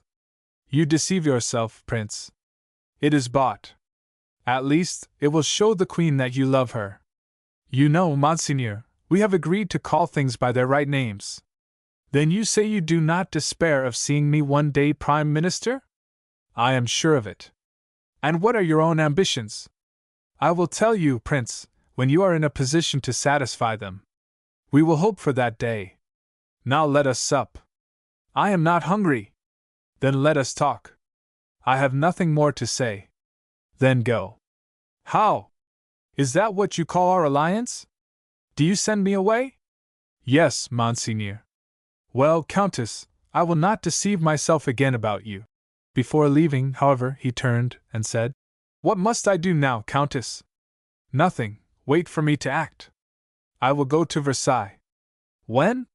Tomorrow. And when shall I hear from you? Immediately. Then I abandon myself to your protection. Au revoir, Countess. Chapter 47. Jean protected. Mistress of such a secret, rich in such a future, and supported by such a friend, Jean felt herself strong against the world. To appear at court, no longer as a suppliant, as the poor mendicant drawn from poverty by Madame de Boulainvilliers, but as a Valois, with an income of 100,000 francs, to be called the favorite of the Queen, and consequently governing the King and State through her dot, such was the panorama that floated before the eyes of Jean. She went to Versailles. She had no audience promise, but she trusted to her good fortune, and as the Queen had received her so well before, all the officials were anxious to serve her. Therefore, one of the doorkeepers said aloud, as the Queen came from chapel, to one of her gentlemen, Monsieur, what am I to do? Here is Madame la Comtesse de la Motte Valois asking admission, and she has no letter of audience. The Queen heard and turned round. Did you say Madame de la Motte Valois was here? She asked. Your Majesty, the doorkeeper says so. I will receive her. Bring her to the bathroom. The man told Jean what he had done. She drew out her purse, but he said, Will Madame la Comtesse allow this debt to accumulate? Some day she can pay me with interest. You are right, my friend. I thank you. Marie Antoinette looked serious when Jean entered. She supposes I am come again to beg, thought Jean. Madam, said the Queen, I have not yet had an opportunity to speak to the King. Oh, your Majesty has already done too much for me. I asked nothing more. I came. She hesitated. Is it something urgent that you did not wait to ask for an audience? Urgent? Yes, madam, but not for myself. For me, then? And the Queen conducted her into the bathroom, where her women were waiting for her. Once in the bath, she sent them away. Now, Countess. Madam, said Jean, I am much embarrassed. Why so? Your Majesty knows the kindness I have received from M. de Rohan. The Queen frowned. Well, madam? Yesterday His Eminence came to see me, and spoke to me as usual of your Majesty's goodness and kindness. What does he want? I expressed to him all my sense of your generosity, which constantly empties your purse, and told him that I felt almost guilty in thinking of your Majesty's gift to myself, and remembering that were it not for such liberality your Majesty need not have been forced to deny yourself the beautiful necklace which became you so well. When I related this circumstance to M. de Rohan, I saw him grow pale and the tears came into his eyes. Indeed, madam, his fine face, full of admiration for, and emotion caused by, your noble conduct, is ever before my eyes. Well, Countess, if he has impressed you so deeply, I advise you not to let him see it. M. de Rohan is a worldly prelate, and gathers the sheep as much for himself as for his lord. Oh, madam! It is not I who say it, that is his reputation, he almost glories in it. His trophies are numerous, and some of them have made no little scandal. Well, madam, I am sure he thought then of no one but your Majesty. The Queen laughed. Your Majesty's modesty will not allow you to listen to praises. Not from the Cardinal, I suspect them all. It is not my part, replied Jean respectfully, to defend any one who has incurred your Majesty's displeasure. M. de Rohan has offended me, but I am a queen and a Christian, and do not wish to dwell on offenses. Jean was silent. You think differently to me on this subject? Completely, your Majesty.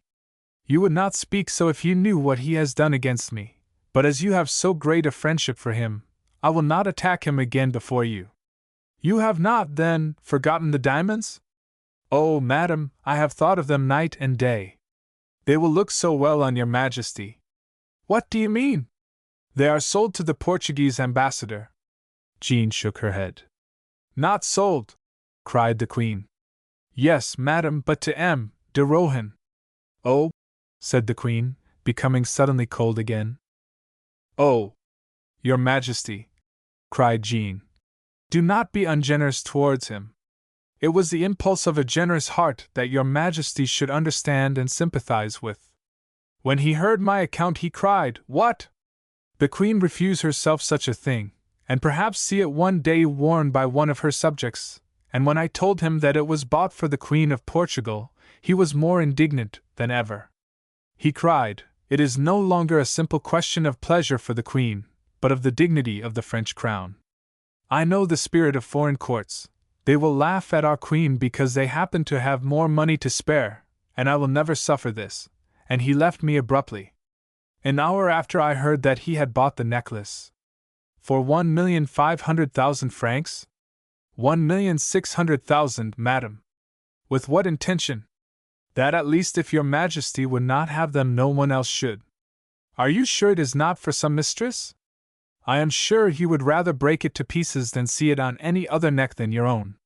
Marie Antoinette reflected, and her expressive countenance showed clearly every thought that passed through her mind.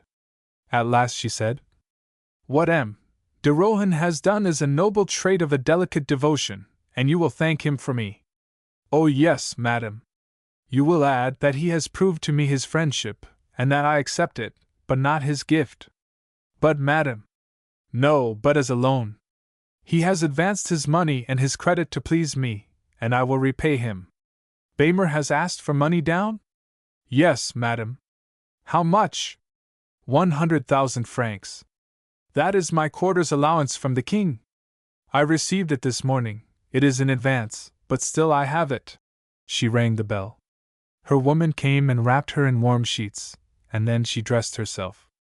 Once more alone in her bedroom with Jean, she said, Open that drawer, and you will see a portfolio. Here it is, madam. It holds the 100,000 francs, count them. Jean obeyed. Take them to the Cardinal with my thanks, each quarter I will pay the same. In this manner I shall have the necklace which pleased me so much, and if it embarrasses me to pay it, at least it will not hurt the king, and I shall have gained the knowledge that I have a friend who has guessed my wishes.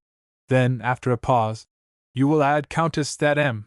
De Rohan will be welcome at Versailles to receive my thanks. Jean went away full of joy and delight. Chapter 48. The Queen's Portfolio. The Cardinal was at home when Madame de la Motte came to his hotel. She had herself announced, and was immediately admitted. "You come from Versailles?" said he. "Yes." "Well? Well, Monseigneur, what do you expect?" "Ah, Countess, you say that with an air that frightens me. You wish me to see the Queen, and I have seen her, and that I should speak to her of you whom she has always so much disliked." "And you did?" "Yes, and Her Majesty listened." "Say no more, Countess, I see she will not overcome her repugnance." "Oh! As to that, I spoke of the necklace." "And did you dare to say that I wish to buy it for her?" "Yes." "Oh, Countess, you are sublime, and she listened?" "Yes, but she refused." "Oh, I am lost." "Refused to accept it as a gift, but not as a loan." "I lent to the Queen." "Countess, it is impossible." "It is more than giving, is it not?" "1,000 times." "So I thought." The Cardinal rose and came towards her. "Do not deceive me," he said. "One does not play with the affections of a man like you, Monseigneur." "Then it is true?" "The exact truth. I have a secret with the Queen," and he pressed Jean's hand. "I like that clasp of the hand," she said. "It is like one man to another. It is that of a happy man to a protecting angel." "Monseigneur, do not exaggerate." "Oh, my joy! My gratitude!" "Impossible. But lending 1,500,000 to the Queen is not all you wish for? Buckingham would have asked for more. Buckingham believed what I dare not even dream of. The Queen sends you word that she will see you with pleasure at Versailles." The Cardinal looked as pale as a youth who gives his first kiss of love. "Ah," thought she, "it is still more serious than I imagined. I can get what I please from him, for he acts really not from ambition but from love." He quickly recovered himself, however. "My friend," said he, "how does the Queen mean to act about this loan she talks of?" "Ah, you think she has no money. But she will pay you as she would have paid Baymer. Only if she had paid him all Paris must have known it, which she would not have liked, after the credit she has had for her refusal of it. You are a cashier for her, and a solvent one if she becomes embarrassed. She is happy and she pays." "Ask no more." "She pays?" "Yes, she knows you have debts, and when I told her you had advanced 100,000 francs. "You told her?" "Yes, why not?" Jean put her hand in her pocket, and drew out the portfolio. "The Queen sends you this with thanks. It is all right, for I have counted it." "Who cares for that?" "But the portfolio?" "Well, it is not handsome." "It pleases me, nevertheless." "You have good taste." "Ah, you quiz me." "You have the same taste as the Queen, at all events." "Then it was hers? Do you wish for it?" "I cannot deprive you of it." "Take it." "Oh, Countess, you are a precious friend, but while you have worked for me, I have not forgotten you." Jean looked surprised. "Yes," said he, "my banker came to propose to me some plan of a marsh to drain, which must be profitable. I took 200 shares, and 50 of them are for you." "Oh, Monseigneur!" He soon returned. He had realized already on them cent per cent. He gave me 100,000 francs, and here is your share, dear Countess. And from the pocket-book she had just given him he slid 25,000 francs into her hand. "Thanks, Monseigneur. What gratifies me most is, that you thought of me." "I shall ever do so," said he, kissing her hand. "And I of you, at Versailles." Chapter 49. In which we find Dr. Lewis. Perhaps our readers, remembering in what a position we left M. de Charny, will not dislike to return with us to that little antechamber at Versailles into which this brave seaman, who feared neither men nor elements, had fled, lest he should show his weakness to the Queen. Once arrived there, he felt it impossible to go further. He stretched out his arms, and was only saved from falling to the ground by the aid of those around. He then fainted, and was totally ignorant that the Queen had seen him, and would have run to his assistance had André not prevented her, more even from a feeling of jealousy than from regard for appearances. Immediately after the king entered, and seeing a man lying supported by 2 guards, who, unaccustomed to see men faint, scarcely knew what to do, advanced, saying, "Someone is ill here." At his voice the men started and let their burden fall. "Oh!" cried the king. "It is M. de Charny. Place him on this couch, gentlemen." Then they brought him restoratives, and sent for a doctor. The king waited to hear the result. The doctor's first care was to open the waistcoat and shirt of the young man to give him air, and then he saw the wound. "A wound!" cried the king. "Yes," said M. de Charny faintly. "An old wound, which has reopened." And he pressed the hand of the doctor to make him understand. But this was not a court doctor, who understands everything, so, willing to show his knowledge. "Old sir! This wound is not 24 hours old." Charny raised himself at this, and said, "Do you teach me, sir, when I received my wound?" Then, turning round, he cried, "The king!" and hastened to button his waistcoat. "Yes, M. de Charny, who fortunately arrived in time to procure you assistance." "A mere scratch, sire," stammered Charny. "An old wound." "Old or new," replied Louis, "it has shown me the blood of a brave man, whom a couple of hours in bed will quite restore," continued Charny, trying to rise, but his strength failed him, his head swam, and he sank back again. "He is very ill," said the king. "Yes, sire," said the doctor with importance, "but I can cure him." The king understood well that M. de Charny wished to hide some secret from him, and determined to respect it. "I do not wish," said he, "that M. de Charny should run the risk of being moved. We will take care of him here.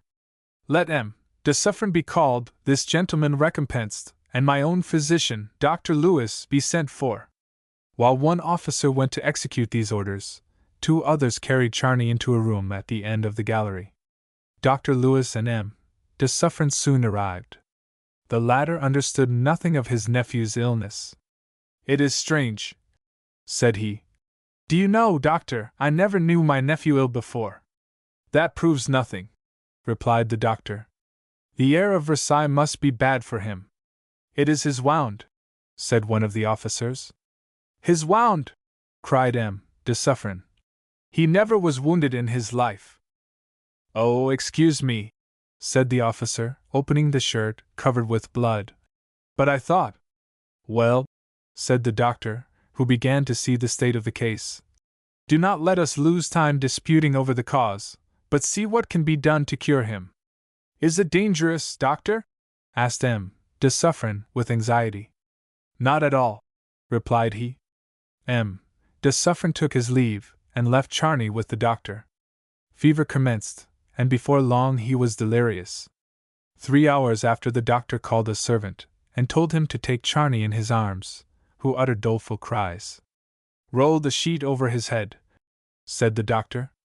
"But," said the man, "he struggles so much that I must ask assistance from one of the guards." "Are you afraid of a sick man, sir? If he is too heavy for you, you are not strong enough for me. I must send you back to Auvergne." This threat had its effect. Charny, crying, fighting, and gesticulating, was carried by the man through the guards. Some of the officers questioned the doctor. "Oh, gentlemen," said he, "this gallery is too far off for me. I must have him in my own rooms. But I assure you, doctor, we would all have looked after him here. We all love M. de Suffren. Oh yes, I know your sort of care. The sick man is thirsty, and you give him something to drink, and kill him. Now there remains but one danger," said the doctor to himself, as he followed Charny, "that the king should want to visit him, and if he hear him, diable. I must speak to the queen." The good doctor, therefore, having bathed the head and face of his patient with cold water, and seen him safe in bed, went out and locked the door on him, leaving his servant to look after him. He went towards the queen's apartments, and met Madame de Misery, who had just been dispatched to ask after the patient. "Come with me," he said. "But, doctor, the queen waits for intelligence." "I am going to her." "The queen wishes." The Queen shall know all she wishes. I will take care of that. Chapter 50. Idrisania. The Queen was expecting the return of Madame de Misery. The doctor entered with his accustomed familiarity. Madam, he said, the patient in whom your Majesty and the King are interested is as well as any one can be who has a fever. Is it a slight wound? Asked the Queen. Slight or not, he is in a fever. Poor fellow, a bad fever? Terrible! You frighten me, dear doctor, you, who are generally so cheering. Besides, you look about you, as though you had a secret to tell. So I have. About the fever? Yes. To tell me? Yes. Speak then, for I am curious. I wait for you to question me, madam. Well, how does the fever go on? No, ask me why I have taken him away from the guards' gallery, where the king left him, to my own room. Well, I ask? Indeed, it is strange. Then, madam, I did so, because it is not an ordinary fever. The Queen looked surprised. What do you mean? De Charny is delirious already, and in his delirium he says a number of things rather delicate for the gentlemen of the guard to hear. Doctor! Oh, madam! You should not question me, if you do not wish to hear my answers. Well, then, dear doctor, is he an atheist? Does he blaspheme? Oh, no! He is on the contrary a devotee. The Queen assumed a look of sang-froid. De Charny, she said, interests me.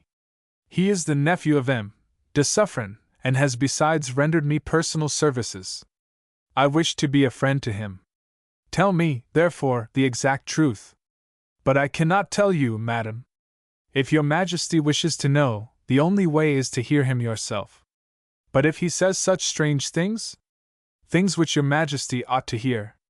But, said the Queen, I cannot move a step here, without some charitable spy watching me.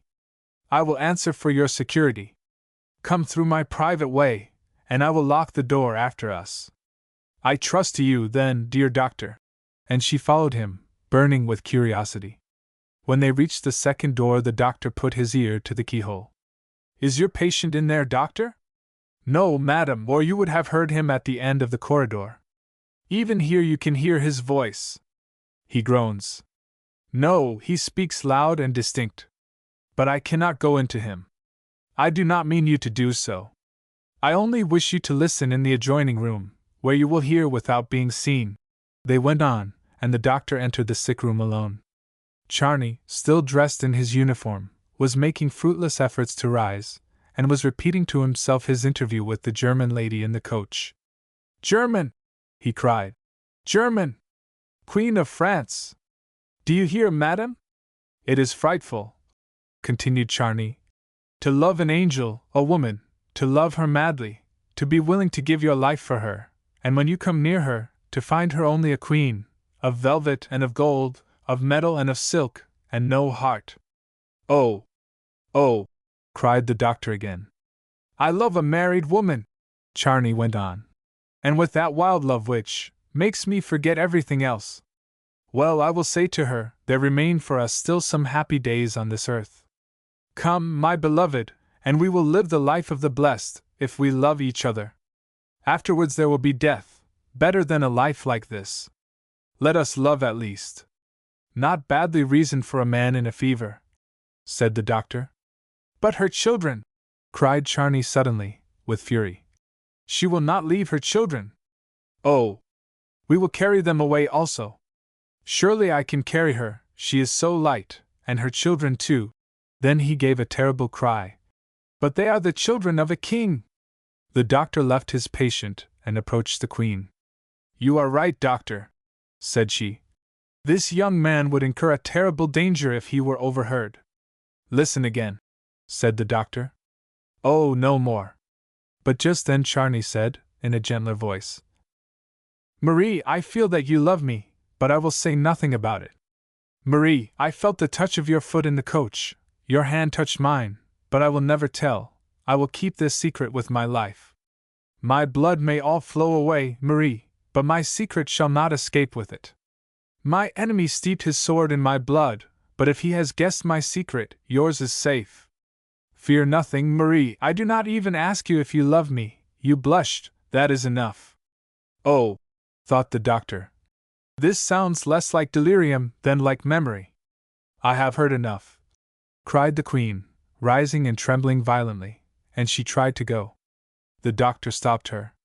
Madam, said he, what do you wish? Nothing, doctor, nothing. But if the king asked to see my patient? Oh, that would be dreadful. What shall I say? Doctor, I cannot think. This dreadful spectacle has confused me. I think you have caught his fever, said the doctor, feeling her pulse. She drew away her hand and escaped. Chapter 51. André. The doctor remained thoughtful, then said to himself, there are other difficulties here besides those I can contend with by science. He bathed again the temples of his patient, who for the time began to grow calmer. All at once the doctor heard the rustling of a dress outside. Can it be the Queen returned? Thought he, and opening the door softly, he saw before him the motionless figure of a woman, looking like a statue of despair. It was almost dark. He advanced suddenly along the corridor to the place where the figure was standing. On seeing him, she uttered a cry. Who is there? Asked Dr. Lewis. I, doctor, replied a sweet and sorrowful voice, a voice that he knew but could not immediately recognize. I, André de Taverny, continued she. Oh, mon Dieu! What is the matter? Cried the doctor. Is she ill? She? Who? The doctor felt that he had committed an imprudence. Excuse me, but I saw a lady going away just now. Perhaps it was you. Oh, yes, there has been a lady here before me, has there not? Asked André, in a tone of emotion. My dear child, replied the doctor. Of whom do you speak? What do you want to know? Doctor, answered André, in a sorrowful voice. You always speak the truth, do not deceive me now. I am sure there was a woman here before me. Doubtless. Why should I deceive you? Madame de Misery was here. It was Madame de Misery who came? Certainly. What makes you doubt? What inexplicable beings women are. Dear doctor. Well, but to the point. Is she worse? Who? Pardieu, the Queen. The Queen! Yes, the Queen, for whom Madame de Misery came to fetch me, and who was troubled with her palpitations. If you come from her, tell me, and we will go back together. No, doctor, I do not come from the Queen, and was even ignorant that she was suffering. But pardon me, doctor, I scarcely know what I am saying. In fact, she seemed on the point of fainting. The doctor supported her. She rallied by a strong effort. Doctor, she said, you know I am nervous in the dark. I lost my way in these intricate passages, and have grown frightened and foolish. And why the devil should you be wandering about these dark passages, since you came for nothing? I did not say I came for nothing, only that no one sent me. Well, if you have anything to say to me, come away from here, for I am tired of standing. Oh, I shall not be 10 minutes. Can anyone hear us? No one. Not even your patient in there? Oh, no fear of his hearing anything. André clasped her hands. Oh, mon Dieu! She cried. He is, then, very ill? Indeed, he is not well. But tell me quickly what brings you here, for I cannot wait. Well, doctor, we have spoken of it. I came to ask after him. Dr. Lewis received this confession with a solemn silence, which André took for a reproach. You may excuse this step, doctor, she said, as he was wounded in a duel with my brother. Your brother? I was ignorant of that. But now that you know it, you understand why I inquire after him. Oh, certainly, my child, said the good doctor, enchanted to find an excuse for being indulgent. I could not know this. A duel between two gentlemen is a thing of everyday occurrence, doctor. Certainly, the only thing that could make it of importance would be that they have fought about a lady. About a lady! About yourself, for example. André sighed. Oh, doctor! They did not fight about me. Then, said the doctor, is it your brother that has sent you for news of M. de Charny? Oh, yes, my brother, doctor. Dr. Lewis looked at her scrutinizingly. I will find out the truth, thought he. Then he said, Well, I will tell you the truth, that your brother may make his arrangements accordingly, you understand. No, doctor. Why, a duel is never a very agreeable thing to the king, and if it makes a scandal, he often banishes or imprisons the actors, but when death ensues, he is always inflexible. Therefore counsel your brother to hide for a time. Then, cried Andre, de Charny is dangerously ill? My dear young lady, if he is not out of danger by this time tomorrow, if before that time I cannot quell the fever that devours him, de Charny is a dead man. Andre bit her lips till the blood came, and clenched her hands till the nails stuck into the flesh, to stifle the cry that was ready to burst from her. Having conquered herself, she said, My brother will not fly. He wounded de Charny in fair fight, and if he has killed him, he will take his chance. The doctor was deceived. She did not come on her own account, he thought. How does the Queen take it? He asked. The Queen? I know not. What is it to her? But she likes your brother. Well, he is safe, and perhaps she will defend him if he is accused. Then, mademoiselle, you have learned what you wished? Let your brother fly, or not, as he pleases, that is your affair. Mine is to do the best tonight for the wounded man, without which, death will infallibly carry him off. Adieu. Andre fled back to her room, locked herself in, and falling on her knees by the side of her bed. My God!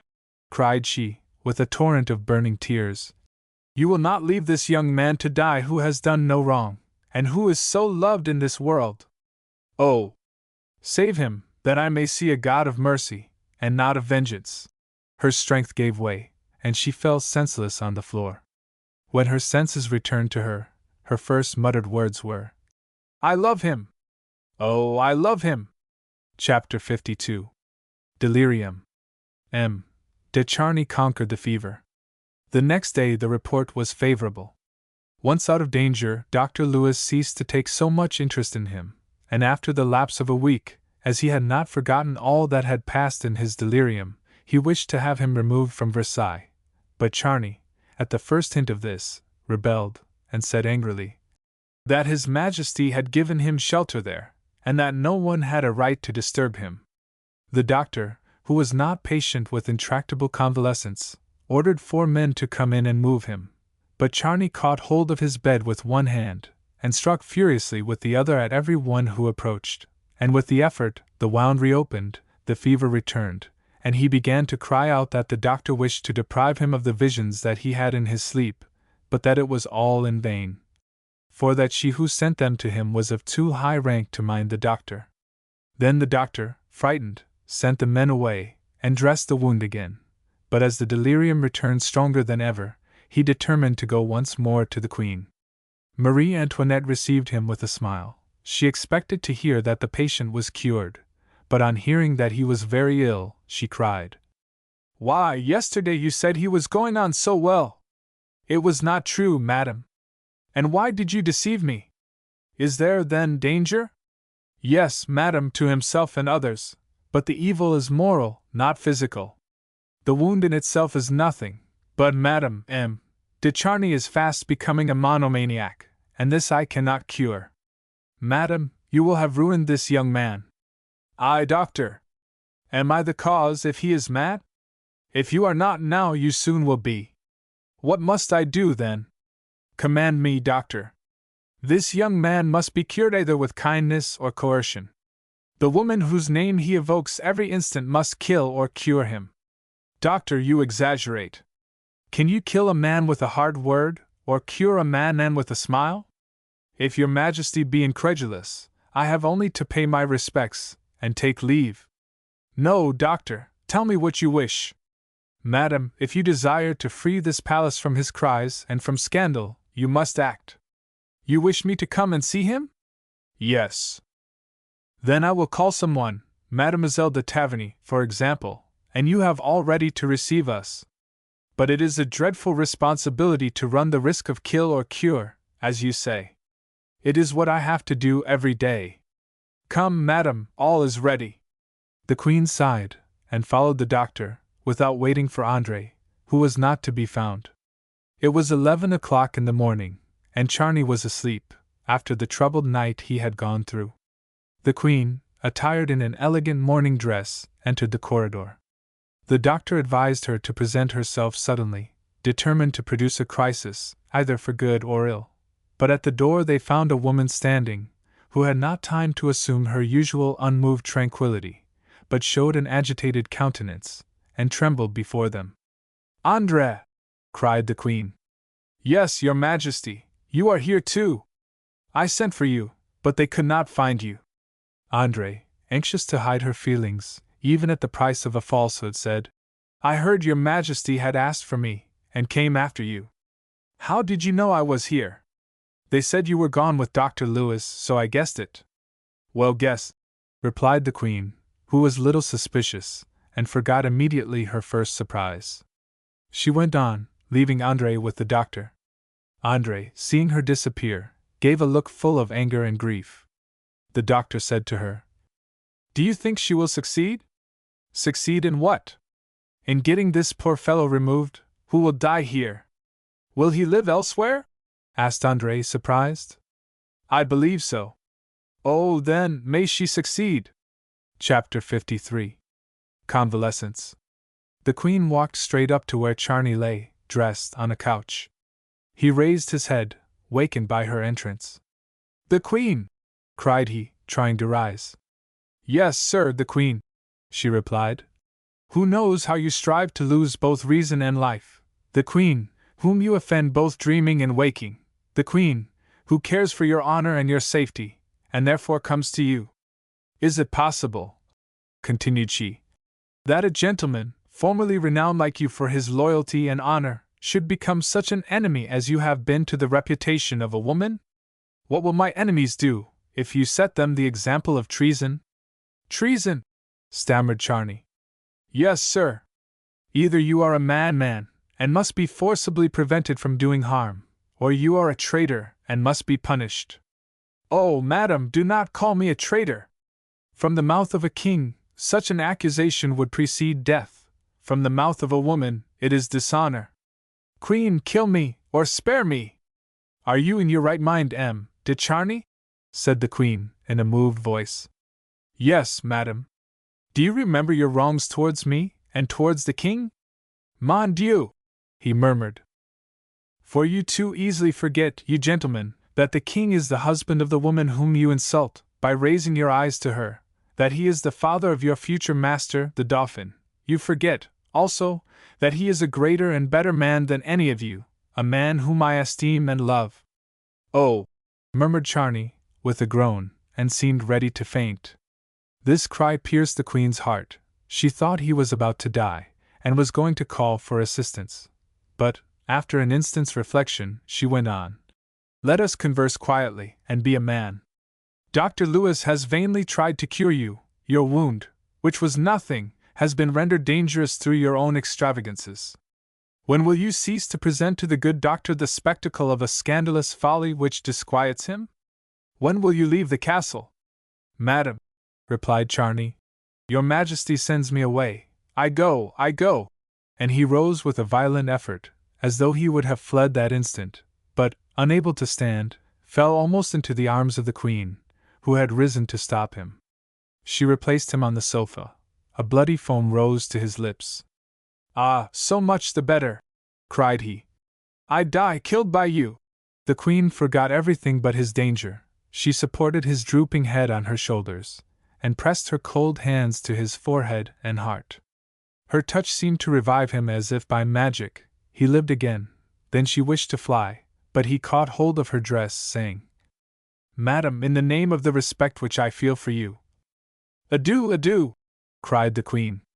"Oh, madam, pardon me!" "I do pardon you." "Madam, one last look." De Charny," said the Queen, trembling, "if you are not the basest of men, tomorrow you will be dead, or have left this castle." He threw himself at her feet. She opened the door, and rushed away. André saw for an instant the young man on his knees before her, and felt struck with both hate and despair. She thought, as she saw the Queen return, that God had given too much to this woman in adding to her throne and her beauty this half hour with de Charny. The doctor, occupied only with the success of the negotiation, said, "Well, madam, what will he do?" "He will leave," replied the Queen, and passing them quickly, she returned to her apartment.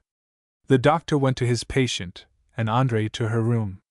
Dr. Lewis found Charny a changed man, declaring himself perfectly strong, asking the doctor how he should be moved, and when he should be quite well, with so much energy that the doctor feared it was too much, and that he must relapse after it. He was, however, so reasonable as to feel the necessity of explaining this sudden change. "The Queen has done me more good by making me ashamed of myself," he said, "than you, dear doctor, with all your science. She has vanquished me by an appeal to my amour propre." "So much the better," said the doctor. "Yes.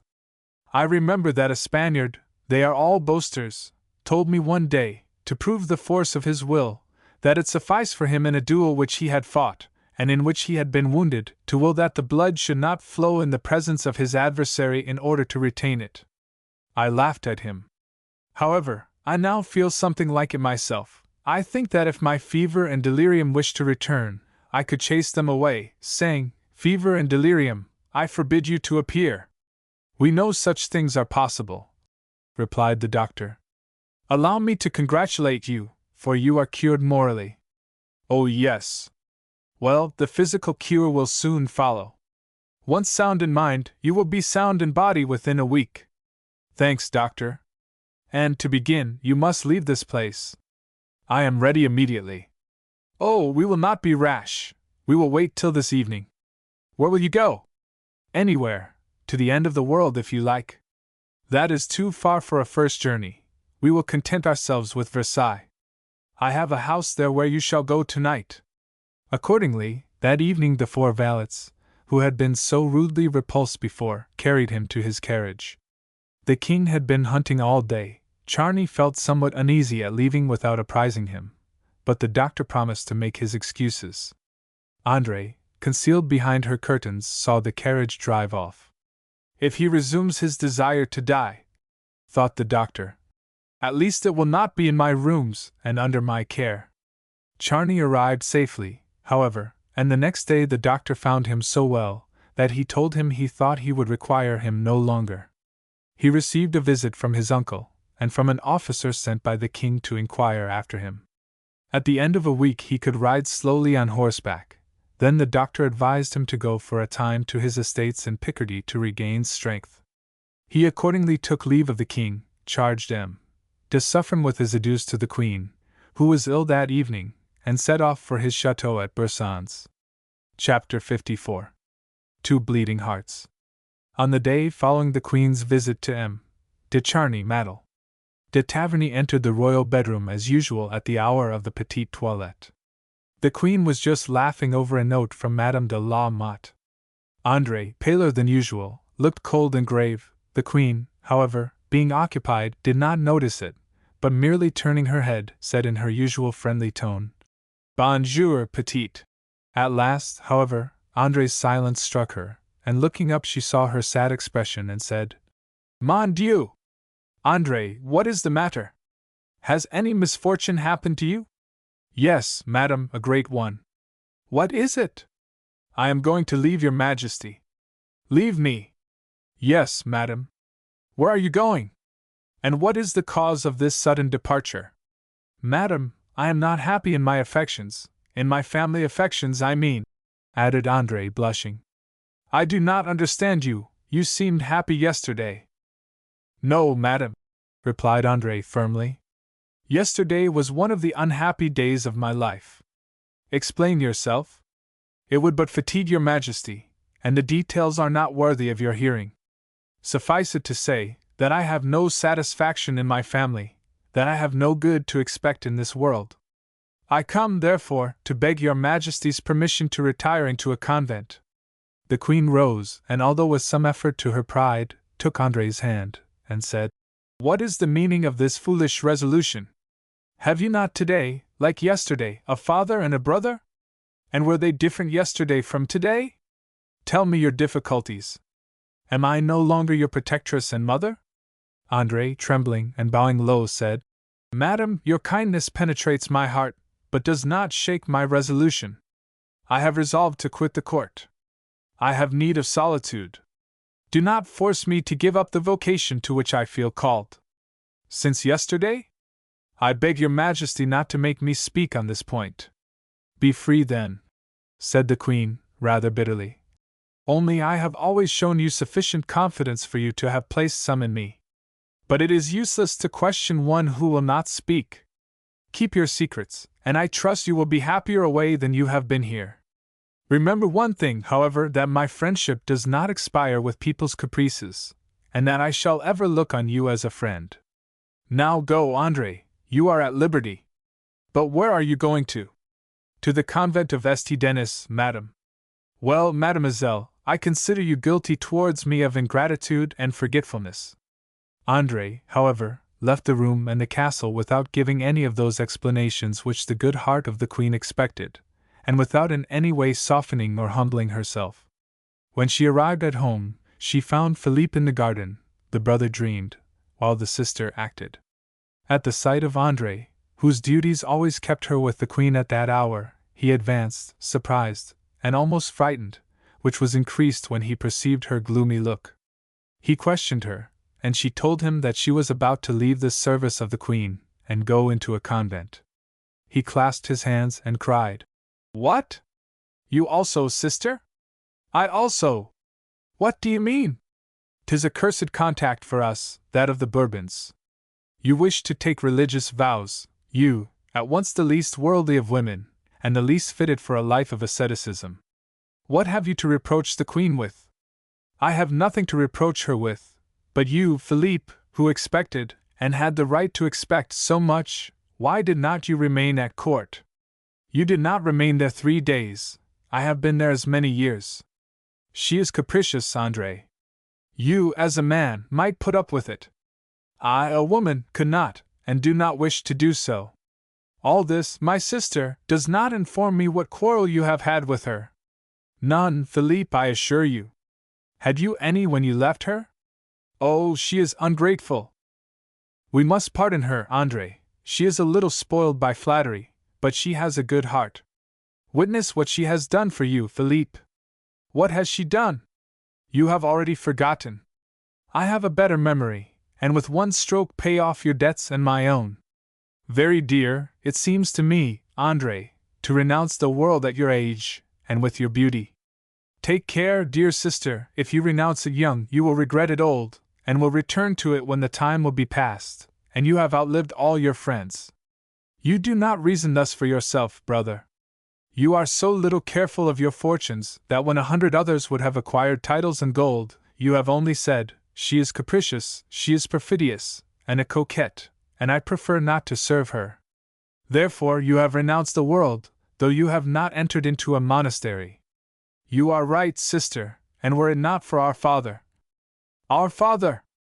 "Ah, Philippe! Do not speak of him," replied Andre bitterly. "A father should be a support to his children, or accept their support. But what does ours do? Could you confide a secret to M. de Taverny, or do you believe him capable of confiding in you?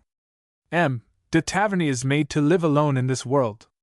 "True, Andre, but not to die alone." "Ah, Philippe! You take me for a daughter without feeling, but you know I am a fond sister, and to have been a good daughter, required only to have had a father, but everything seems to conspire to destroy in me every tender feeling. It never happens in this world that hearts respond, those whom we choose prefer others." Philippe looked at her with astonishment. "What do you mean?" said he.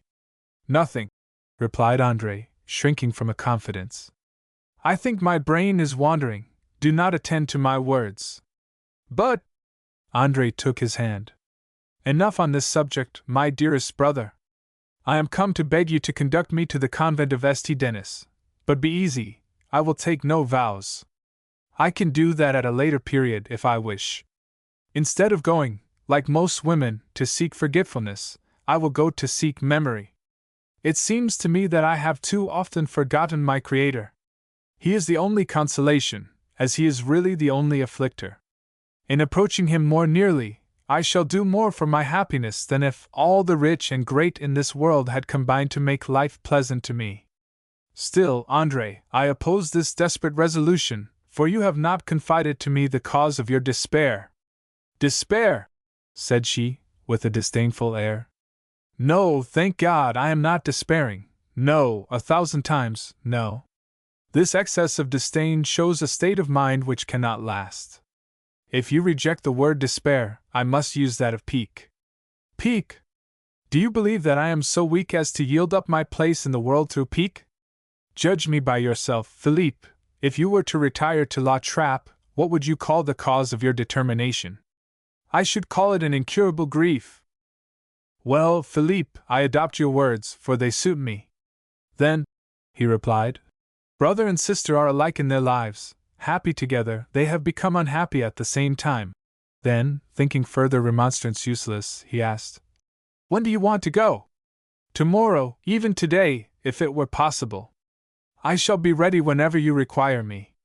Andre retired to make her preparations. Soon she received this note from Philippe. You can see our father at 5 o'clock this evening. You must be prepared for reproaches, but an adieu is indispensable. She answered. At 5 o'clock I will be with M. de Taverny all ready to start, and by 7 we can be at St. Denis, if you will give me up your evening. Chapter 55. The Minister of Finance. We have seen that the Queen, before receiving Andre, was smiling over a note from Madame de la Motte. She was, however, rendered serious by the interview with Mademoiselle de Taverny. Scarcely had she gone, when Madame de Misery came to announce M. de Calonne. He was a man of much intellect, but foreseeing that disaster was hanging over France, determined to think only of the present, and enjoy it to the utmost. He was a courtier, and a popular man. M. de Necker had shown the impossibility of finding finances, and called for reforms which would have struck at the estates of the nobility and the revenues of the clergy. He exposed his designs too openly, and was overwhelmed by a torrent of opposition. To show the enemy your plan of attack is half to give them the victory. Calonne, equally alive to the danger, but seeing no way of escape, gave way to it. He completely carried with him the king and queen, who implicitly believed in his system, and this is, perhaps, the only political fault which Louis XVI was guilty of towards posterity. M. de Calonne was handsome, and had an ingratiating manner. He knew how to please a queen, and always arrived with a smile on his face, when others might have worn a frown. The queen received him graciously and said, Have we any money, M. de Calonne? Certainly, madam, we have always money. You are perfectly marvelous, replied she. An incomparable financier, for you seem always ready when we want money. How much does your majesty require? Explain to me first how you managed to find money, when M. Necker declared that there was none. M. Necker was right, madam, for when I became minister on the 3d of November, 1783, there were but 1,200 francs in the public treasury. Had M. Necker, madam, instead of crying out, there is no money, done as I have done, and borrowed 100 million the first year, and 125 million the second, and had he been as sure as I am of a new loan of 80 million for the third, he would have been a true financier. Every one can say there is no money, but not that there is plenty. That is what I compliment you on, sir, but how to pay all this? Oh, madam, be sure we shall pay it, replied he, with a strange smile. Well, I trust to you, said the queen. I have now a project, madam, replied he, bowing, which will put 20 million into the pockets of the nation, and 7 million or 8 million into your own. They will be welcome, but where are they to come from? Your Majesty is aware that money is not of the same value in all the countries of Europe. Certainly. In Spain gold is dearer than in France. Your Majesty is perfectly right. Gold in Spain has been for the last 5 or 6 years worth considerably more than in France. It results that the exporters gain on 8 ounces of gold that they send from here, about the value of 14 ounces of silver. That is a great deal. Well, madam, I mean to raise the price of gold 1/5 of this difference, and where we have now 30 louis we shall then have 32. It is a brilliant idea, cried the queen. I believe it, and am happy that it meets your Majesty's approbation. Always have such, and I am sure you will soon pay our debts. But allow me, madam, to return to what you want of me, said the minister. Would it be possible to have at present? I am afraid it is too much. Calonne smiled in an encouraging manner. 500,000 francs? Continued the queen. Oh, madam, really your majesty frightened me. I was afraid it was something great. Then you can? Assuredly. Without the king's knowledge? Oh, madam, that is impossible. Every month all my accounts are laid before the king. However, he does not always read them. When can I have it? What day does your majesty wish for it? On the 5th of next month. Your majesty shall have it on the 3rd. Thanks, M. de Calonne. My greatest happiness is to please your majesty, and I beg you never will allow yourself to be embarrassed for want of money. He rose, the queen gave him her hand to kiss, and then said, After all, this money causes me some remorse, for it is for a caprice. Never mind, someone will gain by it. That is true, you have a charming mode of consoling one. Oh, madam, if we had none of us more reasons for remorse than you, we should all go straight to heaven. But it will be cruel to make the poor people pay for my caprices. Have no scruples, madam, it is not the poor who will pay. How so? Asked the queen, in some surprise. Because, madam, they have nothing to pay with. He bowed and retired. Chapter 56. The Cardinal de Rohan. Hardly had M. de Calonne traversed the gallery, when Madame de la Motte was shown in to the queen. Madam, said she, the cardinal is here. She then introduced him, and took her leave. The cardinal, finding himself alone with the queen, bowed respectfully, without raising his eyes. Monsieur, said the queen, I have heard of you what has effaced many wrongs.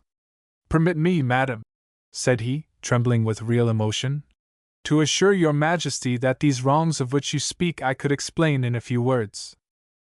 I do not forbid you to justify yourself, replied she, with dignity. But if what you are about to say throws the smallest shade upon my family or country, you will only wound me still more. Let us leave this subject, and I will only see you under the fresh light, which shows you to me obliging, respectful, and devoted. Devoted until death, replied he. But, said Marie Antoinette, with a smile, at present it is a question not of death, but of ruin, and I do not wish you devoted even so far. You shall live, and not be ruined, at least not by me, for they say you are ruining yourself. Madam! Oh! That is your own business. Only, as a friend, I would counsel you to be economical. The king would like you better. I would become a miser to please your majesty. Oh, the king, replied she, with an accent on the word, does not love misers either. I will become whatever your majesty desires, replied he, with a hardly disguised passion. I said then, continued she, that you shall not be ruined for me. You have advanced money on my account, and I have the means of meeting the calls. Therefore, regard the affair for the future as in my hands. To finish it, then, it only remains for me to offer the necklace to your majesty. And drawing out the case, he presented it to her. She took it, but did not open it, and laid it down by her side. She received kindly all his polite speeches, but as she was longing to be left alone with her diamonds, she began to answer somewhat absently. He thought she was embarrassed, and was delighted, thinking it showed, at least, an absence of indifference. He then kissed her hand, and took leave, going away full of enthusiasm and hope. Jean was waiting for him in the carriage, and received his ardent protestations with pleasure. Well, said she, shall you be Richelieu or Mazarin? Have her lips given you encouragement in ambition or love? Are you launched in politics or intrigue? Do not laugh, dear Countess, I am full of happiness. Already! Assist me, and in 3 weeks I may be a minister. Peste! That is a long time, the next payment is in a fortnight. Ah! The Queen has money, and will pay, and I shall have only the merit of the intention. It is too little. I would willingly have paid for this reconciliation with the whole sum. Make yourself easy, replied the Countess. You shall have this merit if you desire it. I should have preferred it. The The Queen would then have been under an obligation to me. Monseigneur, something tells me you will have this satisfaction. Are you prepared for it? I have mortgaged all my revenue for the ensuing year. Then you have the money? Certainly, for this payment. After that, I do not know what I shall do. Oh, this payment will give you 3 quiet months. Who knows what may happen in 3 months? That is true, but she said that the king wished me to incur no more debt. 2 months in the ministry would set all straight. Countess! Oh, do not be fastidious. If you do not assist yourself, others will. You are right. Where are you going now? Back to the Queen, to hear what she says of your interview. Good. I go to Paris. Why? You should go this evening to the Jeu du Roi. It is good policy to keep your ground. No, Countess, I must attend a rendezvous, for which I received a note this morning. A rendezvous? Yes, and a serious one, by the contents of the note. Look. A man's writing, said the Countess, and opening the note she read. Monseigneur, someone wishes to see you about raising an important sum of money. This person will wait on you this evening, at Paris, to solicit the honor of an interview. Monseigneur. Anonymous, some beggar? No, Countess, no beggar would expose himself to the risk of being beaten by my servants. Besides, I fancy I have seen the writing before. So au revoir, Countess.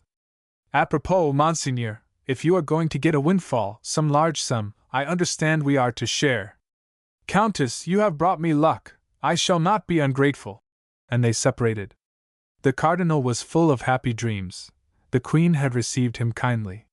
He would place himself at the head of her party, and make it a popular one. He would protect her, and for her sake would abandon his slothful life, and live an active one. As soon as he arrived at his hotel, he commenced burning a box full of love letters. Then he called his steward to order some economical reforms, and sat down to his history of English politics. Soon he heard a ring, and a servant entered to announce the person who had written to him that morning. Ask his name, said the Cardinal. The man, having inquired, returned and said, M. Le Comte de Cagliostro. Let him come in. The Count entered.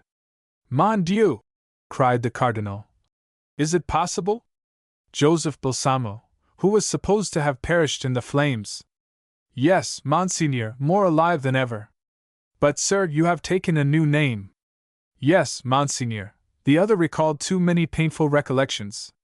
Possibly you yourself would not have opened your door to Joseph Balsamo. I. Oh yes, sir.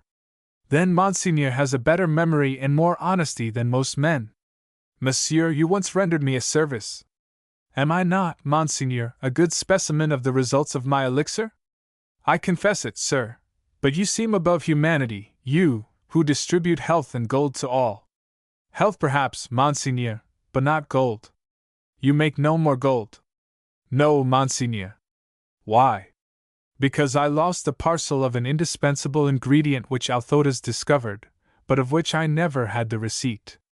He has carried that secret with him to the grave. He is dead, then? How could you not preserve the life of this man, so useful to you, as you have kept yourself through so many centuries? Because I can guard against illness, but not against such accidents as kill before I can act. He died from an accident, then? The fire in which you thought I died killed him, or rather he, weary of life, chose to die. It is strange. No, it is natural. I have 100 times thought of ending my life. But you have not done so. Because I enjoy a state of youth, in which health and pleasure kept me from ennui, but he had chosen one of old age. He was a savant, and cared only for science, and thus youth, with its 1,000 pleasures, would have constantly drawn him from its study. An old man meditates better than a young one. Althotas died a victim to his love of science. I lead a worldly life, and do nothing. I live like a planet. Oh, sir, your words and appearance bring to me dreams of my youth. It is 10 years since I saw you. Yes, but if you are no longer a fine young man, you are a prince. Do you remember the day when, in my cabinet, I promised you the love of the woman whose fair locks I consulted? The Cardinal turned from pale to red. Terror and joy almost stopped the beating of his heart. I remember, said he. Ah, let me try if I can still play the magician. This fair child of your dreams. What is she doing now? Ah, I suspect you yourself have seen her today. Indeed, you have not long left her. The cardinal could hardly stand. Oh, I beg, sir, he cried. Let us speak of something else, said Cagliostro, sitting down. Chapter 57. Debtor and Creditor. Now that we have renewed our acquaintance, let us converse, said Cagliostro.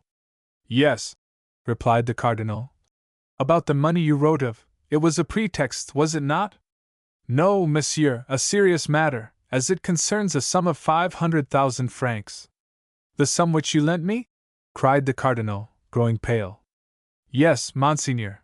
I love to see so good a memory in a great prince like you. The cardinal felt overwhelmed by the blow.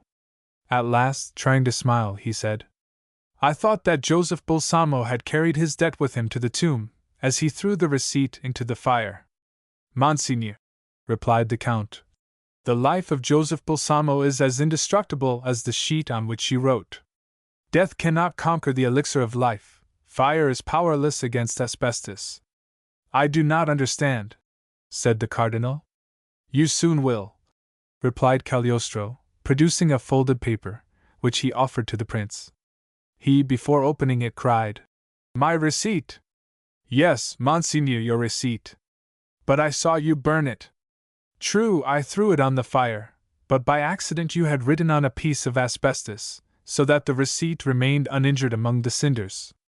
Monsieur, said the cardinal, haughtily, for he thought this a proof that he had been suspected.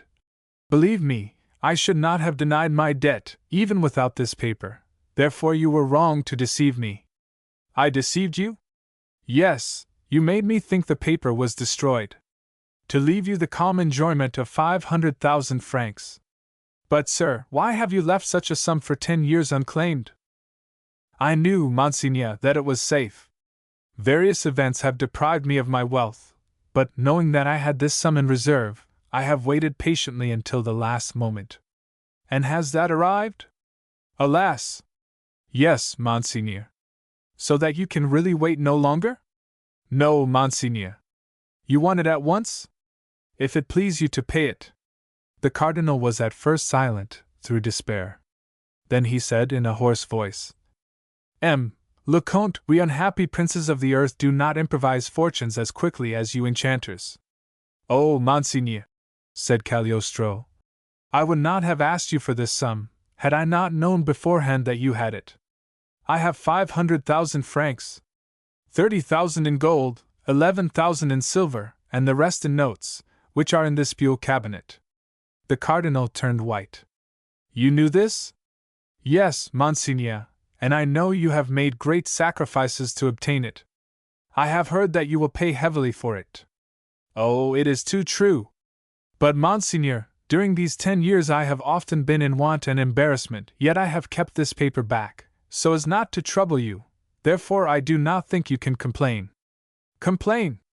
Oh, no, sir, when you graciously lent me such a sum, I must ever remain your debtor. But during those 10 years there were 20 occasions when I could have repaid you with ease, while today the restitution you demand embarrasses me dreadfully. You, who know everything, who read even hearts, and penetrate the doors of cabinets, doubtless, know also the purpose for which this money was destined. You are wrong, monseigneur, said Cagliostro coldly. My knowledge has brought me so much misery and disappointment, that I no longer seek to penetrate the secrets of others. It concerned me to know whether you had this money, as I wished to claim it, but once having ascertained that, I did not trouble myself to think for what purpose it was destined. Besides, did I know it, it might seem so grave a matter as almost to force me to waive my claim, which really at present I cannot afford to do. Therefore, I prefer to be ignorant. Oh, monsieur, cried the cardinal, do not think I wish to parade my embarrassments in order to elude my debt. You have your own interests to look to, they are guaranteed by this paper, which bears my signature, that is enough. You shall have your money, although I do not think there was any promise to pay. Your Eminence is mistaken. And opening the paper he read these words. I acknowledge the receipt of 500,000 francs from M. Joseph Balsamo, which I will repay on demand. Louis de Rohan. Louis de Rohan. You see, Monseigneur, that I only asked my right. Besides, as this was a spontaneous loan by me to a man I hardly knew, the payment might have been equally spontaneous, without waiting for me to claim it. But you did not think so. Well, Monseigneur, I withdraw this paper, and bid you adieu. No, Count, replied the Cardinal. A Rohan must not receive lessons in generosity. Besides, this is a mere question of honesty. Give me the paper, sir, and I will discharge my debt. For a moment Cagliostro hesitated, for the pale face and distressed air of the Cardinal inclined him to pity, but quickly hardening himself he handed him the paper. M. de Rohan went to the cabinet, and took out the money. There, said he, are your 500,000 francs, and I owe you 250,000 more for interest, which you shall have if you will give me time. Monseigneur, said Cagliostro, I lent 500,000 francs to M. de Rohan, which he has paid me, he therefore owes me nothing more. I will take the notes with me, and send for the money. I thank you for your compliance with my request. Then, bowing, he left the room. Well, sighed M. de Rohan, it is likely, at least, that the Queen has the money, and no Joseph Balsamo will come and take it from her. Chapter 58. Family Accounts. It was the day before the first payment was due, and M. de Calonne had so much to do that he had forgotten his promise. The Queen had up to this time waited patiently, relying on his word. She now, however, was beginning to grow uneasy, when she received the following note. This evening the business with which your Majesty has charged me will be settled by the Council. The money will be with the Queen tomorrow evening. Marie Antoinette recovered all her gaiety directly. After dinner the King went to the Council, but in a rather bad humor. The news from Russia was bad. A vessel had been lost. Some of the provinces refused to pay the taxes. Also a beautiful map of the world, made by himself, had that day split into 2 pieces. Vainly, therefore, M. de Calonne produced his accounts. With his usual smiling air, the King continued out of temper. For a long time he sat, as usual, drawing hieroglyphics on a piece of paper, whilst a foreign correspondence was being read, and paying little attention to what passed around him. At last, however, M.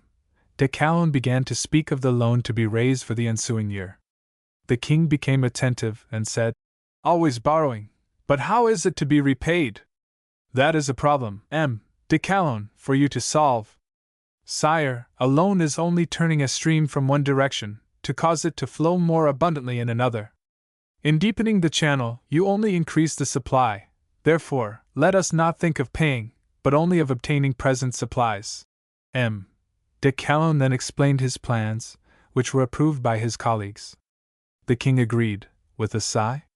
Now we have money, said M. de Calonne. Let us dispose of it. And he handed a paper to the King, with a list of pensions, gifts, and payments to be made. The King glanced at the total. 1,900,000 francs for this. Enormous! But, sire, one item is 500,000 francs. Which? The advance to the Queen. To the Queen! 500,000 francs to the Queen! Impossible! Pardon, sire, it is correct. But there must be a mistake. A fortnight ago Her Majesty received her money.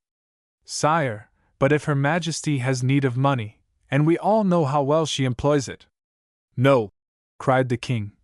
The Queen does not want this money. She said to me that she preferred a vessel to jewels.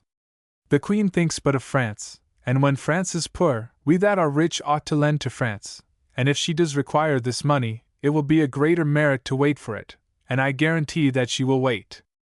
The ministers applauded this patriotic speech of the King, only M. de Calonne insisted. Really, monsieur, said the King, you are more interested for us than we are for ourselves. The Queen, sire, will accuse us of having been backward when her interests were concerned. I will plead your cause. But, sire, the Queen never asks without necessity. If the Queen has wants, they are, I trust, less imperious than those of the poor, and she will be the first to acknowledge it. Sire! I am resolved. said the king. And I fancy I hear the queen in her generosity thanking me for having so well understood her heart. De Calonne bit his lips, and Louis, content with this personal sacrifice, signed all the rest without looking at them. Calonne, you shall tell the queen yourself. Oh! Sire, I beg to resign to you the honor. So be it then. Ah! Here she comes, let us meet her. I beg your majesty to excuse me, he replied, and retired quickly. The king approached the queen. She was leaning on the arm of the Comte d'Artois, and seemed very gay. Madam, said the king, have you had a pleasant walk? Yes, sire. And you an agreeable counsel? Yes, madam, I have gained you 500,000 francs. De Calonne has kept his word, thought the queen. Only imagine, madam, continued the king. De Calonne had put down 500,000 francs for you, and I have struck it out, a clear gain, therefore, of that sum. Struck it through, cried the queen, turning pale. But, sire. Oh! I am so hungry, I am going to supper. And he went away delighted with his work. Brother, said the queen, seek de Calonne for me. At that moment a note from him was handed to her. Your Majesty will have learned that the king refused your grant. It was incomprehensible, and I retired from the council penetrated with grief. Read, said she, passing the note to the count. And there are people, said he, who say that we squandered the revenue. This is an extraordinary proceeding. Quite husbandlike, said the queen. Adieu, brother. I condole with you, he replied, and it is a lesson for me. I was going to make a request tomorrow for myself. Send for Madame de la Motte, said the queen, when she returned to her room. Chapter 59. Marie Antoinette as queen, and Madame de la Motte as woman. The courier dispatched from Madame de la Motte, not finding her at home, went to the hotel of the Cardinal de Rohan to inquire if she were there. The well-tutored Swiss replied that she was not, but that he could get any message transmitted to her. The courier, therefore, left word for her to come to the queen as soon as possible. The man had hardly left the door before the message was delivered to Jean as she sat at supper with the cardinal. She set off immediately, and was at once introduced into the queen's chamber. Oh! cried the queen on seeing her. I have something to tell you. The king has refused me 500,000 francs. Mon Dieu! Murmured the countess. Incredible, is it not? He struck through the item. But it is useless to talk of it. You must return to Paris, and tell the cardinal that since he is so kind I accept the 500,000 francs he offered me. It is selfish, I know, but what can I do? Oh! Madam! cried Jean. We are lost. The cardinal no longer has the money. The queen started. No money! Stammered she. No, madam, an unexpected creditor claimed this money from him. It was a debt of honor, and he paid it. The whole 500,000 francs? Yes, madam. And he has no more? No, madam, he told me this an hour and a half ago, and confessed to me that he had no other resources. The queen leaned her head on her hands, then, after a few moments' reflection, she said, This, countess, is a terrible lesson for me, and a punishment for having done anything, great or small, without the king's knowledge. It was a folly. I had no need of this necklace. True, madam, but if the queen consulted only her absolute wants, I must consult before everything the tranquility and happiness of my household. I renounce forever what has begun with so much annoyance. I will sacrifice my vanity on the altar of duty, as de Provence would say, and beautiful as this necklace is, you shall carry it back to Baimer and Bassange. Carry it back? Yes. But, madam, your majesty has already given 100,000 francs for it. Well, I shall gain all the rest that was to have been paid for it. But, madam, they will not like to return your money. I give it up on condition of their breaking the contract. Now, countess, that I have come to this determination, I feel at ease once more. This necklace brought with it cares and fears. Diamonds cannot compensate for these. Take it away, countess. The jewelers must be satisfied. They will have their necklace, and 100,000 francs into the bargain. But de Rohan? He only acted to give me pleasure, and when he is told it is my pleasure not to have the necklace, he will understand me, I am sure, and if he is a good friend, he will approve and strengthen me in my sacrifice." Saying these words, the Queen held out the casket to Jean. She did not take it. "Why not ask for time, madam?" "No, Countess, it is humiliation. One may humiliate oneself for a person one loves, to save a living creature, were it only a dog, but only to keep some sparkling stones. Never, Countess, take it away." "But, madam, it will surely become known that your Majesty has had the jewels, and was obliged to return them. No one will know anything about it. The jewelers will surely hold their tongues for 100,000 francs. Take it away, Countess, and thank de Rohan for his goodwill towards me. There is no time to lose, go as soon as possible, and bring me back a receipt for them." "Madam, it shall be done as you wish." She first drove home, and changed her dress, which was too elegant for a visit to the jewelers. Meanwhile she reflected much. She thought still it was a fault for de Rohan to allow the Queen to part with these jewels, and should she obey her orders without consulting him, would he not have reason to complain?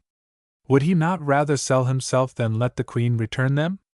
"I must consult him," she thought. "But, after all, he never can get the money." She then took the necklace from the case, once more to look at and admire it. 1,600,000 francs in my possession. True, it is but for an hour. To carry away such a sum in gold I should want 2 horses, yet how easily I hold it here. But I must decide. Shall I go to the Cardinal, or take it direct to the jewelers, as the Queen ordered? And the receipt, in what form shall I get it, so as not to compromise the Queen, the Cardinal, or myself? Shall I consult, if he loved me more, and could give me the diamonds? She sat down again and remained nearly an hour in deep thought. Then she rose, with a strange look in her eyes, and rang the bell with a determined air. She ordered a coach, and in a few minutes she reached the house of the journalist, Rétaux de Villette. Chapter 60. The receipt of Bamer and Bassange, and the gratitude of the Queen. The result of Madame de la Motte's visit to Rétaux de Villette appeared the next day. At 7 o'clock in the morning she sent to the Queen the following paper. "We, the undersigned, acknowledge having received back again the diamond necklace sold to the Queen for 1,600,000 francs, the diamonds not suiting Her Majesty, who has paid us for our loss and trouble 100,000 francs. Bamer and Bassange." Bamer and Bassange. The Queen, now tranquil about the whole affair, locked up the receipt, and thought no more of it. But, in strange contradiction to this receipt, the jewelers received a visit 2 days after from de Rohan, who felt uneasy about the payment. If the installment had not been paid, he expected to find them naturally annoyed, but to his great satisfaction they received him with smiles.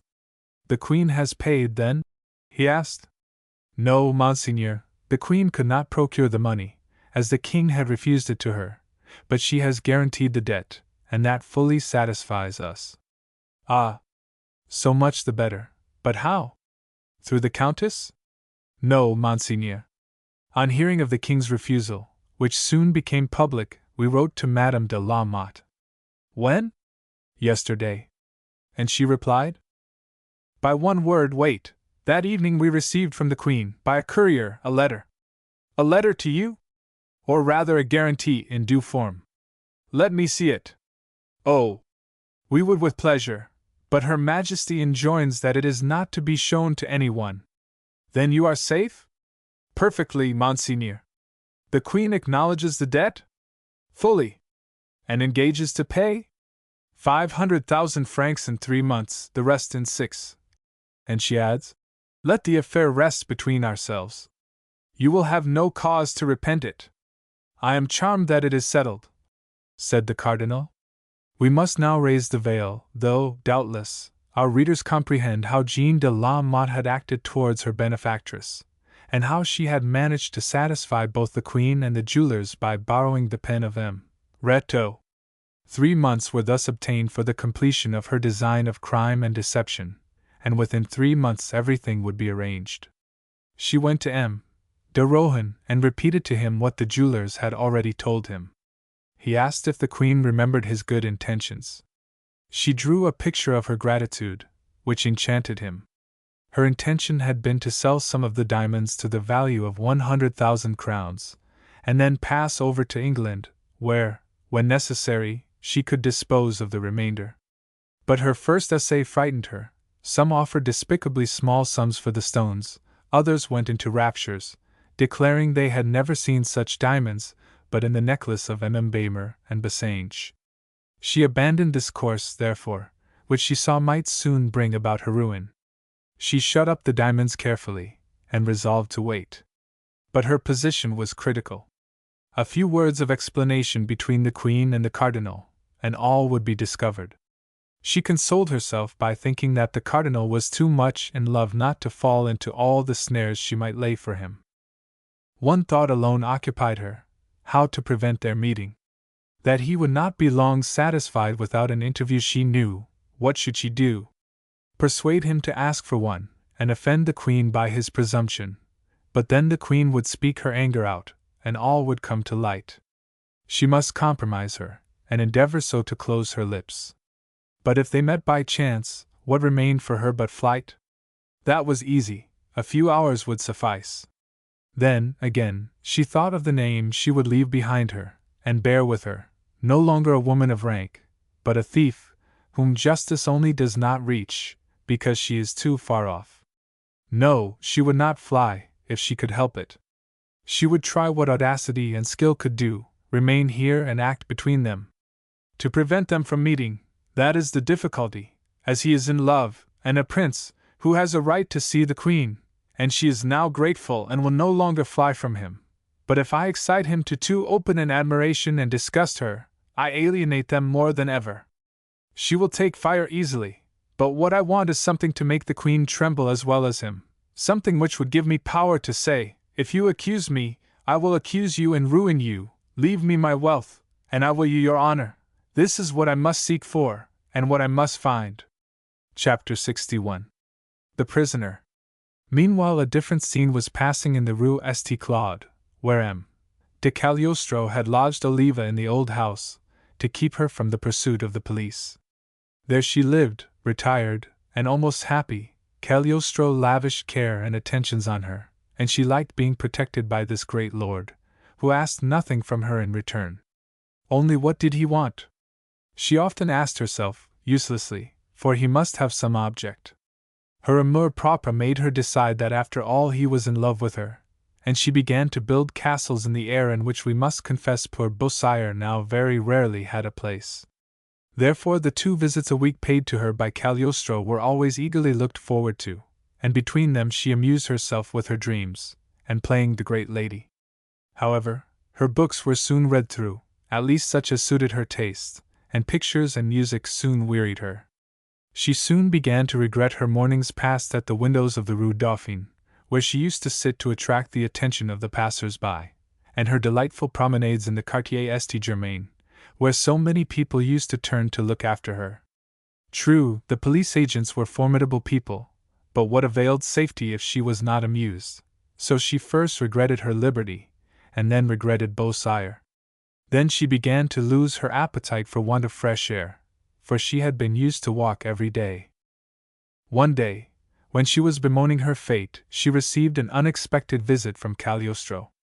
He gave his accustomed signal, and she opened the door, which was always kept bolted, with an eagerness which showed her delight, and seizing his hands, she cried, in an impatient voice, "Monsieur, I am ennuyé here. This is unlucky, my dear child. I shall die here." "Really?" "Yes." "Well," said he soothingly, "do not blame me, blame the lieutenant of police, who persecutes you. You exasperate me with your sang-froid, monsieur. I would rather you flew in a passion. Confess, mademoiselle, that you are unreasonable," said he, seating himself. "It is all very well for you to talk," replied she. "You come and go as you like, you breathe the fresh air, your life is full of pleasure. I vegetate in the space to which you have limited me, and your assistance, is useless to me if I am to die here. Die, said the Count, smiling. You behave very badly to me, you forget that I love passionately. Beausire? Yes, Beausire, I love him. I always told you so. Did you think I had forgotten him? So little did I think so, mademoiselle, that I'd bring you news of him. Ah! He is a charming person, young and handsome, is he not? Full of imagination and fire, rather rough toward me, but that is his way of showing his love. Therefore I wish to take you back to him.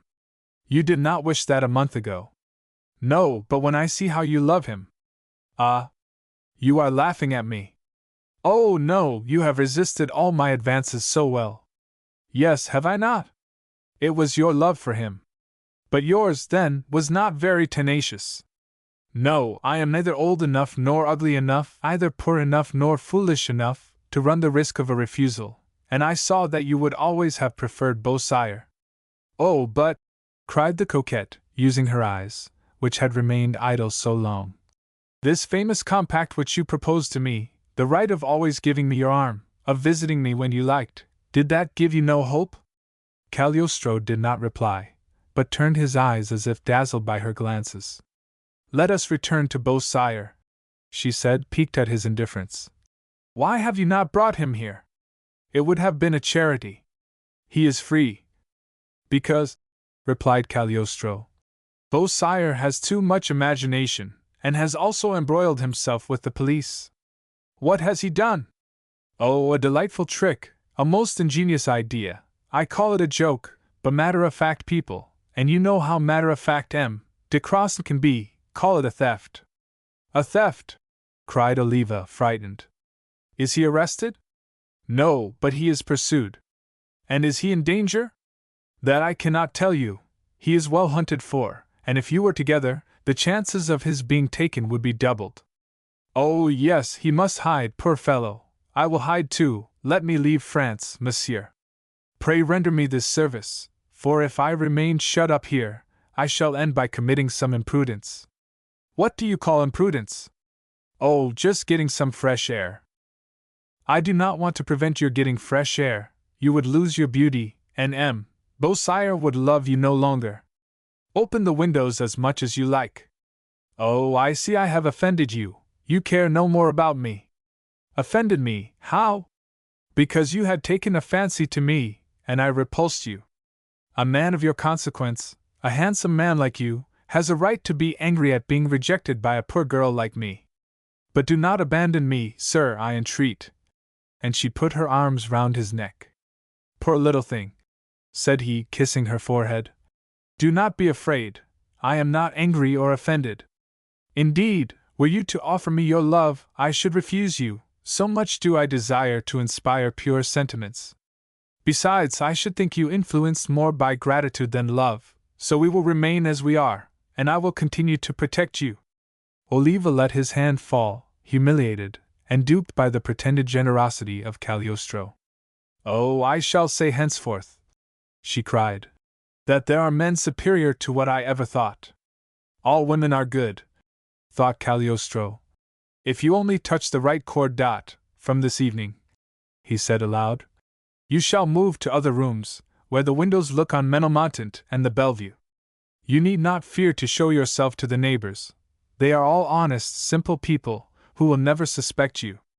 Only keep a little back from the window, lest any one passing through the street should see you. At least you will have air and sunshine. Oliva looked pleased. Shall I conduct you there now? Oh, yes. He took a light, and she followed him up a staircase to the 3rd story, and entered a room, completely furnished, and ready for occupation. One would think it was prepared for me, she said. Not for you, but for myself. I like this place, and often come here to sleep. Nothing shall be wanting to make you comfortable, and your femme de chambre shall attend you in a quarter of an hour. And he left the room. The poor prisoner sat down by her elegant bed, murmuring, I understand nothing of all this. Chapter 62. The Lookout. Oliva went to bed, and slept better. She admired the Count, whom she did not in the least understand. She could no longer think him timid, she did not suspect that he was only cold and insensible. She felt pleased at the perfect safety in which he assured her she was, and in the morning she examined her new rooms, and found them nobly and luxuriously furnished, and enjoyed immensely her privilege of going out into the balcony, filled with flowers, and where she got sunshine and fresh air, although she drew back whenever she saw any one approaching, or heard a carriage coming. There were not many, however, in the Rue St. Claude. She could see the chateau of Ménilmontant, the great trees in the cemetery, myriads of houses of all colors, and she could see the fields beyond, full of children at play, and the peasants trotting along the roads on their donkeys. All this charmed Oliva, who had always a heart of love for the country, since she had left Taverny Maison Rouge. At last, getting tired of this distant view, she began to examine the houses opposite to her. In some, she saw birds in cages, and in one, hung with yellow silk curtains, and ornamented with flowers, she thought she could distinguish a figure moving about. She called her femme de chambre to make inquiries about them, but the woman could only show her mistress all the churches, and tell her the names of the streets. She knew nothing of the neighbors. Oliva therefore sent her away again, and determined to watch for herself. She saw some open their doors, and come out for a walk, and others variously occupied. At last she saw the figure of a woman seat herself in an armchair, in the room with the yellow curtains, and abandon her head for an hour and a half to a hairdresser, while he built up one of those immense edifices worn at that time, in which minerals, vegetables, and even animals, were introduced. At last, it was complete. Oliva thought she looked pretty, and admired her little foot, encased in a rose-colored slipper, which rested on another chair. She began to construct all sorts of romances about this lady, and made various movements to attract her attention, but she never turned her eyes that way, as that room had never before been occupied, and she began to despair. The lady was, of course, Jeanne de Valois, who was deeply absorbed in devising some scheme for preventing the Queen and the Cardinal from meeting. At last, Oliva, turning suddenly round, knocked over a flower pot which fell from the balcony with a crash. At the sound the lady turned and saw her, and clasping her hands she called out, "The Queen!" But looking again, she murmured, "Oh! I sought for a means to gain my end, and I have found one." Then, hearing a sound behind her, Oliva turned and saw Cagliostro, and came in directly. Chapter 63. The Two Neighbors. Cagliostro recommended her using the greatest circumspection, and above all, not to make friends with her neighbors. But she did not feel disposed to relinquish the intercourse which she hoped for with her fair neighbor opposite. She, however, promised to obey him, but he was no sooner gone than she returned to her balcony, hoping to attract her attention again. Nor was she disappointed, for Jeanne, who was watching for her, acknowledged her with a bow and by kissing her hand. This went on for 2 days. Jeanne was ever ready to wave her a good morning, or an adieu when she went out. Cagliostro, at his next visit, informed Oliva that an unknown person had paid a visit to her hotel. "What do you mean?" cried Oliva.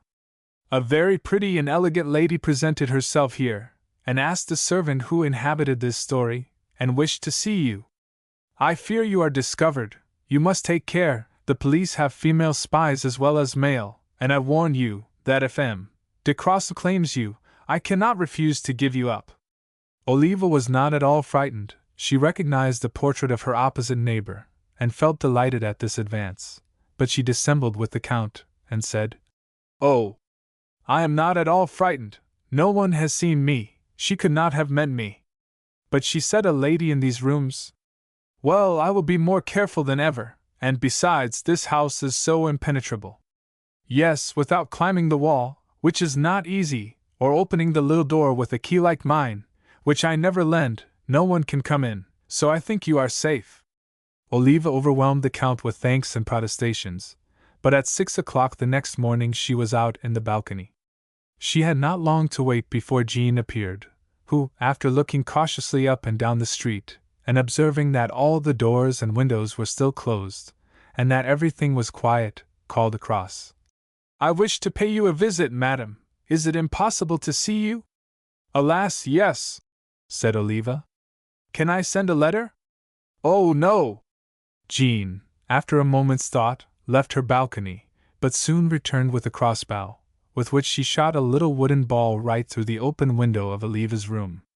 She picked it up and found wrapped round it the following note: "You interest me, beautiful lady. I find you charming, and love you only by having seen you. Are you a prisoner? I vainly tried to obtain admission to you. Does the enchanter who guards you never let anyone approach you? Will you be my friend? If you cannot go out, you can at least write, and as I go out when I please, wait till you see me pass, and then throw out your answer. Tie a thread to your balcony, and attach your note to it.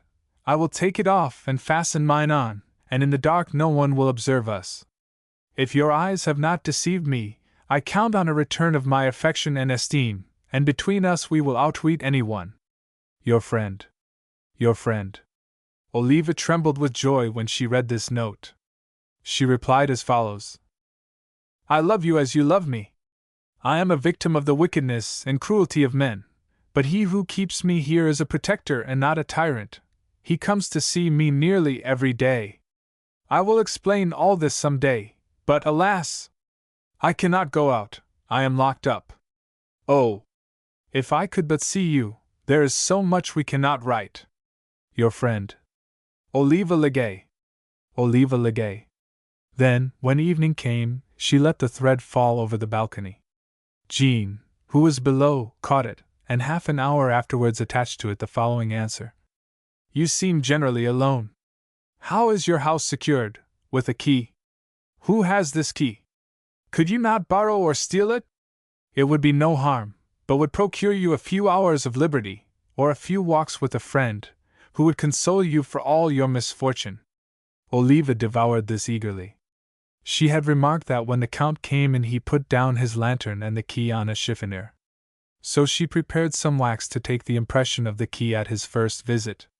This she accomplished without his once turning to look at her, and as soon as he was gone, she put it into a little box, and lowered it to Jean, with a note.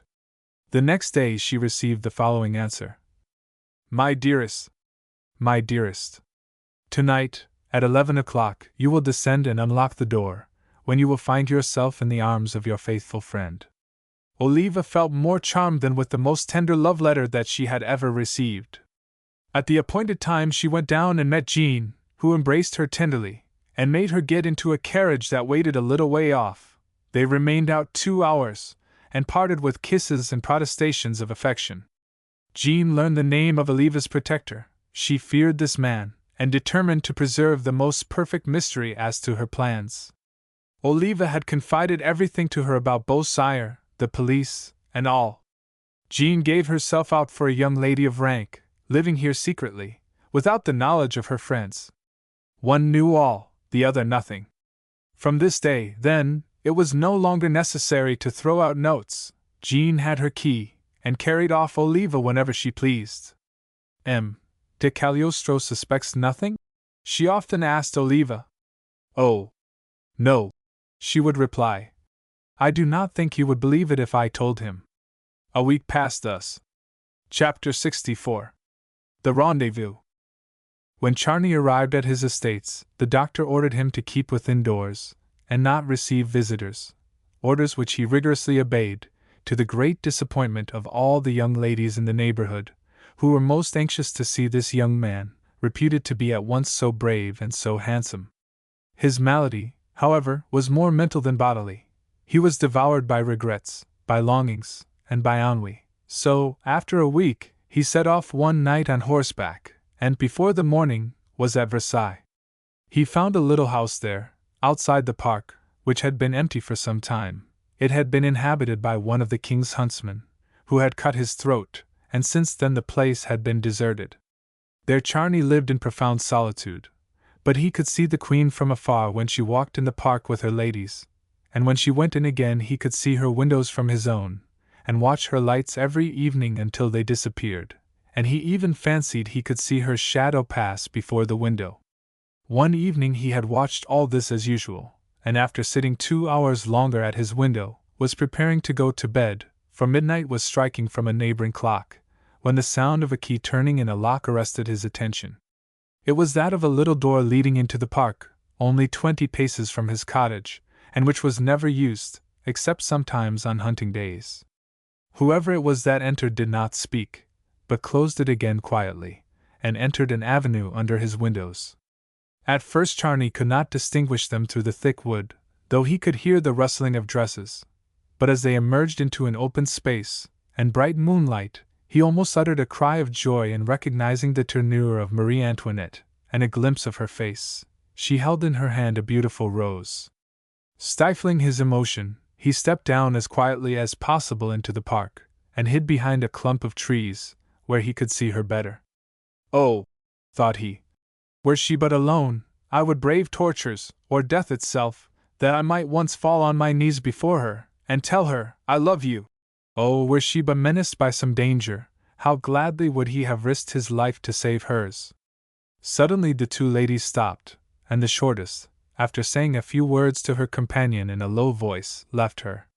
The Queen, therefore, remained alone, and Charney felt inclined to run towards her, but he reflected that the moment she saw him she would take fright, and call out, and that her cries would first bring back her companion, and then the guards, that his retreat would be discovered, and he should be forced to leave it. In a few minutes the other lady reappeared, but not alone. Behind her came a man muffled up in a large cloak, and whose face was concealed by a slouch hat. This man advanced with an uncertain and hesitating step to where the Queen stood, when he took off his hat and made a low bow. The surprise which Charney felt at first soon changed into a more painful feeling. Why was the Queen in the park at this time of night? Who was this man who was waiting for her, and whom she had sent her companion to fetch? Then he remembered that the Queen often occupied herself with foreign politics, much to the annoyance of the king. Was this a secret messenger from Schönbrunn, or from Berlin? This idea restored him to some degree of composure. The Queen's companion stood a few steps off, anxiously watching lest they should be seen, but it was as necessary to guard against spies in a secret political rendezvous as in one of love. After a short time Charney saw the gentleman bow to the ground, and turned to leave, when the companion of the Queen said to him, "Stop." He stopped, and the two ladies passed close to Charney, who could even recognize the Queen's favorite scent, vervain, mixed with mignonette. They passed on, and disappeared. A few moments after the gentleman passed, he held in his hand a rose, which he pressed passionately to his lips. Did this look political? Charney's head turned. He felt a strong impulse to rush on this man and tear the flower from him, when the Queen's companion reappeared, and said, "Come, Monseigneur." He joined her quickly, and they went away. Charney remained in a distracted state, leaning against the tree. Chapter 65. The Queen's Hand.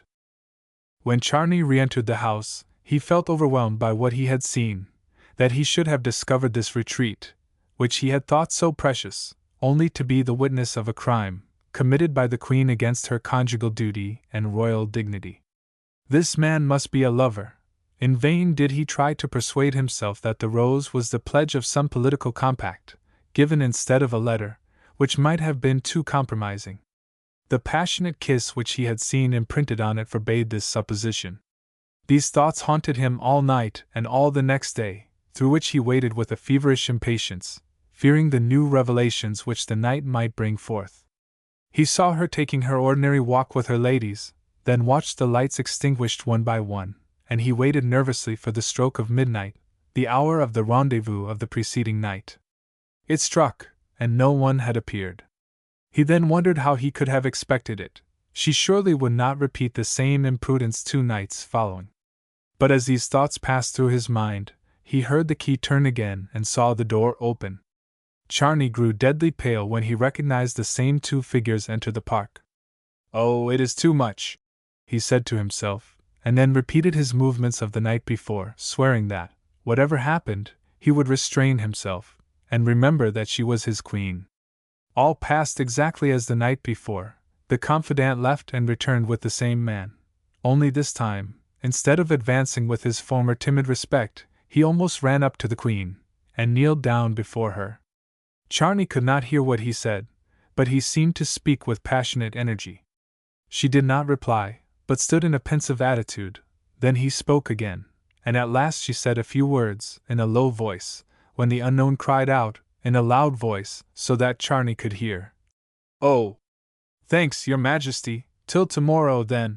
The Queen drew her hood still more over her face, and held out both her hands to the unknown, who imprinted on them a kiss so long and tender that Charny gnashed his teeth with rage. The Queen then took the arm of her companion and walked quickly away. The unknown passed also. Charny remained in a state of fury not to be described. He ran about the park like a madman. At last he began to wonder where this man came from. He traced his steps to the door behind the Baths of Apollo. He comes not from Versailles, but from Paris, thought Charny, and tomorrow he will return, for he said, "Tomorrow. Till then let me devour my tears in silence. But tomorrow shall be the last day of my life, for we will be four at the rendezvous." Chapter 66. Woman and Queen. The next night the door opened at the same time, and the two ladies appeared. Charny had taken his resolution. He would find out who this lover was. But when he entered the avenue he could see no one. They had entered the Baths of Apollo. He walked towards the door, and saw the confidante, who waited outside. The Queen, then, was in there alone with her lover. It was too much. Charny was about to seize this woman, and force her to tell him everything. But the rage and emotion he had endured were too much for him. A mist passed over his eyes, internal bleeding commenced, and he fainted. When he came to himself again, the clock was striking 2, the place was deserted, and there was no trace of what had passed there. He went home, and passed a night almost of delirium. The next morning he arose, pale as death, and went towards the castle of Trianon just as the Queen was leaving the chapel. All heads were respectfully lowered as she passed. She was looking beautiful, and when she saw Charny she colored, and uttered an exclamation of surprise.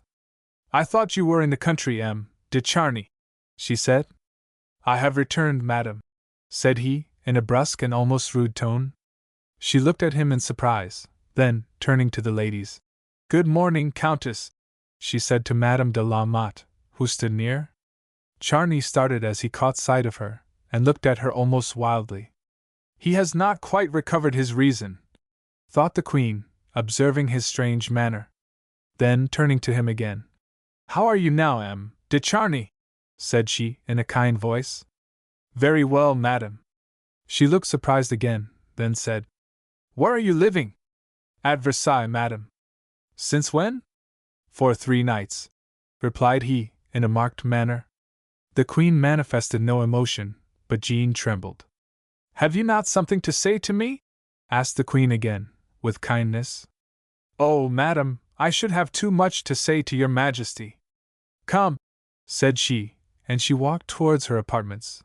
But to avoid the appearance of a tête-à-tête, she invited several ladies to follow her. Jean, unquiet, placed herself among them, but when they arrived she dismissed Madame de Misery, and the other ladies, understanding that she wished to be alone, left her. Charny stood before her. "Speak," said the Queen. "You appear troubled, sir." "How can I begin?" said Charny, thinking aloud. "How can I dare to accuse honor and majesty?" "Sir!" cried Marie Antoinette, with a flaming look. "And yet I should only say what I have seen." The Queen rose. "Sir," said she, "it is very early in the morning for me to think you intoxicated, but I can find no other solution for this conduct."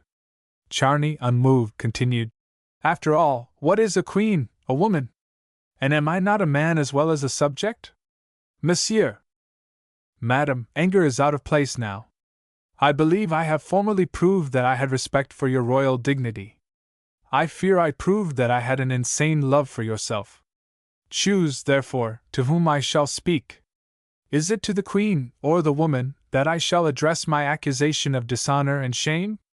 "Monsieur de Charny," cried the Queen, growing pale, "if you do not leave this room, I must have you turned out by my guards. But I will tell you first," cried he, passionately, "why I call you an unworthy queen and woman. I have been in the park these 3 nights.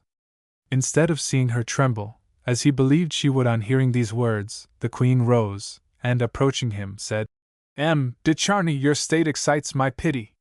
Your hands tremble, you grow pale, You are suffering. Shall I call for help? I saw you, cried he again.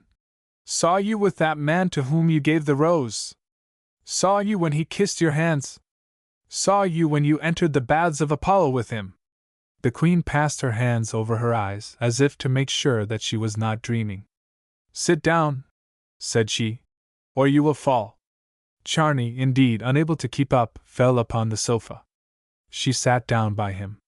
Be calm, said she, and repeat what you have just said. Do you want to kill me? He murmured. Then let me question, she said.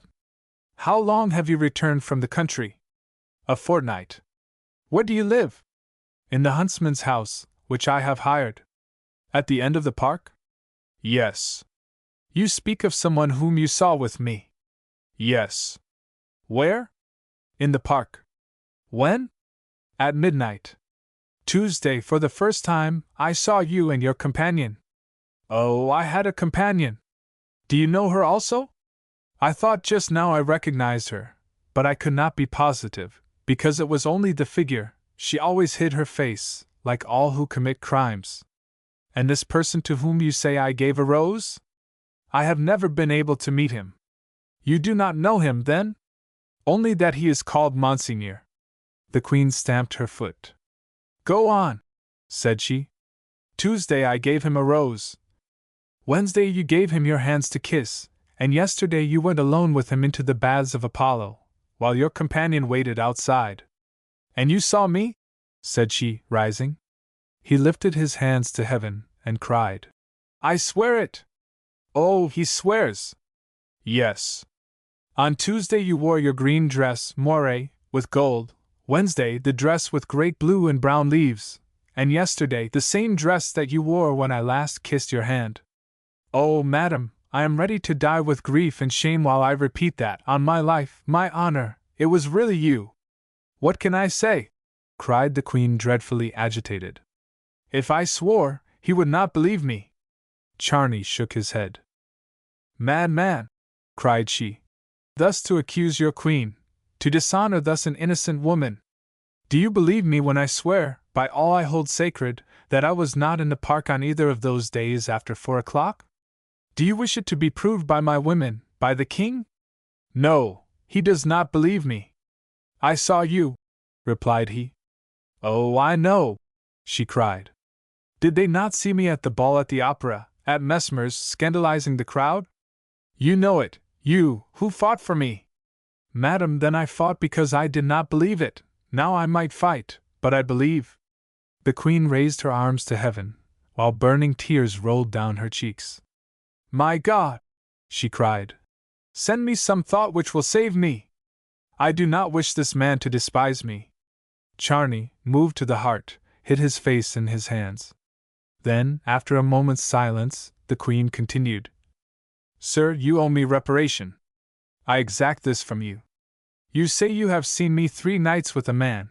I have been already injured through the resemblance to me of some woman, I know not whom, but who is like her unhappy queen, but you are pleased to think it was me. Well, I will go with you into the park, and if she appears again, you will be satisfied? Perhaps we shall see her together. Then, sir, you will regret the suffering you have caused me. Charny pressed his hands to his heart. Oh, madam, you overwhelm me with your kindness. I wish to overwhelm you with proofs. Not a word, to anyone, but this evening, at 10 o'clock, wait alone at the door of the park. Now go, sir.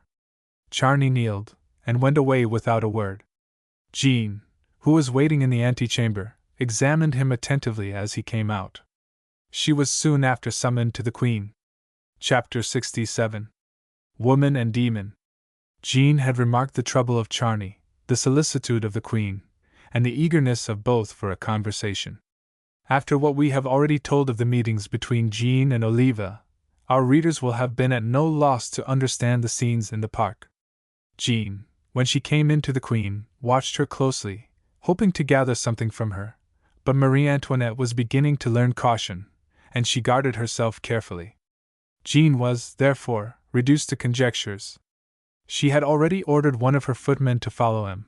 De Charny, the man reported that he had gone into a house at the end of the park. There is, then, no more doubt, thought Jean. It is a lover who has seen everything, it is clear. I should be a fool not to understand. I must undo what I have done. On leaving Versailles, she drove to the Rue St. Claude. There she found a superb present of plate, sent to her by the Cardinal. She then drove to his house, and found him radiant with joy and pride.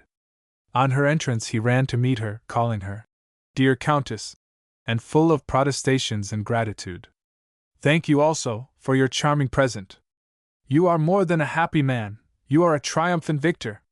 Countess, it frightens me, it is too much." Jean smiled. "You come from Versailles?" continued he. "Yes." "You have seen her?" "I have just left her." "And she said nothing?" "What do you expect that she said?" "Oh, I am insatiable." "Well, you had better not ask. You frighten me. Is anything wrong? Have I come to the height of my happiness, and is the descent to begin? You are very fortunate not to have been discovered." "Oh! With precautions, and the intelligence of 2 hearts and 1 mind. That will not prevent eyes seeing through the trees." "We have been seen?" "I fear so." "And recognized?" "Oh, Monseigneur, if this secret had been known to anyone, Jean de Valois would be out of the kingdom, and you would be dead." "True, but tell me quickly. They have seen people walking in the park, is there any harm in that?" "Ask the king." "The king knows?" "I repeat to you, if the king knew, you would be in the Bastille. But I advise you not to tempt Providence again." "What do you mean, dear Countess? Do you not understand?" "I fear to understand," he replied. "I shall fear, if you do not promise to go no more to Versailles." "By day? Or by night?" "Impossible." "Why so, Monseigneur?" "Because I have in my heart a love which will end only with my life." "So I perceive," replied she ironically. "And it is to arrive more quickly at this result that you persist in returning to the park, for most assuredly, if you do, your love and your life will end together." "Oh, Countess, how fearful you are, you who were so brave yesterday!"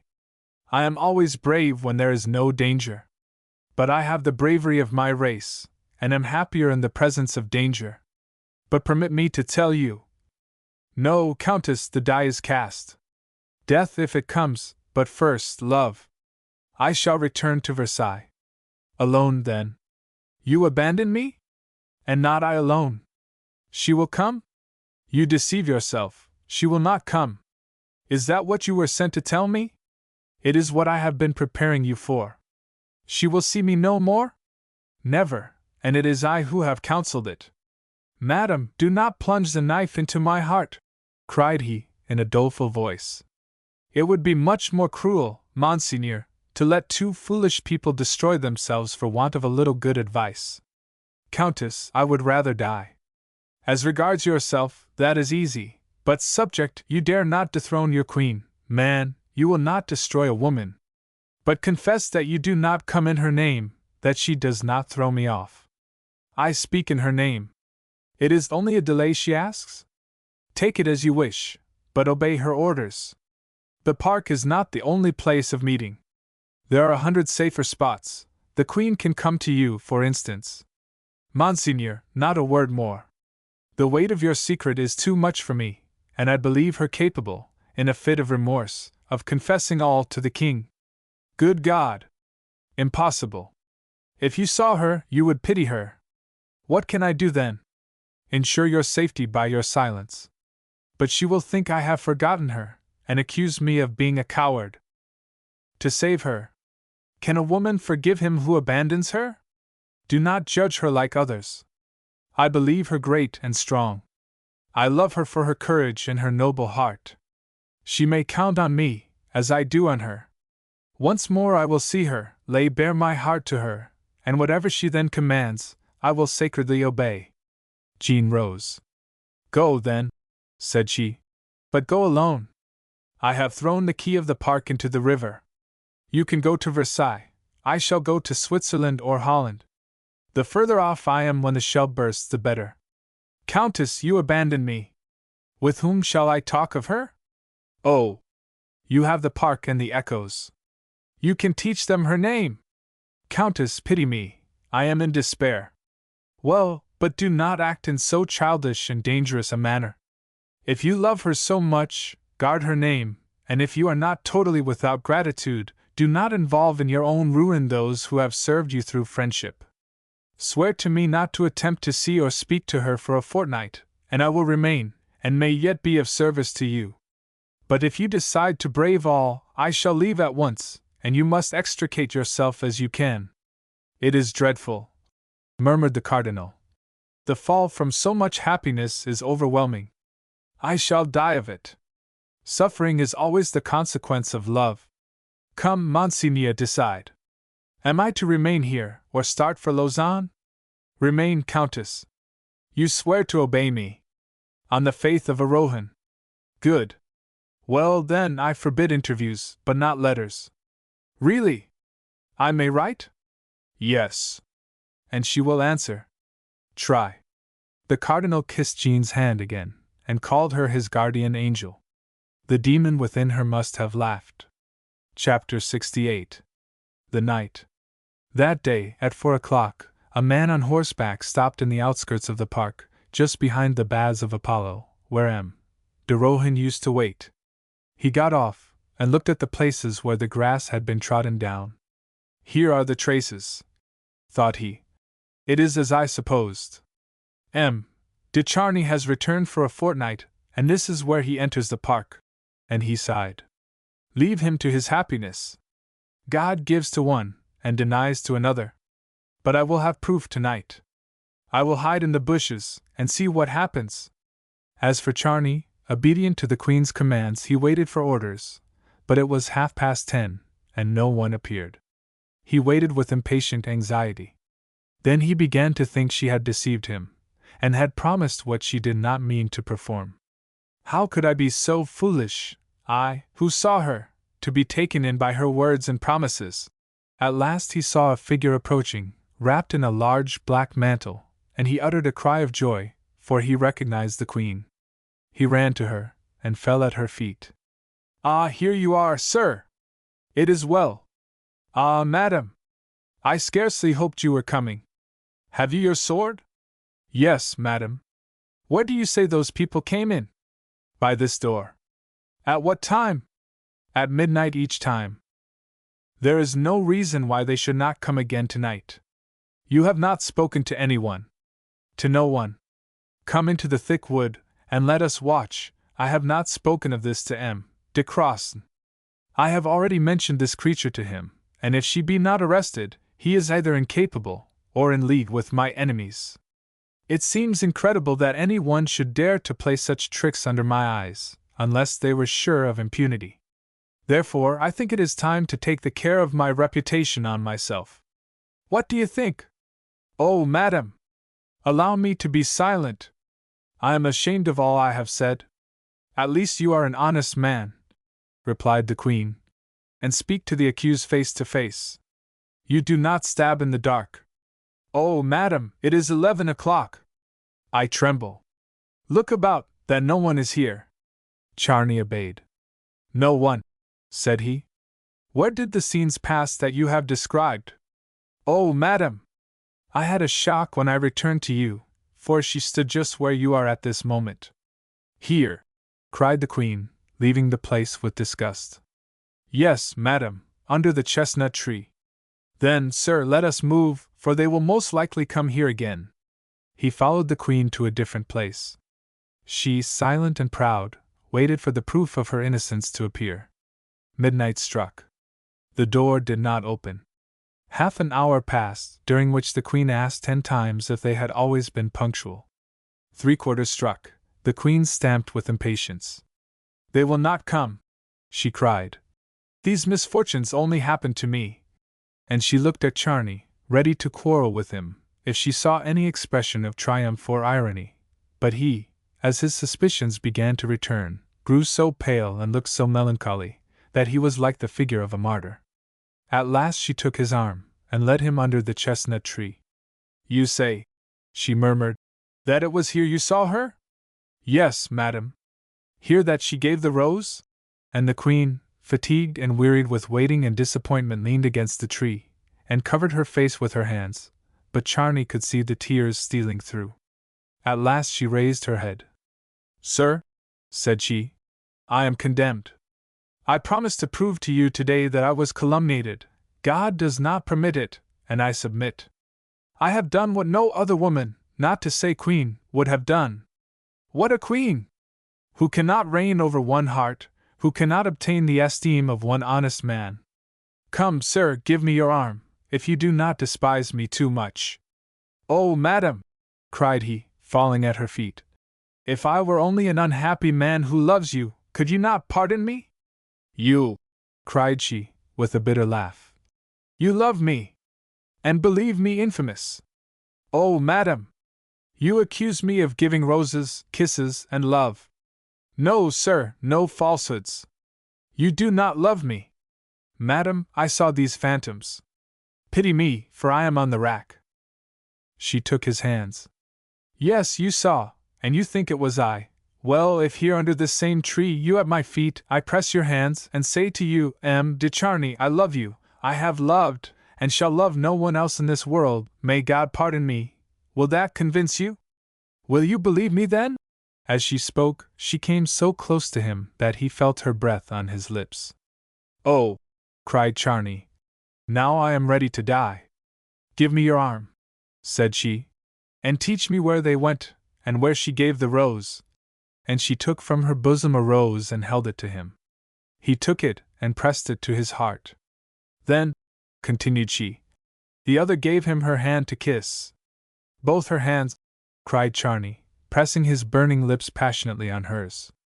"Now they visited the baths, so will we. Follow me to the place." He followed her, like a man in a strange, happy dream. They looked all round, then opened the door, and walked through. Then they came out again. 2 o'clock struck. "Adieu," said she. "Go home until tomorrow." And she walked away quickly towards the chateau. When they were gone, a man rose from among the bushes. He had heard and seen all. Chapter 69. The Congé.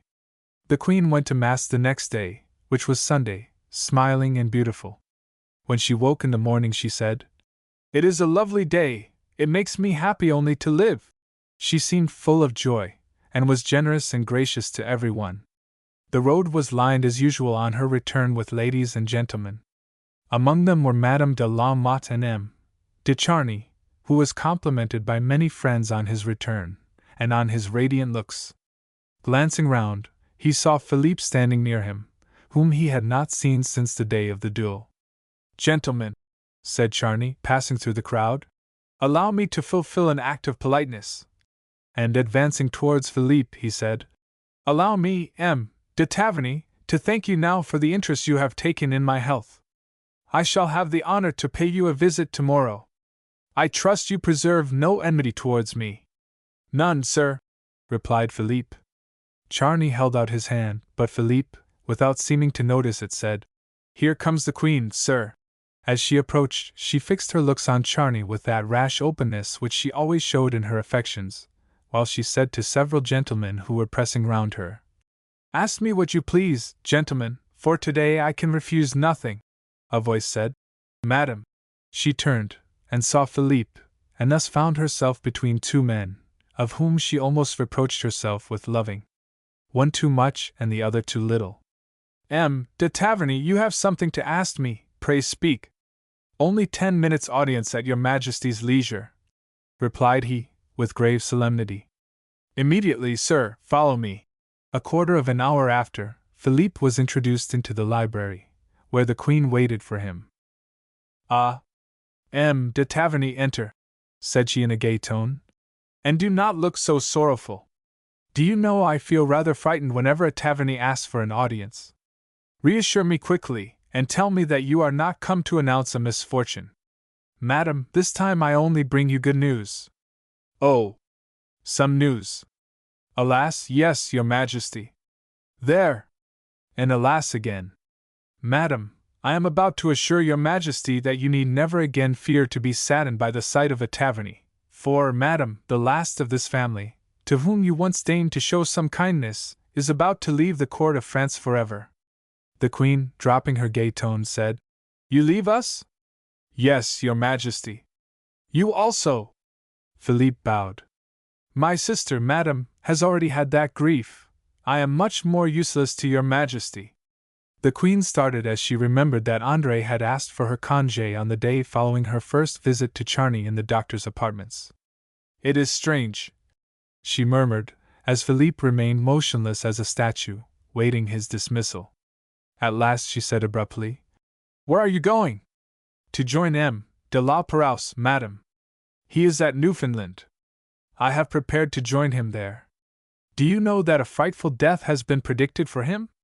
"A speedy one," replied Philippe.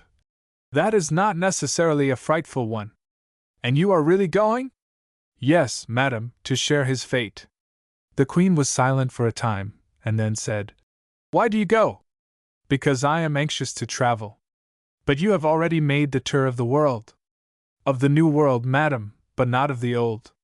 A race of iron, with hearts of steel, are you Tavernese. You and your sister are terrible people. You go not for the sake of traveling, but to leave me. Your sister said she was called by religion's duty. It was a pretext. However, she wished to go, and she went. May she be happy! You might be happy here, but you also wish to go away. Spare us, I pray you, madam. If you could read our hearts, you would find them full of unlimited devotion towards you." "Oh!" cried the Queen. "You are too exacting. She takes the world for a heaven, where one should only live as a saint. You look upon it as a hell, and both fly from it, she because she finds what she does not seek, and you because you do not find what you do seek. Am I not right?" "Ah! M. de Taverny allow human beings to be imperfect, and do not expect royalty to be superhuman. Be more tolerant, or, rather, less egotistical." She spoke earnestly, and continued, "All I know is that I loved André, and that she left me, that I valued you, and you are about to do the same. It is humiliating to see two such people abandon my court. Nothing can humiliate persons like your Majesty. Shame does not reach those placed so high." "What has wounded you?" asked the Queen. "Nothing, madam. Your rank has been raised, your fortune was progressing. I can but repeat to your Majesty that the court does not please me. And if I ordered you to stay here, I should have the grief of disobeying your Majesty." "Oh! I know," cried she impatiently. "You bear malice. You quarreled with a gentleman here, M. de Charny, and wounded him, and because you see him return today, you are jealous, and wish to leave." Philippe turned pale, but replied, "Madam, I saw him sooner than you imagine, for I met him at 2 o'clock this morning by the baths of Apollo." It was now the Queen's time to grow pale, but she felt a kind of admiration for one who had retained so much courtesy and self-command in the midst of his anger and grief. "Go," murmured she at length, in a faint voice. "I will keep you no longer." Philippe bowed, and left the room, while the Queen sank, terrified and overwhelmed, on the sofa. Chapter 70. The Jealousy of the Cardinal. The Cardinal passed 3 nights very different to those when he went to the park, and which he constantly lived over again in his memory. No news of any one, no hope of a visit, nothing but a dead silence, and perfect darkness, after such brightness and happiness. He began to fear that, after all, his sacrifice had been displeasing to the Queen. His uneasiness became insupportable. He sent 10 times in one day to Madame de la Motte. The 10th messenger brought Jean to him. On seeing her he cried out, "How? You live so tranquilly, you know my anxiety, and you, my friend, never come near me. Oh, Monseigneur, patience, I beg. I have been far more useful to you at Versailles than I could have been here." "Tell me," replied he, "what does she say? Is she less cruel?" "Absence is equal pain, whether born at Versailles or at Paris." "Oh, I thank you, but the proofs." "Proofs? Are you in your senses, Monseigneur, to ask a woman for proofs of her own infidelity? I am not speaking of proofs for a lawsuit, Countess, only a token of love. It seems to me that you are either very exacting or very forgetful." "Oh, I know you will tell me that I might be more than satisfied. But judge by yourself, Countess, Would you like to be thrown on one side, after having received assurances of favor? Assurances? Oh, certainly, I have nothing to complain of, but still, I cannot be answerable for unreasonable discontents. Countess, you treat me ill. Instead of reproaching me for my folly, you should try to aid me. I cannot aid you. I see nothing to do. Nothing to do? No. Well, madam, I do not say the same. Ah, Monseigneur, anger will not help you, and besides, you are unjust. No, Countess, if you do not assist me any longer, I know it is because you cannot. Only tell me the truth at once. What truth? That the Queen is a perfidious coquette, who makes people adore her, and then drives them to despair. Jean looked at him with an air of surprise, although she had expected him to arrive at this state, and she felt really pleased, for she thought that it would help her out of her difficult position. Explain yourself, she said. Confess that the Queen refuses to see me. I do not say so, Monseigneur. She wishes to keep me away lest I should rouse the suspicions of some other lover. Ah, Monseigneur! Cried Jean in a tone which gave him liberty to suspect anything. Listen, continued he. The last time I saw her, I thought I heard steps in the wood. Folly! And I suspect. Say no more, Monseigneur. It is an insult to the Queen. Besides, even if it were true that she fears the surveillance of another lover, why should you reproach her with a past which she has sacrificed to you? But if this past be again a present, and about to be a future? Fie, Monseigneur, your suspicions are offensive both to the Queen and to me. Then, Countess, bring me a proof. Does she love me at all? It is very simple, replied Jean, pointing to his writing table. To ask her. You will give her a note? Who else would if not I? And you will bring me an answer? If possible. Ah! Now you are a good creature, Countess. He sat down, but though he was an eloquent writer, he commenced and destroyed a dozen sheets of paper before he satisfied himself. If you go on so, you will never have done, said Jean. You see, Countess, I fear my own tenderness, lest I displease the Queen. Oh, replied Jean, if you write a business letter you will get one in reply. That is your own affair. You are right, Countess, you always see what is best. He then wrote a letter, so full of loving reproaches and ardent protestations, that Jean, when he gave it to her to read, thought, he has written of his own accord what I never should have dared to dictate. Will it do? Asked he. If she loves you. You will see tomorrow, till then be quiet. Till tomorrow, then. On her return home Jean gave way to her reflections. This letter was just what she wanted. How could the Cardinal ever accuse her, when he was called on to pay for the necklace? Even admitting that the Queen and Cardinal met, and that everything was explained, how could they turn against her while she held in her hands such proofs of a scandalous secret? No, they must let her go quietly off with her fortune of 1.5 million of francs. They would know she had stolen the diamonds, but they never would publish all this affair, and if one letter was not enough, she would have 7 or 8. The first explosion would come from the jewelers, who would claim their money. Then she must confess to M. de Rohan, and make him pay by threatening to publish his letters. Surely they would purchase the honor of a queen and a prince at the price of 1.5 million. The jewelers once paid, that question was at an end. Jean felt sure of her fortune. She knew that the Cardinal had a conviction so firm that nothing could shake it, that he had met the Queen. There was but one living witness against her, and that one she would soon cause to disappear. Arrived at this point, she went to the window and saw Oliva, who was watching in her balcony. She made the accustomed sign for her to come down, and Oliva replied joyfully. The great thing now was to get rid of her. To destroy the instrument that has served them is the constant endeavor of those who intrigue. But here it is that they generally fail. They do not succeed in doing so before there has been time to disclose the secret. Jean knew that Oliva would not be easy to get rid of, unless she could think of something that would induce her to fly willingly. Oliva, on her part, much as she enjoyed her nocturnal promenades at first, after so much confinement, was already beginning to weary of them, and to sigh once more for liberty and Beausire. The night came, and they went out together, Oliva disguised under a large cloak and hood, and Jean dressed as a grisette, besides which the carriage bore the respectable arms of Valois, which prevented the police, who alone might have recognized Oliva, from searching it. "Oh, I have been so ennuyé," cried Oliva. "I have been expecting you so long. It was impossible to come and see you. I should have run, and made you run, a great danger." "How so?" said Oliva, astonished. "A terrible danger at which I still tremble. You know how ennuyé you were, and how much you wished to go out." "Yes, and you assisted me like a friend." "Certainly. I proposed that we should have some amusement with that officer who is rather mad, and in love with the Queen, whom you resemble a little, and endeavored to persuade him that it was the Queen he was walking with." "Yes," said Oliva. "The first 2 nights you walked in the park, and you played your part to perfection.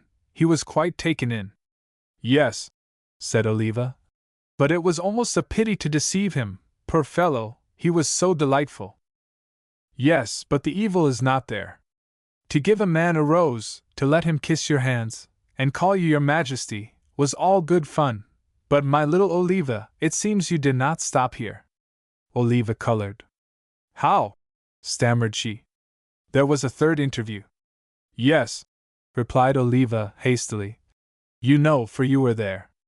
"Excuse me, dear friend, I was there, but at a distance. I neither saw nor heard what passed within. I only know what you told me, that he talked and kissed your hands." "Oh, mon Dieu!" murmured Oliva. "You surely could not have exposed us both to such a terrible danger without telling me of it." Oliva trembled from head to foot. Jean continued. "How could I imagine that you, who said you loved M. Beausire, and were courted by a man like Count Cagliostro, whom you refused? Oh! It cannot be true." "But where is the danger?" asked Oliva. "The danger? Have we not to manage a man and one who fears nothing, and will not be controlled? It was no great thing for the Queen to give him her hand to kiss or to give him a rose. Oh, my dear child, I have not smiled since I heard this." "What do you fear?" asked Oliva, her teeth chattering with terror. "Why, as you are not the Queen, and have taken her name, and in her name have committed a folly of this kind, that is unfortunately treason. He has no proof of this. They may be satisfied with a prison or banishment." "A prison! Banishment!" shrieked Oliva. "I, at least, intend to take precautions and hide myself." "You fear also? Oh! Will not this madman divulge my share also? My poor Oliva, this trick of yours will cost us dear." Oliva burst into tears. "Oh!" she cried. "I think I am possessed of a demon, that I can never rest. Just saved from one danger, I must rush into another. Suppose I confess all to my protector? A fine story to confess to him, whose advances you refused, that you have committed this imprudence with a stranger. Mon Dieu! You are right. Soon this report will spread, and will reach his ears. Then do you not think he will give you up to the police? Even if he only send you away, what will become of you? Oh! I am lost. And M. Beausire, when he shall hear this?" Oliva started, and wringing her hands violently, cried out, "Oh, he would kill me, but no, I will kill myself. You cannot save me, since you are compromised also." "I have," replied Jean, "in the furthest part of Picardy, a little farm. If you can gain this refuge, you might be safe. But you? Oh, once you were gone, I should not fear him. I will go whenever you like. I think you are wise. Must I go at once? Wait till I have prepared everything to ensure safety. Meanwhile, hide yourself, and do not come near the window." "Oh yes, dear friend. And to begin, let us go home, as there is no more to say. How long will your preparations take?" "I do not know, but remember henceforth, until the day of your departure I shall not come to the window. When you see me there, you will know that the day has arrived, and be prepared." They returned in silence. On arriving, Oliva begged pardon humbly of her friend for bringing her into so much danger through her folly. "I am a woman," replied Jean, "and can pardon a woman's weakness." Chapter 71. The Flight. Oliva kept her promise, and Jean also. Oliva hid herself from everyone, and Jean made her preparations, and in a few days made her appearance at the window as a sign to Oliva to be ready that evening for flight. Oliva, divided between joy and terror, began immediately to prepare. Jean went to arrange about the carriage that was to convey her away. 11 o'clock at night had just struck when Jean arrived with a post-chaise to which 3 strong horses were harnessed. A man wrapped in a cloak sat on the box, directing the postilions. Jean made them stop at the corner of the street, saying, "Remain here. Half an hour will suffice, and then I will bring the person whom you are to conduct with all possible speed to Amiens. There you will give her into the care of the farmer who is my tenant. He has his instructions." "Yes, madam. I forgot, are you armed? This lady is menaced by a man and he might, perhaps, try to stop her on the road." "What should I do?" "Fire on any one who tries to impede your journey." "Yes, madam." "You asked me 70 louis. I will give you 100, and will pay the expenses of the voyage which you had better make to London. Do not return here. It is more prudent for you to go to St. Valery, and embark at once for England." "Rely on me, madam." "Well, I will go and bring the lady." All seemed asleep in that quiet house. Jean lighted the lamp which was to be the signal to Oliva, but received no answering sign. "She will come down in the dark," thought Jean, and she went to the door, but it did not open. Oliva was perhaps bringing down her packages. "The fool!" murmured the Countess. "How much time she is wasting over her rubbish!" She waited a quarter of an hour, no one came, then 11:30 struck. "Perhaps she did not see my signal," thought Jean, and she went up and lighted it again, but it was not acknowledged. "She must be ill," cried Jean in a rage, "and cannot move." Then she took the key which Oliva had given her, but just as she was about to open the door, she thought, "Suppose someone should be there? But I should hear voices on the staircase, and could return. I must risk something." She went up, and on arriving outside Oliva's door she saw a light inside and heard footsteps, but no voices. "It is all right," she thought. "She was only a long time getting ready." "Oliva," said she softly, "open the door." The door opened, and Jean found herself face to face with a man holding a torch in his hand. "Oliva," said he, "is this you?" Then, with a tone of admirably feigned surprise, cried, "Madame de la Motte!" "M. de Cagliostro," said she in terror, feeling half inclined to run away, but he took her hand politely, and begged her to sit down. "To what do I owe the honor of this visit, madam?" "Monsieur," said she, stammering, I sought. Allow me, madam, to inquire which of my servants was guilty of the rudeness of letting you come up unattended?" Jean trembled. "You must have fallen to the lot of my stupid German porter, who is always tipsy." "Do not scold him, I beg you, sir," replied Jean, who could hardly speak. "But was it he?" "I believe so." "But you promise me not to scold him?" "I will not, only, madam, will you now explain to me?" Jean began to gather courage. "I came to consult you, sir, about certain reports." "What reports?" "Do not hurry me, sir, it is a delicate subject." "Ah! You want time to invent," thought he. "You are a friend of M. le Cardinal de Rohan?" "I am acquainted with him, madam." "Well, I came to ask you." "What?" "Oh, sir, you must know that he has shown me much kindness, and I wish to know if I may rely upon it." "You understand me, sir? You read all hearts. You must be a little more explicit before I can assist you, madam." "Monsieur, they say that His Eminence loves elsewhere in a high quarter." "Madam, allow me first to ask you one question. How did you come to seek me here, since I do not live here?" Jean trembled. "How did you get in, for there are either porter nor servants in this part of my hotel?" "It could not be me you sought here. Who was it?" "You do not reply. I must aid you a little. You came in by the help of a key which you have now in your pocket. You came to seek a young woman whom from pure kindness I had concealed here." Jean trembled visibly, but replied, "If it were so, it is no crime. One woman is permitted to visit another." "Call her, she will tell you if my friendship is a hurtful one. Madam, you say that because you know she is not here. Not here? Oliva not here? Oh, you do not know that, you, who helped her to escape. I, cried Jean. You accuse me of that? I convict you, replied Cagliostro, and he took a paper from the table, and showed her the following words, addressed to himself. Monsieur and my generous protector, forgive me for leaving you, but above all things I love M. Beausire. He came and I follow him. Adieu! Believe in my gratitude, Monsieur.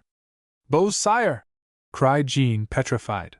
He, who did not even know her address. Oh, madam, here is another paper, which was doubtless dropped by M. Beausire. The Countess read, shuddering. M. Beausire will find Mademoiselle Oliva, Rue St. Claude, at the corner of the boulevard. He had better come for her at once, it is time. This is the advice of a sincere friend. Oh, groaned the Countess. And he has taken her away, said Cagliostro. But who wrote this note? Doubtless yourself. But how did he get in? Probably with your key. But as I have it here, he could not have it. Whoever has one can easily have two. You are convinced, replied she, while I can only suspect. She turned and went away, but found the staircase lighted and filled with men-servants. Cagliostro called out loudly before them, Madame la Comtesse de la Motte! She went out full of rage and disappointment. Chapter 72. The Letter and the Receipt. The day arrived for the payment of the first 500,000 francs. The jewelers had prepared a receipt, but no one came with the money in exchange for it. They passed the day and night in a state of cruel anxiety. The following day M. Baymer went to Versailles, and asked to see the Queen. He was told that he could not be admitted without a letter of audience. However, he begged so hard, and urged his solicitations so well among the servants, that they consented to place him in the Queen's way when she went out. Marie Antoinette, still full of joy from her interview with Charny, came along, looking bright and happy, when she caught sight of the somewhat solemn face of M. Baymer. She smiled on him, which he took for a favorable sign, and asked for an audience, which was promised him for 2 o'clock. On his return to Bassange, they agreed that no doubt the money was all right, only the Queen had been unable to send it the day before. At 2 o'clock Baymer returned to Versailles. What is it now, M. Baymer? Asked the Queen, as he entered. Baymer thought someone must be listening, and looked cautiously around him. Have you any secret to tell? Asked the Queen, in surprise. The same as before, I suppose, some jewels to sell. But make yourself easy, no one can hear you. Ahem! Murmured Baymer, startled at his reception. Well, what? Then I may speak out to your Majesty? Anything, only be quick.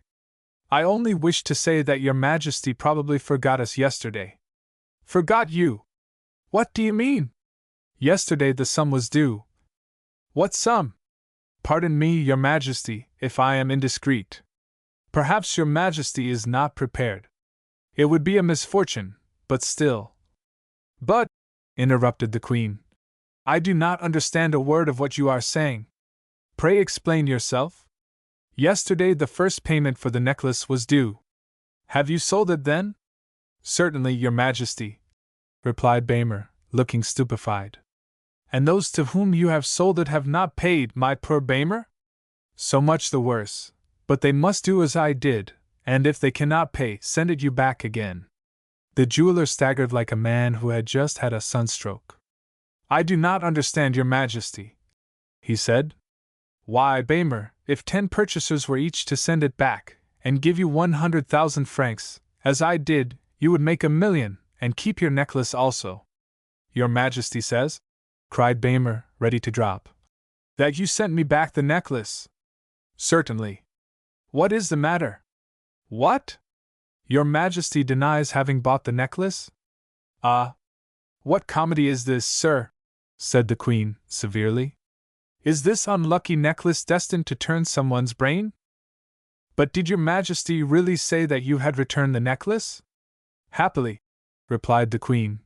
I can refresh your memory, as you are so forgetful, to say nothing more. She went to her secrétaire, and taking out the receipt, showed it to him, saying, "I suppose this is clear enough?" Baymer's expression changed from incredulity to terror. "Madam," cried he, "I never signed this receipt." "You deny it," said the Queen, with flashing eyes. "Positively, if I lose my life for it. I never received the necklace. I never signed the receipt. Were the headsman here, or the gallows, I would repeat the same thing." "Then, sir," said the Queen, "do you think I have robbed you? Do you think I have your necklace?" Baymer drew out a pocket book, and in his turn produced a letter. "I do not believe," said he, "that if your Majesty had wished to return the necklace, you would have written this. I write. I never wrote to you, that is not my writing." "It is signed," said Baymer. "Yes, Marie Antoinette of France. You are mad. Do you think that is the way I sign? I am of Austria. Go, Baymer, you have played this game unskillfully. Your forgers have not understood their work." "My forgers!" cried the poor Baymer, ready to faint at this new blow. "You suspect me? You accuse me, Marie Antoinette?" replied she. "But this letter? This receipt?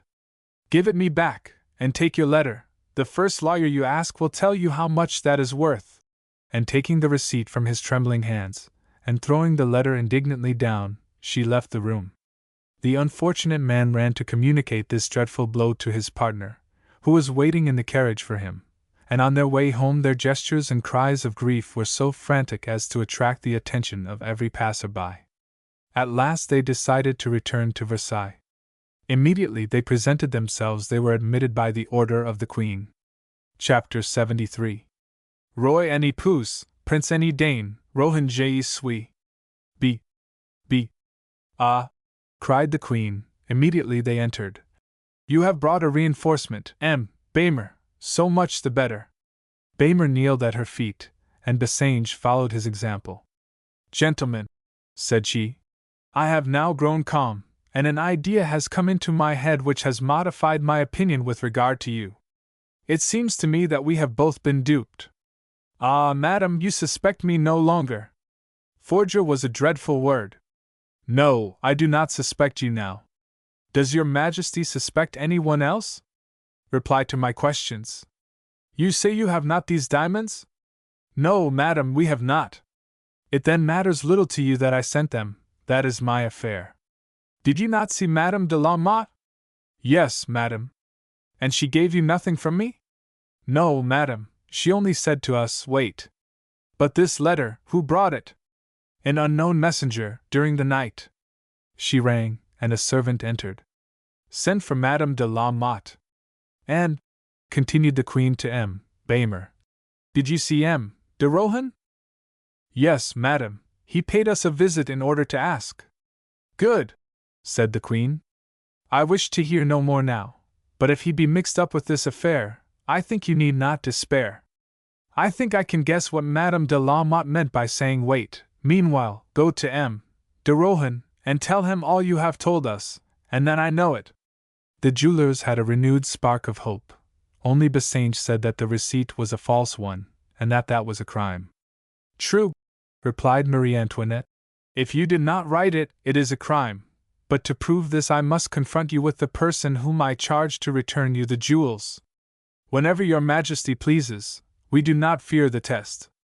Go first to de Rohan, he alone can enlighten you. And will your Majesty permit us to bring you his answer? Yes, but I dare say I shall know all before you do. When they were gone she was restless and unquiet, and dispatched courier after courier for Madame de la Motte. We will, however, leave her for the present, and follow the jewelers in their search after the truth. The Cardinal was at home, reading, with a rage impossible to describe, a little note which Madame de la Motte had just sent him, as she said, from Versailles. It was harsh, forbidding any hope, ordering him to think no more of the past, not to appear again at Versailles, and ending with an appeal to his loyalty not to attempt to renew relations which were become impossible. Coquette, capricious, perfidious! Cried he. Here are 4 letters which she has written to me, each more unjust and tyrannical than the other. She encouraged me only for a caprice, and now sacrifices me to a new one. It was at this moment that the jewelers presented themselves. 3 times he refused them admittance, and each time the servant came back, saying that they would not go without an audience. "Let them come in, then," said he. "What means this rudeness, gentlemen? No one owes you anything here." The jewelers, driven to despair, made a half-menacing gesture. "Are you mad?" asked the cardinal. "Monseigneur," replied Baymer with a sigh, "do us justice, and do not compel us to be rude to an illustrious prince. Either you are not mad, in which case my servants shall throw you out of the window, or you are mad, and they shall simply push you out of the door. Monseigneur, we are not mad, but we have been robbed." "What is that to me? I am not lieutenant of police. But you have had the necklace in your hands, and in justice." "The necklace? Is it the necklace that is stolen?" "Yes, Monseigneur." "Well, what does the Queen say about it?" "She sent me to you." "She is very amiable, but what can I do, my poor fellows?" "You can tell us, Monseigneur, what has been done with it." "I? Doubtless. Do you think I stole the necklace from the Queen? It is not the Queen from whom it was stolen." "Mon Dieu! From whom, then?" "The Queen denies having had it in her possession." "How? She denies it? But I thought you had an acknowledgment from her." "She says it is a forged one." "Decidedly, you are mad!" cried the cardinal. "We simply speak the truth." "Then she denied it because someone was there." "No, Monseigneur. And this is not all. Not only does the Queen deny her own acknowledgment, but she produced a receipt from us, purporting that we had received back the necklace."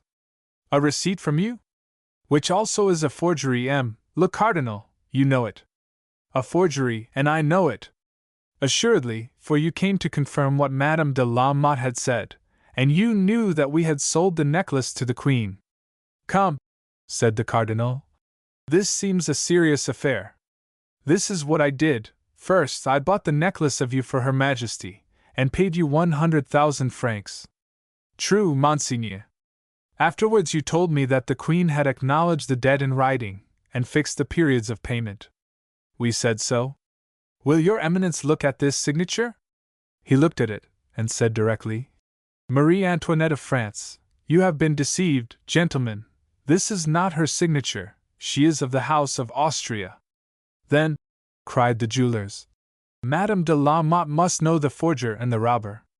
The cardinal appeared struck with this. He acted like the Queen. He rang and said, "Send for Madame de la Motte." His servants went after Jean's carriage, which had not long left the hotel. Baymer continued, "But where is the necklace?" "How can I tell?" cried the cardinal. "I gave it to the Queen. I know no more." "We must have our necklace, or our money," cried the jewelers. "Gentlemen, this is not my business." "It is Madame de la Motte," cried they in despair, "who has ruined us. I forbid you to accuse her here. Someone must be guilty, someone wrote the forged papers." "Was it I?" asked de Rohan, haughtily. "Monseigneur, we do not wish to say so." "Well, who then?" "Monseigneur, we desire an explanation." "Wait till I have one myself." "But, Monseigneur, what are we to say to the Queen? For she accused us at first." "What does she say now?" "She says that either you or Madame de la Motte has the necklace, for she has not." "Well," replied the cardinal, pale with rage and shame, "go and tell her." "No, tell her nothing, there is scandal enough. But tomorrow I officiate at the chapel at Versailles. When I approach the Queen, come to us. I will ask her again if she has the necklace, and you shall hear what she replies. If she denies it before me, then, gentlemen, I am a Rohan, and will pay."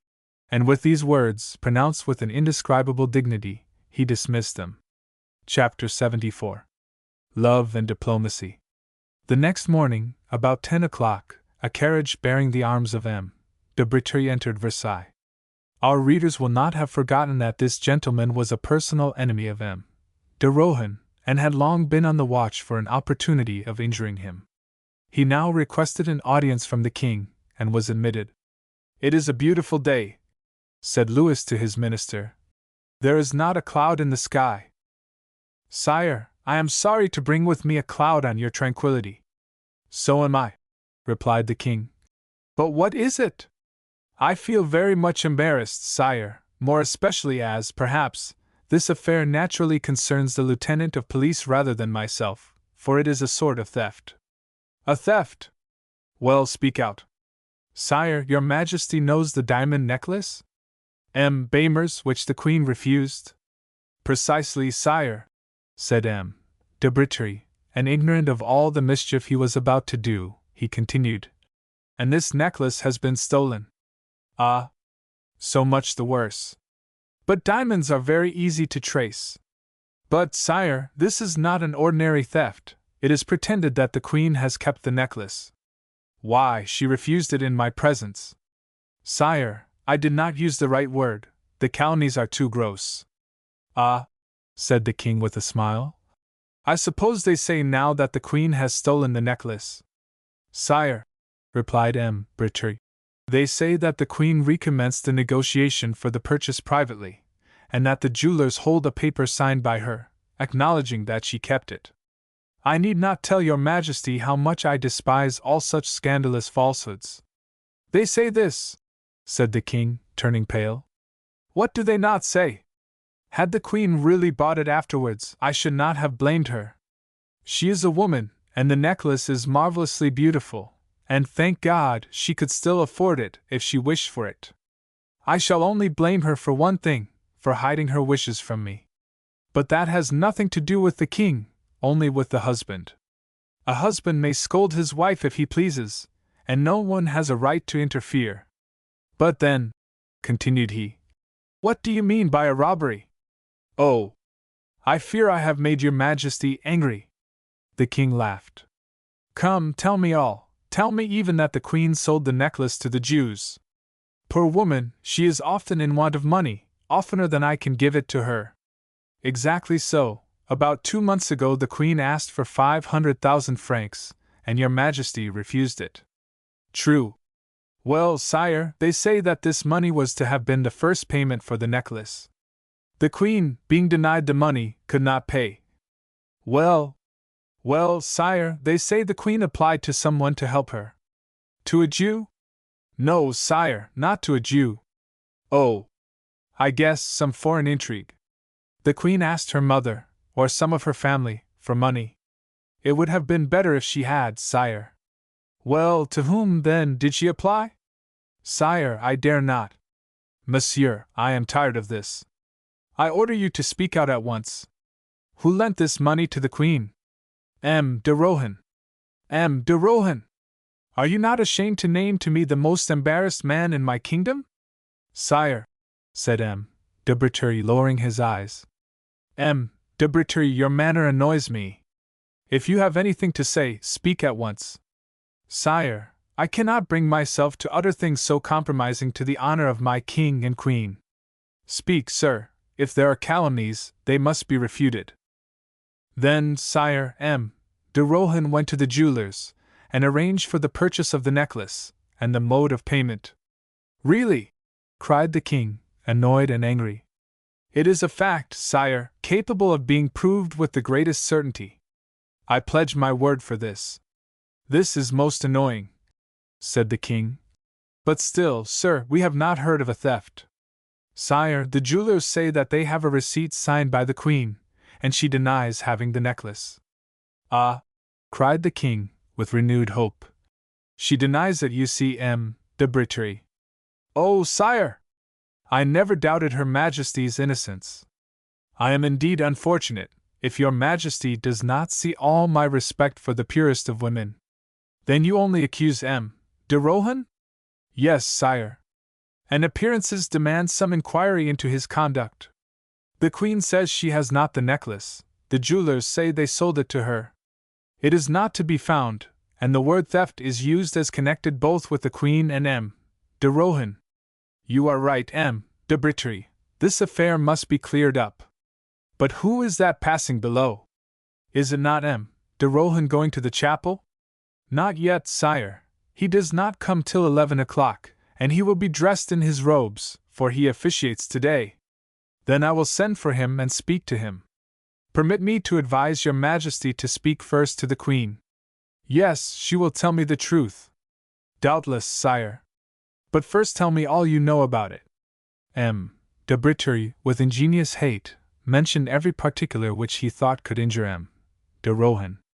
They were interrupted by an officer, who approached the king, and said, Sire, the Queen begs you will come to her. What is it? Asked the king, turning pale. Wait here, de Breteuil. Chapter 75. Charny, Cardinal, and Queen. At the same moment as de Breteuil asked for an audience of the king, de Charny, pale and agitated, begged one of the Queen. He was admitted, and touching tremblingly the hand she held out to him, said in an agitated voice, Oh, madam, what a misfortune! What is the matter? Do you know what I have just heard? What the king has perhaps already heard, or will hear tomorrow. She trembled, for she thought of her night with Charny, and fancied they had been seen. Speak, said she. I am strong. They say, madam, that you bought a necklace from Bamer. I returned it, said she quickly. But they say that you only pretended to do so, when the king prevented you from paying for it by refusing you the money, and that you went to borrow the amount from someone else, who is your lover. And, cried the Queen, with her usual impetuous confidence, you, monsieur, you let them say that? Madam, yesterday I went to Bamer's with my uncle, who had brought some diamonds from the Indies, and wished to have them valued. There we heard this frightful story now being spread abroad by your Majesty's enemies. Madam, I am in despair. If you bought the necklace, tell me. If you have not paid, tell me, but do not let me hear that de Rohan paid for you. De Rohan? Yes, de Rohan, whom they call your lover, whom they say lent the money, and whom an unhappy man, called Charny, saw in the park in Versailles, kneeling before the Queen, and kissing her hand. Monsieur, cried Marie Antoinette, if you believe these things when you leave me, you do not love me. Oh, cried the young man, the danger presses. I come to beg you to do me a favor. What danger? Oh, madam! The cardinal paying for the Queen dishonors her. I do not speak now of the grief such a confidence in him causes to me. No, of these things one dies, but does not complain. You are mad! Cried Marie Antoinette in anger. I am not mad, madam, but you are unhappy and lost. I saw you in the park. I told you so. I was not deceived. Today all the horrible truth has burst out. De Rohan boasts, perhaps. The Queen seized his arm. You are mad, repeated she, with inexpressible anguish. Believe anything, believe the impossible, but in the name of heaven, after all I have said to you, do not believe me guilty. I, who never even thought of you without praying to God to pardon me for my fault. Oh, de Charny! If you do not wish to kill me, do not tell me that you think me guilty. Charny wrung his hands with anguish. Listen, said he, if you wish me to serve you efficaciously. A service from you, more cruel than my enemies? A service from a man who despises me? Never, sir, never. Charny approached, and took her hands in his. This evening it will be too late. Save me from despair, by saving yourself from shame. Monsieur! Oh, I cannot pick my words with death, before me. If you do not listen to me, we shall both die, you from shame, and I from grief. You want money to pay for this necklace. I do not deny it. I tell you. Do not tell me that you have not the necklace. I swear. Do not swear, if you wish me to love you. There remains one way to save at once your honor and my love. The necklace is worth 1,600,000 francs. You have paid 100,000. Here is the remainder. Take it, and pay. You have sold your possessions. You have ruined yourself for me. Good and noble heart, I love you. Then you accept? No, but I love you. And let de Rohan pay. Remember, madam, this would be no generosity towards me, but the refinement of cruelty. De Charny, I am a queen. I give to my subjects, but do not accept from them. What do you mean to do, then? You are frank. What do the jewelers say? That as you cannot pay, M. de Rohan will pay for you. What does the public say? That you have the necklace hidden, and will produce it when it shall have been paid for, either by the cardinal, in his love for you, or by the king, to prevent scandal. And you, Charny, in your turn I ask, what do you say? I think, madam, that you have need to prove your innocence to me. The Prince Louis, Cardinal de Rohan, was at that moment announced by an usher. You shall have your wish, said the Queen. You are going to receive him? Yes. And I? Go into my boudoir, and leave the door ajar, that you may hear. Be quick, here he is. M. de Rohan appeared in his robes of office. The Queen advanced towards him, attempting a smile, which died away on her lips. He was serious, and said, Madam, I have several important things to communicate to you, although you shun my presence. I shun you so little, monsieur, that I was about to send for you. Am I alone with your Majesty? Said he, in a low voice. May I speak freely? Perfectly, monseigneur. Do not constrain yourself, said she aloud for M. de Charny to hear. The king will not come? Have no fear of the king, or anyone else. Oh, it is yourself I fear, said he, in a moved voice. Well, I am not formidable. Say quickly and openly what you have to say. I like frankness, and want no reserve. They say you complain of me. What have you to reproach me with? The Cardinal sighed. Chapter 76. Explanations. Madam, said the Cardinal, bowing, you know what is passing concerning the necklace? No, monsieur, I wish to learn it from you. Why has your Majesty for so long only deigned to communicate with me through another? If you have any reason to hate me, why not explain it? I do not know what you mean. I do not hate you, but that is not, I think, the subject of our interview. I wish to hear all about this unlucky necklace, but first, where is Madame de la Motte? I was about to ask your Majesty the same question. Really, monsieur, if anyone knows, I think it ought to be you. I, madam. Why? Oh, I do not wish to receive your confessions about her, but I wish to speak to her, and have sent for her 10 times without receiving any answer. And I, madam, am astonished at her disappearance, for I also sent to ask her to come, and, like your Majesty, received no answer. Then let us leave her, monsieur, and speak of ourselves. Oh no, madam, let us speak of her first, for a few words of your Majesty's gave me a painful suspicion. It seemed to me that your Majesty reproached me with my assiduities to her. I have not reproached you at all, sir. Oh, madam, such a suspicion would explain all to me, then I should understand all your rigor towards me, which I have hitherto found so inexplicable. Here we cease to understand each other, and I beg of you not to still further involve in obscurity what I wish you to explain to me. Madam, cried the Cardinal, clasping his hands, I entreat you not to change the subject.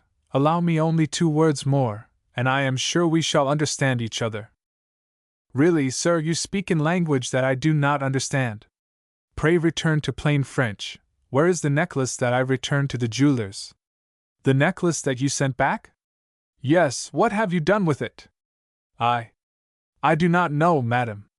Listen, and one thing is simple. Madame de la Motte took away the necklace, and returned it to the jewelers in my name. The jewelers say they never had it, and I hold in my hands a receipt which proves the contrary, but they say the receipt is forged. Madame de la Motte, if sincere, could explain all, but as she is not to be found, I can but conjecture. She wished to return it, but you, who had always the generous wish to present me the necklace, you, who brought it to me, with the offer to pay for it, which your Majesty refused. Yes. Well, you have persevered in your idea, and you kept back the necklace, hoping to return it to me at some other time. Madame de la Motte was weak. She knew my inability to pay for it, and my determination not to keep it when I could not pay. She therefore entered into a conspiracy with you. Have I guessed right? Say yes. Let me believe in this slight disobedience to my orders, and I promise you both pardon, so let Madame de la Motte come out from her hiding place. But for pity's sake, Let there be perfect clearness and openness, monsieur. A cloud rests over me, I will have it dispersed. Madam, replied the cardinal, with a sigh. Unfortunately, it is not true. I did not persevere in my idea, for I believe the necklace was in your own hands. I never conspired with Madame de la Motte about it, and I have it no more than you say you or the jewelers have it. Impossible! You have not got it? No, madam. Is it not you who hide it? No, madam. You do not know what has become of it? No, madam. But then, how do you explain its disappearance? I do not pretend to explain it, madam, and moreover, it is not the first time that I have had to complain that your Majesty did not understand me. How, sir? Pray, madam, have the goodness to retrace my letters in your memory. Your letters you have written to me? Too seldom, madam, to express all that was in my heart. The Queen rose. Terminate this jesting, sir. What do you mean by letters? How can you dare to say such things? Ah, madam, perhaps I have allowed myself to speak too freely the secret of my soul. What secret? Are you in your senses, monsieur? Madam! Oh! Speak out. You speak now like a man who wishes to embarrass one before witnesses. Madam, is there really any one listening to us? No, monsieur. Explain yourself, and prove to me, if you can, that you are in your right senses. Oh!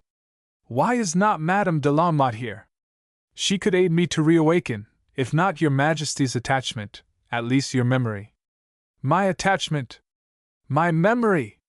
Ah, madam! Cried he, growing excited. Spare me, I beg. It is free to you to love no longer, but do not insult me. Ah, mon Dieu! Cried the Queen, turning pale. Hear what this man says. Well, madam, said he, getting still more excited, I think I have been sufficiently discreet and reserved not to be ill-treated. But I should have known that when a queen says, I will not any longer, it is as imperious as when a woman says, I will. But, sir, to whom, or when, have I said either the one or the other? Both to me. To you. You are a liar, M. de Rohan. A coward, for you calumniate a woman, and a traitor, for you insult the Queen. And you are a heartless woman and a faithless queen. You led me to feel for you the most ardent love. You let me drink my fill of hopes. Of hopes? My God! Am I mad, or what is he? Should I have dared to ask you for the midnight interviews which you granted me? The Queen uttered a cry of rage, as she fancied she heard a sigh from the boudoir.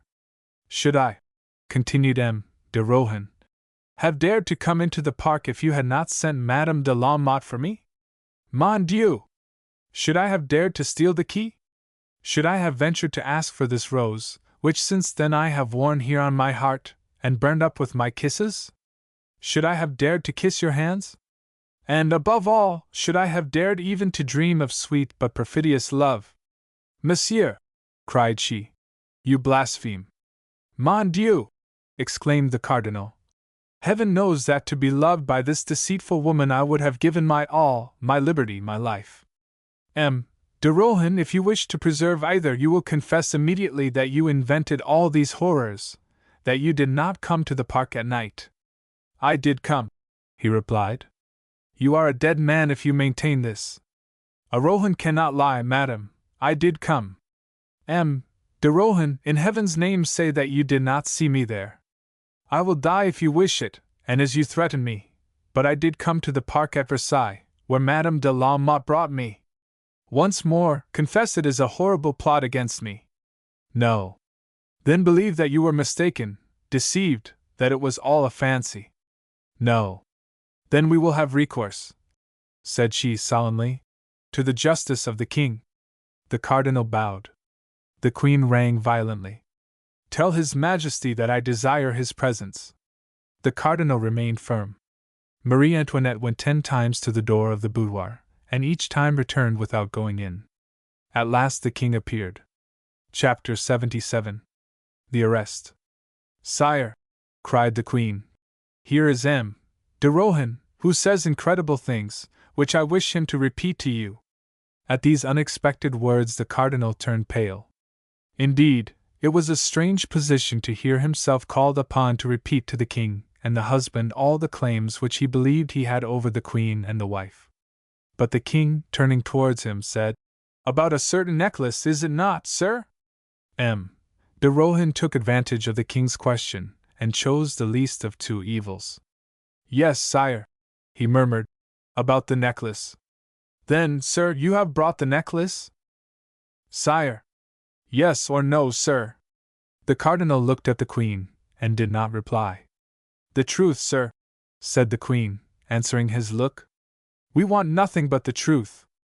De Rohan turned away his head, and did not speak. "If de Rohan will not reply, will you, madam, explain?" said the king. "You must know something about it. Did you buy it?" "No." De Rohan smiled rather contemptuously. "You say nothing, sir," said the king. "Of what am I accused, sire?" "The jewelers say they sold the necklace either to you or the queen. They show a receipt from Her Majesty." "A forged one," interrupted the queen. "The jewelers," continued the king, "say that in case the queen does not pay, you are bound to do so by your engagements." "I do not refuse to pay, sire. It must be the truth, as the queen permits it to be said." And a second look, still more contemptuous than the first, accompanied this speech. The queen trembled, for she began to think his behavior like the indignation of an honest man. "Well, le Cardinal, someone has imitated the signature of the Queen of France," said the king. "The queen, sire, is free to attribute to me whatever crimes she pleases." "Sir," said the king, "instead of justifying yourself, you assume the air of an accuser." The cardinal paused a moment, and then cried, "Justify myself? Impossible! Monsieur, these people say that this necklace has been stolen under a promise to pay for it. Do you confess the crime?" "Who would believe it if I did?" asked the cardinal, with a haughty disdain. "Then, sir, you think they will believe?" "Sire, I know nothing of what is said," interrupted the cardinal. "All that I can affirm is, that I have not the necklace. Someone has it who will not produce it, and I can but say, let the shame of the crime fall on the person who knows himself guilty." "The question, madam, is between you two," said the king. "Once more, have you the necklace?" "No, by the honor of my mother, by the life of my son." The king joyfully turned towards the cardinal. "Then, sir, the affair lies between you and justice, unless you prefer trusting to my clemency." "The clemency of kings is for the guilty, sire. I prefer the justice of men." "You will confess nothing?" "I have nothing to say." "But, sir, your silence compromises my honor," cried the queen. The cardinal did not speak. "Well, then, I will speak," cried she. "Learn, sire, that de Rohan's chief crime is not the theft of this necklace." De Rohan turned pale. "What do you mean?" cried the king. "Madam," murmured the cardinal. "Oh! No reasons, no fear, no weakness shall close my mouth. I would proclaim my innocence in public if necessary." "Your innocence?" said the king. "Oh, madam, who would be rash enough, or base enough, to compel you to defend that?" "I beg you, madam," said the cardinal. "Ah! You begin to tremble. I was right, such plots bear not the light. Sire, will you order de Rohan to repeat to you what he has just said to me?" "Madam," cried the cardinal, "take care, you pass all bounds." "Sir," said the king, "do you dare to speak thus to the queen?" "Yes, sire," said Marie Antoinette. "This is the way he speaks to me, and pretends he has the right to do so." "You, sir!" cried the king, livid with rage. "Oh! He says he has letters." "Let us see them, sir," said the king. "Yes, produce them," cried the queen. The cardinal passed his hands over his burning eyes, and asked himself how heaven could ever have created a being so perfidious and so audacious. But he remained silent. "But that is not all," continued the queen, getting more and more excited. Le Cardinal says he has obtained interviews." "Madam, for pity's sake!" cried the king. "For modesty's sake," murmured the cardinal. "One word, sir. If you are not the basest of men, if you hold anything sacred in this world, if you have proofs, produce them. No, madam, replied he at length. I have not. You said you had a witness. Who? Asked the king. Madame de la Motte. Ah! Cried the king, whose suspicions against her were easily excited. Let us see this woman. Yes, said the queen, but she has disappeared. Ask monsieur what he has done with her. Others have made her disappear who had more interest in doing so than I had. But, sir, if you are innocent, help us to find the guilty. The cardinal crossed his hands and turned his back. Monsieur, cried the king, you shall go to the Bastille. As I am, sire, in my robes?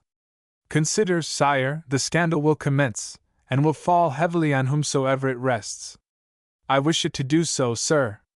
It is an injustice, sire. It shall be so. And the king looked round for someone to execute his orders. De Breteuil was near, anticipating the fall of his rival. The king spoke to him, and he cried immediately, Guards! Arrest le Cardinal de Rohan.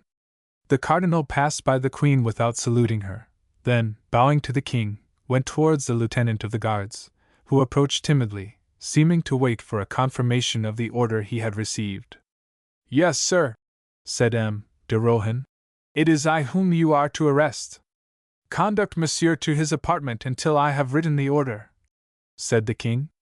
When they were alone, the king said, Madam, you know this must lead to a public trial, and that scandal will fall heavily on the heads of the guilty. I thank you, sire, you have taken the only method of justifying me. You thank me? With all my heart, believe me, you have acted like a king, and I as a queen. Good, replied the king joyfully. We shall find out the truth at last, and when once we have crushed the serpent, I hope we may live in more tranquility. He kissed the queen, and left her. Monsieur, said the cardinal to the officer who conducted him, can I send word home that I have been arrested? If no one sees, monseigneur.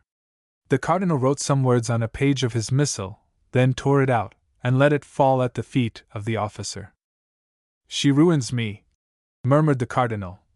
But I will save her, for your sake, oh, my king, and because it is my duty to forgive. Chapter 78. The Procès-verbal.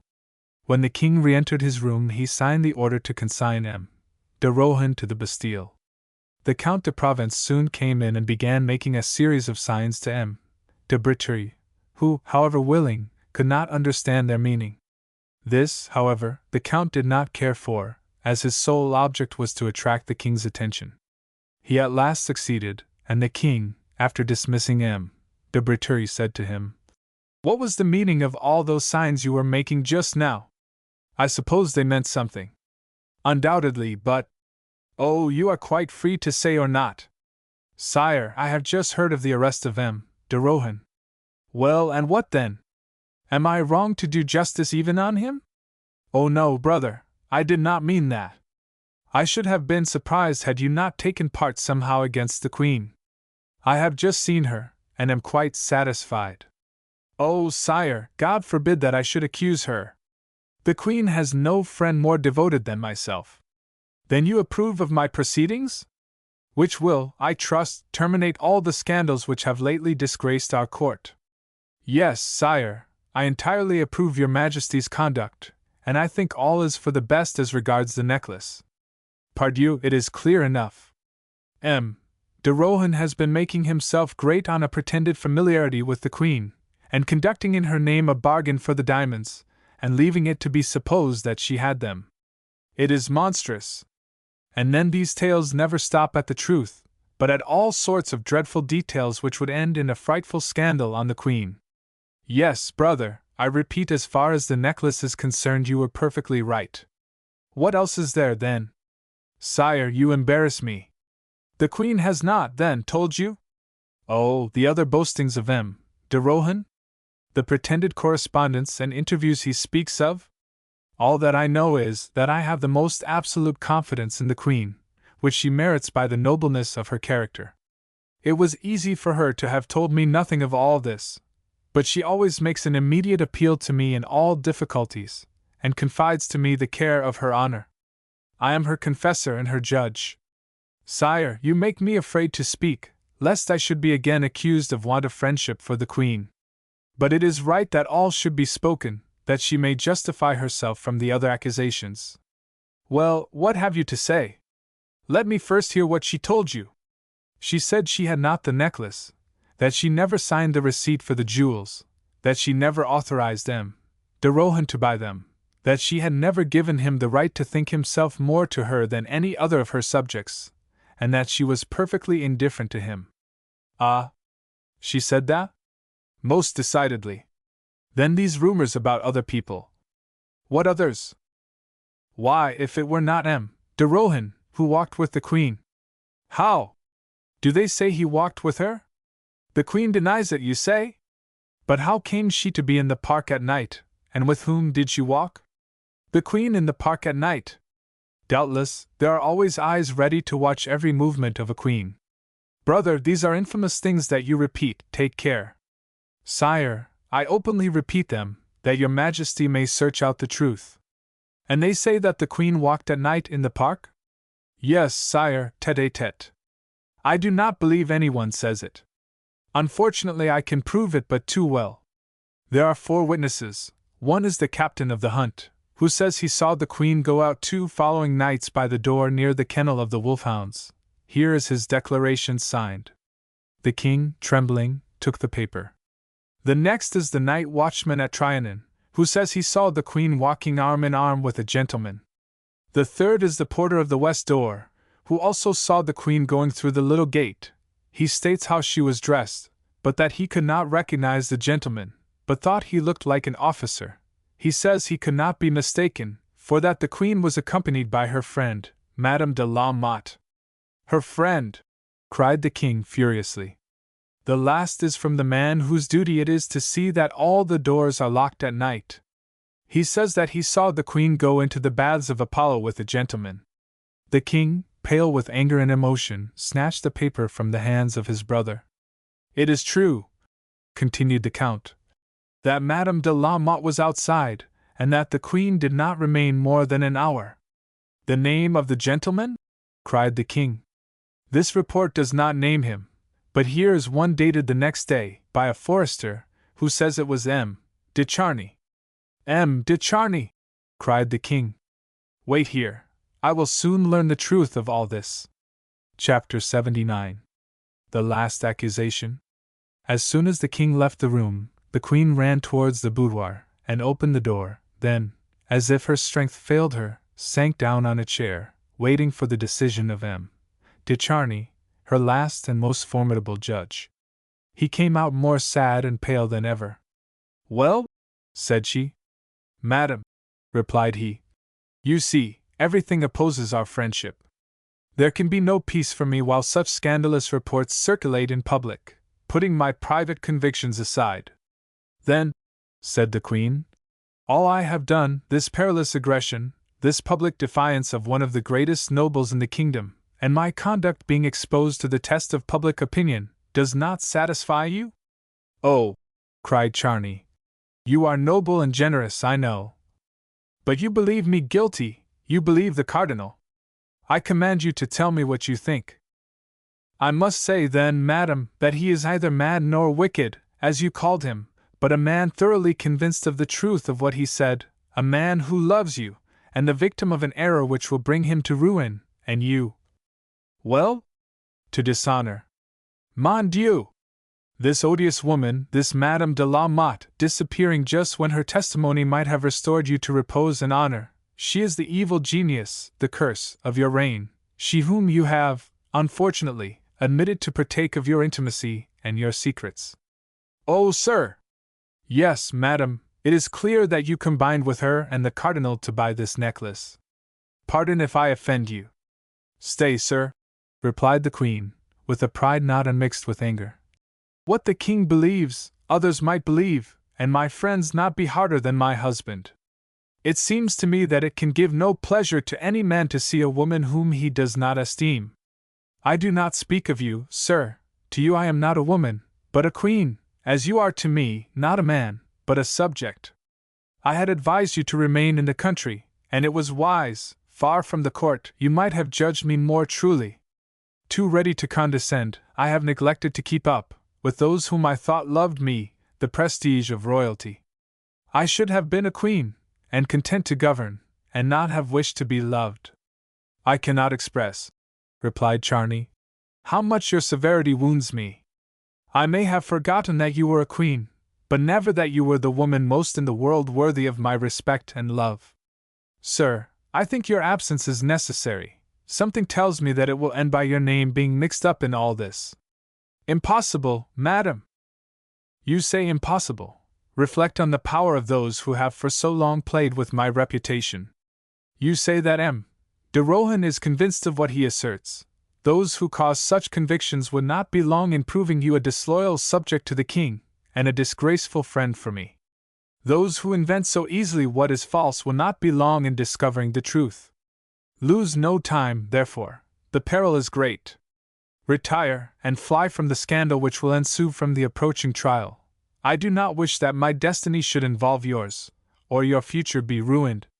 I, who am, thank God, innocent, and without a stain on my life, I, who would lay bare my heart to my enemies, could they thus read its purity, will resist to the last. For you might come ruin, defamation, and perhaps imprisonment. Take away the money you so nobly offered me, and the assurance that not one movement of your generous heart has escaped me, and that your doubts, though they have wounded, have not estranged me. Go, I say, and seek elsewhere what the Queen of France can no longer give you, hope and happiness. From this time to the convocation of Parliament, and the production of witnesses must be a fortnight. Your uncle has vessels ready to sail. Go and leave me. I bring misfortunes on my friends. Saying this, the Queen rose, and seemed to give Charny his congé. He approached quickly, but respectfully. Your Majesty, cried he in a moved voice, shows me my duty. It is here that danger awaits you, here that you are to be judged, and that you may have one loyal witness on your side. I remain here. Perhaps we may still make your enemies tremble before the majesty of an innocent queen, and the courage of a devoted man. And if you wish it, madam, I will be equally hidden and unseen as though I went. During a fortnight that I lived within 100 yards of you, watching your every movement, counting your steps, living in your life, no one saw me. I can do so again, if it please you. As you please, replied she. I am no coquette, M. de Charny, and to say what I please is the true privilege of a queen. One day, sir, I chose you from every one. I do not know what drew my heart towards you, but I had need of a strong and pure friendship, and I allowed you to perceive that need. But now I see that your soul does not respond to mine, and I tell you so frankly. Oh, madam, cried Charny, I cannot let you take away your heart from me. If you have once given it to me, I will keep it with my life. I cannot lose you. You reproach me with my doubts. Oh, do not doubt me. Ah, said she, but you are weak, and I, alas, am so also. You are all I love you to be. What? Cried she, passionately. This abused queen, this woman about to be publicly judged, that the world condemns, and that her king and husband may, perhaps, also in turn condemn, has she found one heart to love her? A slave, who venerates her, and offers her his heart's blood in exchange for every pang he has caused her. Then, cried she, this woman is blessed and happy, and complains of nothing. Charny fell at her feet, and kissed her hands in transport. At that moment the door opened, and the king surprised, at the feet of his wife, the man whom he had just heard accused by the Comte de Provence. Chapter 80. The Proposal of Marriage. The Queen and Charny exchanged a look so full of terror, that their most cruel enemy must have pitied them. Charny rose slowly, and bowed to the king, whose heart might almost have been seen to beat. Ah! Cried he in a hoarse voice. M. de Charny! The Queen could not speak, she thought she was lost. M. de Charny, repeated the king. It is little honorable for a gentleman to be taken in the act of theft. Of theft? Murmured Charny. Yes, sir, to kneel before the wife of another is a theft, and when this woman is a queen, his crime is called high treason. The Count was about to speak, but the Queen, ever impatient in her generosity, forestalled him. Sire, said she, you seem in the mood for evil suspicions and unfavorable suppositions, which fall falsely, I warn you, and if respect chains the Count's tongue, I will not hear him wrongfully accused without defending him. Here she stopped, overcome by emotion, frightened at the falsehood she was about to tell, and bewildered because she could not find one to utter. But these few words had somewhat softened the king, who replied more gently, You will not tell me, madam, that I did not see M. de Charny kneeling before you, and without your attempting to raise him? Therefore you might think, replied she, that he had some favor to ask me. A favor? Yes, sire, and one which I could not easily grant, or he would not have insisted with so much less warmth. Charny breathed again, and the king's look became calmer.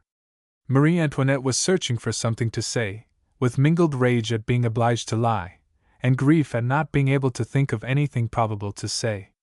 She half hoped the king would be satisfied, and asked no more, but he said, Let us hear, madam, what is the favor so warmly solicited, which made M.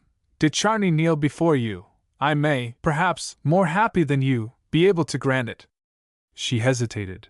To lie before the man she loved was agony to her, and she would have given the world for Charny to find the answer. But of this he was incapable. Sire, I told you that M. de Charny asked an impossible thing. What is it? What can one ask on one's knees? I want to hear. Sire, it is a family secret. There are no secrets from the king, a father interested in all his subjects, who are his children, although, like unnatural children, they may sometimes attack the honor and safety of their father. This speech made the queen tremble anew. M. de Charny asked, replied she, permission to marry. Really? Cried the king, reassured for a moment. Then, after a pause, he said, But why should it be impossible for M. de Charny to marry? Is he not noble? Has he not a good fortune? Is he not brave and handsome? Really, to refuse him, the lady ought to be a princess, or already married. I can see no other reason for an impossibility. Therefore, madam, tell me the name of the lady who is loved by M. de Charny, and let me see if I cannot remove the difficulty. The queen, forced to continue her falsehood, replied, No, sire, there are difficulties which even you cannot remove, and the present one is of this nature. Still, I wish to hear, replied the king, his anger returning. Charny looked at the queen. She seemed ready to faint. He made a step towards her, and then drew back. How dared he approach her in the king's presence? Oh, thought she, for an idea, something that the king can neither doubt nor disbelieve. Then suddenly a thought struck her. She who has dedicated herself to heaven the king cannot influence. Sire! She cried. She whom M. de Charny wishes to marry is in a convent. Oh! That is a difficulty, no doubt. But this seems a very sudden love of M. de Charny's. I have never heard of it from anyone. Who is the lady you love, M. de Charny? The queen felt in despair, not knowing what he would say, and dreading to hear him name anyone. But Charny could not reply, so, after a pause, she cried, Sire, you know her, it is André de Taverny. Charny buried his face in his hands. The queen pressed her hand to her heart, and could hardly support herself. Mademoiselle de Taverny? But she has gone to St. Denis. Yes, sire, replied the queen. But she has taken no vows. No, but she is about to do so. We will see if we can persuade her. Why should she take the vows? She is poor, said the queen. That I can soon alter, madam, if M. de Charny loves her. The queen shuddered, and cast a glance at the young man, as if begging him to deny it. He did not speak. And I dare say, continued the king, taking his silence for consent, that Mademoiselle de Taverny loves M. de Charny. I will give her as dowry the 500,000 francs which I refused the other day to you. Thank the queen, M. de Charny, for telling me of this, and ensuring your happiness. Charny bowed like a pale statue which had received an instant's life.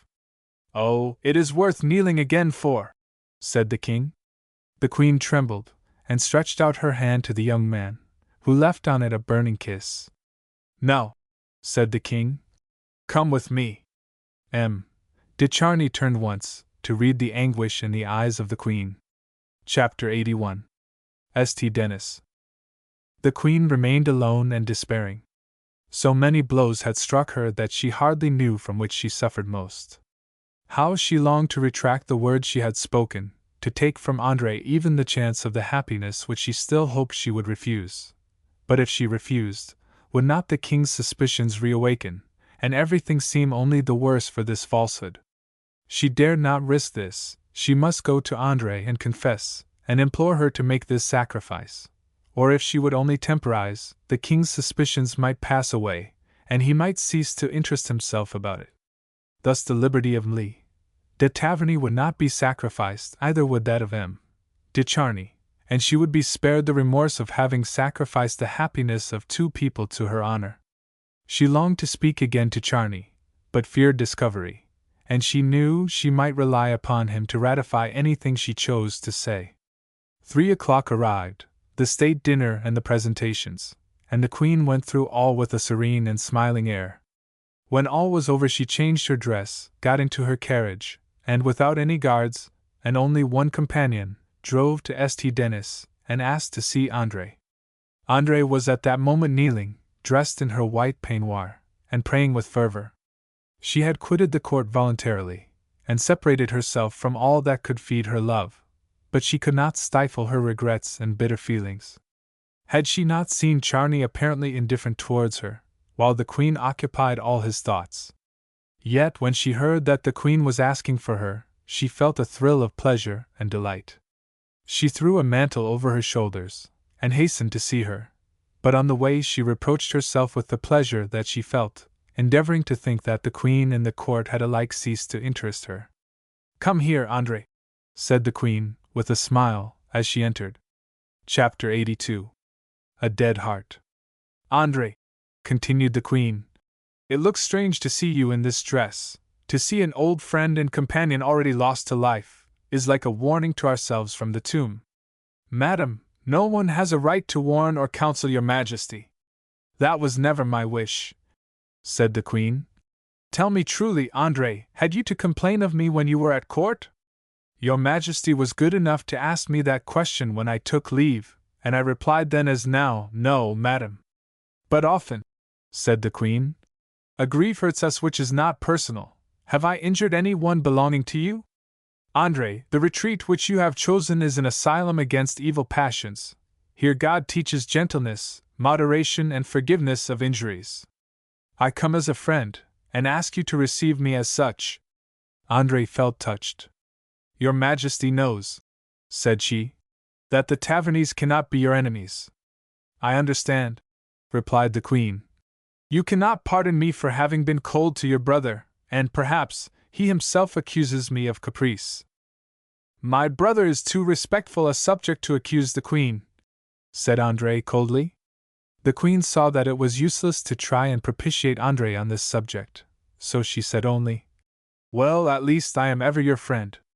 Your Majesty overwhelms me with your goodness." "Do not speak thus. Cannot the Queen have a friend?" "I assure you, madam, that I have loved you as much as I shall ever love any one in this world." She colored as she spoke. "You have loved me, then you love me no more? Can a cloister so quickly extinguish all affection and all remembrance? If so, it is a cursed place. Do not accuse my heart, madam, it is dead." "Your heart dead, André? You, so young and beautiful. I repeat to you, madam, nothing in the court, nothing in the world is any more to me. Here I live like the herb or the flower, alone for myself. I entreat you to pardon me.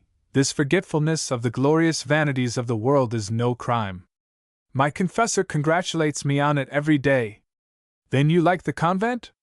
I embrace with pleasure a solitary life. Nothing remains which attracts you back to the world? Nothing. Mon Dieu! Thought the Queen. Shall I fail? If nothing else will succeed, I must have recourse to entreaties, to beg her to accept M. de Charny. Heavens, how unhappy I am, André!" she said. "What you say takes from me the hope I had conceived." "What hope, madam?" "Oh! If you are as decided as you appear to be, it is useless to speak. If your Majesty would explain. You never regret what you have done? Never, madam. Then it is superfluous to speak, and I yet hope to make you happy. Me? Yes, you, ingrate, but you know best your inclinations. Still, if your Majesty would tell me. Oh, it is simple. I wish you to return to court. Never! You refuse me? Oh, madam, why should you wish me, sorrowful, poor, despised, avoided by every one, incapable of inspiring sympathy in either sex? Ah, madam and dear mistress, leave me here to become worthy to be accepted by God, for even he would reject me at present.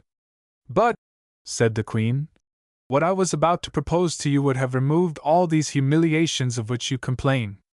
A marriage, which would have made you one of our great ladies. A marriage? Stammered Andre. Yes. Oh, I refuse, I refuse. Andre! Cried the Queen, in a supplicating voice. Ah, no, I refuse. Marie Antoinette prepared herself, with a fearfully palpitating heart, for her last resource. But as she hesitated, Andre said, But, madam, tell me the name of the man who is willing to think of me as his companion for life. M. de Charny, said the Queen, with an effort. M. de Charny? Yes, the nephew of M. de Suffren. It is he, cried Andre, with burning cheeks and sparkling eyes. He consents. He asks you in marriage? Oh, I accept, for I love him. The Queen became livid, and sank back trembling, whilst Andre kissed her hands, bathing them with her tears. Oh, I am ready, murmured she.